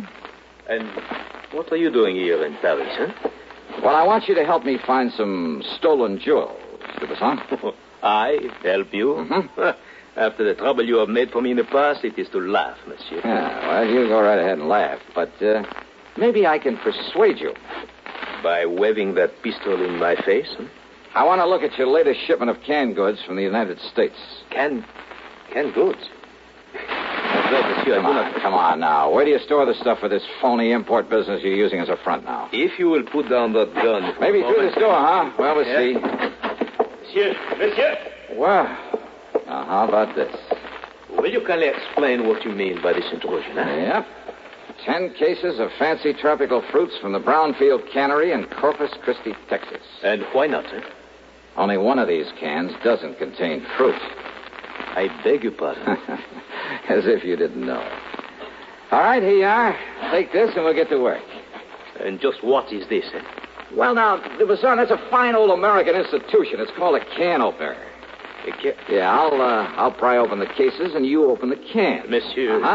Until we find the Canary diamonds. All right, here now. We'll start with this case right here. Oh, I know nothing of the Canary diamonds. You are going to wield that can opener until you do. Monsieur Dollar. 24 cans to a case, 10 cases. That shouldn't take you too long, though you might raise a handful of blisters. There you are. Get started, brother. Have you forgotten? You have no authority here in Paris. Oh, have you forgotten this 38 might give me all I need? And, of course, I can always call in the police. Police? But I won't unless you make me, Dubuisson. I would not like the police. Oh, I know. And if you want the truth, when it happens, I'll kind of hate to see them catch up with you. Huh? Sure, with you in the clink, I wouldn't know where to turn when I'm over here looking for something smuggled in from the States. Then, but all I'm interested in at the moment is watching you get to work with that can opener. Well, go ahead, Dubuisson. No. No? What do you mean by that? It will not be necessary.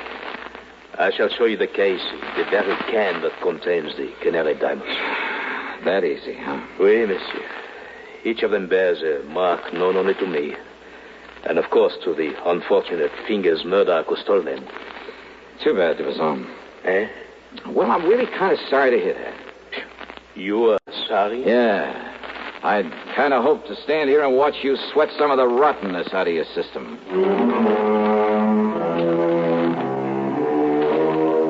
Thanks to its Paris representative, the company was able to arrange for getting the stones back to the U.S.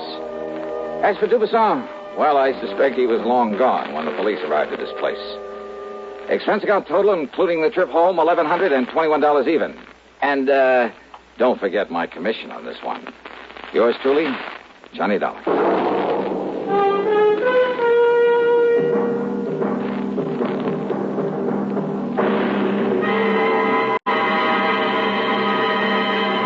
Hi. Maybe you'll recall this tuneful reminder of times past.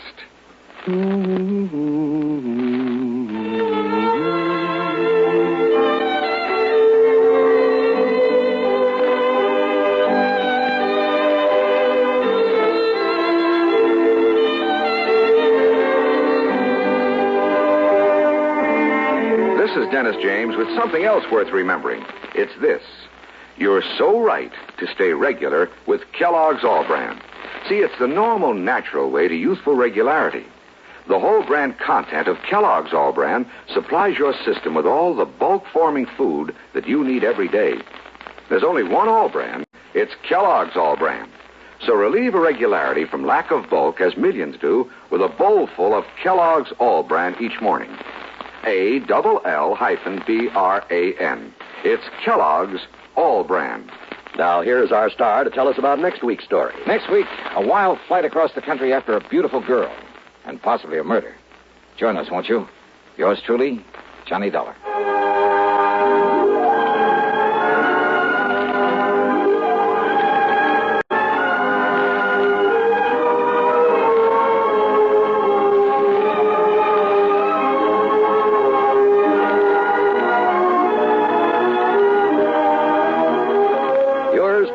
Johnny Dollar, starring Bob Bailey, originates in Hollywood and is written, produced, and directed by Jack Johnstone. Heard in our cast were Virginia Gregg, Jack Edwards, Russell Thorson, Stacey Harris, Jack Crucian, Forrest Lewis, and Tony Barrett. Be sure to join us next week, same time and station, for another exciting story of yours truly, Johnny Dollar.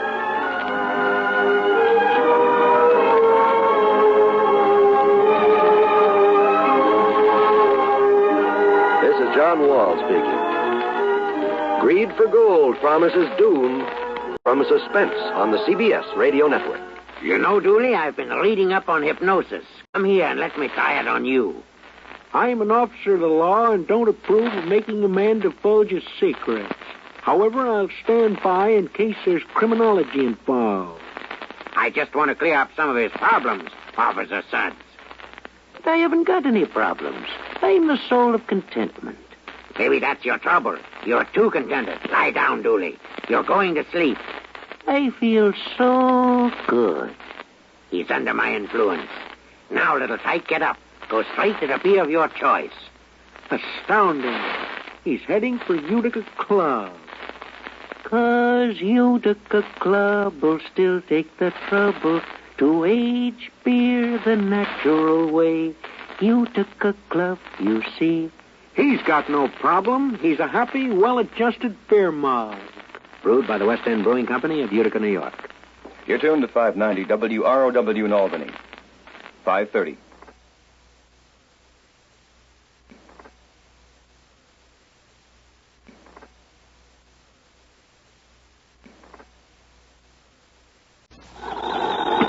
Johnny Dollar. This is Bert Larkin, International Casualty in Life. Oh, hiya, Bert. How are you? I'm afraid I have a bit of a problem, Dollar. Yeah? Yes, involving some $300,000. Wow. Will have to be distributed very shortly. Oh, well, easy, Bert. Just send me a check. Forget the whole thing. You're testing, of course. Oh, well, now, how could you say a thing like that? Well, what about this 300 G's? You expecting a policyholder to kick the bucket? Exactly. Though I wouldn't put it so crudely. Oh, well, maybe expecting him to be knocked off, huh? Oh, no. His name is Mr. William Makepeace Everly. Yeah? He lives out in the old Piney Woods section. Oh, yeah, that's a pretty well-to-do part of town. Exactly. And Mr. Everly is quite wealthy. Well, we'd have to have something to carry that big a policy. Exactly. I've just learned from his doctor, Dr. Thatcher, that he has only a very short time to live. Well, just what am I supposed to do about it? I don't know. You don't know? All I know is that Mr. Everly wants you out to see him immediately. And beyond that, Hey, Bert, there's something funny about this. I'm inclined to agree with you, Dollar. But will you do it right away? Sure, why not? But I wonder.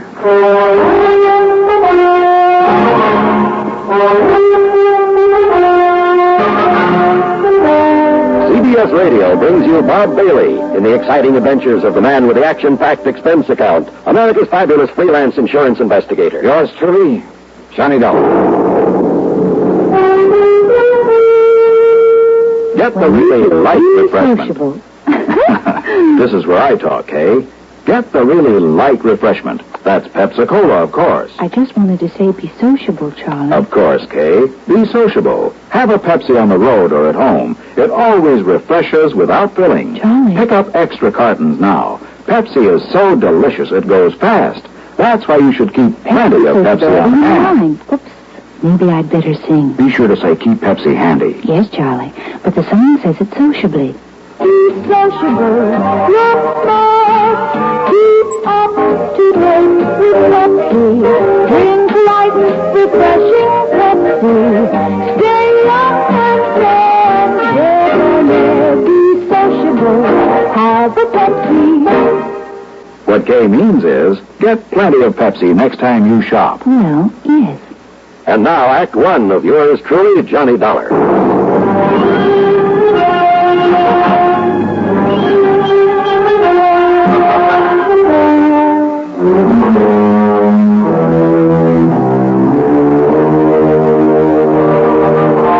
Expense account submitted by Special Investigator Johnny Dollar to the International Casualty and Life Insurance Company, Hartford, Connecticut.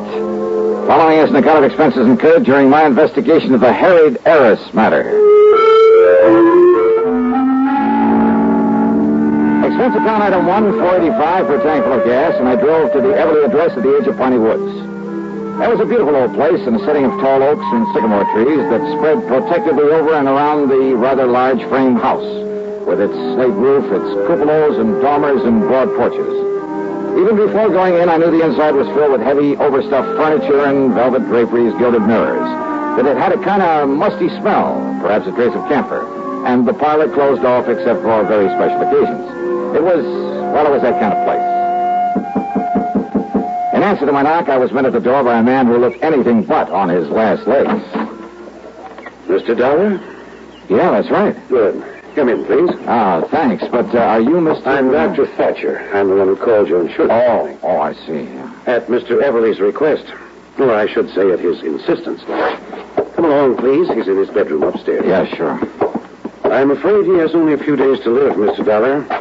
Early yesterday, I notified his stepson, Alfred Harker, but I haven't been able to locate his niece, Nancy Everly. And that is what has him upset. That's why he wants to see you. Oh? They're his only living relatives, by the way. Well, just what does he want me to do? Suppose I let him tell you.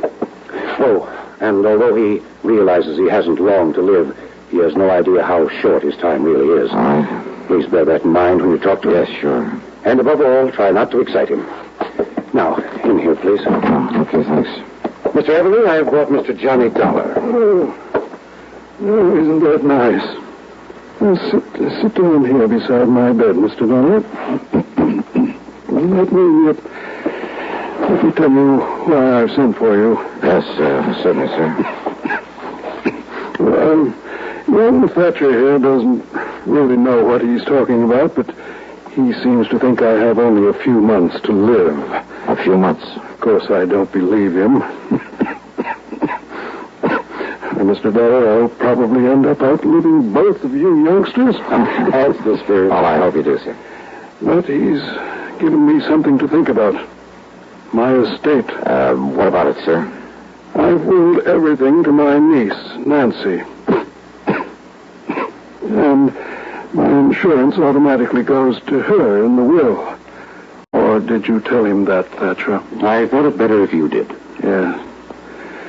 Well, it's not only because she's been kind and loving over the years, but, well, she's had gumption enough to stand on her own feet, rather than depend on me for a living. Where is Nancy, Mr. Everly? I don't know. Well, but I want you to find her, Mr. Dollar, and bring her here so that I can see her before I... Well, now, I still don't believe this young sawbones, but Yes, I think I understand, sir. And she is your only heir, your only living relative? I told you that. My only heir. And I want to be sure. I want you to be sure it stays that way. Well, I'll do everything I want nothing to go to my stepson, Alfred Harker. I see. Idle, worthless, sponging off me all these years, even forging my name to checks to get my money now and then. That kind, huh? Yes. And if he finds out I'm leaving everything to her, there isn't anything he wouldn't do to... Please, take it easy, Mr. Everly. I'm all right. Well, of course, Nancy realizes this about Alfred, doesn't she? No. And that's why you must find her. Bring her to me. I'll certainly try, sir. Yes, you must. Please, Mr. Everly, now you... Anything happens to me, you must protect her from him. You must. You... All right, Phony. Hand me that hypo down the track. Yes, sure, Doc. Here. I was afraid he might get too wrought up over this. There now. Just relax, Mr. Everly. Relax. Yes. Thank you.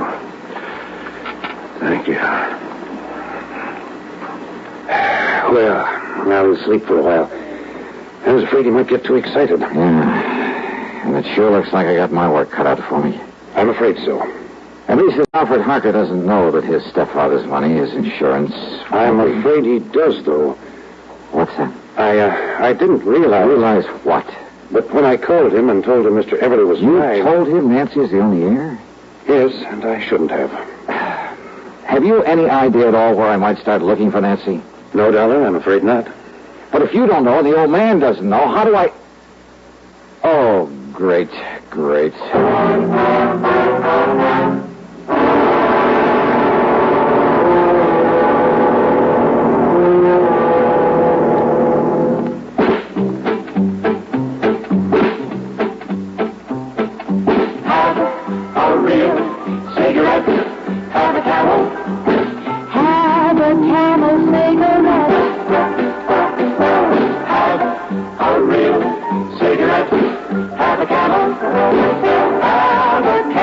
Cigarette.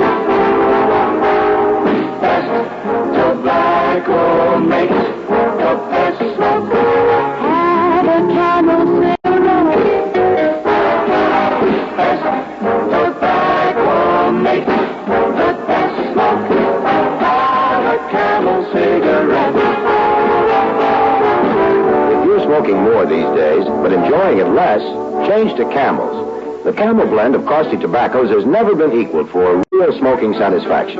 Have a real cigarette. Have a Camel. Start to really enjoy smoking again. And now, Act 2 of yours truly, Johnny Dollar.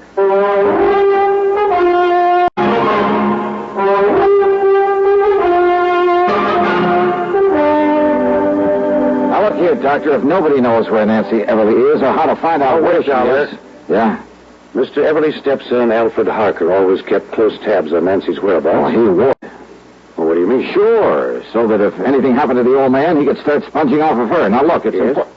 Well, Mr. Everly said she doesn't know what a rotten character Al is. That's true. Because of his sweetness and light attitude, Mr. Everly never told her. Well, if he had, he wouldn't have to be so worried about what Alfred might try to do to her to get the estate. Very true. Unless I can get to Nancy first, she'll be a sitting duck for him. If only I hadn't told Alfred he's not included in the... Well, you did, and that's that. Yet, if Mr. Everly's will specifies that Nancy's to be the sole heir... Oh, you never heard of a will being broken? Well, yes. Okay. Where can I find Alfred? Well, he lives in a rooming house on the other side of town. Yeah, I'll write the address down for you. Yeah, do that. And remember, Dollar, he's not only bad, but clever. So be careful. Here, remember that. Sure.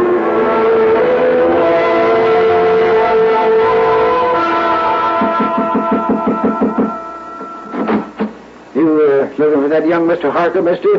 Yeah, that's right. Yeah, well, he ain't there. I'm the building super. Now, where can I find him? Don't ask me. All I know is he packed a couple of bags yesterday morning and All right, look here. I'm a private investigator. My credentials. Okay. If you'll just let me get into Harker's apartment. Oh, here. Will this 5-spot be of any use to you? Oh, now, you know better than to ask that, young fellow.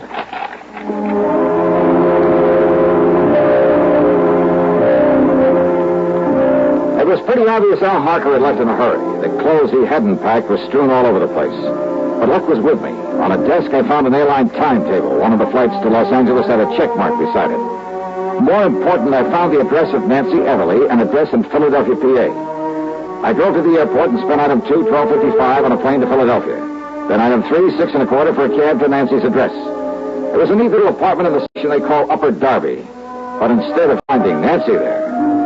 Why, no, Johnny Dollar. I'm Mary Ann Hooper. Oh, yeah. Now, Miss Hooper... But I know Nancy Everly from the office where we work together. Well, where can I find her, Miss Hooper? When she moved out of town, I agreed to take over the lease on this nice apartment. Won't you come in? She moved out of town, you say? Mm-hmm. Where?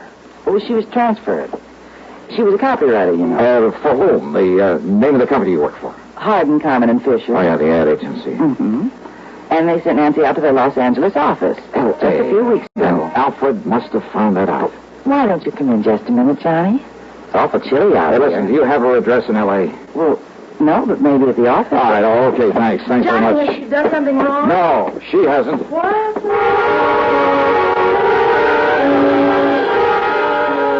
It was late and I hadn't had any dinner, but I took a cab out to International Airport. That's another 6 1/4, and there, unfortunately, had plenty of time to eat before I could take the 1:30 a.m. plane for the West Coast. The meal is item 5, $3 even. Item 6, $161.60 plane fare to L.A. Item 7, another 6 1/4, taxi into the office of Harden, Carmen, and Fisher, where I had to wait for the joint to open up. Then I talked to the receptionist. No, Mr. Dollar, Nancy isn't here. Oh, then I'll go out and grab some breakfast. Today. When does she come in? What did you say? I said she isn't coming in today. Why not?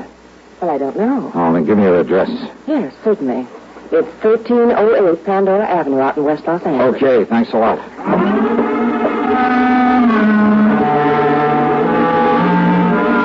So Nancy was in L.A. Al Harker had come to L.A. And Al knew he'd get none of Mr. Everly's estate unless what? Oh, I hadn't the least idea. But I knew that he was clever, which meant there was no time to waste in getting hold of Nancy. Item 8, $3.50 for a cab to 1308 Pandora, and there from the landlord. Oh, believe me, this was the one I hadn't anticipated. Oh, she lives here, all right, but she's near now. Do you have a on a little trip a few hours ago. Trip, did you say? That's right. She and a real nice-looking young man. Do you know his name, who he is? No, I can't say that I do, but a real charming, nice Well, look, do you know where they want? man. Oh, I sure do. Well, where? She said they were going over to Las Vegas. Vegas? And you know something? I think they're going over there to get married. Ouch. Munch, munch, munch a bunch of Fritos. Corn chips. It's not polite to smack your lips, but you can't have it with Fritos corn chips. Munch, munch, munch a bunch of Fritos corn chips. That's right. Fritos corn chips. So crisp and light, there's contentment in every munch. Serve them at outdoor parties, as a snack or with dips. Fritos corn chips are so good with cold drinks. Everyone will want to munch a bunch. Fritos have a flavor no other kind of chip can match. Munch, munch, munch a bunch of Fritos corn chips. Fritos are golden chips of corn just made to munch. Keep Fritos corn chips on hand for the perfect warm weather between meal treat. Tuck a bag in every lunch, picnic or otherwise. Serve them with sandwiches, salads, all summer meals. Fritos corn chips full of good, crisp, refreshing flavor. Fritos, Fritos corn chips. Munch, munch, munch a bunch of Fritos corn chips. Now, back to yours truly, Johnny Dollar, and the Harried Heiress Matter.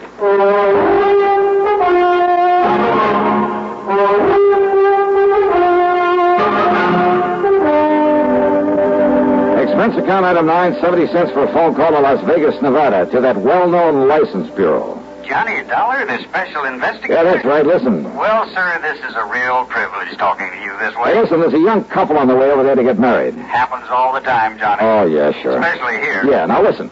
Their names are Nancy Everly and Alfred Harker. You want me to arrange something special for them to help them on their way? No. Somehow you've got to keep them from getting married. Well, now, unless you've got some legal reason, Johnny, some kind of court order. Oh, by the time I went through that, they could be married and gone. Yes, I guess that's true. So look, you got to stall them. Somehow you got to keep that pair waiting. Well, now, Johnny, I'd certainly like to do you the favor. And do it. But unless I got some legal cause, you see, it works like... Well, look, just you stall them off until I get there. I'll make it worth your while. Now, Johnny, that sounds like bribery. All right, call it anything you like. Just hold them up until I can get over there to Vegas. But on what excuse, Johnny? Anything you can think of. Do it. I'm on my way.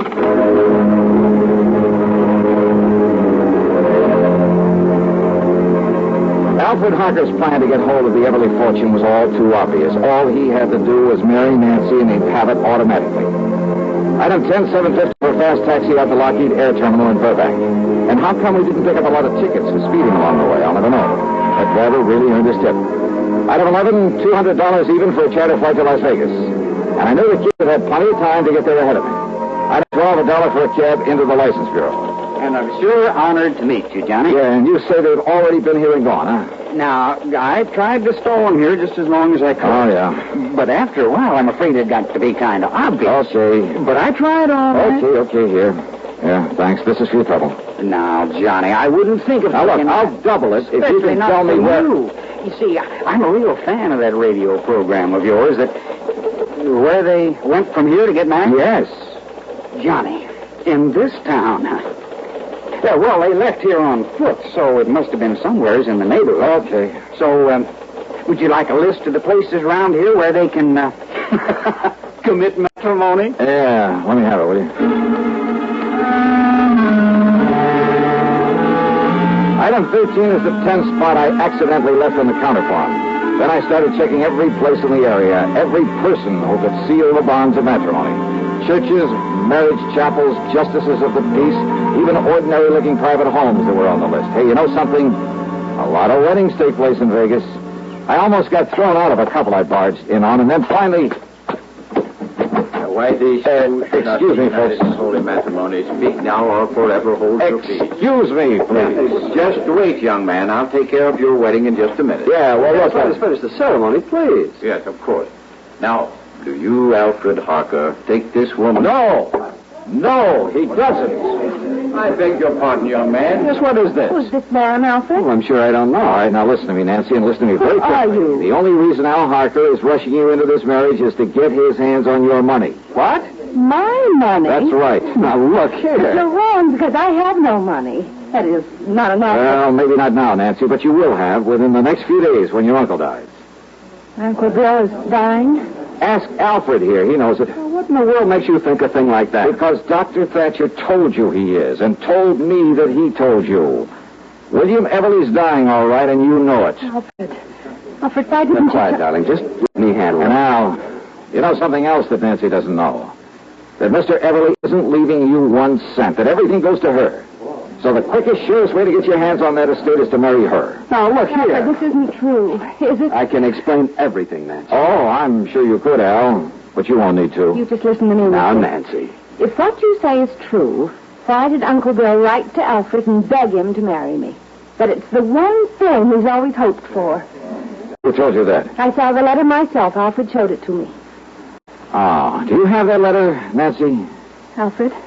Well, no, I threw it away. Yeah, you would. So not to have any evidence lying around. Evidence? A forgery. Like the checks your darling Alfred forged over the years. Alfred, no, that isn't true, is it, Alfred? It's true, all right. Man or anybody else is going to stop this wedding. Come in, Nancy. Young man, now look, pulling that gun is about the most foolish thing you could possibly do, Alfred. Is it? Alfred, listen. No, Nancy. Now let go of me. Please, Alfred, listen to me. Oh, just hang on to him, Nancy. I'll kill you. Sure.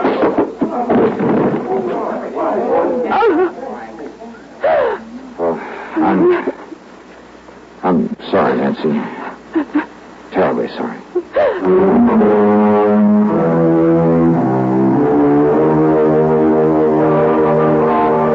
Well, pulling his gun was a big mistake. Yeah, the people there in Vegas, the police, just don't go for that sort of thing. As for any charges the company may care to make against him, well, that's up to the legal department. The main thing is to keep him away from her permanently.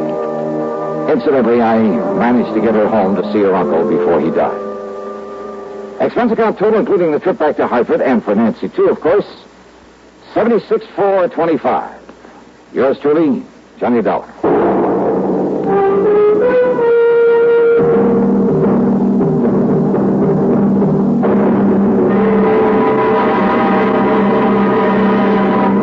Okay? Okay.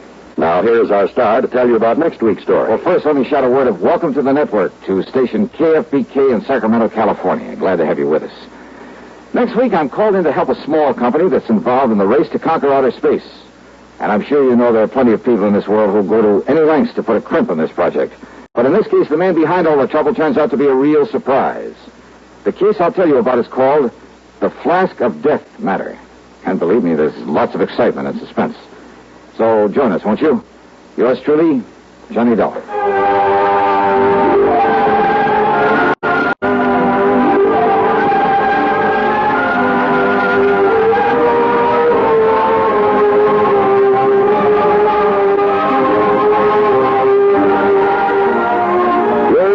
$20, starring Bob Bailey, originates in Hollywood and is written, produced, and directed by Jack Johnstone. Heard in our cast were Virginia Gregg, Gene Tatum, William Byeth, Marvin Miller, Russell Thorson, Bart Robinson, Forrest Lewis, Sam Edwards, and Harry Bartell. Be sure to join us next week, same time and station, for another exciting story of yours truly, Johnny Dollar. This is John Wall speaking. Suspense follows on the CBS radio network. You know, Dooley, I've been reading up on hypnosis. Come here and let me try it on you. I'm an officer of the law and don't approve of making a man divulge his secrets. However, I'll stand by in case there's criminology involved. I just want to clear up some of his problems, Officer Suggs. But I haven't got any problems. I'm the soul of contentment. Maybe that's your trouble. You're too contented. Lie down, Dooley. You're going to sleep. I feel so good. He's under my influence. Now, little tyke, get up. Go straight to the beer of your choice. Astounding. He's heading for Utica Club. 'Cause Utica Club will still take the trouble to age beer the natural way. Utica Club, you see, way. Utica Club, you see, way. Utica Club, you see, way. Utica... Johnny Dollar. Paul Peters, Johnny, at Western Identity Company. Oh, hiya, Paul. How's the weather out there in the City of the Angels? Johnny, Yeah? can you come out here right away? What's up? Well, put it this way. How would you like to give some much-needed help in the race for outer space? Oh, well, if you mean take a ride in one of those experimental space capsules... No, I mean... Thanks, Paul, but I'll stay in the cheering section for a while. No, I mean put a stop to the trouble that's threatening to... But, Johnny, we have no proof. No proof at all. No proof of what? That these deaths were anything but accidental. That they weren't incidental to something much bigger. Paul... But if you can find out who's in back of them, who's in back of all this... Hey, look, will you start making sense? What? The race for outer space, remember? Yes, Johnny, and you know its importance. Yeah, and I take it some company, some client of yours has a hand in it. Yes. But they're having trouble. Yes. What? Because although there's no proof, I'm convinced, Johnny. Yeah? Well, come on, Paul. All right. Sabotage. Oh? Yes, Johnny. Sabotage.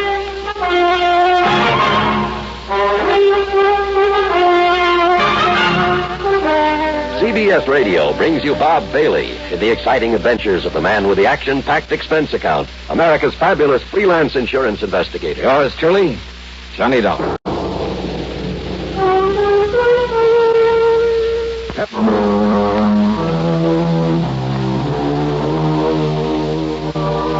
Expense account submitted by Special Investigator Johnny Dollar to the Western Indemnity Company, Los Angeles office. Following is an account of expenses incurred during my investigation of the Flask of Death matter.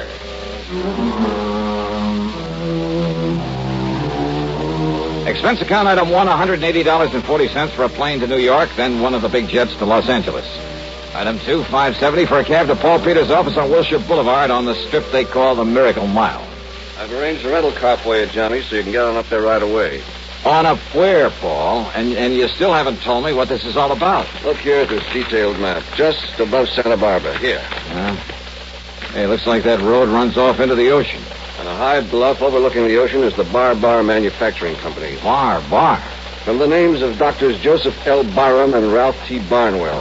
They're a couple of top-grade scientists. So what do they build? Spaceships? Ostensibly, they make small aircraft components, but actually, well, after they were dropped from governmental service, they begged and borrowed a lot of money to set up a little plant. And they've developed a capsule they're sure will enable a man safely to return from outer space. Kind of competing with the government, aren't they? Barham and Barnwell are determined to prove that private enterprise can accomplish more than a lot of inter-service wrangling can. More power to them. And if they can prove their rescue capsule works, they'll make millions, Johnny, literally millions. Well, I should think so. Naturally, we, as their insurance company, will benefit, too. So far, though, it's cost us a lot of money. Oh, how, Paul? Insurance policies on a couple of their key men who died recently under most peculiar circumstances. Yeah, how? During the testing of this device, but nobody seems to know exactly how or why those men died. Now, if you can find out for us... Yeah, well, I can try. Barham and Barnwell don't want you up there poking around, Johnny, but I've insisted on it, so they're expecting you. I see. So, will you get on up there right away? Sure, why not?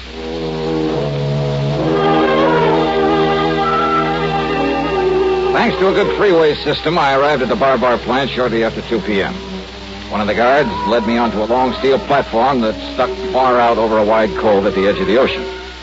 At the end of it, surrounded by a lot of complicated machinery, attended by half a dozen men, was Dr. Ralph Barnwell at the controls of a gigantic hoist. A long, heavy steel cable on it was pulling something out of the deep waters of the cove. Much to my surprise, Dr. Barnwell didn't seem to resent my presence at all. Yes, Dollar. Here comes the space capsule. This time the test has to be successful. Say, tell me, Dr. Barnwell. Twice before it was plunged, fired into this deep hole at the edge of the ocean under conditions simulating a return from outer space. Everything within the capsule functioned perfectly. The tests were a complete success. Except for one thing. Yeah, what's that, Doctor? For no apparent reason, for no reason at all. Yeah? The man inside it was dead. I see. Easy now. Lower, Doc. Yes. All right now. Ready on the cradle. And that's why, Mr. Dollar. That's why my partner, Dr. Joseph Barham, insisted on making this test himself. All right, men. Release the pressure so we can open the door of the capsule. All ready? Good. Good. All right, now come along, Dollar.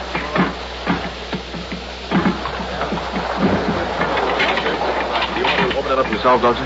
Yes, I'll open it. Stand aside, men, so that we can...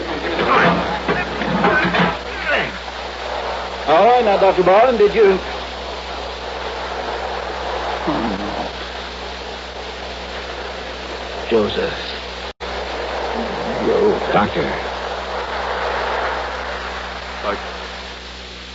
Like the others, sir. Dr. Barham's dead.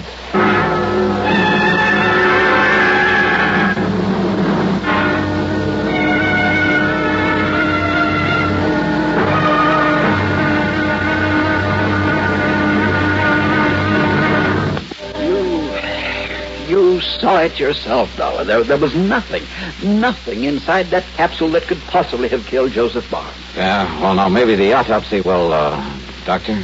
Yes, of course. We'll have an autopsy, the same as we had on the other two men who died this way, but I know what the findings will be. What, sir? Asphyxiation. But I tell you, it's impossible. If the atmosphere inside it became insufficient or faulty for any reason at all, it would have shown up on the tape recordings that we so carefully checked over. And these young scientists we employed don't miss anything, Dollar. Well, what about a poisonous gas of some kind in there? Poisonous gas? Well, 3 of these in a row, Doctor. It looks kind of deliberate, doesn't it? The presence of any known poisonous gas would have been recorded, too. Any known poisonous gas? What? Well, isn't that what you said, Doctor? And with all the people in the world who'd like to see you fail with a rescue capsule, don't you think a few of them might be clever enough to make up something you couldn't spot? You're talking about some spy, that sort of nonsense? Is it nonsense? Nothing could be placed in that capsule without our knowing about it. You're pretty sure of all the people you have working here? Of course we are, as sure as we can be. Yeah? And what's more, if anything, any device had been placed in the capsule to release this poisonous gas you're talking about, we'd have discovered it when we opened the capsule. We'd have smelled traces of it. Well, maybe. And maybe it sounds wild, Doctor, but have you considered the possibility of the man himself in there releasing some kind of... Dr. Barham, a suicide? No. Good heavens, no. All right, how was a breathable atmosphere provided inside that thing? 2 oxygen tanks, primarily, and a minus-pressure tank system containing a CO2 absorption unit, plus, of course... Well, what's been done with the oxygen tanks that were aboard? Why, they've probably been returned to the storeroom where they can be made ready for the next test. You're not sure? I tell you, Dollar, the presence of any poisonous gas... Any known poisonous gas, remember? You know that rescue capsule inside and out, don't you? Every square inch. Even the most minute detail. Well, I know nothing about it, but, Doctor, that might be an advantage in my investigation. What? Because I have no preconceptions about why or how some device couldn't be put aboard. I'm afraid I don't follow. So maybe I'm just the one to find out how it was. But that doesn't... Also, I have a strange little hunch I'd like to follow up. Do you believe in hunches, Doctor? Hardly. As a scientist, But, Mr. Dollar, if your hunch can result in finding the killer among us... Maybe it will, Doctor. Maybe it will.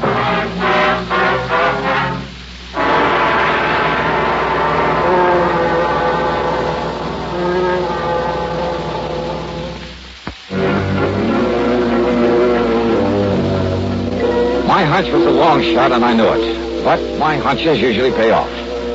Dr. Barnwell promised no interferences and gave me a pass that would get me by his security guards to any department or laboratory in the place. I talked with some of his bright young scientists and engineers and other technicians, not because I expected to get anything from them, and I didn't, but to hide my real purpose. Then I wandered into the storeroom where the oxygen cylinders were kept. I talked to a rather dull-witted character named Pete Prosser. Just about to empty out these here little oxy bottles and go home. Say, didn't I see you up there on the dock with Dr. Barnwell this afternoon, Mr. Dallas? Yeah, that's right, Pete. And, aren't you the one who opened some of the valves on the outside of that capsule just before Dr. Barnwell opened the door of it? Well, release valves, they call them, Mr. Dollar. Yeah. I open them up real slow so as to let the inside pressure get what you call equalized with the outside air. Or to release whatever was inside that killed him. Oh, what you say, Mr. Dollar? Pete, where do the oxygen bottles come from that are used to provide an atmosphere in that capsule? Right here in my storeroom, Mr. Dollar. Oh, you fill them up yourself? From a master cylinder of the stuff, something like that, huh? Oh, no, sir. I only issue them out when I get the orders, Mr. Dollar. I guess they don't think I got brains enough for anything much else. But I really have, Mr. Dollar. I got a lot of... Well, who does fill them up for use? Well, now, that's a funny thing, Mr. Dollar. I don't exactly know. You don't know? But it must be some of the scientists they got all around here. But all I know, Mr. Dollar, is they're always full and ready when I get the orders to deliver Flask number so-and-so and so-and-so up to the dock. I come down here and get them and then help install them. What happened to the bottles that we used this afternoon? Well, the first thing we done, Mr. Dollar, was check them out up there on the dock. Check them out? Well, sure, Mr. Dollar, to be sure they still had pressure in them in case their running out was what killed poor Dr. Barham. But it wasn't, on account of they still had plenty of pressure. You emptied them up there? Oh, no, sir, Mr. Dollar. That's what I was going to do when you come in here just now. You see them here on this rack?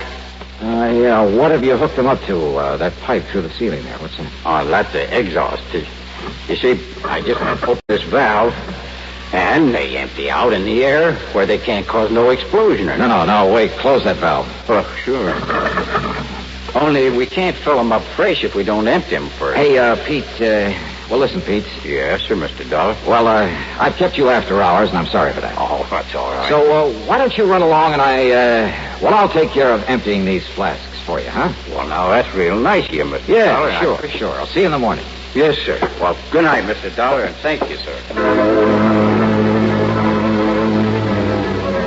When he was gone, I tore over to one of the laboratories I'd visited earlier. There I borrowed a couple of healthy-looking white mice. Then back to the storeroom. I hooked a tube onto each of the oxy bottles and slowly fed the contents, supposedly pure oxygen, into the cage with the mice.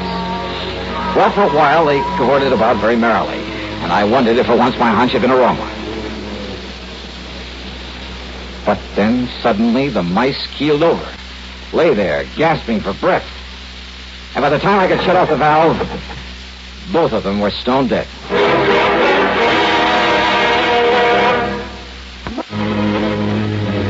Now I knew how Dr. Barham and the others had been killed inside the space rescue capsule.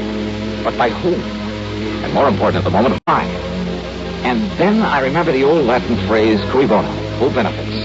And the answer came so easily I could have kicked myself. But how to prove all this? Oh, maybe if I took the lethal oxygen tanks up to Dr. Barnwell's office and... maybe there was a better way. Yeah, a little less dangerous.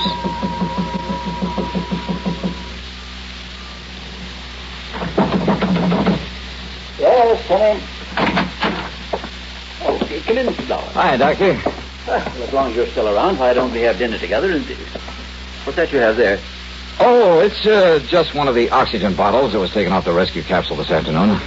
Yeah, I'll sit here by the door. May I ask why? Well, because I think the valve has developed a leak, and I just thought you ought to know about it. The valve? It leaks? Sure. Did you hear it? Yes. Yes, well, then we'd best get it out of here. Oh, no, that's all right. Sit down, Doctor. I want to talk with you. Yes, but a lot of additional oxygen in here. If you were to forget and light a cigarette, light a match. I won't forget. Probably wouldn't do a thing anyway. Now, Mr. You know, in spite of your nice reception, I understand you didn't want me to come up here and poke around. Well, I'm sorry if you got that impression. It's probably because Dr. Barham and I thought that... you and Barham got out of government service, didn't you?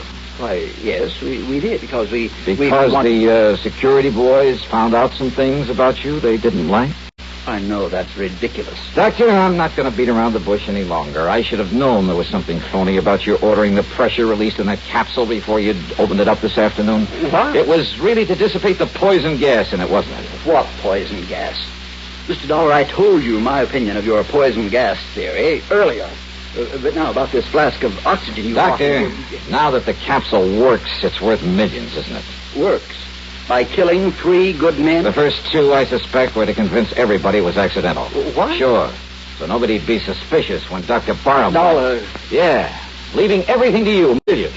What is this nonsense? And listen, about this leaky bottle of oxygen... Well, now, why get so upset about it? I'm not upset. Then sit down. No, I... Doctor, I said sit down. What do you mean? Done? Yes, sir, that's right.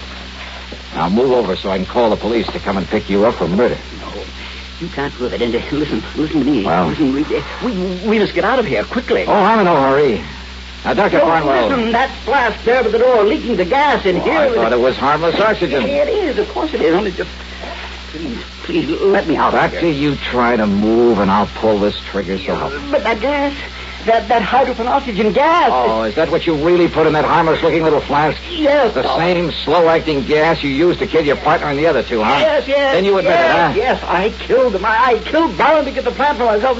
You'll put that in writing? Anything, but let me out before the gas kills me, too. I can feel it now.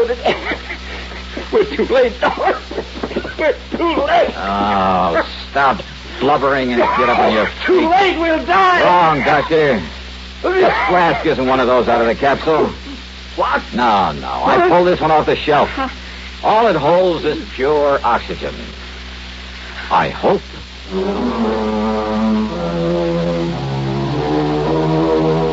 I don't know, of course, but I suspect the government will take over. Maybe they'll have something in that space rescue capsule.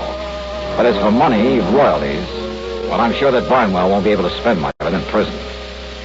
Expense account total, including a couple of days and nights in Santa Barbara and the trip back to Hartford, $431 even.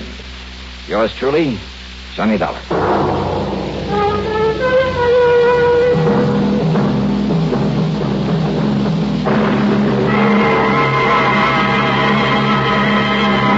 This week a story that's called The Wholly Unexpected Matter. And believe me, the title fits. Yeah, it involves a wild trip across the country in search of a killer. A killer who just happens to be looking for me. Who apparently knows more about my plans and where I'm going than I do myself. All of which leads up to a really unexpected twist at the end of the yarn. I think you'll like this one. Like it a lot. So join us, won't you? Yours truly, Johnny Dollar.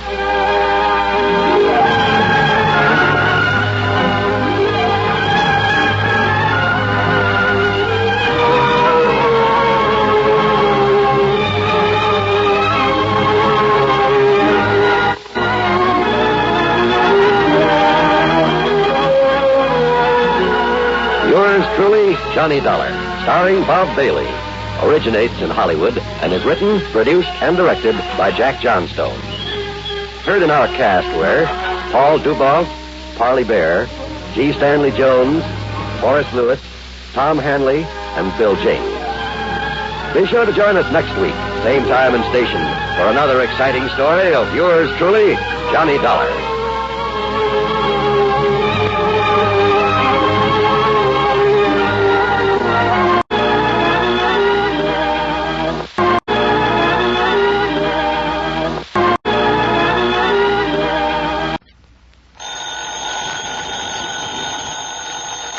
Johnny Dollar. Pat McCracken, Johnny. Universal Adjustment. Sorry, Pat, but the answer is no. Huh? My bags and fishing tackle are all packed. Johnny. My plane ticket is just waiting for me out of Bradley Field. Plane's due to take off in a few minutes, and believe me, I'm going to be on board. Well, fine. So don't try to stop me. Well, because what I called you about...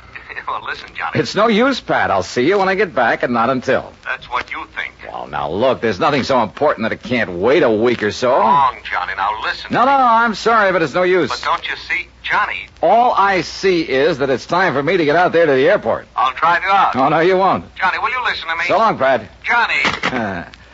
And so help me if he tries chasing me out to the airport.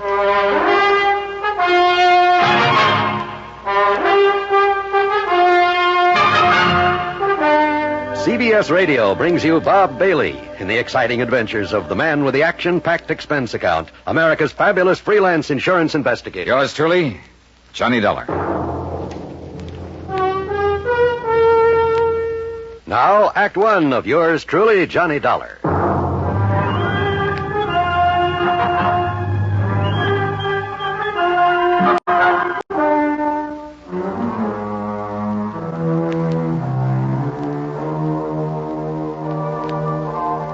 Expense account submitted by Special Investigator Johnny Dollar. Yeah, to the Universal Adjustment Bureau, Home Office, Hartford, Connecticut.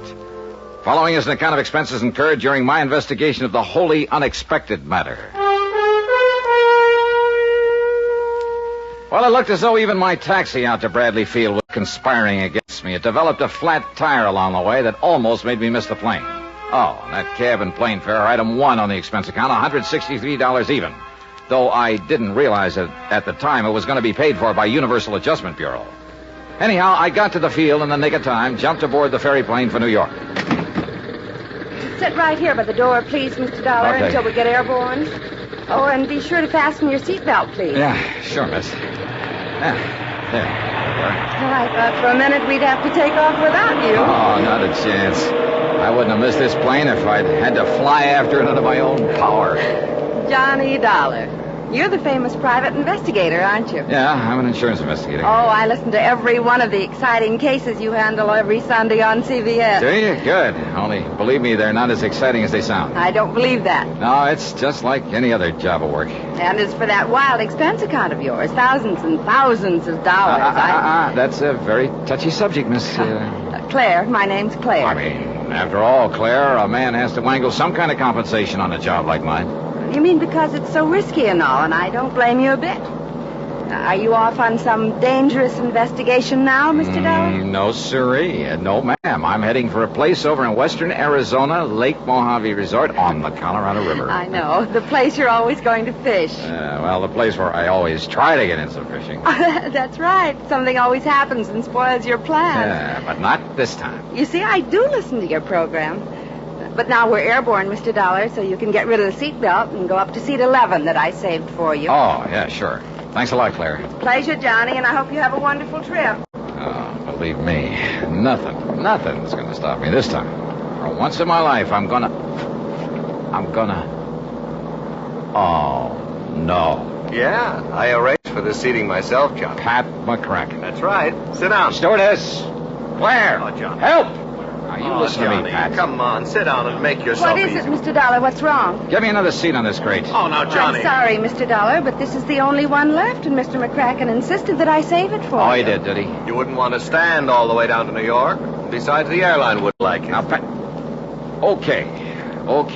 But only as far as New York. Yeah. If I were you, I wouldn't be too sure. Yeah? All right, now you listen. The minute we land in New York, where I can pick up another plane, Pat, you and I part company. You want to bet on that?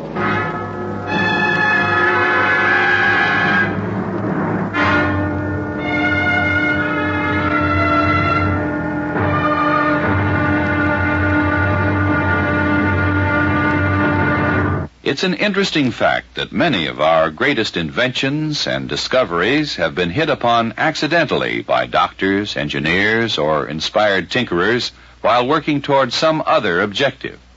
Thomas Edison had such an accident. While working on an advanced telegraph instrument, he noticed a faint musical sound coming from the revolving paper-covered cylinder he was using. He noticed that indentations in the paper caused the needle to vibrate, and the vibrations produced the sound.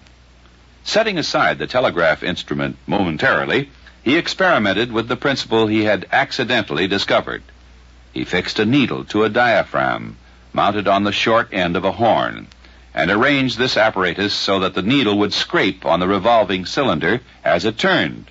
Instead of paper on the cylinder, he used a covering of tinfoil, and then spoke through the horn as the cylinder turned, and the vibrations of his voice caused the needle to make indentations of varying depths in the tinfoil surface. After a few models had been made and tested with minor success, Edison recited into the horn the nursery rhyme, "Mary had a little lamb." Then it was played back, and for the first time in history, a machine spoke with a man's voice. Thus the phonograph was born, an invention that grew out of an ingenious inventor's attempt to produce something else.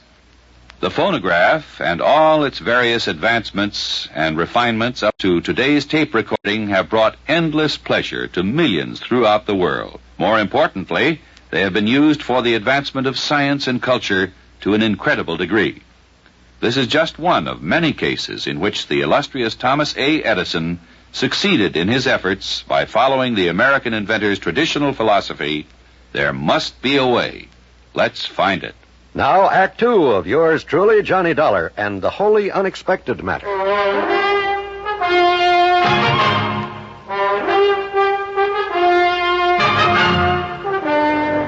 When we got off in New York, I said so long and goodbye to Pat McCracken, then climbed aboard one of the big jets. But just before takeoff, who should come barging in and take the seat next to me? Well, of course, Johnny. This is the seat that was assigned to me. All right now, Pat. How did you know what flight I was taking out of Hartford, which one out of New York? Easy, Johnny, easy. I simply checked with the airline back there at Bradley Field.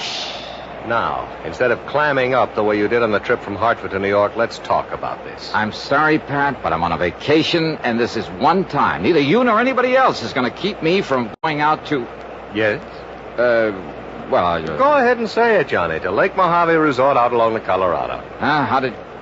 I mean... what makes you think that? Well, where else in the world would you go to get away from it all for a few days? Well, lots of places. Not this time. How do you know? I'm just betting on it. That's why I dragged along all my fishing tackle. Huh? Sure. After hearing you rave about the place all these years, I decided it was high time I took a crack at it, too. Now, wait a minute. Just a minute. Yes, Johnny. You mean that when you called me back at my apartment, it wasn't about some kind of an assignment? Farthest thing from my mind. Oh, yeah? Honor bright. What? Then why didn't you say so? So who had a chance? Well, do we go fishing together or don't we? All right, just one condition, Pat. Not one single word of business until we get back to Hartford. Who said anything about business? Don't you think I need a vacation now and then as much as you do? Okay, then, okay. Now, that's settled. That's settled, yeah. Now, make with some talk about those nice big fish that we're gonna... Okay, Huh? What's the matter? What? Nothing. I've been looking at that fellow sitting up there in the seat next to the emergency exit. Oh, what about him? Nothing, really. It's just that he looks very familiar, and what's more, I'm sure he was also aboard the plane out of Hartford. Oh, so were several other people. Remember, the plane was full. Yes, and I tried to tell you about the way he kept looking back at you in a funny sort of way. Now, quit it, Pat. Just well, quit it's a fact, John. Oop. Look, did you see that? He gave us a quick glance and then buried his face in his magazine again. So what? Well, almost as though he didn't want to be seen by us. Now, you look here, Are Pat. you sure that you don't recognize him? That face is mighty familiar. Well, it isn't to me, so forget it and relax and let's enjoy ourselves. Funny little scar on his cheek when he half turned just... Johnny, are you sure you didn't... Now, I said forget it. Okay, whatever you say.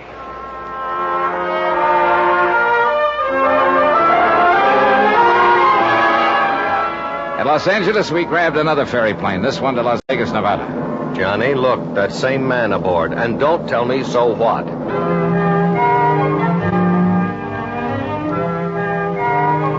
It was late when we arrived at the fabulous city of Chance out there in the middle of the Mojave Desert.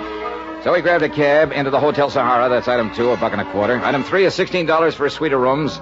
Item 4 is $12.20 for a couple of drinks and a good meal. Then we dropped into the casino. Oh, real excitement. Yeah, watching the little ivory ball click around the roulette wheel, the snap of cards at the blackjack table, the rattle of dice, the click of poker chips, the ring of silver dollars, and over it all, the constant chuck and whir of the slot machines. Pat and I had separated, and by some stroke of good luck, I did all right with the dice. So I hauled my stack of chips over to the cashier's cage and collected, believe it or not. 200, 300, 350, 60... $365. Right on the nose.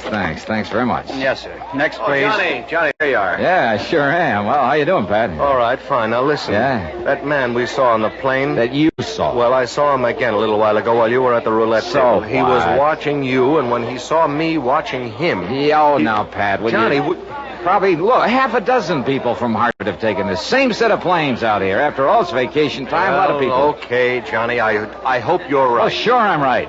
Now, look, let's get some sleep, and first thing in the morning, we'll head down to the lake, huh? Come on. Well, whatever you say, only stop worrying, will you? Will you? Sure, Johnny, sure.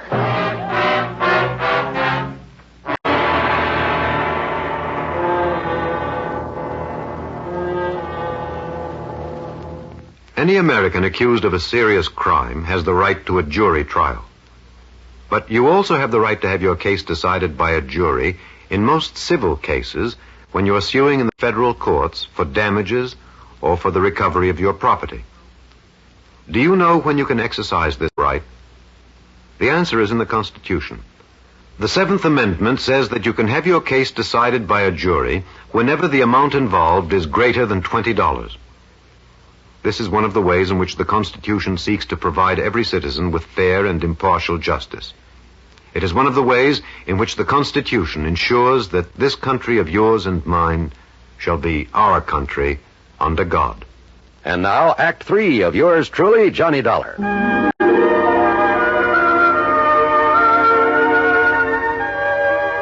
Well, it wasn't much after the crack of dawn that Pat McCracken and I rented a car. That's item 5 on the expense account, $50 deposit. And then we headed south. 5 miles short of Kingman, Arizona, we swung right on 68 down toward Davis Dam, down to Lake Mojave Resort. Once over the mountain pass, there were miles and miles of nothing but sun-baked rock and sand, of sagebrush and Joshua trees, of tumbleweed and cactus. And then, right in the middle of it, that clear blue water of Lake Mojave. The resort itself, with everything for water sports and, more important for me, for the fishermen. Buster Faber signed us in at the office, and then... Okay, you're number 8, Johnny. And if you and Mr. McCracken don't get limits every day... Mr. McCracken? Oh, out here, Buster, it's Pat. Okay, Pat. Wow, shall we?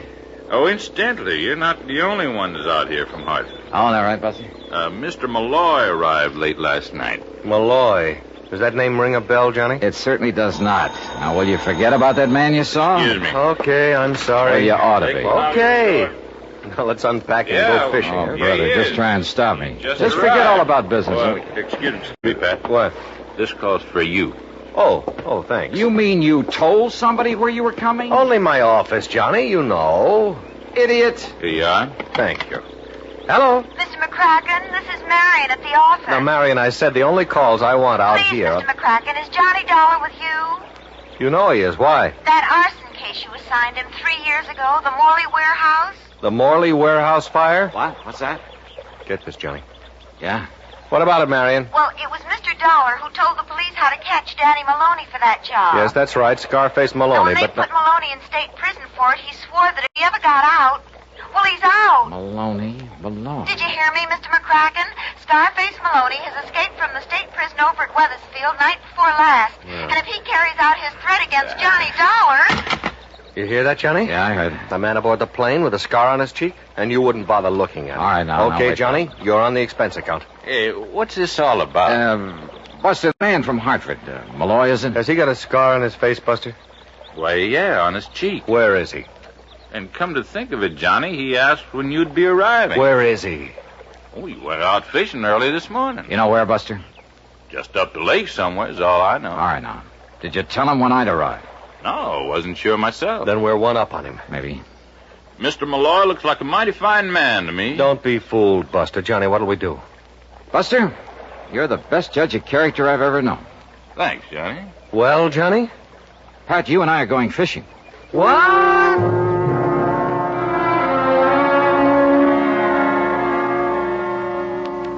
I know Lake Mojave well.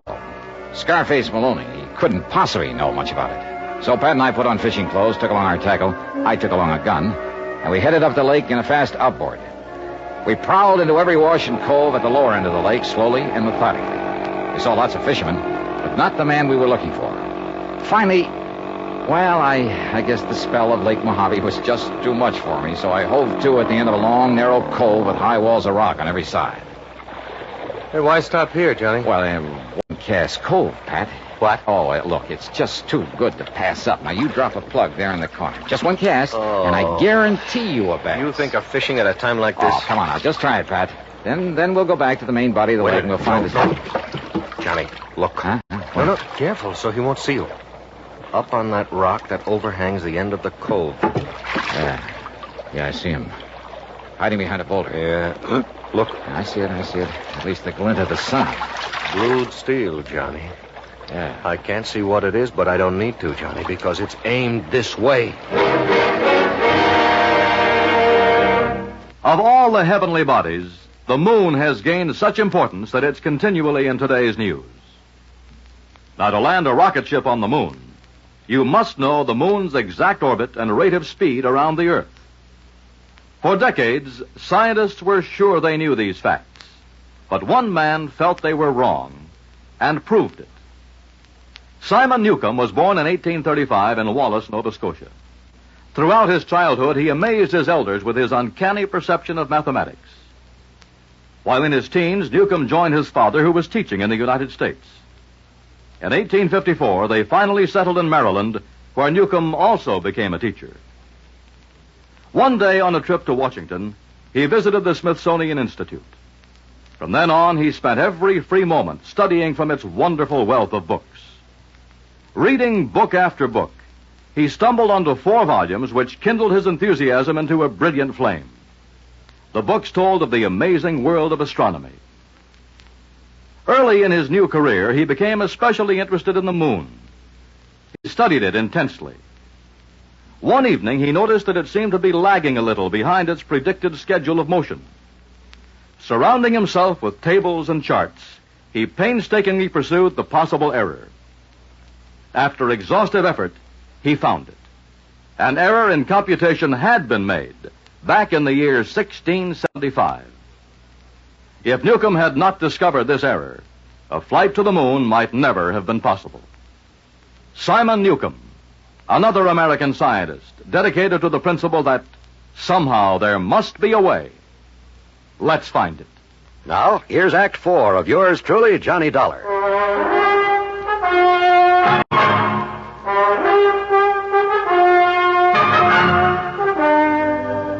The end of a long cove surrounded by high walls of rock.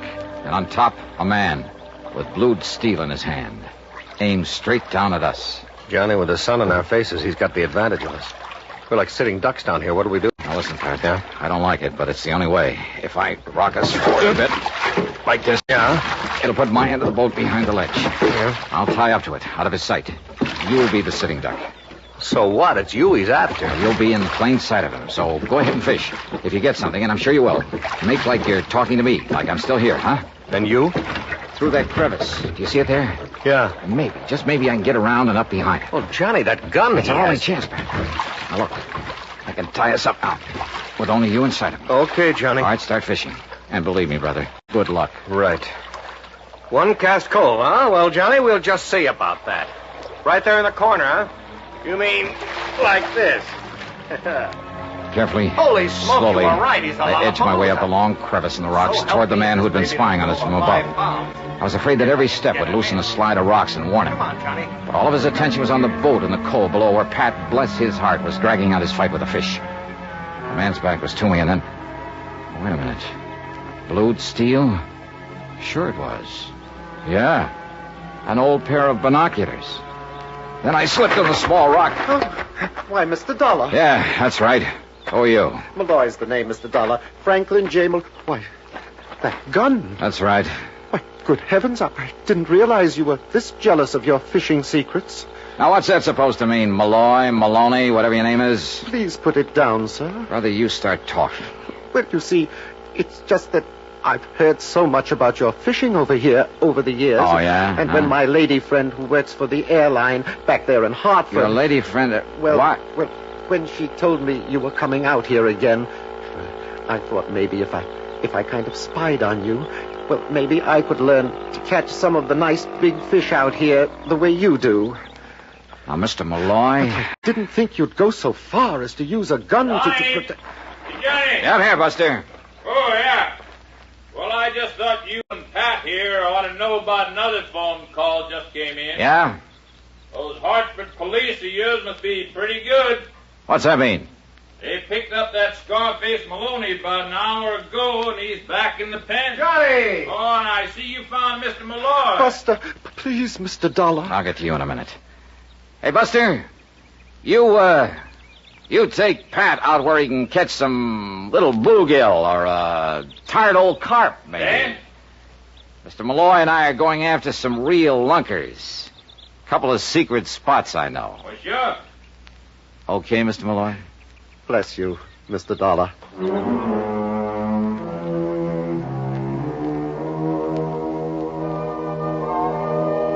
Well, you sure can't win them all, especially when there isn't anything to win. And at long last, I got in a full week of fishing at Lake Mojave. Expense account total? Well, Pat, you add it up. After all, you're paying for it. Yours truly, Johnny Dollar.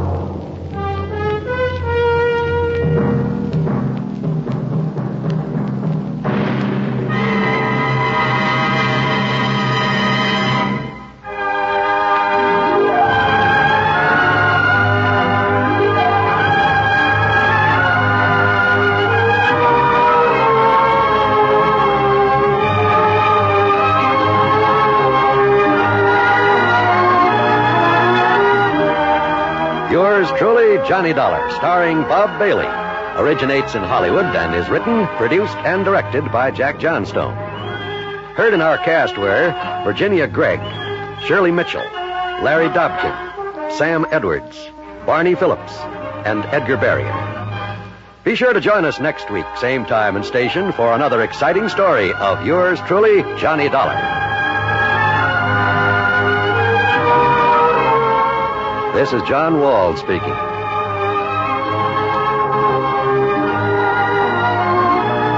Johnny Dollar has come to you through the worldwide facilities of the United States Armed Forces Radio and Television Service.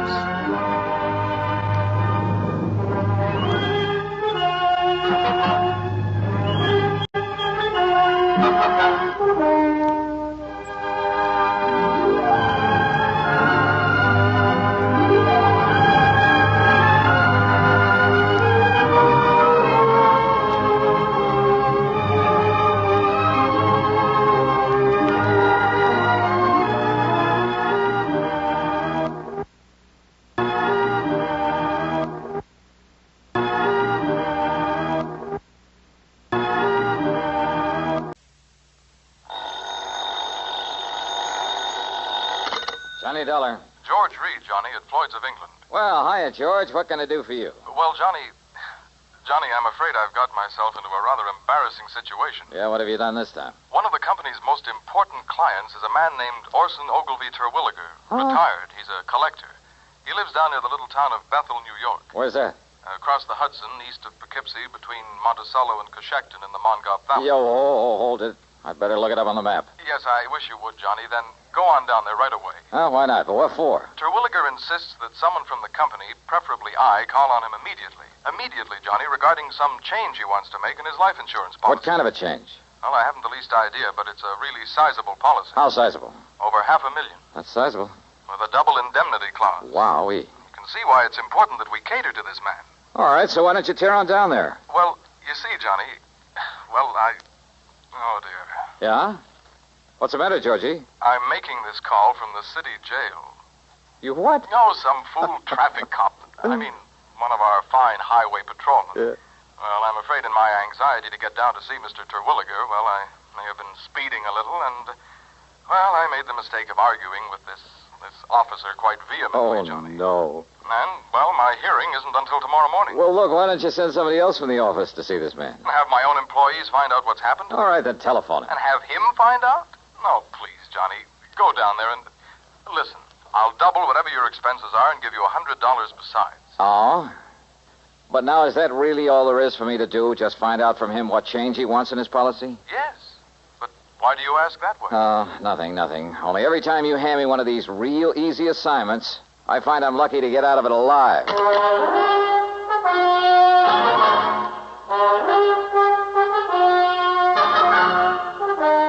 CBS Radio brings you Bob Bailey in the exciting adventures of the man with the action-packed expense account, America's fabulous freelance insurance investigator. Yours truly, Johnny Dollar.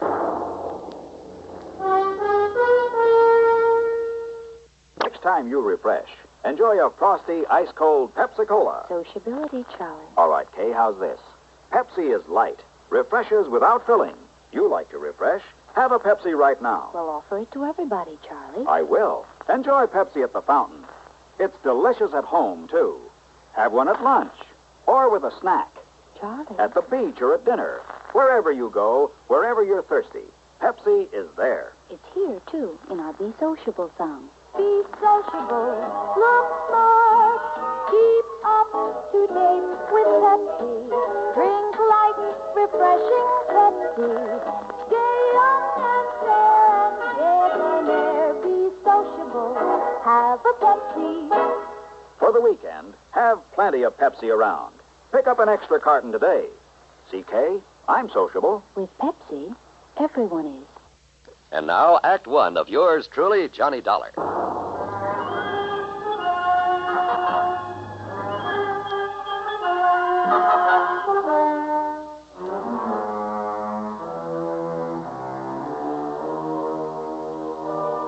Expense account submitted by Special Investigator Johnny Dollar to Floyd's of England, North American Office, Hartford, Connecticut. Following is an account of expenses incurred during my investigation of the collector's matter.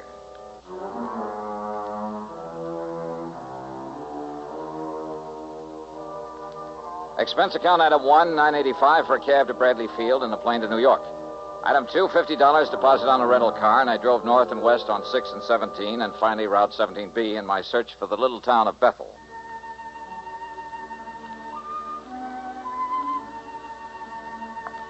The foot of the Catskills country is mighty beautiful this time of year. No wonder it's a famous vacation spot for thousands who spend most of their lives in the noise and dirt of the big cities.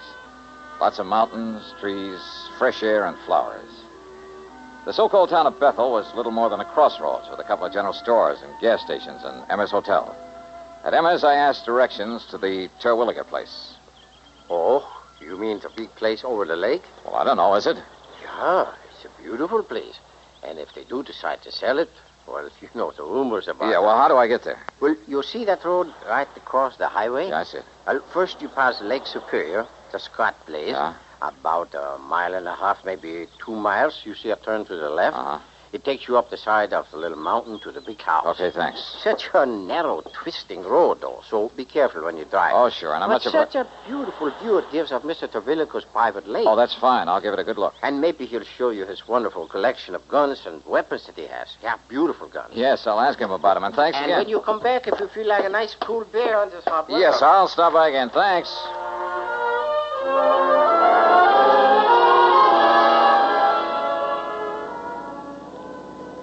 I passed the Lake Superior he'd mentioned.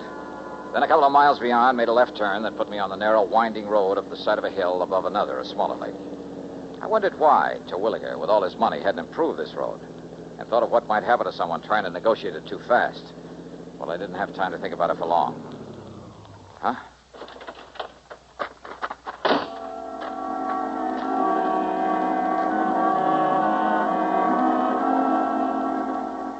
The other car must have been coming down the hill, but apparently had taken the narrow little turn much too quickly, then skidded and rolled over to land against a huge boulder that stuck out on the side of the hill just below the road. After a struggle with it, I managed to get one of the doors open to see if the man inside was still alive. He wasn't, though his body was still warm. I reached into his pocket, pulled out a billfold, looked at the driver's license in it.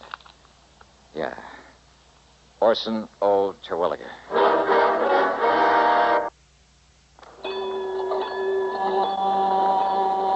That's a warning signal for all drivers. And that can be a warning signal for drowsy drivers on long, monotonous trips.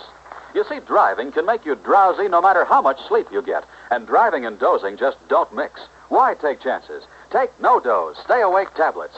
Millions of times a year, safe no-doze keeps drivers awake and alert. Helps you bounce back so that you feel sharp, ready for any emergency. How does no-doze do it? Ask your doctor. He'll tell you that no-dose contains a safe and accurate amount of caffeine, the same refreshing stimulant you get in your coffee or tea. But safe no-dose acts faster, is handier, and more reliable. Best of all, it is not habit-forming. And no-dose is so safe, it is legally sold on a national basis without a prescription. Get no-dose, stay-awake tablets to help you stay awake and alert. It could save your life. Now, Act 2 of yours truly, Johnny Dollar, and the Collector's Matter.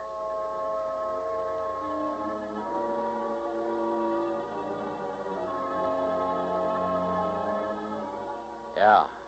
The man lying there in the car that had skidded off the road was the man I'd come to see. Orson O. Terwilliger. And he was very dead. Not knowing what sort of police or medical facilities the town of Bethel had to offer, I decided to poke around a bit.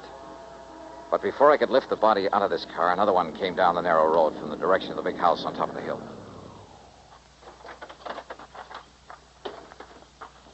Well, stranger, did you have some trouble with your... Oh, no, that's Orson's car.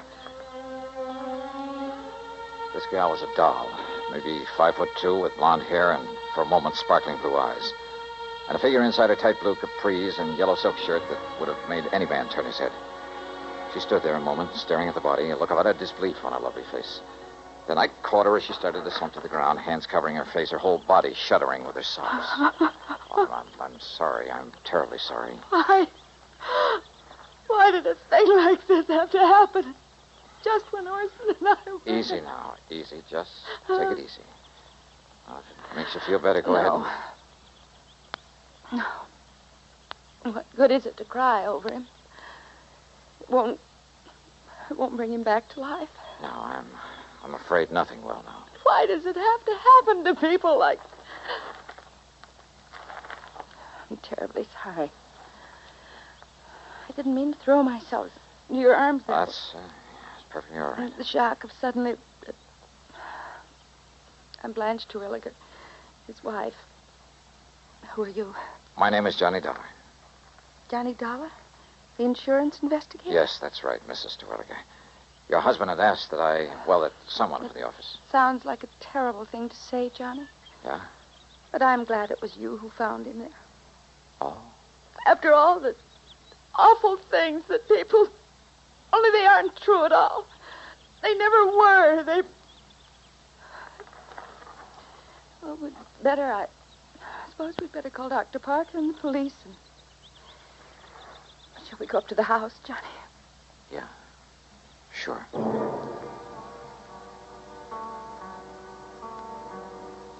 At the house, I made the call to Dr. Parker. In a matter of minutes, he and another man, a Mr. Harry Allen, arrived, and together we went back and inspected the scene of the accident. No question to me. No question at all. Ah, yes, Mr. Dollar, I'm the whole police force here in Bethel. Somebody's got to do it. I see, Mr. Allen. Chief. Don't you agree, Doctor? Plain as day, isn't it? Yeah, Chief. Mr. Dollar, it's just an unfortunate accident. Those marks on his head and body are simply a result of the car rolling over. All of them, Doctor? Why Orson didn't know better than to take this turn too fast is... What'd you say, Mr. Dollar? Well, this bruise on his forehead when he struck the windshield. That's right. Killed him instantly. And here, on his chest, from the steering wheel. Uh-huh. But that round contusion, I guess you'd call it, there behind his left ear. Small, a perfect circle. Something inside the car when it rolled. Was it? Yep. Maybe. Suppose you show me one thing, anything, inside the car that could have made that clean, clear mark. Now, you look here, Dollar. Yes, Chief. It was pure accident that killed him, no doubt about it. The doc knows it, I know it, and you know it. Just because you're one of these high-powered, big city-type special investigators, just don't let your imagination run away with you. Chief is right, Mr. Dollar. Sure. Now, come on. Let's haul the body up to the house and help Mrs. Terwilliger make arrangements with that funeral home down to Monticello. Anything else we can do. Very good idea, Chief. And, say, Dollar, you're a healthy young buck with a sharp eye. Now, what's that supposed to mean? Well, now you tell me the truth. Don't you think Terwilliger's wife is one of the prettiest girls you ever did see? Yeah, she is. Such a shame that she and him never really... Rumor, Chief. That's just a lot of idle gossip. Yeah, Doc. I guess you're right. Is he, Chief? Huh? I wonder.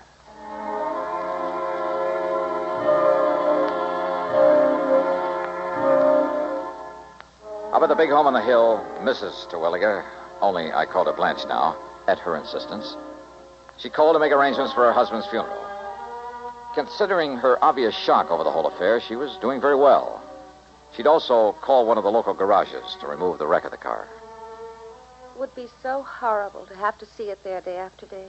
That car, the thing that killed him. Yes, I know what you mean. You're very understanding, Johnny, and I like you for it. Yeah, well, Yeah, I guess there's nothing further that we can do now. I've made out the death certificate and, Blanche, my dear. Yes, Doctor. You sure you wouldn't like to come down the hill, stay with Mrs. Parker and me until this is all over? Oh, no, Doctor, but thank you very much. You've all been wonderful to me, and I appreciate it. That means you too, Chief Allen. Oh, now, it's a real pleasure, Miss Blanche. Well... Yeah, I suppose we're... Oh, but Johnny... Yes? Would you stay and help me make out the insurance?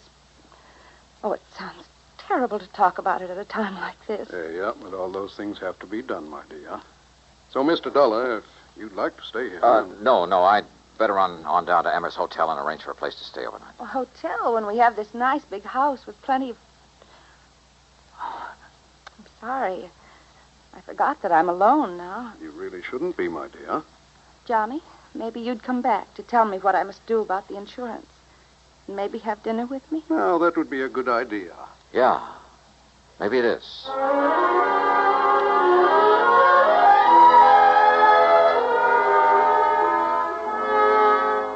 Expense account item 3, 90 cents for a phone call at Emmer's Hotel. Orson Terwilliger is dead. And, George, there's just one thing I want to know. Johnny, I simply can't... Yes, what is it? Who are the beneficiaries of Terwilliger's insurance? Why, there's only one. His wife, Blanche Terwilliger. Yes. I knew it. George, is that policy pretty much a standard form? Yes, it is. Double indemnity, as I think I told you. But he said he wanted some changes made. Well, to quote him exactly, he said he wanted to make a change in it. But frankly, I can't imagine what or why. 5 will get you 10. He wanted to change the beneficiary. Really? But the beautiful Blanche played it smart. She didn't give him a chance. Yes, I suppose that is a... What? Yeah. Now, Johnny, no, listen. If you mean what I think you do, what I mean is... Yeah, George. Give it some thought.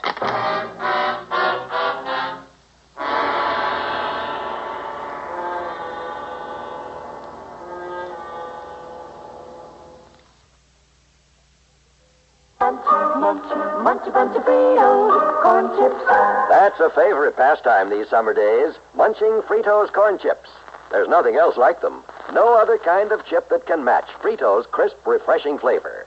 Fritos are made to munch by the bagful or with salads, sandwiches, and long, tall drinks. They have just the right taste and texture contrast to make good food or iced drinks taste even better. Children love them, and they're a really healthful, nourishing between-meal snack in summer. Grown-ups find there's contentment in every munch of Fritos corn chips. Their special flavor is really satisfying. Get a bag today. Fritos, Fritos corn chips. Munch, munch, munch a bunch of Fritos, corn chips. It's not polite to smack your lips, but you can't help it with Fritos corn chips. Munch, munch, munch a bunch of Fritos, corn chips. Now, Act 3 of yours truly, Johnny Dollar.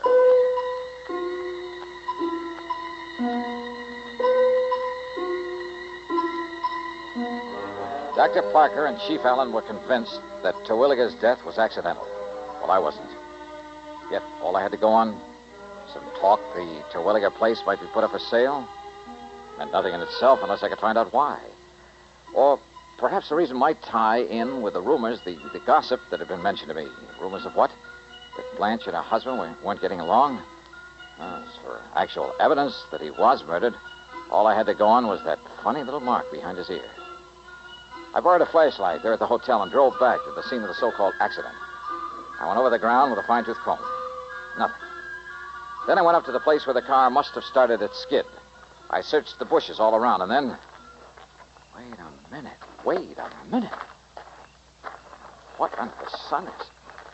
And more important, where did it come from? It's much longer than an ordinary. As for the fletching... This thing's been used all right, recently.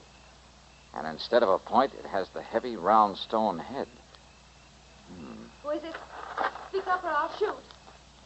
Oh, that's a nice way to welcome a dinner guest. Johnny, you got me first. Oh, well, I'm sorry, Blanche. I saw your flashlight down here and couldn't imagine who it was. And since you hadn't come up to dinner as you promised... Oh, I was on my way. I hope I'm not too late. Hey, do you always wander around carrying a gun? Oh, I'm sorry. Here, you'd better take it. Yeah.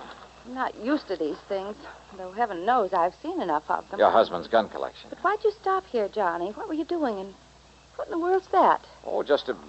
Well, there must have been some Indians around here at one time or another. Oh, yes. I understand this was great Indian country. But now, Johnny... Yeah? My invitation to dinner still stands. Great. I'm starving.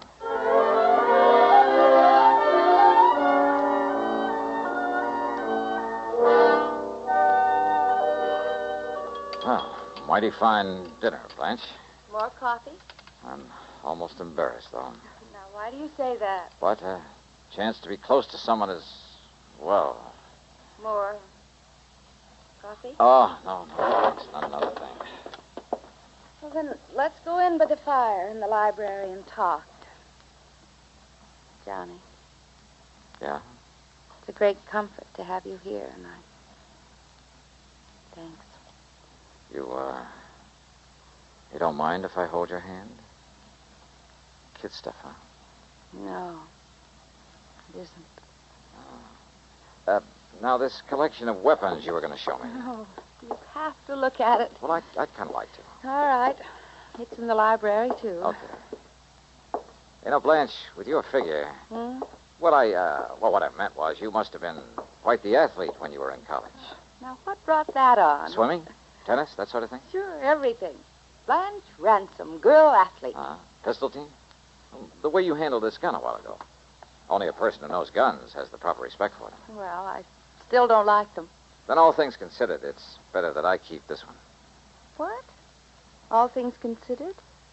Your husband had to drive very slowly around that curve, didn't he? Yes.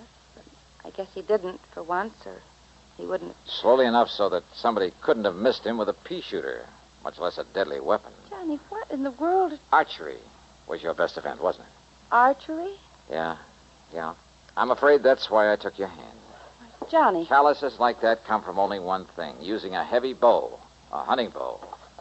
This one here on the wall? Now, Johnny, listen, honestly. Honey, why did you do it? Why did you do it, Blanche? I don't know what With this bow and with the arrow I found out there, Johnny. with its flat, round, heavy stone head, just before he reached that curve in the road. Well? All right, Johnny. But listen, if you knew how long if you knew what I had to... Listen, please. Murder for a chance on a lousy $1,000,000. I guess I lost, didn't I? Oh, yeah. You lost. And according to the law, no person convicted of the murder of the decedent shall be entitled to any portion of the estate, including the insurance. But just don't forget my commission on that amount.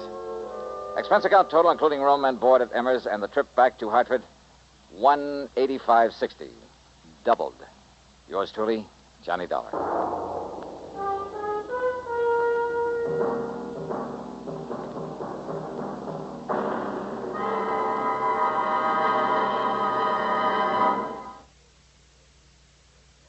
Constipation is something people don't talk much about, but it can be a problem for anyone, even doctors.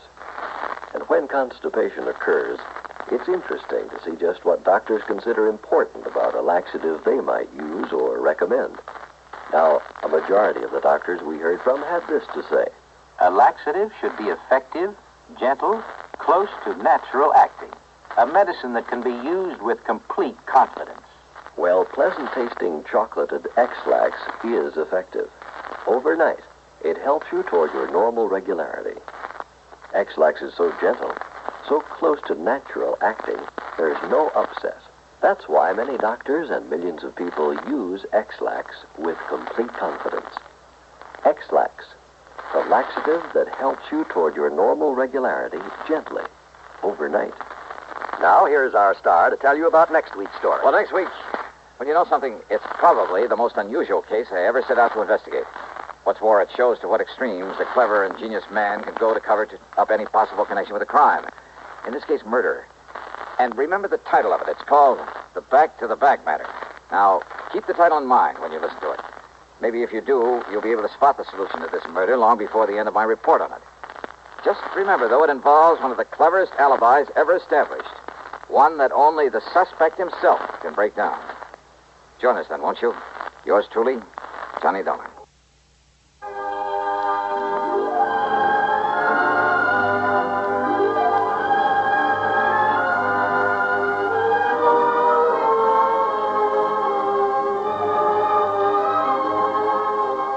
Yours truly, Johnny Dollar, starring Bob Bailey, originates in Hollywood and is written, produced, and directed by Jack Johnstone.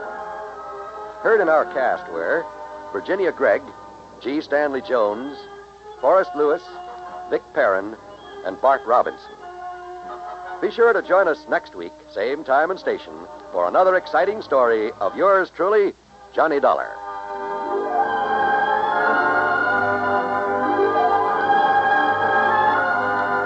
This is John Wall speaking.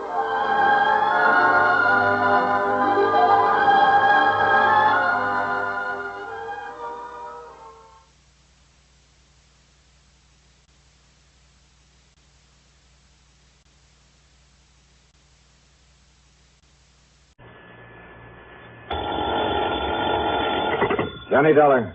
Derringer, Continental Insurance and Trust. Well, nice to hear from you, Ed. It's a long time. Yeah? I've already telephoned the airport, made a reservation. Well, good for you. Have a happy trip. No, Johnny. What? No, that reservation's for you. It's on the next flight down to New York. For me? What for? So hop into your car and get on out to the airport just as fast as you can. You've only got a few minutes to make that... Whoa, hold on, wait a minute. I'll meet you there at Bradley Field, give you the address of the man in New York and all the details. Yeah, what man? His name is Lucian R... Look, Johnny, there isn't time. Get on out there to the Yeah, airport. you look, unless I know why you want me to get down and see this Lucian, whatever his name is. Well? Sure, I'll tell you why. Well? Johnny, it's to prevent a murder. Oh? Yes. Now get going, will you? Sure, Ed.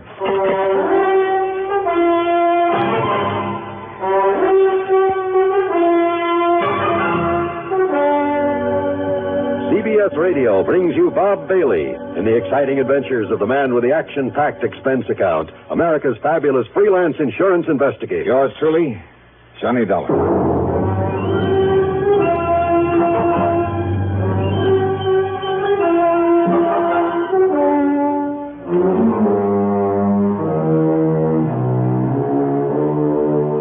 Expense account submitted by Special Investigator Johnny Dollar to the Continental Insurance and Trust Company, Home Office, Hartford, Connecticut. Following is an account of expenses incurred during my investigation of the back-to-the-back matter.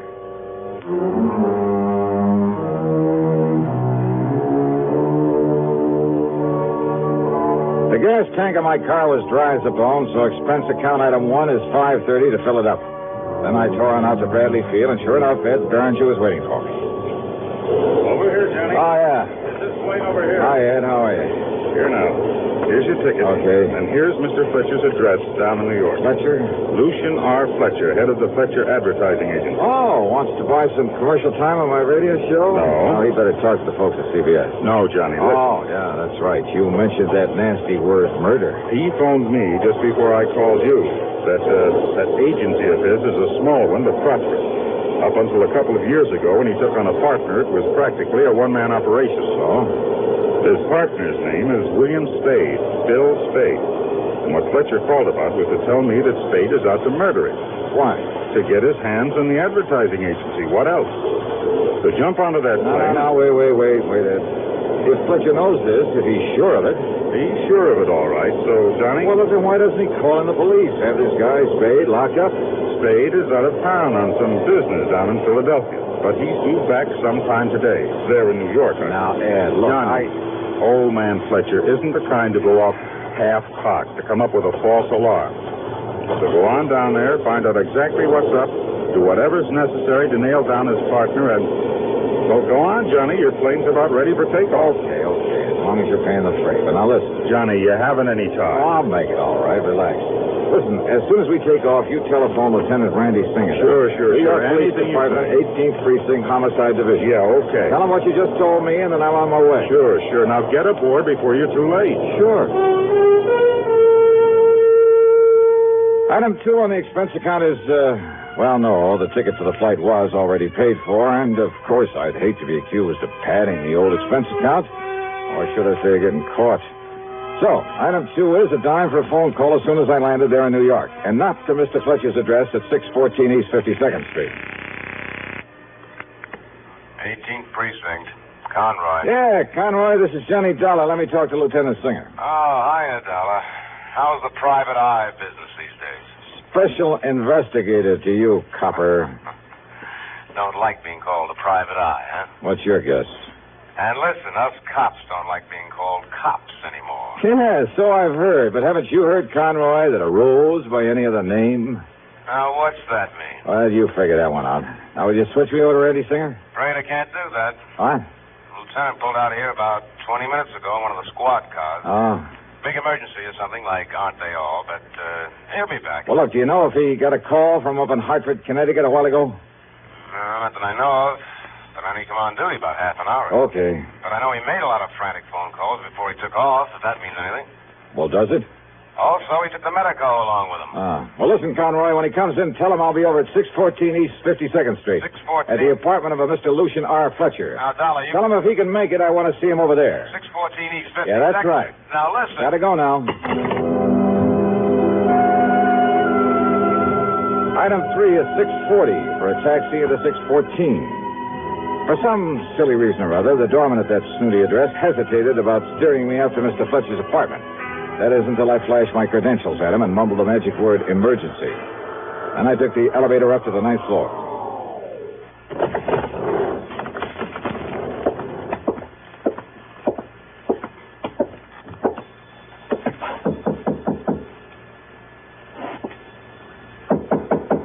Come in, Johnny. Come on in. Huh? Conroy phoned me you were on your way over here. How are you, boy? Randy. Oh, and Ed Behringer up in Hartford did call you. Yeah, that's right. So I came on over here to see Mr. Fletcher, find out what all the excitement was about. Well, what'd you find out? Now, why don't you just come on into the library and see for yourself? Sure. I will. But if you ask me, Randy, it seems... Huh? Yeah. This is Mr. Fletcher? That's Mr. Fletcher. Dead. That's right, Johnny. Dead as a doornail.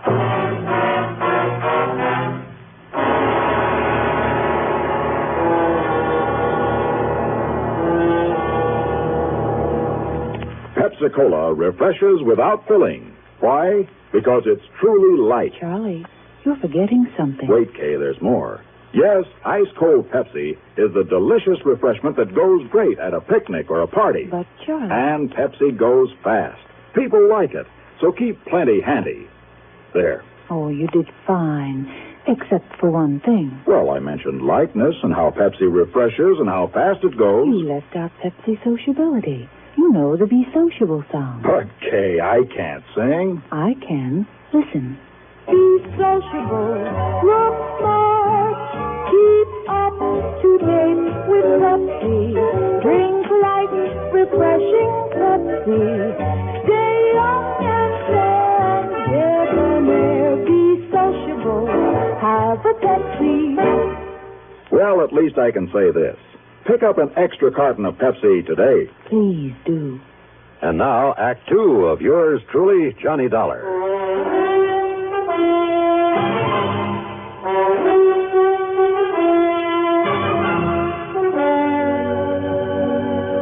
Yeah, Johnny, somebody came in here and finished him off with just exactly one nice, clean shot through the heart. Uh-huh. Any sign of a struggle, Randy? Anything like that? No, sir. So it must have been somebody that he knew that let him in here himself. Well, I'll buy that, all right. And it kind of proves the old man was right in his fears after all. Huh? When, Randy? Any idea when Mr. Fletcher was murdered? Well, I got that call from your insurance agent up in Hartford early this morning. I tried calling Mr. Fletcher at his office, but they told me he hadn't come in yet. Yeah? So I tried calling him here. No answer. So I grabbed Doc Snyder and came on over. When the doorman couldn't raise Mr. Fletcher on the house phone, and he was sure that Fletcher hadn't left the place, well, I borrowed the key, and the doc and I came up here. Randy, you haven't answered my question. Oh, according to the doc, it happened sometime very early this morning, right after midnight. Uh-huh, I see. Doc and a couple of boys from the lab just left. Oh, did they find anything, Randy? Any clues? Not a thing to work on.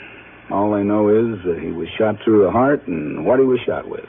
And believe me, Johnny, that bullet was placed just exactly right. Oh, now, what do you mean by that? Oh, just take a good look at this body, I mean. Here, look here, right there. Well, now, what under the sun is this? Some kind of a bulletproof vest? Yeah, that's what I thought until Doc Snyder looked at it. No, Johnny, it's a kind of a corset.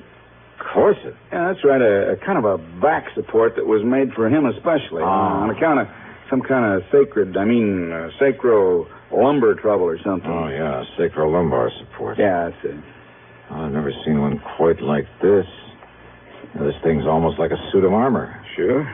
That's why I say it was a lucky shot. I mean, the shot had to be placed exactly right. Inch or two on either side, and one of those wide steel ribs would have bounced it off. Or at least kept it from going straight into his heart. Oh, now, wait a minute. The 38 slug packs a lot of wallop. Yeah, only this was a little 22. But now listen. Yeah? That insurance man, the one who called and said you were coming on down here? Ed Behringer. Yeah. Well, he told me that Fletcher'd been expecting something like this. That's right, Yeah, Randy. he said that Fletcher made no bones about who might try. That's right.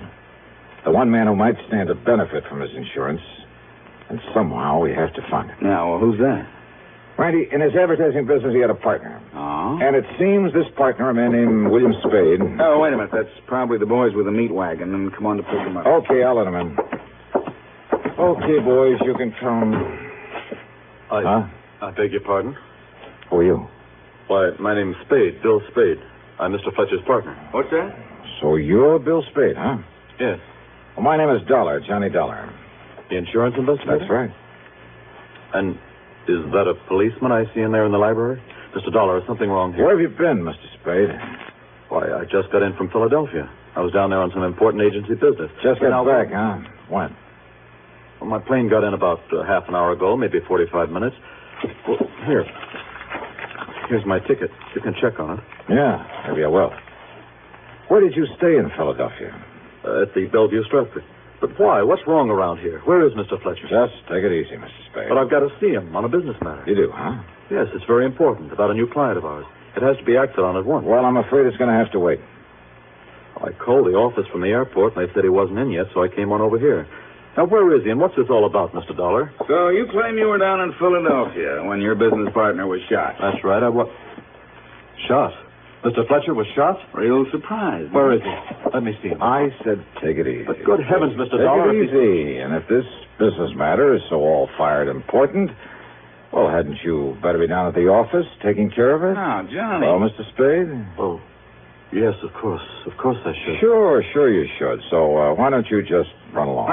Wait. After all, Mr. Fletcher's in no condition to run your ad agency. That's the understatement of all time. I can't believe it. Mr. Fletcher dead. Oh, you can't, huh? This is terrible. Have you any idea who could have done this to him? Are you kidding? What do you mean? All right, now. Yeah, Mr. Spade, you'd better get on down to that office of yours. Huh? And as soon as we can tell you anything, we will get in touch. Believe me, if there's anything I can do, please call Well, on now, me. just don't you worry about that. But get on down to the office and take over. Now, wait, that's right ahead, okay. Mr. Spade. I'll be in touch with you. Very well, Mr. Dollar. Now, what are you... What's got into you, Johnny? You're the one just got through telling me he's the one that must have killed Mr. Fletcher. So how are you going to prove it? Well, we got no other suspect, have we? And you let him go. Look here, this plane ticket. Yeah, I saw it. I saw him shove it into your hand. I knew that Spade was supposed to be in Philly, that he was due to come back here today, so when I pulled into the airport, I carefully checked the incoming flight schedule. So what? Oh, this flight was due in all right, and from Philadelphia. Just when he said, half or three-quarters of an hour ago. Yeah, all right. So what? That doesn't prove he was actually on that flight. Randy, I think he was. That ticket could have been used by somebody else. Well, it's easy enough to check on, but I doubt it very much. All right. But if you're right about that, if he was down there in Philly, then your first theory about him is all wrong. How could he have murdered Mr. Fletcher? Sounds impossible, doesn't it? Of course. It is. Want to bet?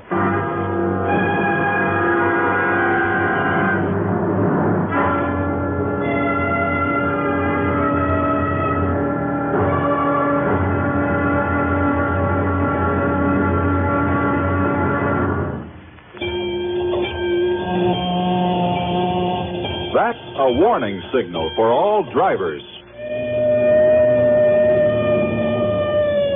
And that can be a warning signal for drowsy drivers on long, monotonous trips. You see, driving can make you drowsy no matter how much sleep you get. And driving and dozing just don't mix. Why take chances? Take no-doze, stay-awake tablets. Millions of times a year, safe no-doze keeps drivers awake and alert. Helps you bounce back so that you feel sharp, ready for any emergency. How does no-doze do it? Ask your doctor. He'll tell you that no-doze contains a safe and accurate amount of caffeine, the same refreshing stimulant you get in your coffee or tea. But safe no-doze acts faster, is handier, and more reliable. Best of all, it is not habit-forming. And no-doze is so safe, it is legally sold on a national basis without a prescription. Get no-doze, stay-awake tablets to help you stay awake and alert. It could save your life. Now, Act 3 of yours truly, Johnny Dollar, and the back-to-the-back matter.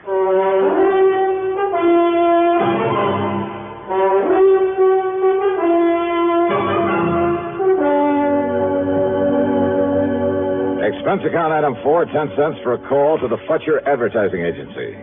No, sir. Mr. Spade isn't in yet. All right, then, miss. He telephoned that he would stop off and see Mr. Fletcher before coming in at Mr. Fletcher's apartment. And he called you from the airport, didn't he? Yes, sir. And probably left the door of the phone booth open so you could hear the background noise of the planes and so on.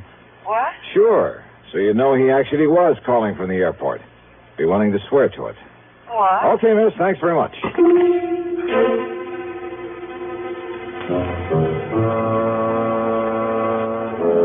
Item 5, 60 cents for half a dozen calls to various departments of the airline company. And finally, I managed to get hold of the gal who'd been stewardess on the flight in from Philadelphia. Yes, kind of light sandy hair and blue eyes. Uh-huh. And he wore a dark brown tweed suit. Oh, and his briefcase had the initials WS on it. Yeah, then it must have been Bill Spade, all right. But how come you remembered him so well out of your whole list of passengers? Oh, how could I forget him? What do you mean by that? Oh, Mr. Dollar, from takeoff to landing, that whole flight was perfect. But Mr. William Spade insisted he was airsick, or on the verge of it. Oh? He must have pushed the call button a dozen times. Mary and I were busier with him than with all the other passengers put together. Oh, I see. Mary swore he was perfectly all right. That didn't keep him from pushing that button. Yeah, almost as though he was deliberately calling attention to himself. Yes, certainly looked that way. But why? I think I have a pretty good idea. Thanks a lot.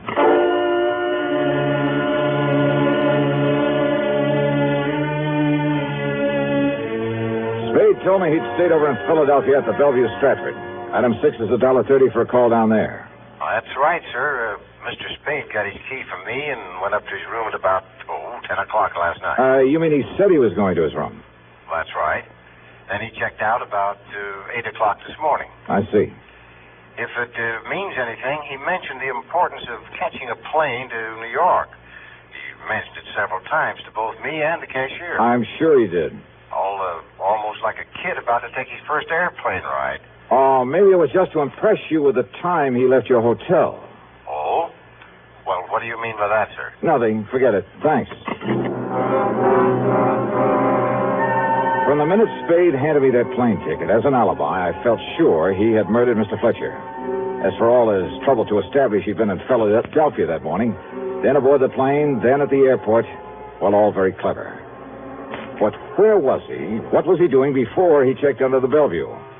And don't forget, it's only a short hop from Philly to New York.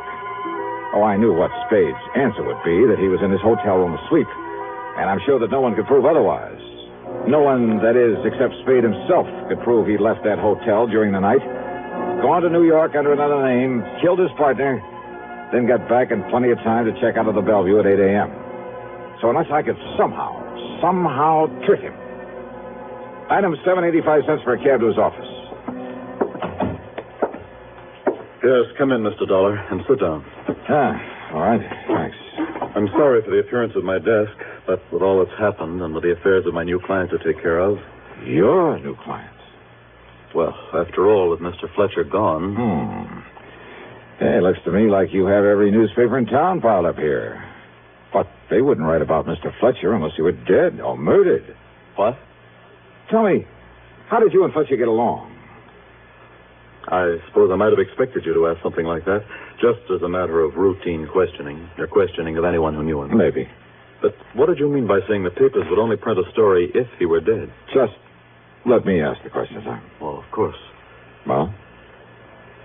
Mr. Fletcher and I ran this business together. Personally, how'd you get along? He was a very difficult person, Mr. Dollar. Created many embarrassing situations here in the office. Embarrassing for you? Yes. But I blame it all on the constant pain from his back. You see, he had a very serious condition, sacrolumbar Yes, trouble. I know about that. But I had to admire and respect him. He was a genius. I'll just look at the way he built up this agency. Yeah. Be nice to have, wouldn't it? Especially by you. In other words, you had plenty of motive for killing him. Yes, of course. But if you think for 1 minute... And I'm sure you had no trouble getting hold of a key to his apartment. Mr. Dollar... Who knows? Maybe Mr. Fletcher gave you one. After all, his own apartment. Dollar, if this is an attempt to be facetious... Look here, it's bad enough that Mr. Fletcher is dead. Now, that's the second time you said that. Said what? that Fletcher is dead. Well, of course I... What? Did I say that he was? Or the lieutenant there at the apartment? You said he was shot. He must be dead. You mentioned his back trouble. Look here now.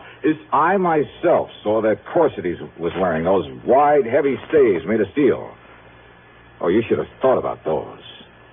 What? Why, don't you realize what would happen if a little .22 bullet hit one of those stays? Well, why, it would bounce off it like hail off a roof. Now, a big gun, a .38. But you forgot all about that regular suit of armor he had around him. But he fell. I saw him fall. Sure you did. And I thought the bullet... But if I didn't kill him, I was sure I had. I'd aimed for his heart, and when he fell... When he... Oh. Yeah. Oh, no. Spade, I said, if your bullet hit one of those stays. What? But it didn't. You killed him, all right. Fletcher is dead. And now that you've told me who did it... Dollar, please. Listen. You, mind if I use your phone?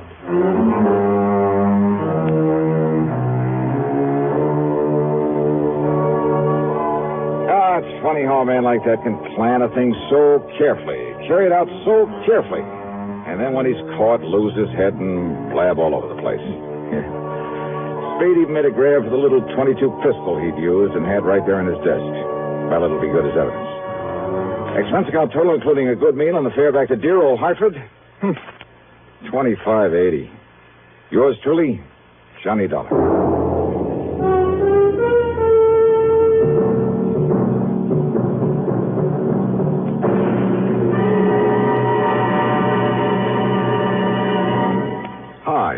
Maybe you'll recall this tuneful reminder of times past.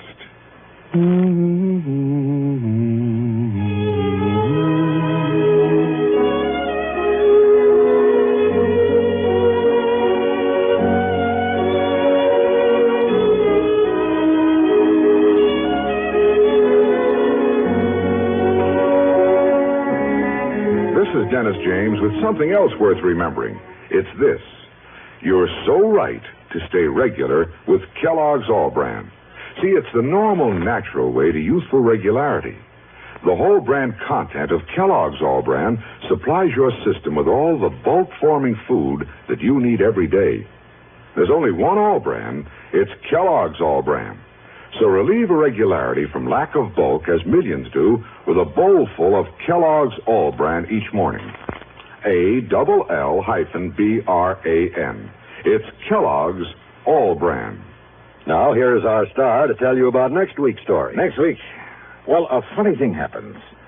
I get called in on a case that I have no business at all trying to handle. It's way out of my line. So, of course, I turn it down.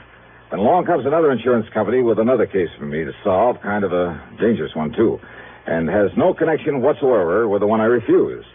So what happens? A real double deal. Solving one case automatically brings solution to another. Join us, won't you? Yours truly, Johnny Dollar.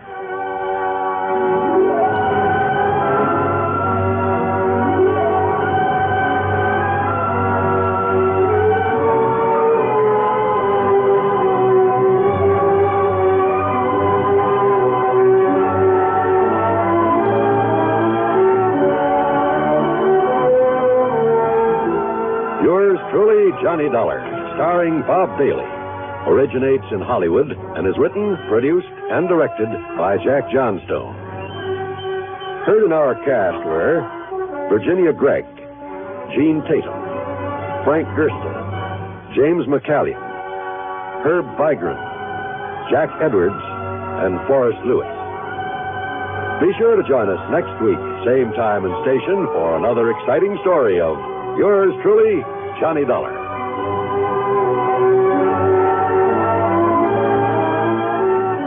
This is John Wall speaking. Next, the fashioning of a bizarre plan as Suspense presents Memorial Bridge on the CBS Radio Network. Hello, folks. I'm Smokey. Here's Raymond Burr, known to millions as Perry Mason, with a special message for all Americans. Ladies and gentlemen, if just once you had to walk the silent, desolate trail, that is any trail through the black and gray dust of burned-over land. If you could see the pathetic remains of wild birds, of squirrels and rabbits, and sometimes deer that couldn't run quite fast enough, well, then I think you would be very careful with your campfire, with any outdoor fire. Dried stream beds, eroded soil, dead and dying trees. These are the price of human carelessness and thoughtlessness. Ladies and gentlemen, these things I know, because long before I became Perry Mason, I fought many fires in the forests of the Northwest. And believe me, fire uncontrolled is an awful thing. This is WRW 590 on your dial in Albany, New York.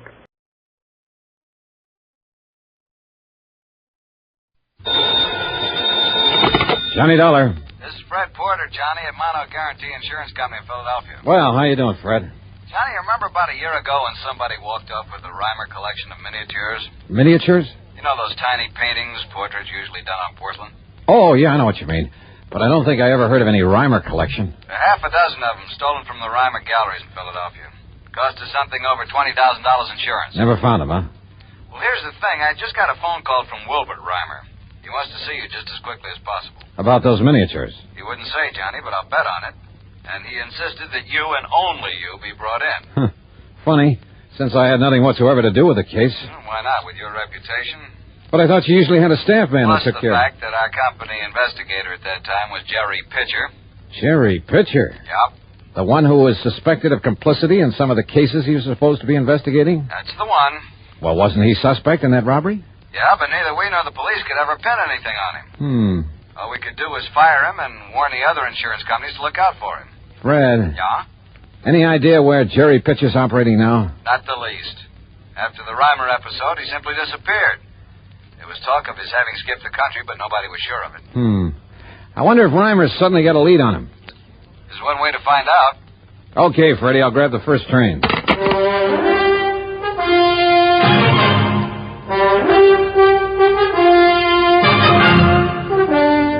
CBS Radio brings you Bob Bailey in the exciting adventures of the man with the action-packed expense account, America's fabulous freelance insurance investigator. Yours truly, Johnny Dollar.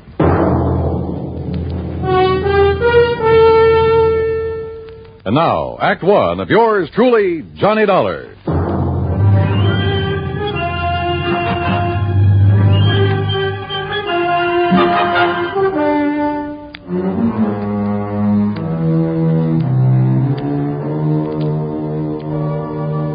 Expense account submitted by Special Investigator Johnny Dollar to the Mono Guarantee Insurance Company, Philadelphia office. The following is an account of expenses incurred during my investigation of the Reimer collection matter.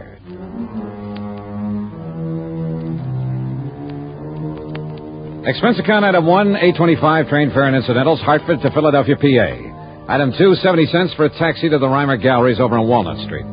Mr. Reimer turned out to be short, slightly gray, and very British. Let's go into my office, Mr. Dollar, where we can talk undisturbed. Yeah, sure, Mr. Reimer. Well, the art business must be pretty good with a crowd like this in the store. Pardon me, miss. In here, please. Hey, thanks. Well, the gallery is rather well patronized this morning, isn't it? Will you sit down, please? Thank you. I must say, Mr. Dollar, that I many times wished that you had been assigned to the case when these priceless miniatures that I brought to me from Europe were stolen a year ago. Oh, how so? Well, they were so vastly uninsured, sir. A man of your capabilities would have been able to find them for me. Yeah, maybe. You, instead of that Jerry Pitcher.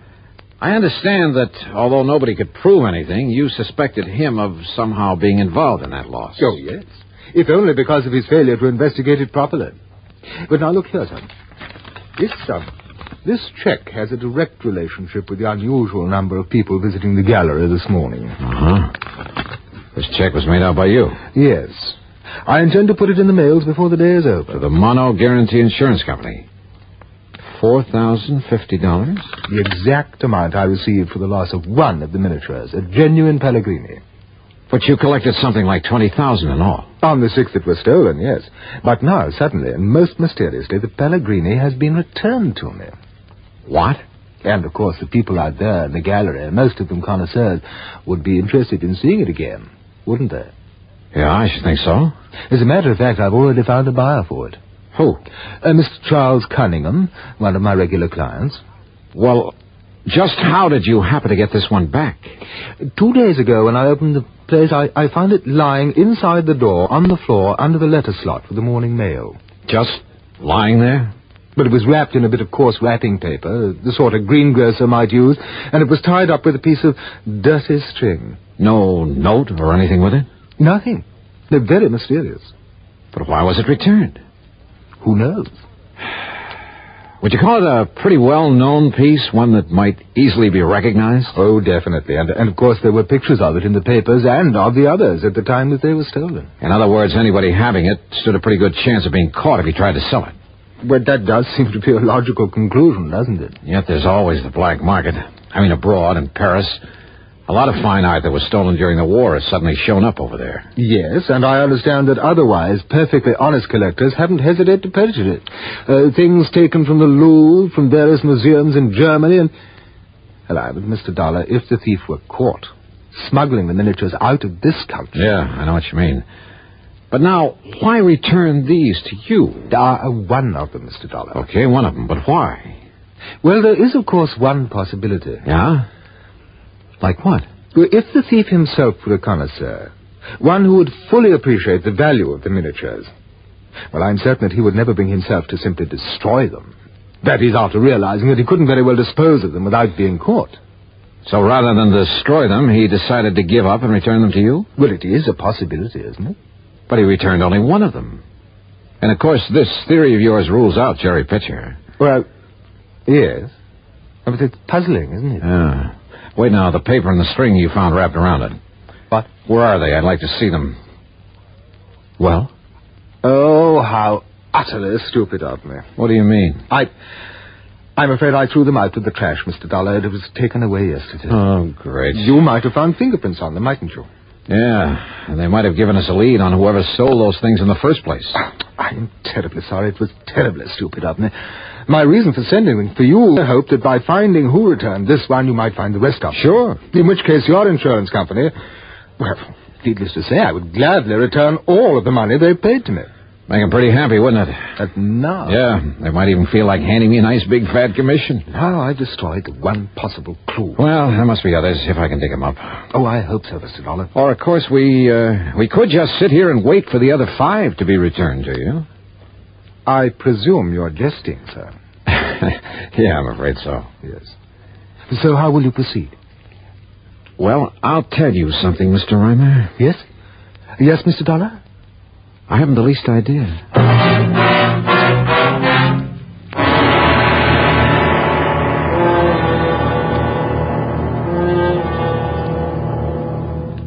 And now, Act 2 of yours truly, Johnny Dollar, and the Reimer Collection Matter.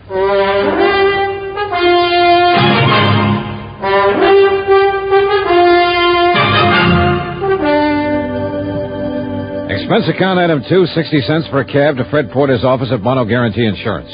And it was about the stolen miniatures that Mr. Reimer sent for you. That it was, Freddie. Over $20,000 worth, Johnny.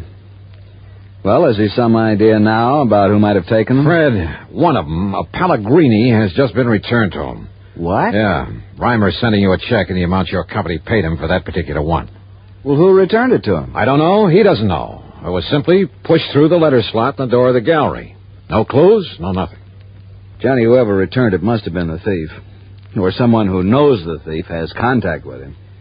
So if you can find this person, whoever brought it back, we may be able to recover the other miniatures. Yeah. Did the police really do a job when they were stolen a year ago? Yes, and the only suspect was that so-called investigator we'd mistakenly assigned to Reimer because he seemed to know something about art. He was familiar with Reimer's place. That was Jerry Pitcher. That's right. But they couldn't prove a thing against him. And after all, it was only Reimer's theory that Jerry might have been mixed up in it. Why? I don't know.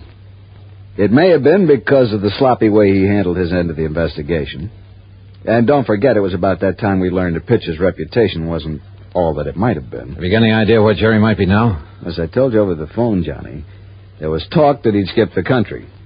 Reason in itself to be suspicious of him, if you ask me. I'll tell you this, Fred. If he did skip, and if he had those miniatures with him, the one place he might have gone to... Listen, mind if I use your phone? It's right beside you. Help yourself. Okay, thanks.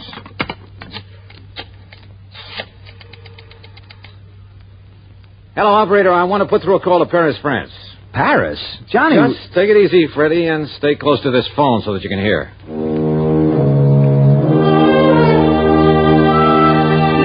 My call was to a strange little character whose name is de Marsac, but who calls himself a Chagris, the gray cat.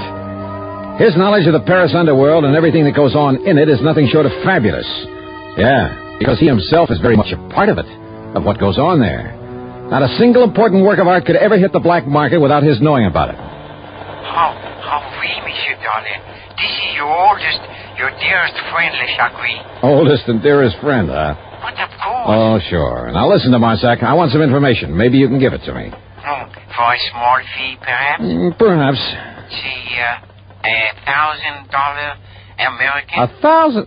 You're out of your mind. 500? Maybe a couple of hundred, if it's worth anything. Now, take it easy, Johnny. Let me handle this.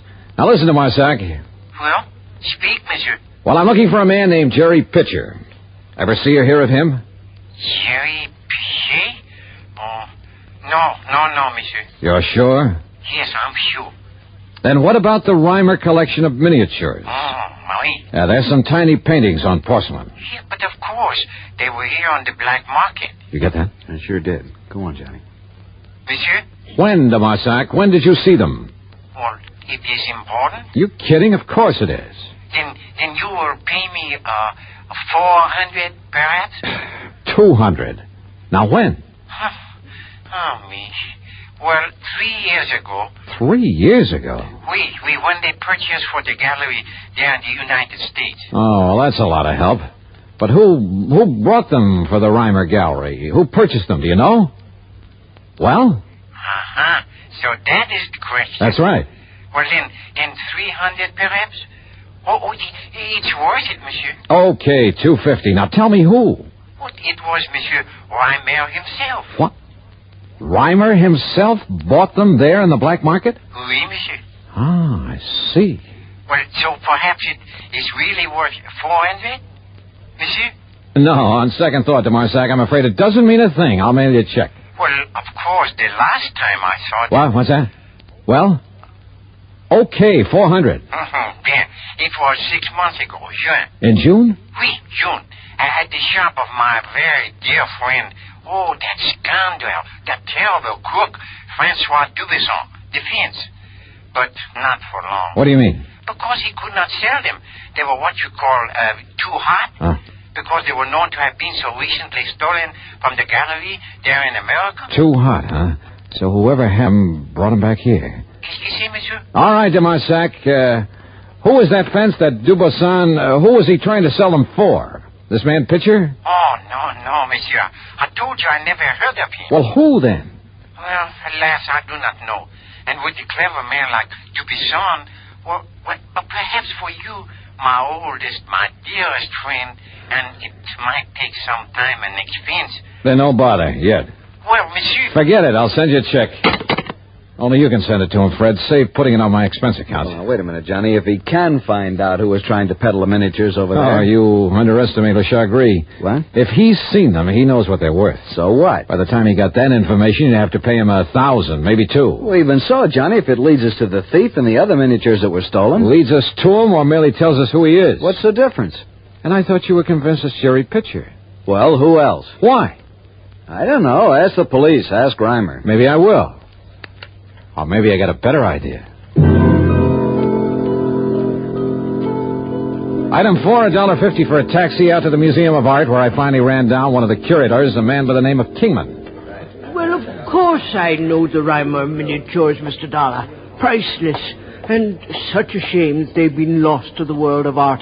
Stolen. Yeah. Stolen by a fool. How do you mean, sir? Well, I mean the thief would never dare to try to sell them, but such well-known pieces, anyone, anywhere would recognize them, would see that he was brought to justice. Maybe.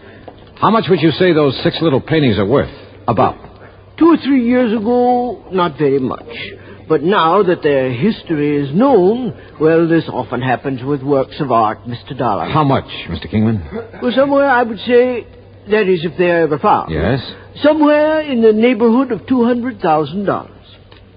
You're serious? Well, among them is a body, for instance, and a genuine Pellegrini, yes.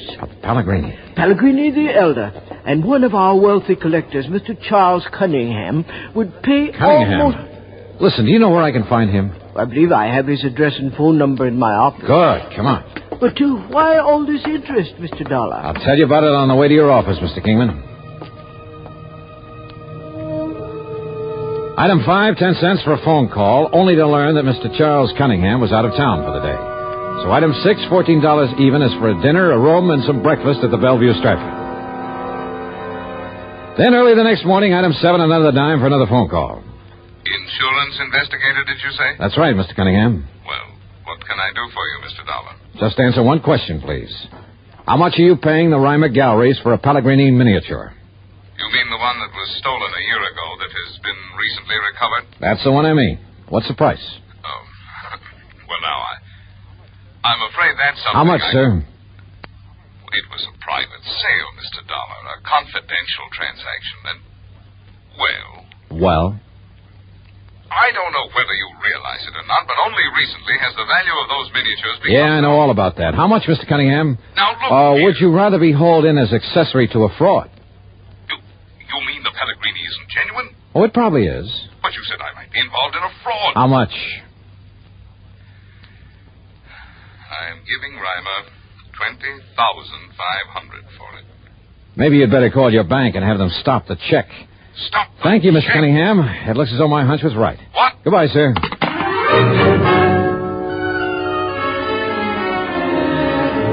Item 8, $1 for a taxi to Fred Porter's office. Item 9, another $1 for a cab for the two of us to the Reimer Galleries. Will you please tell me what this is all about, Johnny? Have you got on the trail of Jerry Pitcher? No, Freddie, I haven't even bothered trying. Hey, listen, do you handle all of Reimer's insurance? When are his premiums due? Well, as a matter of fact, a rather large one, slightly overdue now. Oh. Why didn't you tell me that? What difference does it make? Well, if business were good for a man like that, wouldn't he keep up his insurance payments? Wonder how much else he owes. What are you getting at? Plenty. Looks like we've arrived, though. You know, you still haven't told me why we've come here to the gallery at the crack of dawn. Yeah, buddy. Now keep the change. Yeah. See, Mr. Reimer's already opened shop. Johnny? Come on, Fred.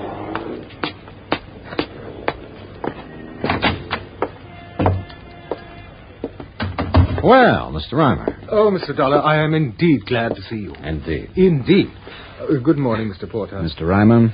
Look here, Mr. Dollar, here on this table. What? Another of the miniatures, a Lombardi. What? Yes, lying on the floor under the mail slot, just like the other that was returned. I can't believe it.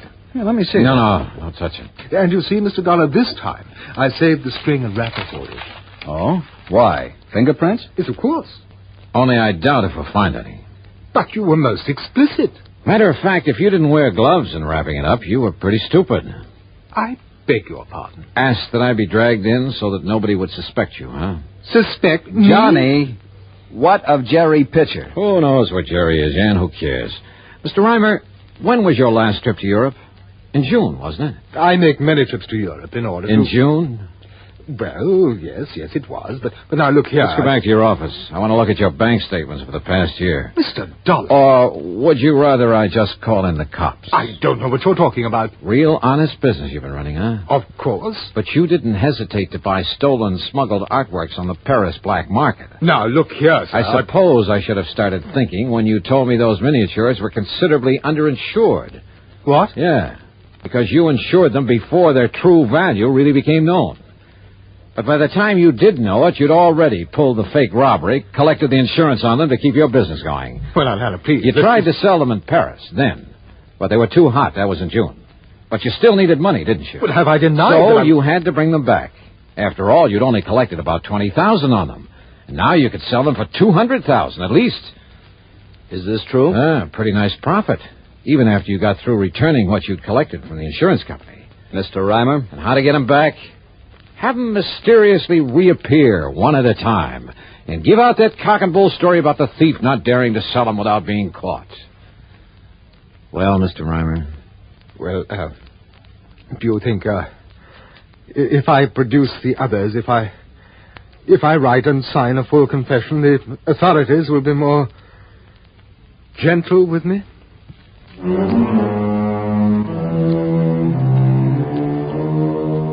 Son of a gun, why do they do it? Won't they ever learn? What's the matter with people, anyhow? Some people, that is. Oh, well, expense account total, including the trip back to Hartford, $35.50. And Freddie, don't forget, a nice fee on this one, as well as a check to La Chagrie over there in Paris. Yours truly, Johnny Dollar.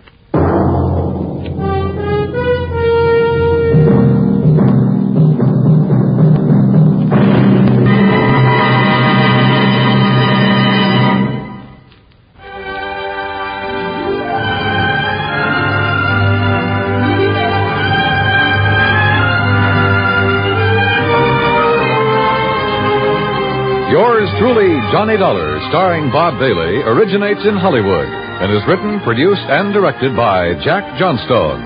Heard in our cast were Harry Bartell, Ben Wright, Forrest Lewis, Junius Matthews, and Marvin Miller.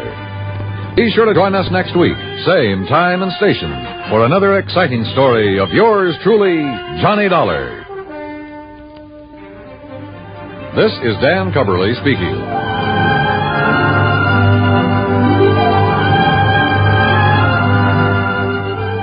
Johnny Dollar has come to you through the worldwide facilities of the United States Armed Forces Radio and Television Service.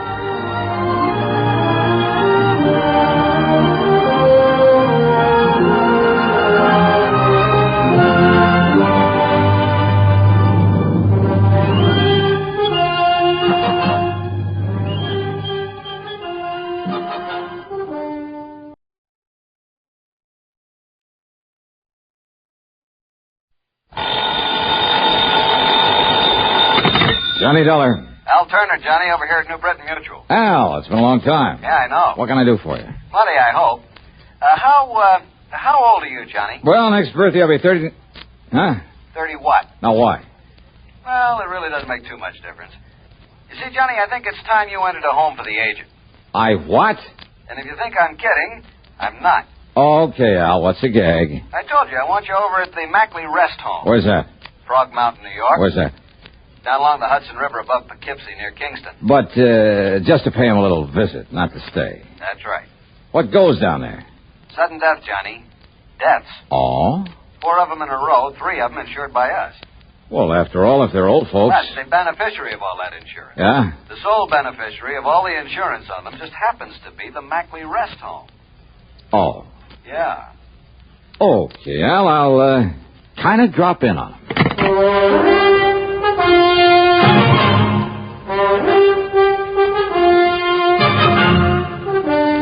CBS Radio brings you Bob Bailey in the exciting adventures of the man with the action-packed expense account, America's fabulous freelance insurance investigator. Yours truly, Johnny Dollar.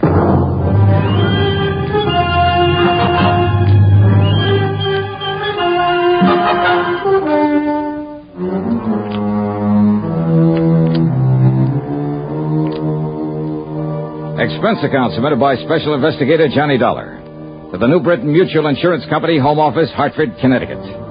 Following is an account of expenses incurred during my investigation of the Paradise Lost matter. I decided my own car would be handy to have along. As usual, the gauge said nearly empty. So, expense account item 1 is $5.20 for a tank full of gas. I drove west on 44, then cut across to Rhinebeck, then Rhine Cliff, where I took the ferry over the Hudson to the town of Kingston, New York. On Route 28, I passed through Stony Hollow, and a few miles further on, I found a sign indicating Frog Mountain. It was on a side road to the left. At one side of it overlooked the famous Ashokan Reservoir. And some pretty big fish have come out of that water. Thinking about it, I almost drove on past what was obviously a rest home for the aged, in among the trees. There was a large, very old frame house set on the side of the mountain. And sitting about on the front lawn, reading, chatting, playing cards, or just enjoying the afternoon sun were the happy-looking customers. As I stopped the car, a pleasant-looking middle-aged man walked over to me, smiled, and said... How do you do, young man? How do you do? Oh, how do you do? My name is Johnny Dollar. A pleasure to meet you, Mr. Dollar. I'm Justin Perry. Perry? You have some elderly relative, perhaps. very dear to you, for whom you'd like to provide a quiet, comfortable retirement home? Well, no. Oh. Perry, did you say? Justin Perry. I'm the owner of Paradise. Paradise? A really appropriate name for our lovely place, don't you agree? Well, Just yeah. look at the happy faces of our guests and you can... But then you say you don't wish to send someone to us. Well, now, wait. This isn't the Mackley rest home? Oh, no, Mr. Dollar. This is Paradise. The Mackley place is further up the road. Oh, I see. Well, thanks very much. Dollar, did you say? Yes, that's right. Edward! Yes, Dad? Would you like to show Mr. Dollar the way to the Mackley place? Sure, Dad. Anything you say. Then go ahead. Well, if it's just up the road. About a mile or so. Oh, then I'm sure I'll be able to find it all right. Whatever you say, Mr. Dollar. Sure. Thanks a lot.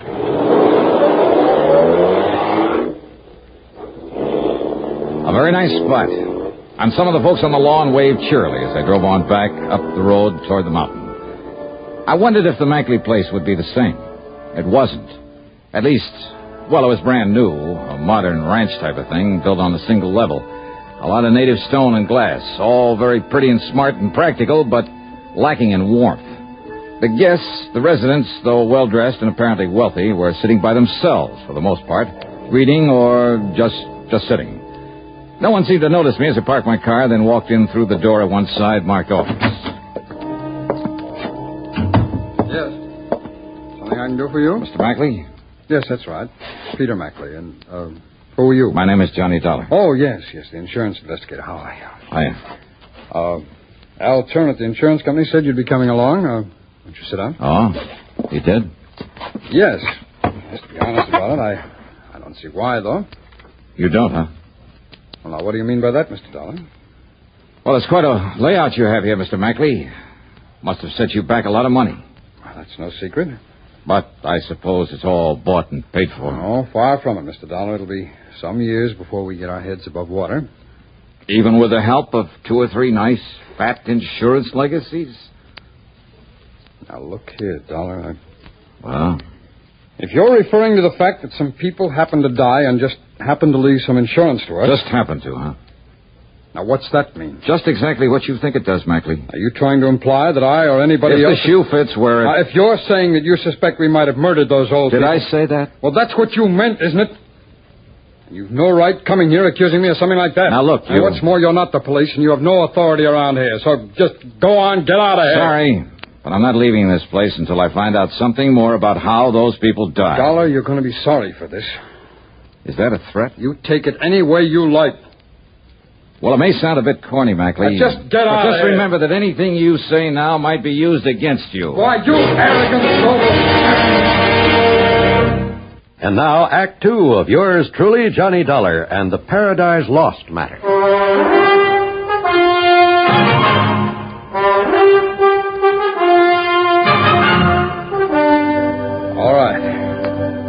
All right, Mr. Dollar. I freely admit it was too bad that 4 of the old people died here within a month and a half. It's most pathetic, most unexpected. What's more important to me is that it gives our place a black eye. Unexpected by whom, Mr. Mackley? By everyone, including the doctor who comes up here from Kingston to attend them and who is always on call in case of emergency. Who is this doctor?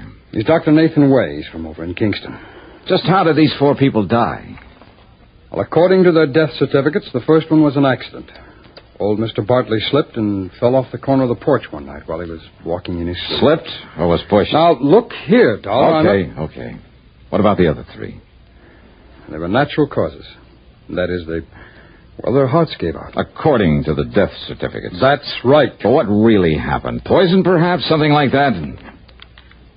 Dollar, you don't know what you're talking about. We'll see, Mr. Mackley. Now, where'll I find this Dr. Way?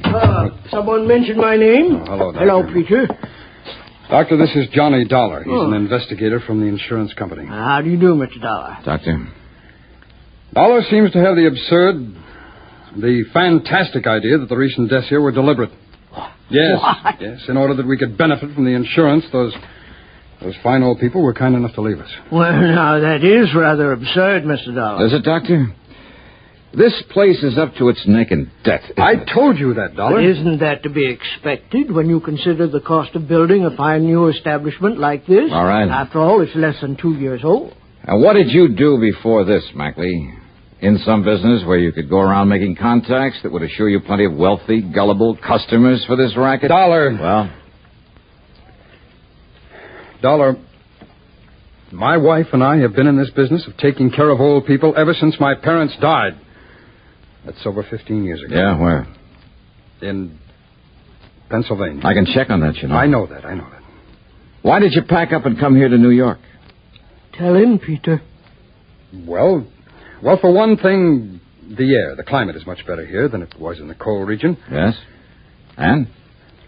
Tell him, Peter. Well, we had to close down over there. Why? Because our building, our facilities were considered substandard according to some new regulations. And suddenly a lot of your patients started dying off? No, nothing of the sort. Peter is telling you the truth, Mr. Dollar. You investigated, Dr. Way? Well, no, not exactly. I see. But I have talked with many of these fine old people who moved from there to here, and they are intelligent, wealthy people. Wealthy? Yes. Yeah, I'll bet they are. Dollar, will you listen to me? And it was so easy to talk a lot of them into buying a hunk of insurance and making this place the beneficiary. Now, that's not true. Isn't it? Then how come 3 of the 4 people who suddenly died around here? No, it isn't true, Mr. Dollar. It was I who suggested to them, unknown to Peter, that they leave something to this rest home. You? And they thanked me and wondered why they hadn't thought of it before. How many of your people are planning to leave you money, Mackley? I don't know, Dollar. I don't know if any of them are. And what's more, I don't care. My wife and I knew the financial responsibility we were taking on in the beginning. And unless we lose our reputation, our clientele, through more of these unfortunate deaths... Oh, sure, they're bad for business, aren't they? Yes, they are. Exactly, Mr. Dollar. But as long as the insurance money keeps rolling Dollar, in... will you stop it? No. Now, Dr. Way. Mr. Dollar, I'm afraid these accusations... Tell me this, Doctor. You issued the death certificates, huh? I did. For all of them. You made autopsies on them all, huh? Why, good heavens, no. Why not? The accident in case of Mr. Bartley was all too obviously an accident. Was it? As for the others, well, after all, they were well along in years. Oh, so you gave them a quick once-over, scribbled down natural causes and let it go at that. And that's why I want those bodies exhumed and autopsies performed. Mr. Dollar. First, though, I'm checking up on you. Well, by all means, do. I want you to. Oh, I will. Meantime, if you like, I'll drive back to Kingston and arrange for the bodies to be made available. Yeah, you do that.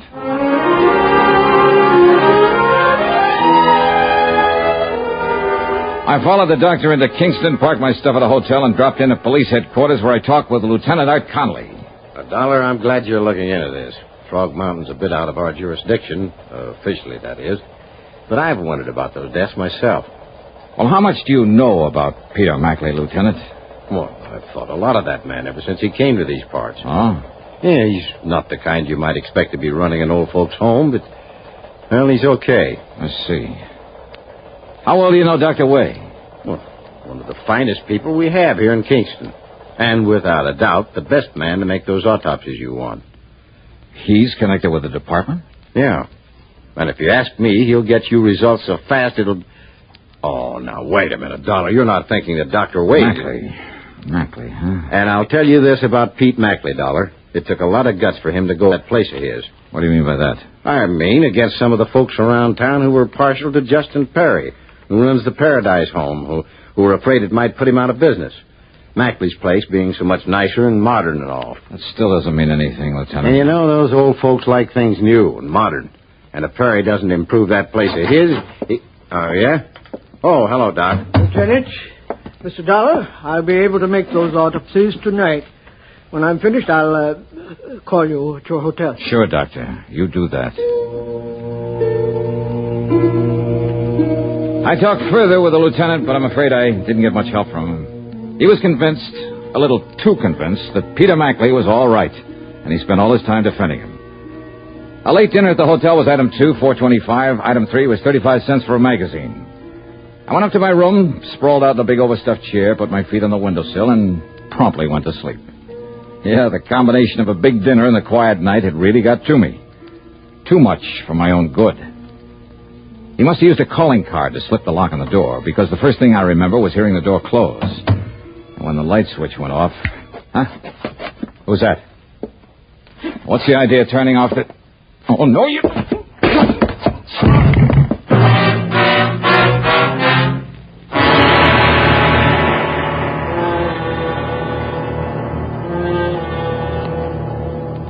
And now, Act 3 of yours truly, Johnny Dollar.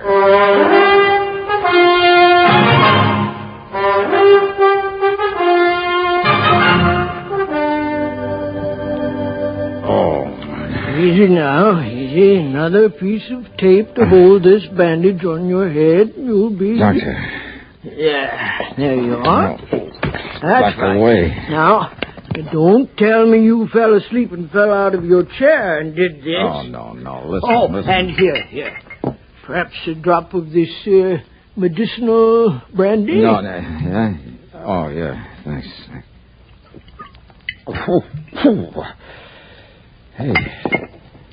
Hey, look, it's morning. Yes, and I've done the autopsies. Oh?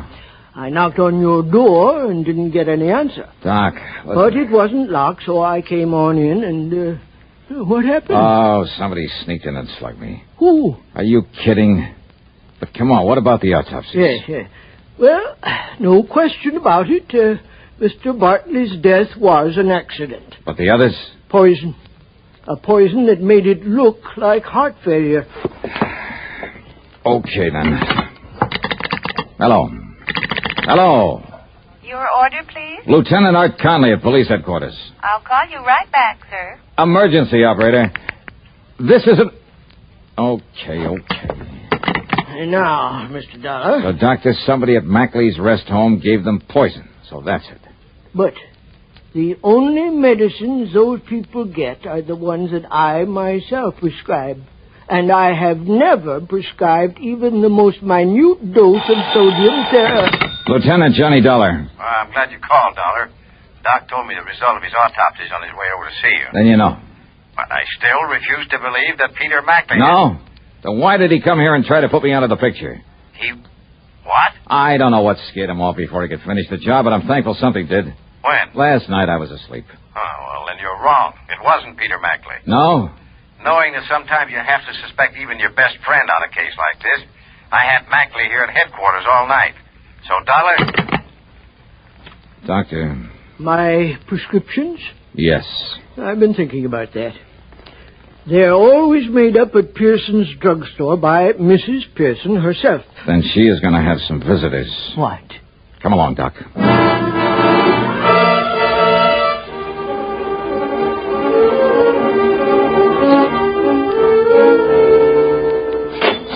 Thank you, Mrs. Williams, and I hope that makes you feel better. Well, Doctor, it's so early in the morning. Mrs. Pearson, this is Johnny Dollar, special investigator. Oh, how exciting. Mrs. Pearson, I want to know if you stock a drug called sodium What'd you call it, Doctor? I didn't, but it's sodium theramelacylate. Oh. But I doubt very much. Yes, I do. You do? Old Dr. Morley, the veterinarian, used it now and then to take care of hopeless animal cases. And you have it here now? Yes. One of these back shelves, I have a single bottle that I... Hey, wait a minute. Yes? On that motorcycle out there with a sidecar. He pulled away from in back of this place. Yes. He helps in the store and makes all the deliveries for me. And he must have seen us in here. Must have seen me. What? He makes all the deliveries, including prescriptions for the Mackley rest home? That's right. Doc. He's taking some of Dr. Wade's prescriptions up there now. Good. No, listen. Now, let me find that bottle of... Doctor, listen. That may be the answer. That he's the delivery boy for Mrs. Pearson? Yes. Well, I'm afraid I Dr. don't... Wade? Look here. No, Doc, we've got to go after that kid. Here's the bottle, Doctor. But I don't understand. Doctor, will you listen to me? So many of them are missing. Unless we could... What was that, Mrs. Pearson? Well, a lot of these sodium theramelacylate tablets are missing. Then that's the answer, Doc. He's the answer. Come on.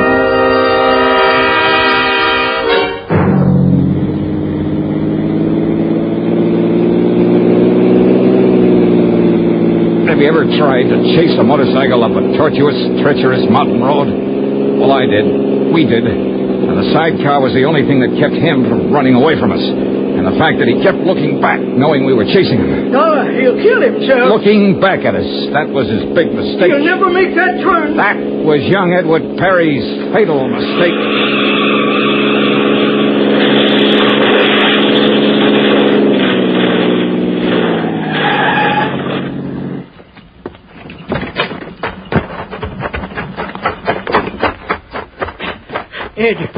Edward. He's still alive, Doc. Here, I'll see what I can do for him. Now, Ed, let's see. Take it easy here. No use, Doc. Well, we can try now. We can try. But why, Eddie? I saw you there in the store. Saw $1 there. All right, just take it easy. Knew you'd got wise that I was putting that poison in Doc's prescription. Give him something to knock him out, Doctor. I'm afraid there's no use.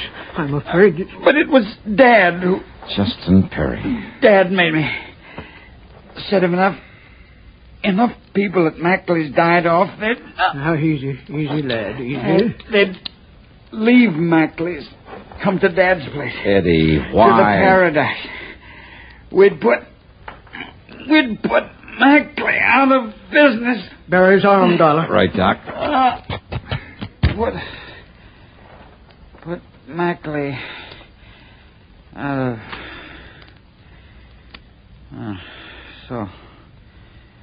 So long, Doc. Doctor. It's all over.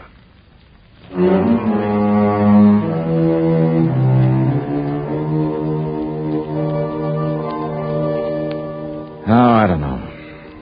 I don't know what the courts will do. Ask me, Justin Perry murdered his son as much as though he'd done it with his own two... I don't know.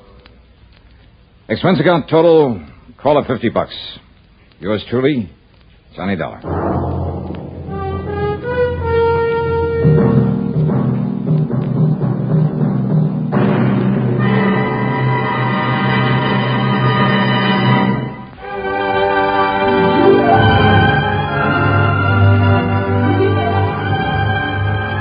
Yours truly, Johnny Dollar, starring Bob Bailey, originates in Hollywood and is written, produced, and directed by Jack Johnstone. Heard in our cast were Virginia Gregg, Harry Bartell, Edgar Barrier, Sam Edwards, Stacey Harris, Junius Matthews, and Forrest Lewis. Be sure to join us next week, same time and station, for another exciting story of yours truly, Johnny Dollar. This is John Wall speaking. Johnny Dollar has come to you through the worldwide facilities of the United States Armed Forces Radio and Television Service.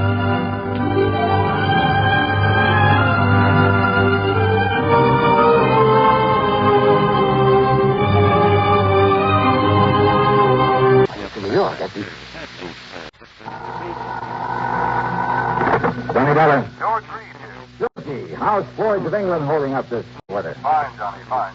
Tell me, does the name Franklin C. Franklin mean anything to you? No, I can't say that. Oh, no, wait. You mean a World War I fighter pilot who made such a name for himself, came from right here in Hartford? That's the one. Oh, sure, one of my boyhood heroes. Yeah. Frankie the Flying Fool, they called him. Yes. Big flank over at the library about the couple of dozen enemy planes he brought down. Yes. Which was quite a record in those days. Yes, Johnny. Something of a legend, too, because he gets shot down one day, be right back in the air the next. Yes. Just didn't know when to quit. Well, he isn't still alive, is he? No. Well, I didn't think so. No, Johnny, Mr. Franklin died a few days ago. Only a few leaving days? a considerable amount of life insurance. With our company, of course. Over $110,000 that's to be divided equally between his two sons, Randolph and Philip. Or, of course, the survivor. What's your problem? Well, Randolph is no problem. He lives right here in Hartford. As a matter of fact, he buried his father. But we need to find Philip. If he can be found. Now, what do you mean by that? Well, suppose you come on over here to the office and I'll tell you what I know. Sure, why not?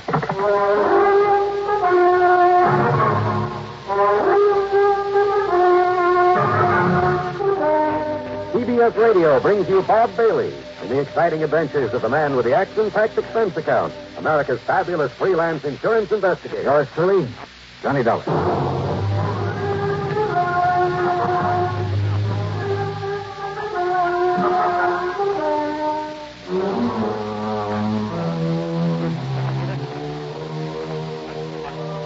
Expense account filled by Special Investigator Johnny Dollar. To Floyd's of England, North American Office, Hartford, Connecticut. Following is an account of expenses incurred during my investigation of the Twisted Twin matter.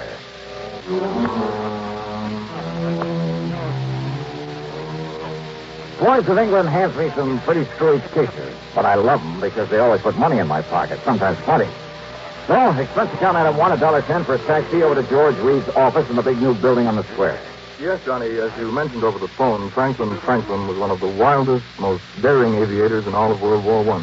Yeah, from what I've heard and read about him, flying and fighting was a kind of obsession with him. That's exactly what it was, an obsession.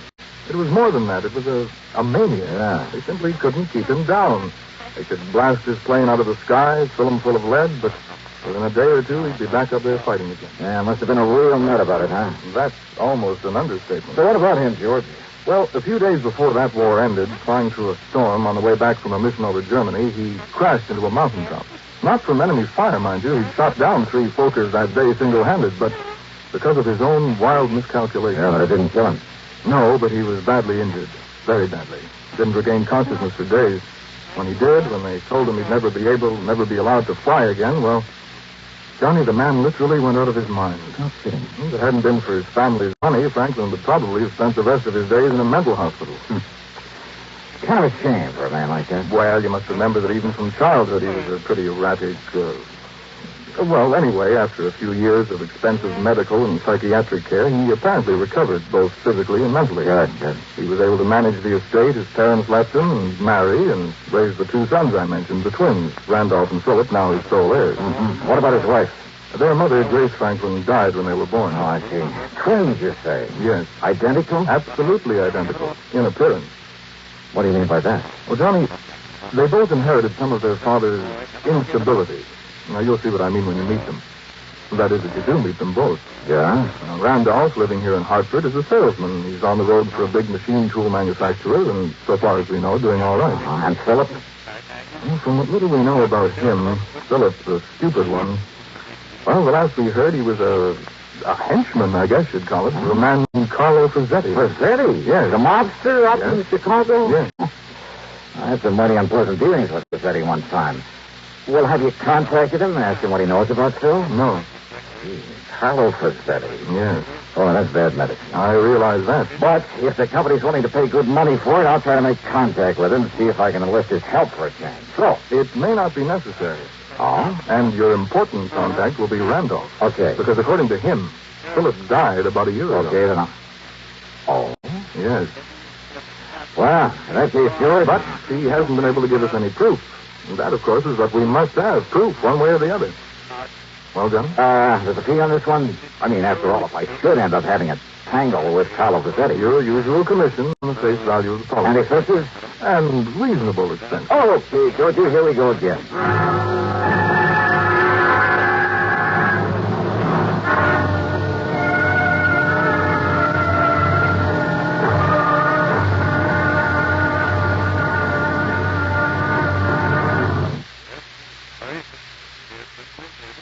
Now, Act 2 of yours truly, Johnny Dollar.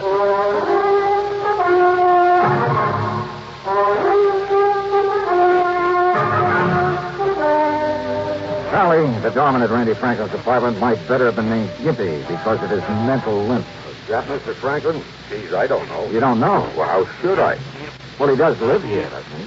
Sure, part of the time. Huh?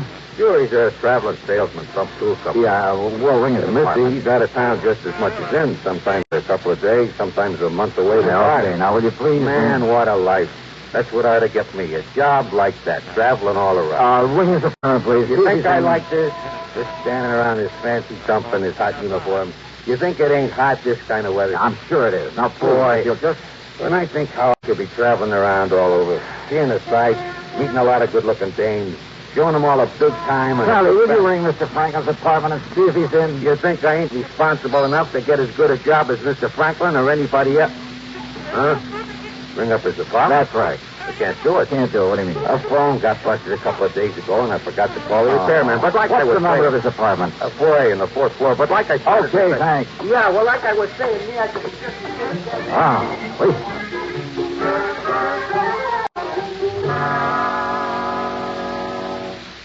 Randy Franklin was in. He was mid-30s, maybe, tall, rather good-looking, with black hair, gray eyes. But there was something about the way he used those eyes, a funny shiftiness about them. And he was nervous, terribly nervous, with a trick of twitching his head so quickly I almost expected his neck to snap. His handshake was warm and friendly enough, though, but his hands trembled. He drummed his fingers on the arm of his chair and kept adjusting his tie, touching his forehead, running his fingers down the edge of his jacket. Of course, I wish you could find Philip at the dollar, but you can't. You seem pretty sure of that, Franklin. I am absolutely sure. Philip is dead. It happened about a year ago, and the dollar was my fault. Now, why do you say that? Philip lived in Chicago. He worked with a man named Carlo Vizetti. So I've heard. You know who Vizetti is? I've met him. Oh, I see. Yeah. Then you understand, Dad was very disappointed in Philip. And when he became sick and Philip couldn't come here to see me, well, it was about that time I had to go to Chicago on business. I ran into Philip, and I told him, I told him that unless he came back here and squared things with Dad, got himself a legitimate job and settled down, Dad would cut him out of his will, out of the insurance. Oh, is that true? Yes, I believe Dad might have cut him off. Well, now, it seems to me that would have been to your advantage. Thank you, but I prefer to get along on my own, which is why I wish you could find Philip now. But you can't.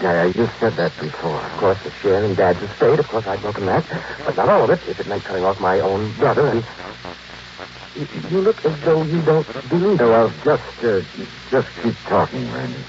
The point is, the threat of losing some of the estate persuaded Philip to fly back here with me to see Dad. But then, Mr. Dollar. Yeah? Well? Mr. Dollar, look, are you always this nervous, Randy? No, it's just when I think about what happened and it was such a painful, such a terrible, such a shock to me, I don't think I'll ever get over. Oh, when what happened? Probably account for these lapses, these blackouts that occur when I can't remember things, lose track of things for weeks at a time. When what happened, Randy? The airplane. On schedule, we ran into a storm over the Alleghenies. We crashed into a mountaintop. Oh, I see. Do you? Do you really? Do you know what it meant?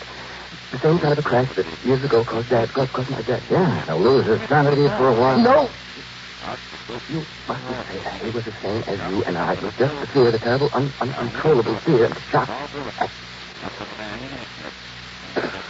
Only three of us, so far as we know, managed to crawl away from the wreckage. The pilot, the girl, and myself.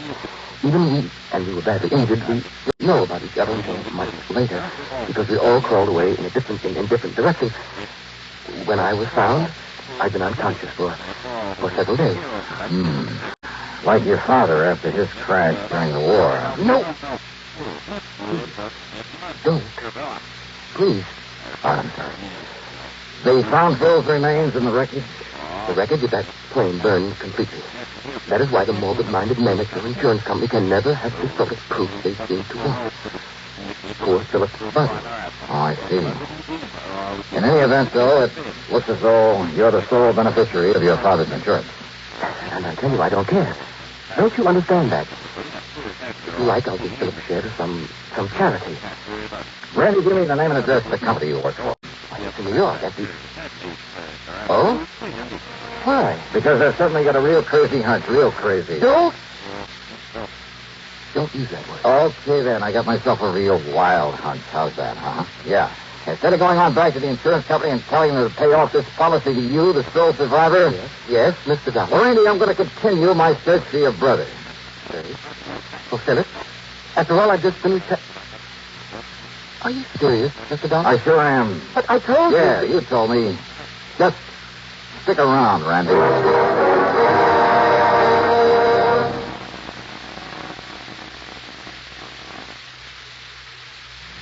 And now, Act 3 of yours truly, Johnny Dollar and the Twisted Twin Matter.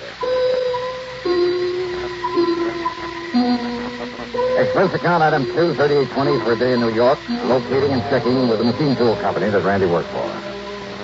Well, by the time I got back to Hartford the next morning, I'd learned plenty about him. He'd been a good salesman for him for years, but not lately, not since the plane crash. And he never had a satisfactory explanation for long absences from his job. They were seriously considering dropping him from the sales force. Now, in other words, he had plenty of youth, Navy needs for his father's insurance money. All of it. Despite what he told me. So maybe if there was still alive. But when I went over to Randy's apartment again, he wasn't there. Okay, then. Item 3 on the expense account is 5210, plane fare to Chicago. Items 4, 5, and 6 are 30 cents for telephone calls to my old underworld contact on, an ex-arsonist by the name of Smokey Sullivan. Item 7, $100 cash to Smokey when he dropped me off at Carlos Rossetti's hangout, which, as might be expected, was an exclusive apartment out near the Ambassador East. What I didn't expect was the man who opened the door. Yeah? I want to see Carlos Rossetti. My name is Randy. Huh? So this is the end. What are you talking about, mister? Oh, now, don't give me that, Randy. So you've been playing it both ways, huh? You ain't making no sense, Buster, so go on, get out of here, get lost. Now, just a minute there, Randy. Just Randy stuff. My name's Phil. Phil Franklin? Oh, you know, no, get out. Just a minute, Phil. Get on, old boss. This jerky comes in here. My dear old friend, Johnny Dollar. Huh? Old friend, huh? Why, of course, since you can't possibly be trying to tie me in with some of your insurance trouble. For once. Hey, come in, Dollar. Come in. Yeah, sure. Yeah, Phil. Yeah, boss? Make an extra one of them drinks for Mr. Dollar here. My old friend, Johnny Dollar. Hey, boss. Now, wait a minute. I want to talk to you. Yeah. Sit down. Right in here. That's Phil Franklin, huh? Yeah. Go see Phil Franklin. You sure of that? Of course I'm sure. He's been with me for years. Off and on. Off and on, huh? One of my good boys once, but now, I don't know why I keep him around. But I still keep him around. Half the time he's here doing odd jobs around the place, serving the booze, helping himself to it. Half the time I get the boys out looking for him. Sometimes he's gone 2 days, sometimes for weeks. Wait a minute. Yeah, he used to be one of my good boys. Ever since somebody knocked on my head about a year ago. He cracked up in an airplane. Oh, he did, huh? I know. What would Sophie still be doing aboard an airplane, huh? Thanks, boss. Here. That's the boy. Oh, Dollar. Why'd you come here to see me? A bath? Only here. Drink up first. Here, Carlo. Just the other drink of yours. Huh? But if you don't mind, I'll hang on to this glass. No, wait a minute. Hurry, I gotta get going. What? See you next time I'm here in Chicago. Maybe.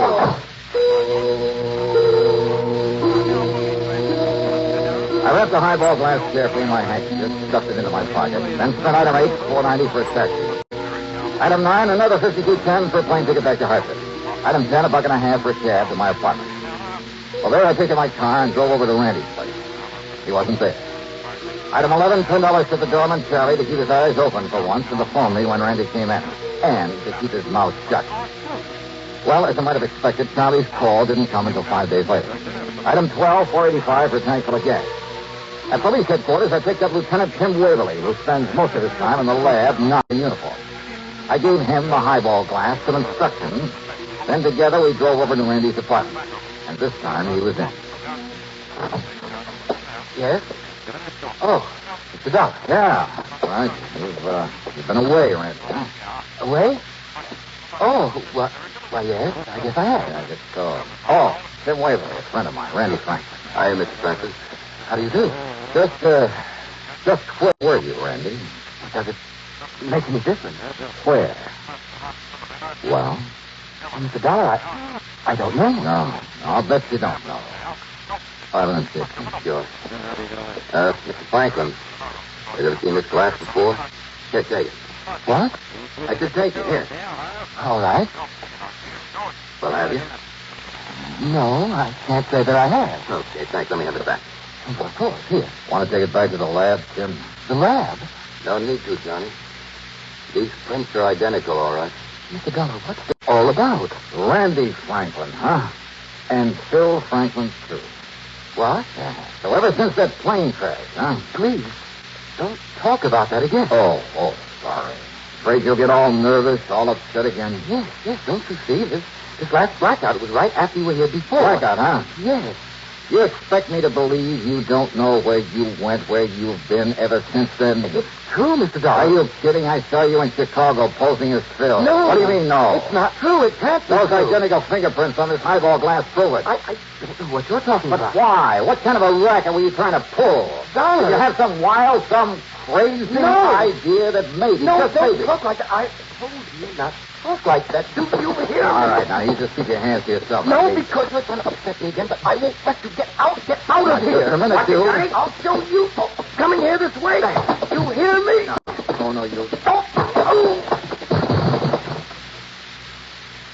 All right, now, Randy. No. Please. Take it easy, Johnny. You hit him pretty hard. And that isn't all, Tim. Let me have your gun. My gun? Yeah, give me. Now, wait a minute. All right, now, Randy. Johnny, you're out of your mind. Am I? Stand back. No, Johnny. No, please. No.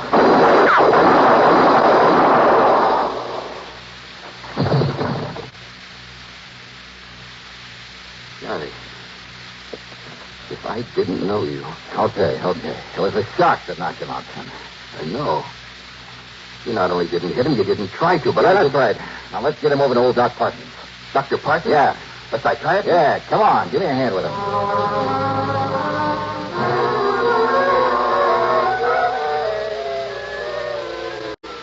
And, Doctor, it was a guilt complex that brought it all about, huh? This condition of his. Well, shock, Mr. Dollar.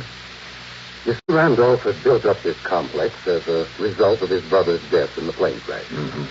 And you must remember that Randolph felt responsible for Philip. And afterward, during his blackout, he really thought that he was, so, huh? Exactly. Of course, you were taking a big chance, Mr. Dollar.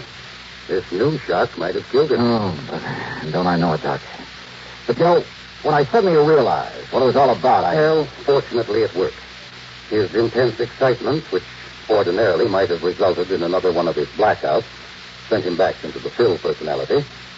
Well, that excitement, plus the shock and pain when you struck him, then his overpowering fear when you stood over him, pulling that trigger, apparently trying to kill him.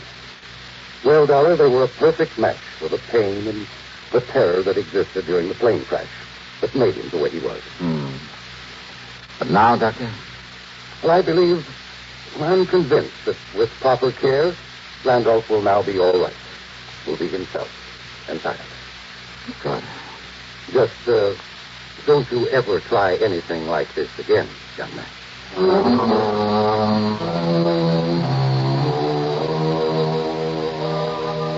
Yeah, Dr. Parsons was right.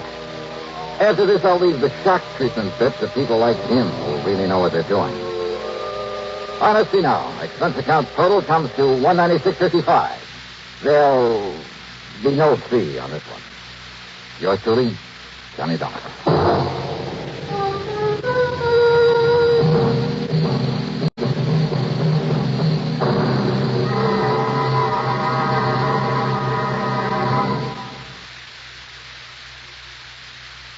Now, here is our star to tell you about next week's story. Next week, a man, a killer, suddenly appears out of the past. And he's come to pay a deadly debt. Join us, won't you? Yours truly, Johnny Dollar.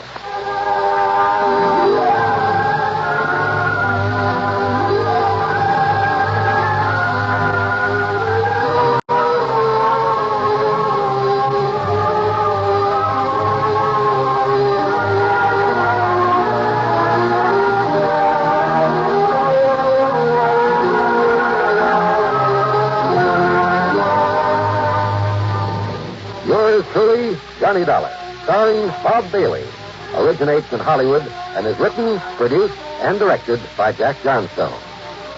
Heard in our cast were G. Stanley Jones, Frank Gerstle, James McCallion, Jack Moyle, Herb Ellis, and Russell Thornton. Be sure to join us next week, same time and station, for another exciting story of yours truly, Johnny Dollar.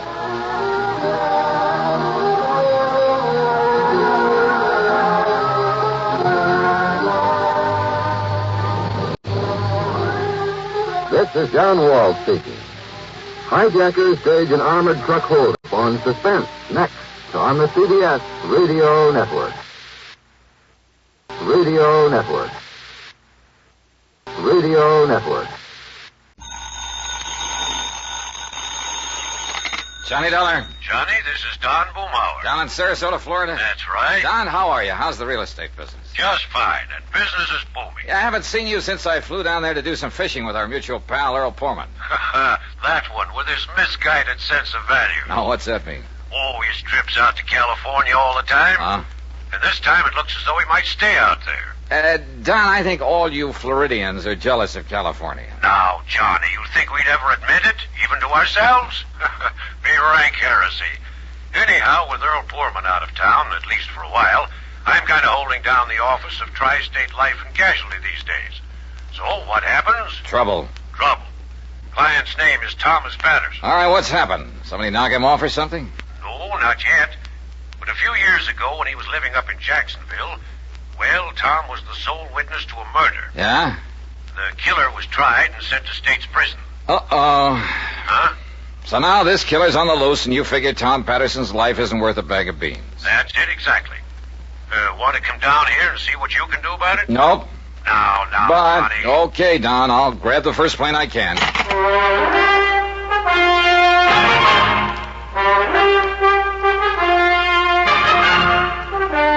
CBS Radio brings you Bob Bailey in the exciting adventures of the man with the action-packed expense account, America's fabulous freelance insurance investigator. Yours truly, Johnny Dollar.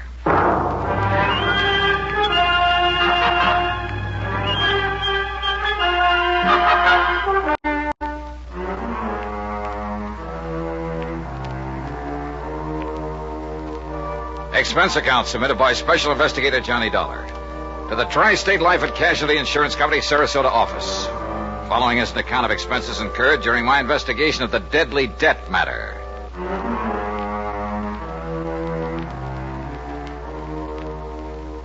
Expense account item 1, 7940, taxi in a plane out of Hartford. The flight was good, and by early afternoon I was in Don Boomhauer's real estate office in Sarasota, Florida.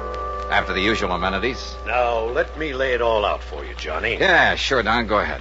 And to begin with, the life insurance policy involved has a face value of $70,000. Let's see, then. My commission will come to, Don't you ever think of anything but money? Sure. Like what? Well, right now I'm thinking about the chances of staying alive. After all, with a killer on the loose, well, at least the thought of a few bucks coming to me could help me die happy. The insured's name you said is Thomas Patterson? It is now. Huh? Some years ago, Johnny, young Tommy lived up in Jacksonville, worked as a milkman. Uh-huh. Early one morning, that was in 1951, he pulled up in front of an alley just in time to see a man named Casey Carey shoot down a fellow named Harker, who just happened to be busy at the moment blasting away at Carey with a .38. So Carey pleaded self-defense, huh? Well, he tried to, but the jury wouldn't go for it. You see, there'd been a long-standing feud between the two of them. Uh-huh. Only reason they didn't give Carey the chair is because Harker had a record as long as your arm. I see. Instead, Carey was given 10 years to life. I see. The point is that Tommy Patterson's testimony was what really convicted him. So, of course, he made the usual melodramatic threat. Oh, yeah. That he'd get Patterson if it was the last thing he ever did. He didn't care when. He'd be in no hurry. But sooner or later, he'd track him down and kill him. Mm-hmm. So what's happened? Well, Tom had just got married, started a nice little family, 2 boys and a girl. So Carey's threat scared him as much because of the wife and kids as for himself. Yeah, but now, Don, you know as well as I do how little those courtroom threats usually mean. Now, wait. Yeah? About that time, some relative died and left Tom a considerable sum of money. So he changed his name, legally. Changed it to what? To what it is now, Thomas K. Patterson. What it was before doesn't matter. Okay, go on. Then he and his family moved on down to Venice, a few miles south of here. Yeah, I remember the town. Well, there in Venice, he set up the Excellent Dairy Products Company. Nobody down here has known him as anything but Tom Patterson, so he's felt perfectly safe. Until, that is, about 6 months ago. Yeah? He was up in Jacksonville on a business trip. He was just walking along the street one day, turned a corner and bumped into a man coming from the other way. Uh-oh. Yes, he took one look at the man's face and started running like a scared rabbit. Casey Carey. Well, what do you think? But now, wait, Don. If Carey got 10 years to life in 1951... I know. When he stopped to think about it, Tom couldn't believe it. But he went down to the public library and dug into the old newspaper files. Yeah? Sure enough, Thanks to good behavior, model prisoner, and all that sort of stuff. Carried got out? Carried got out, legitimately. But to Tom Patterson, that would only mean one thing. Carey was out to get at him. In the exciting history of great American inventions and inventors, there is no one who stands out with the eminence of Thomas A. Edison. Among his hundreds of great inventions, Edison gave us the phonograph, the microphone, a telephone system, various improvements for telegraphy and motion pictures, and most significantly, the electric light or incandescent lamp, originally referred to as bottled light. When Edison was still in his 20s, he set out to invent an electric lamp which could operate on low power and would be safe for use in homes and other buildings. He knew that resistance to electricity would make wires and other substances glow for an instant with white heat, but they would be instantly consumed. So he tried several types of fiber or wire sealed in vacuum and succeeded in producing a glow which lasted for several hours.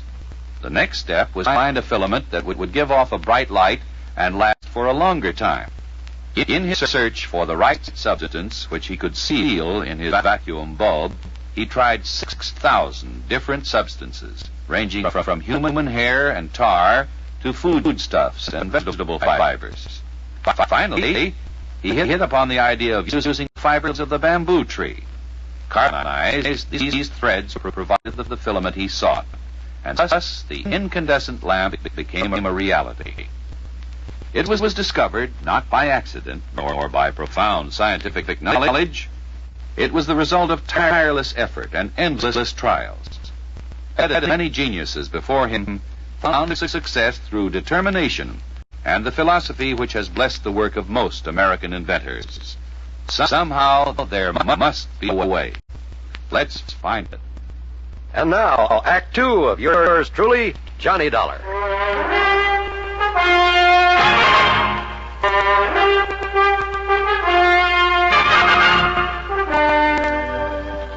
Now, wait a minute, Don. Yes, Johnny? Tom Patterson wasn't sure that Carey actually saw him, recognized him, huh? Well, at the time, no. After all, Tom had only had a very brief glimpse of the man. And the man had made no attempt to go after him. Uh-huh. Be sure now that it was Carey. Yes. All right, so what did he do? He drove on back to Venice, quietly bought himself a Colt 32 and got a permit to carry it. Did he tell the police why he wanted the gun? No. Of course, all along, Johnny, Tom had hoped that Carey had recognized him. But even if he had, he wouldn't know where to look for him. But, Don, unless this man Carey has made some move against him. Now, just wait, Johnny. Okay. Tell us your way. A couple of months ago, Casey Carey appeared and settled down in Venice. Yes, he rented a small house and got himself a job in charge of one of the filling stations on the train. Well, that doesn't sound as though he moved in just to carry out his threat against Tom Patterson. Needless to say, Tom tried to avoid him. But now and then, when he'd see him on the street or forget and go past the gas station, it was Carey who'd avoid him. Pretend not to see him. Don. I know what you're thinking, Johnny.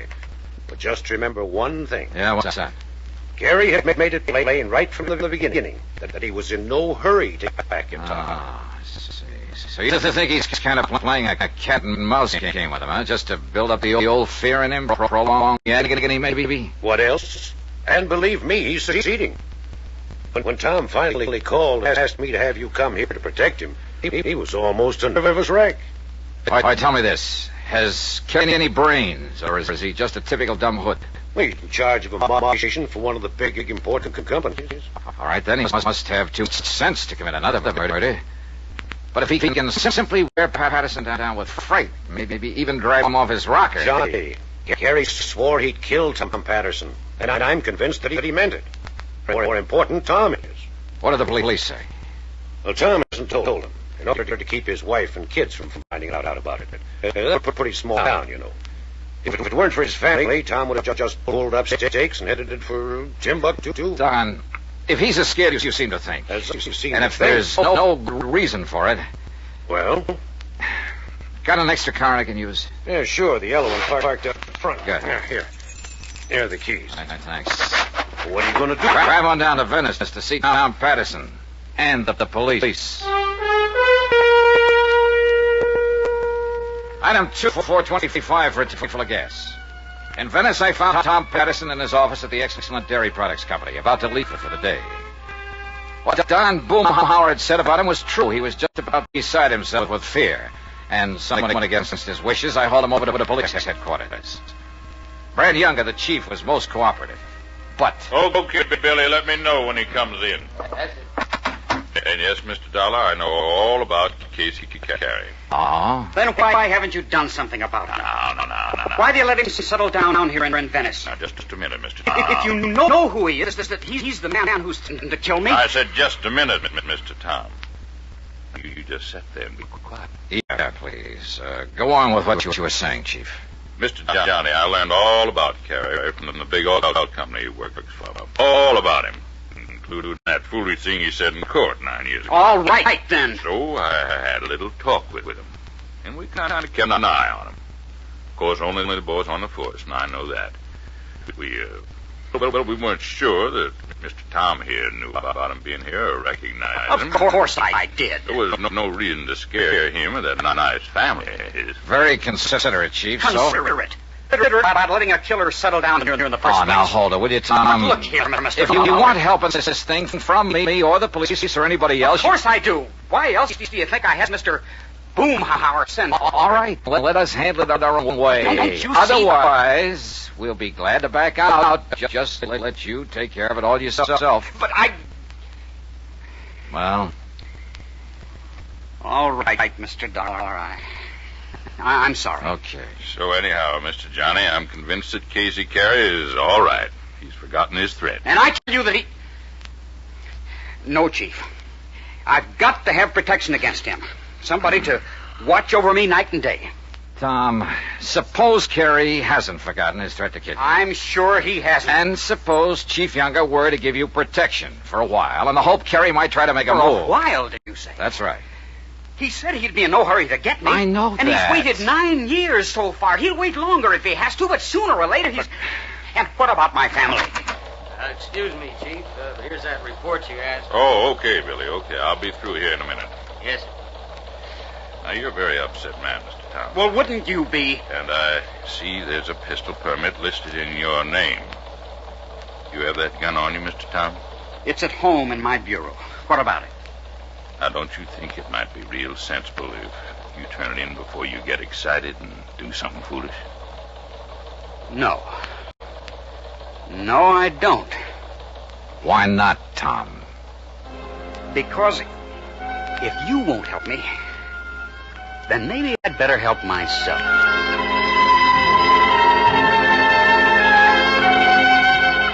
I took the chief aside and promised I'd stay with Tom Patterson, if possible get his gun and turn it in.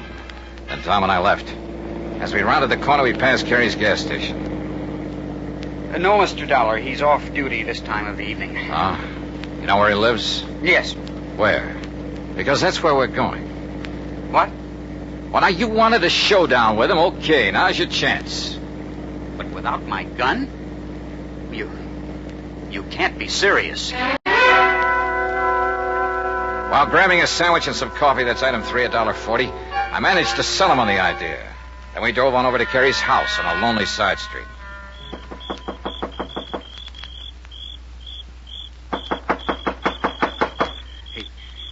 He must have seen me, Mr. Dollar, and he's probably waiting in there Ask in the dark. me. There's evil in there, mister. Ah, yes? Oh, what did you say, ma'am? And who are you, please? I'm one of the neighbors, mister, that's what. And when I heard that shot in there... You heard a while shot? ago, well, then I kind of thought about it for a while, and then I called the police. While we were sitting in that restaurant having... Come on, Tom, this door's open.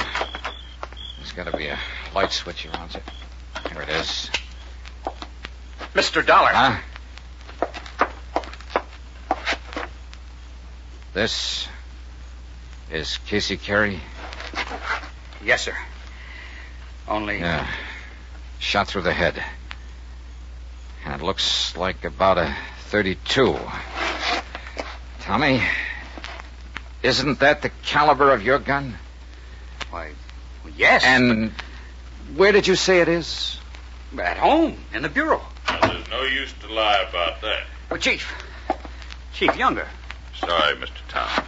Holding you for murder.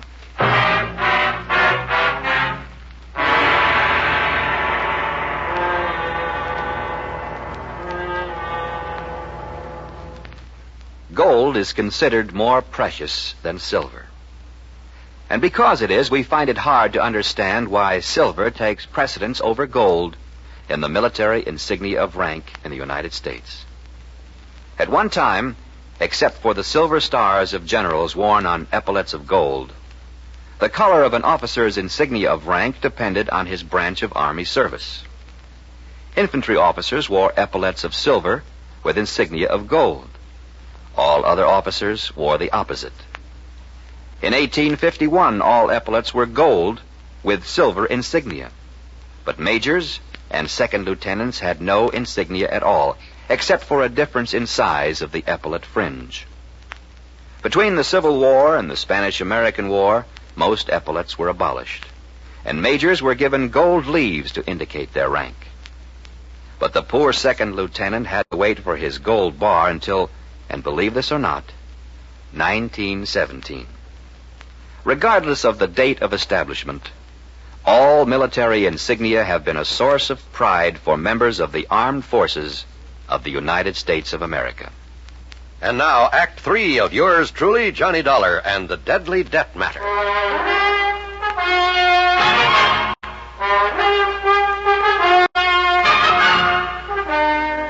That's right, Mr. Tom. I'm holding you for the murder of Mr. Casey Carey. No, Chief, you're wrong. Am I? Looks to me like this is his dead body laying here, and I'd guess this hole in his head was made by a .32 caliber bullet. Chief Younger, look, And Mr. listen. Tom, that's the same as this gun of yours. So, here you are, Mr. Dollar. Here's a murder weapon. That's my gun. Where'd you get it? Mr. Tom, I hate to say this, but I had a feeling your coming to see me was a bluff. Bluff? Yes, sir.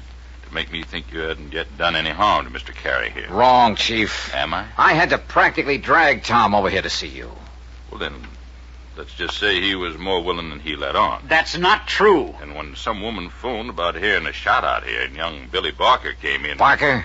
One of my new boys on the force. When he laid this gun on my desk and the number on it checked out against your permit, Mr. Tom... Where'd you get this gun? Right where you throwed it off the side of the road over toward Midnight Pass.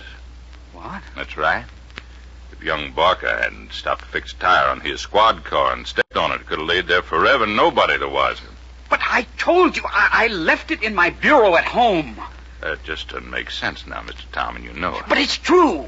So where were you after you and Mr. Johnny left me at headquarters? Well, I can answer that, I'll tell you where, Chief. Mr. Tom. You came over here and killed Mr. Carey and took the gun and throwed it off in the bushes. Wait, Chief Younger, listen. Yes, sir? Tom has been with me from the time we left you. Who? Yes.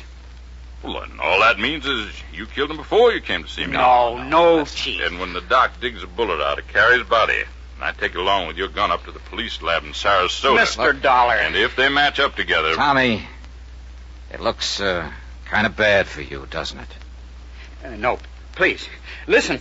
You better come along with me, Mr. Tom. Maybe Chief Younger was right. And when a report came back from ballistics that the bullet had come from Tom Patterson's gun, when Tom had no way of proving he'd left the gun at home. Well, I still couldn't believe Tom had done it. Another thing, the neighbor woman had heard the shot only a little while before we got there. What's more, Carey's body had still been warm. But instead of putting up a defense for Tom, I decided to play a real wild hunch that just might turn up Carey's killer. Item 3 from a phone booth, 30 cents for a call to Don Boomhauer. No, Johnny. The man Tom saw Carey murder back in 51 was named Harker. Not Barker? Nope. Gerald Harker, with an H. Well, and I guess my hunch about this new man in the department. Hunch about what? Oh, it's nothing, Don. Forget it. And thanks. So maybe I was wrong. So maybe instead of always acting on these crazy hunches, and yet...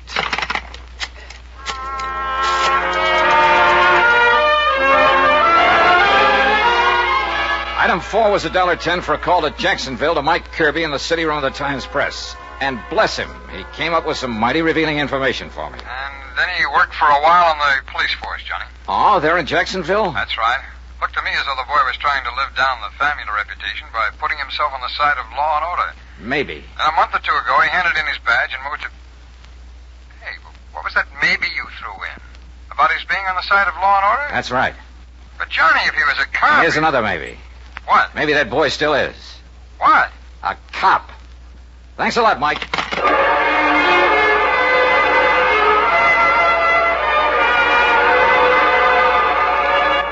I went back to police headquarters where Chief Younger was half asleep at his desk.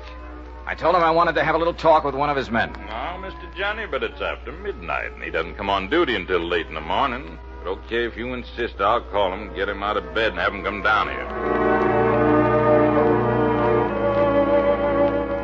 And then about half an hour later, they're in Chief Younger's office. Something special, Chief? Get me out of bed this way? Billy, I want you to meet Johnny Dollar. Mr. Johnny, this is Billy Barker. Hi, Billy. Mr. Dollar? Only, why did you change your name from Harker when you came down here to Venice? Huh? What's that, sir? I'm afraid it was a dead giveaway. I don't know what you mean, sir. I'm sure I do. That and the fact you didn't move down here until Casey Carey did. Oh, you mean that man that was killed this afternoon? That's right. The man who'd killed your own father back in 51. Is that true, Billy? How did you know, Mr. Dollar? Casey Carey, the man you swore you'd someday get even with for killing your dad. How did you know that? I didn't. I was guessing. Looks to me like you guessed right, Mr. Johnny. Now look. When you learned that Carey was getting out of jail, you joined the force up there, hoping that maybe you could find some excuse to kill him in line of duty. You don't know But that. before you could do it, he moved down here to Venice. So you followed him and joined the force down here. You think that's the reason I came down All here? you could do was bide your time. Until this afternoon. You heard us talking in here and found out about Tommy Patterson recognizing Carey, being so wild with fear that he was willing to kill him. Now, you listen. So all you had to do was get hold of Tommy's gun. I don't know how or when. That's beside the point. Mr. Johnny, you sure of this? I'm not sure of anything, Chief. You bet you are. But if Billy is willing to go over to the police lab in Sarasota, let them make a paraffin test of his shooting hand. Well, Billy. All right, you two. Oh, you don't kill him! Chief, you want to let Tom Patterson out of that cell so he can go home to his family? Yes, sir. Right away. And thank you, Mr. Johnny.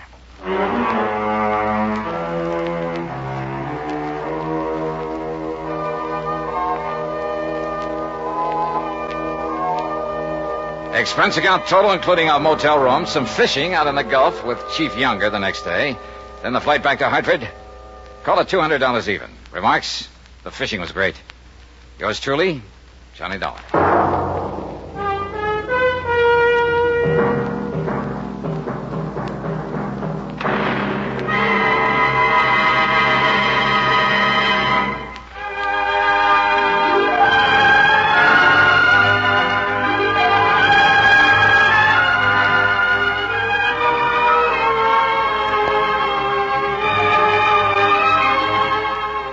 Yours truly, Johnny Dollar, starring Bob Bailey, originates in Hollywood and is written, produced, and directed by Jack Johnstone. Heard in our cast were Virginia Gregg, Russell Thorson, Barney Phillips, Sam Edwards, Bert Holland, and Stacey Harris. Be sure to join us next week, same time and station, for another exciting story of yours truly, Johnny Dollar. This is John Wald speaking. Johnny Dollar has come to you through the worldwide facilities of the United States Armed Forces Radio and Television Service.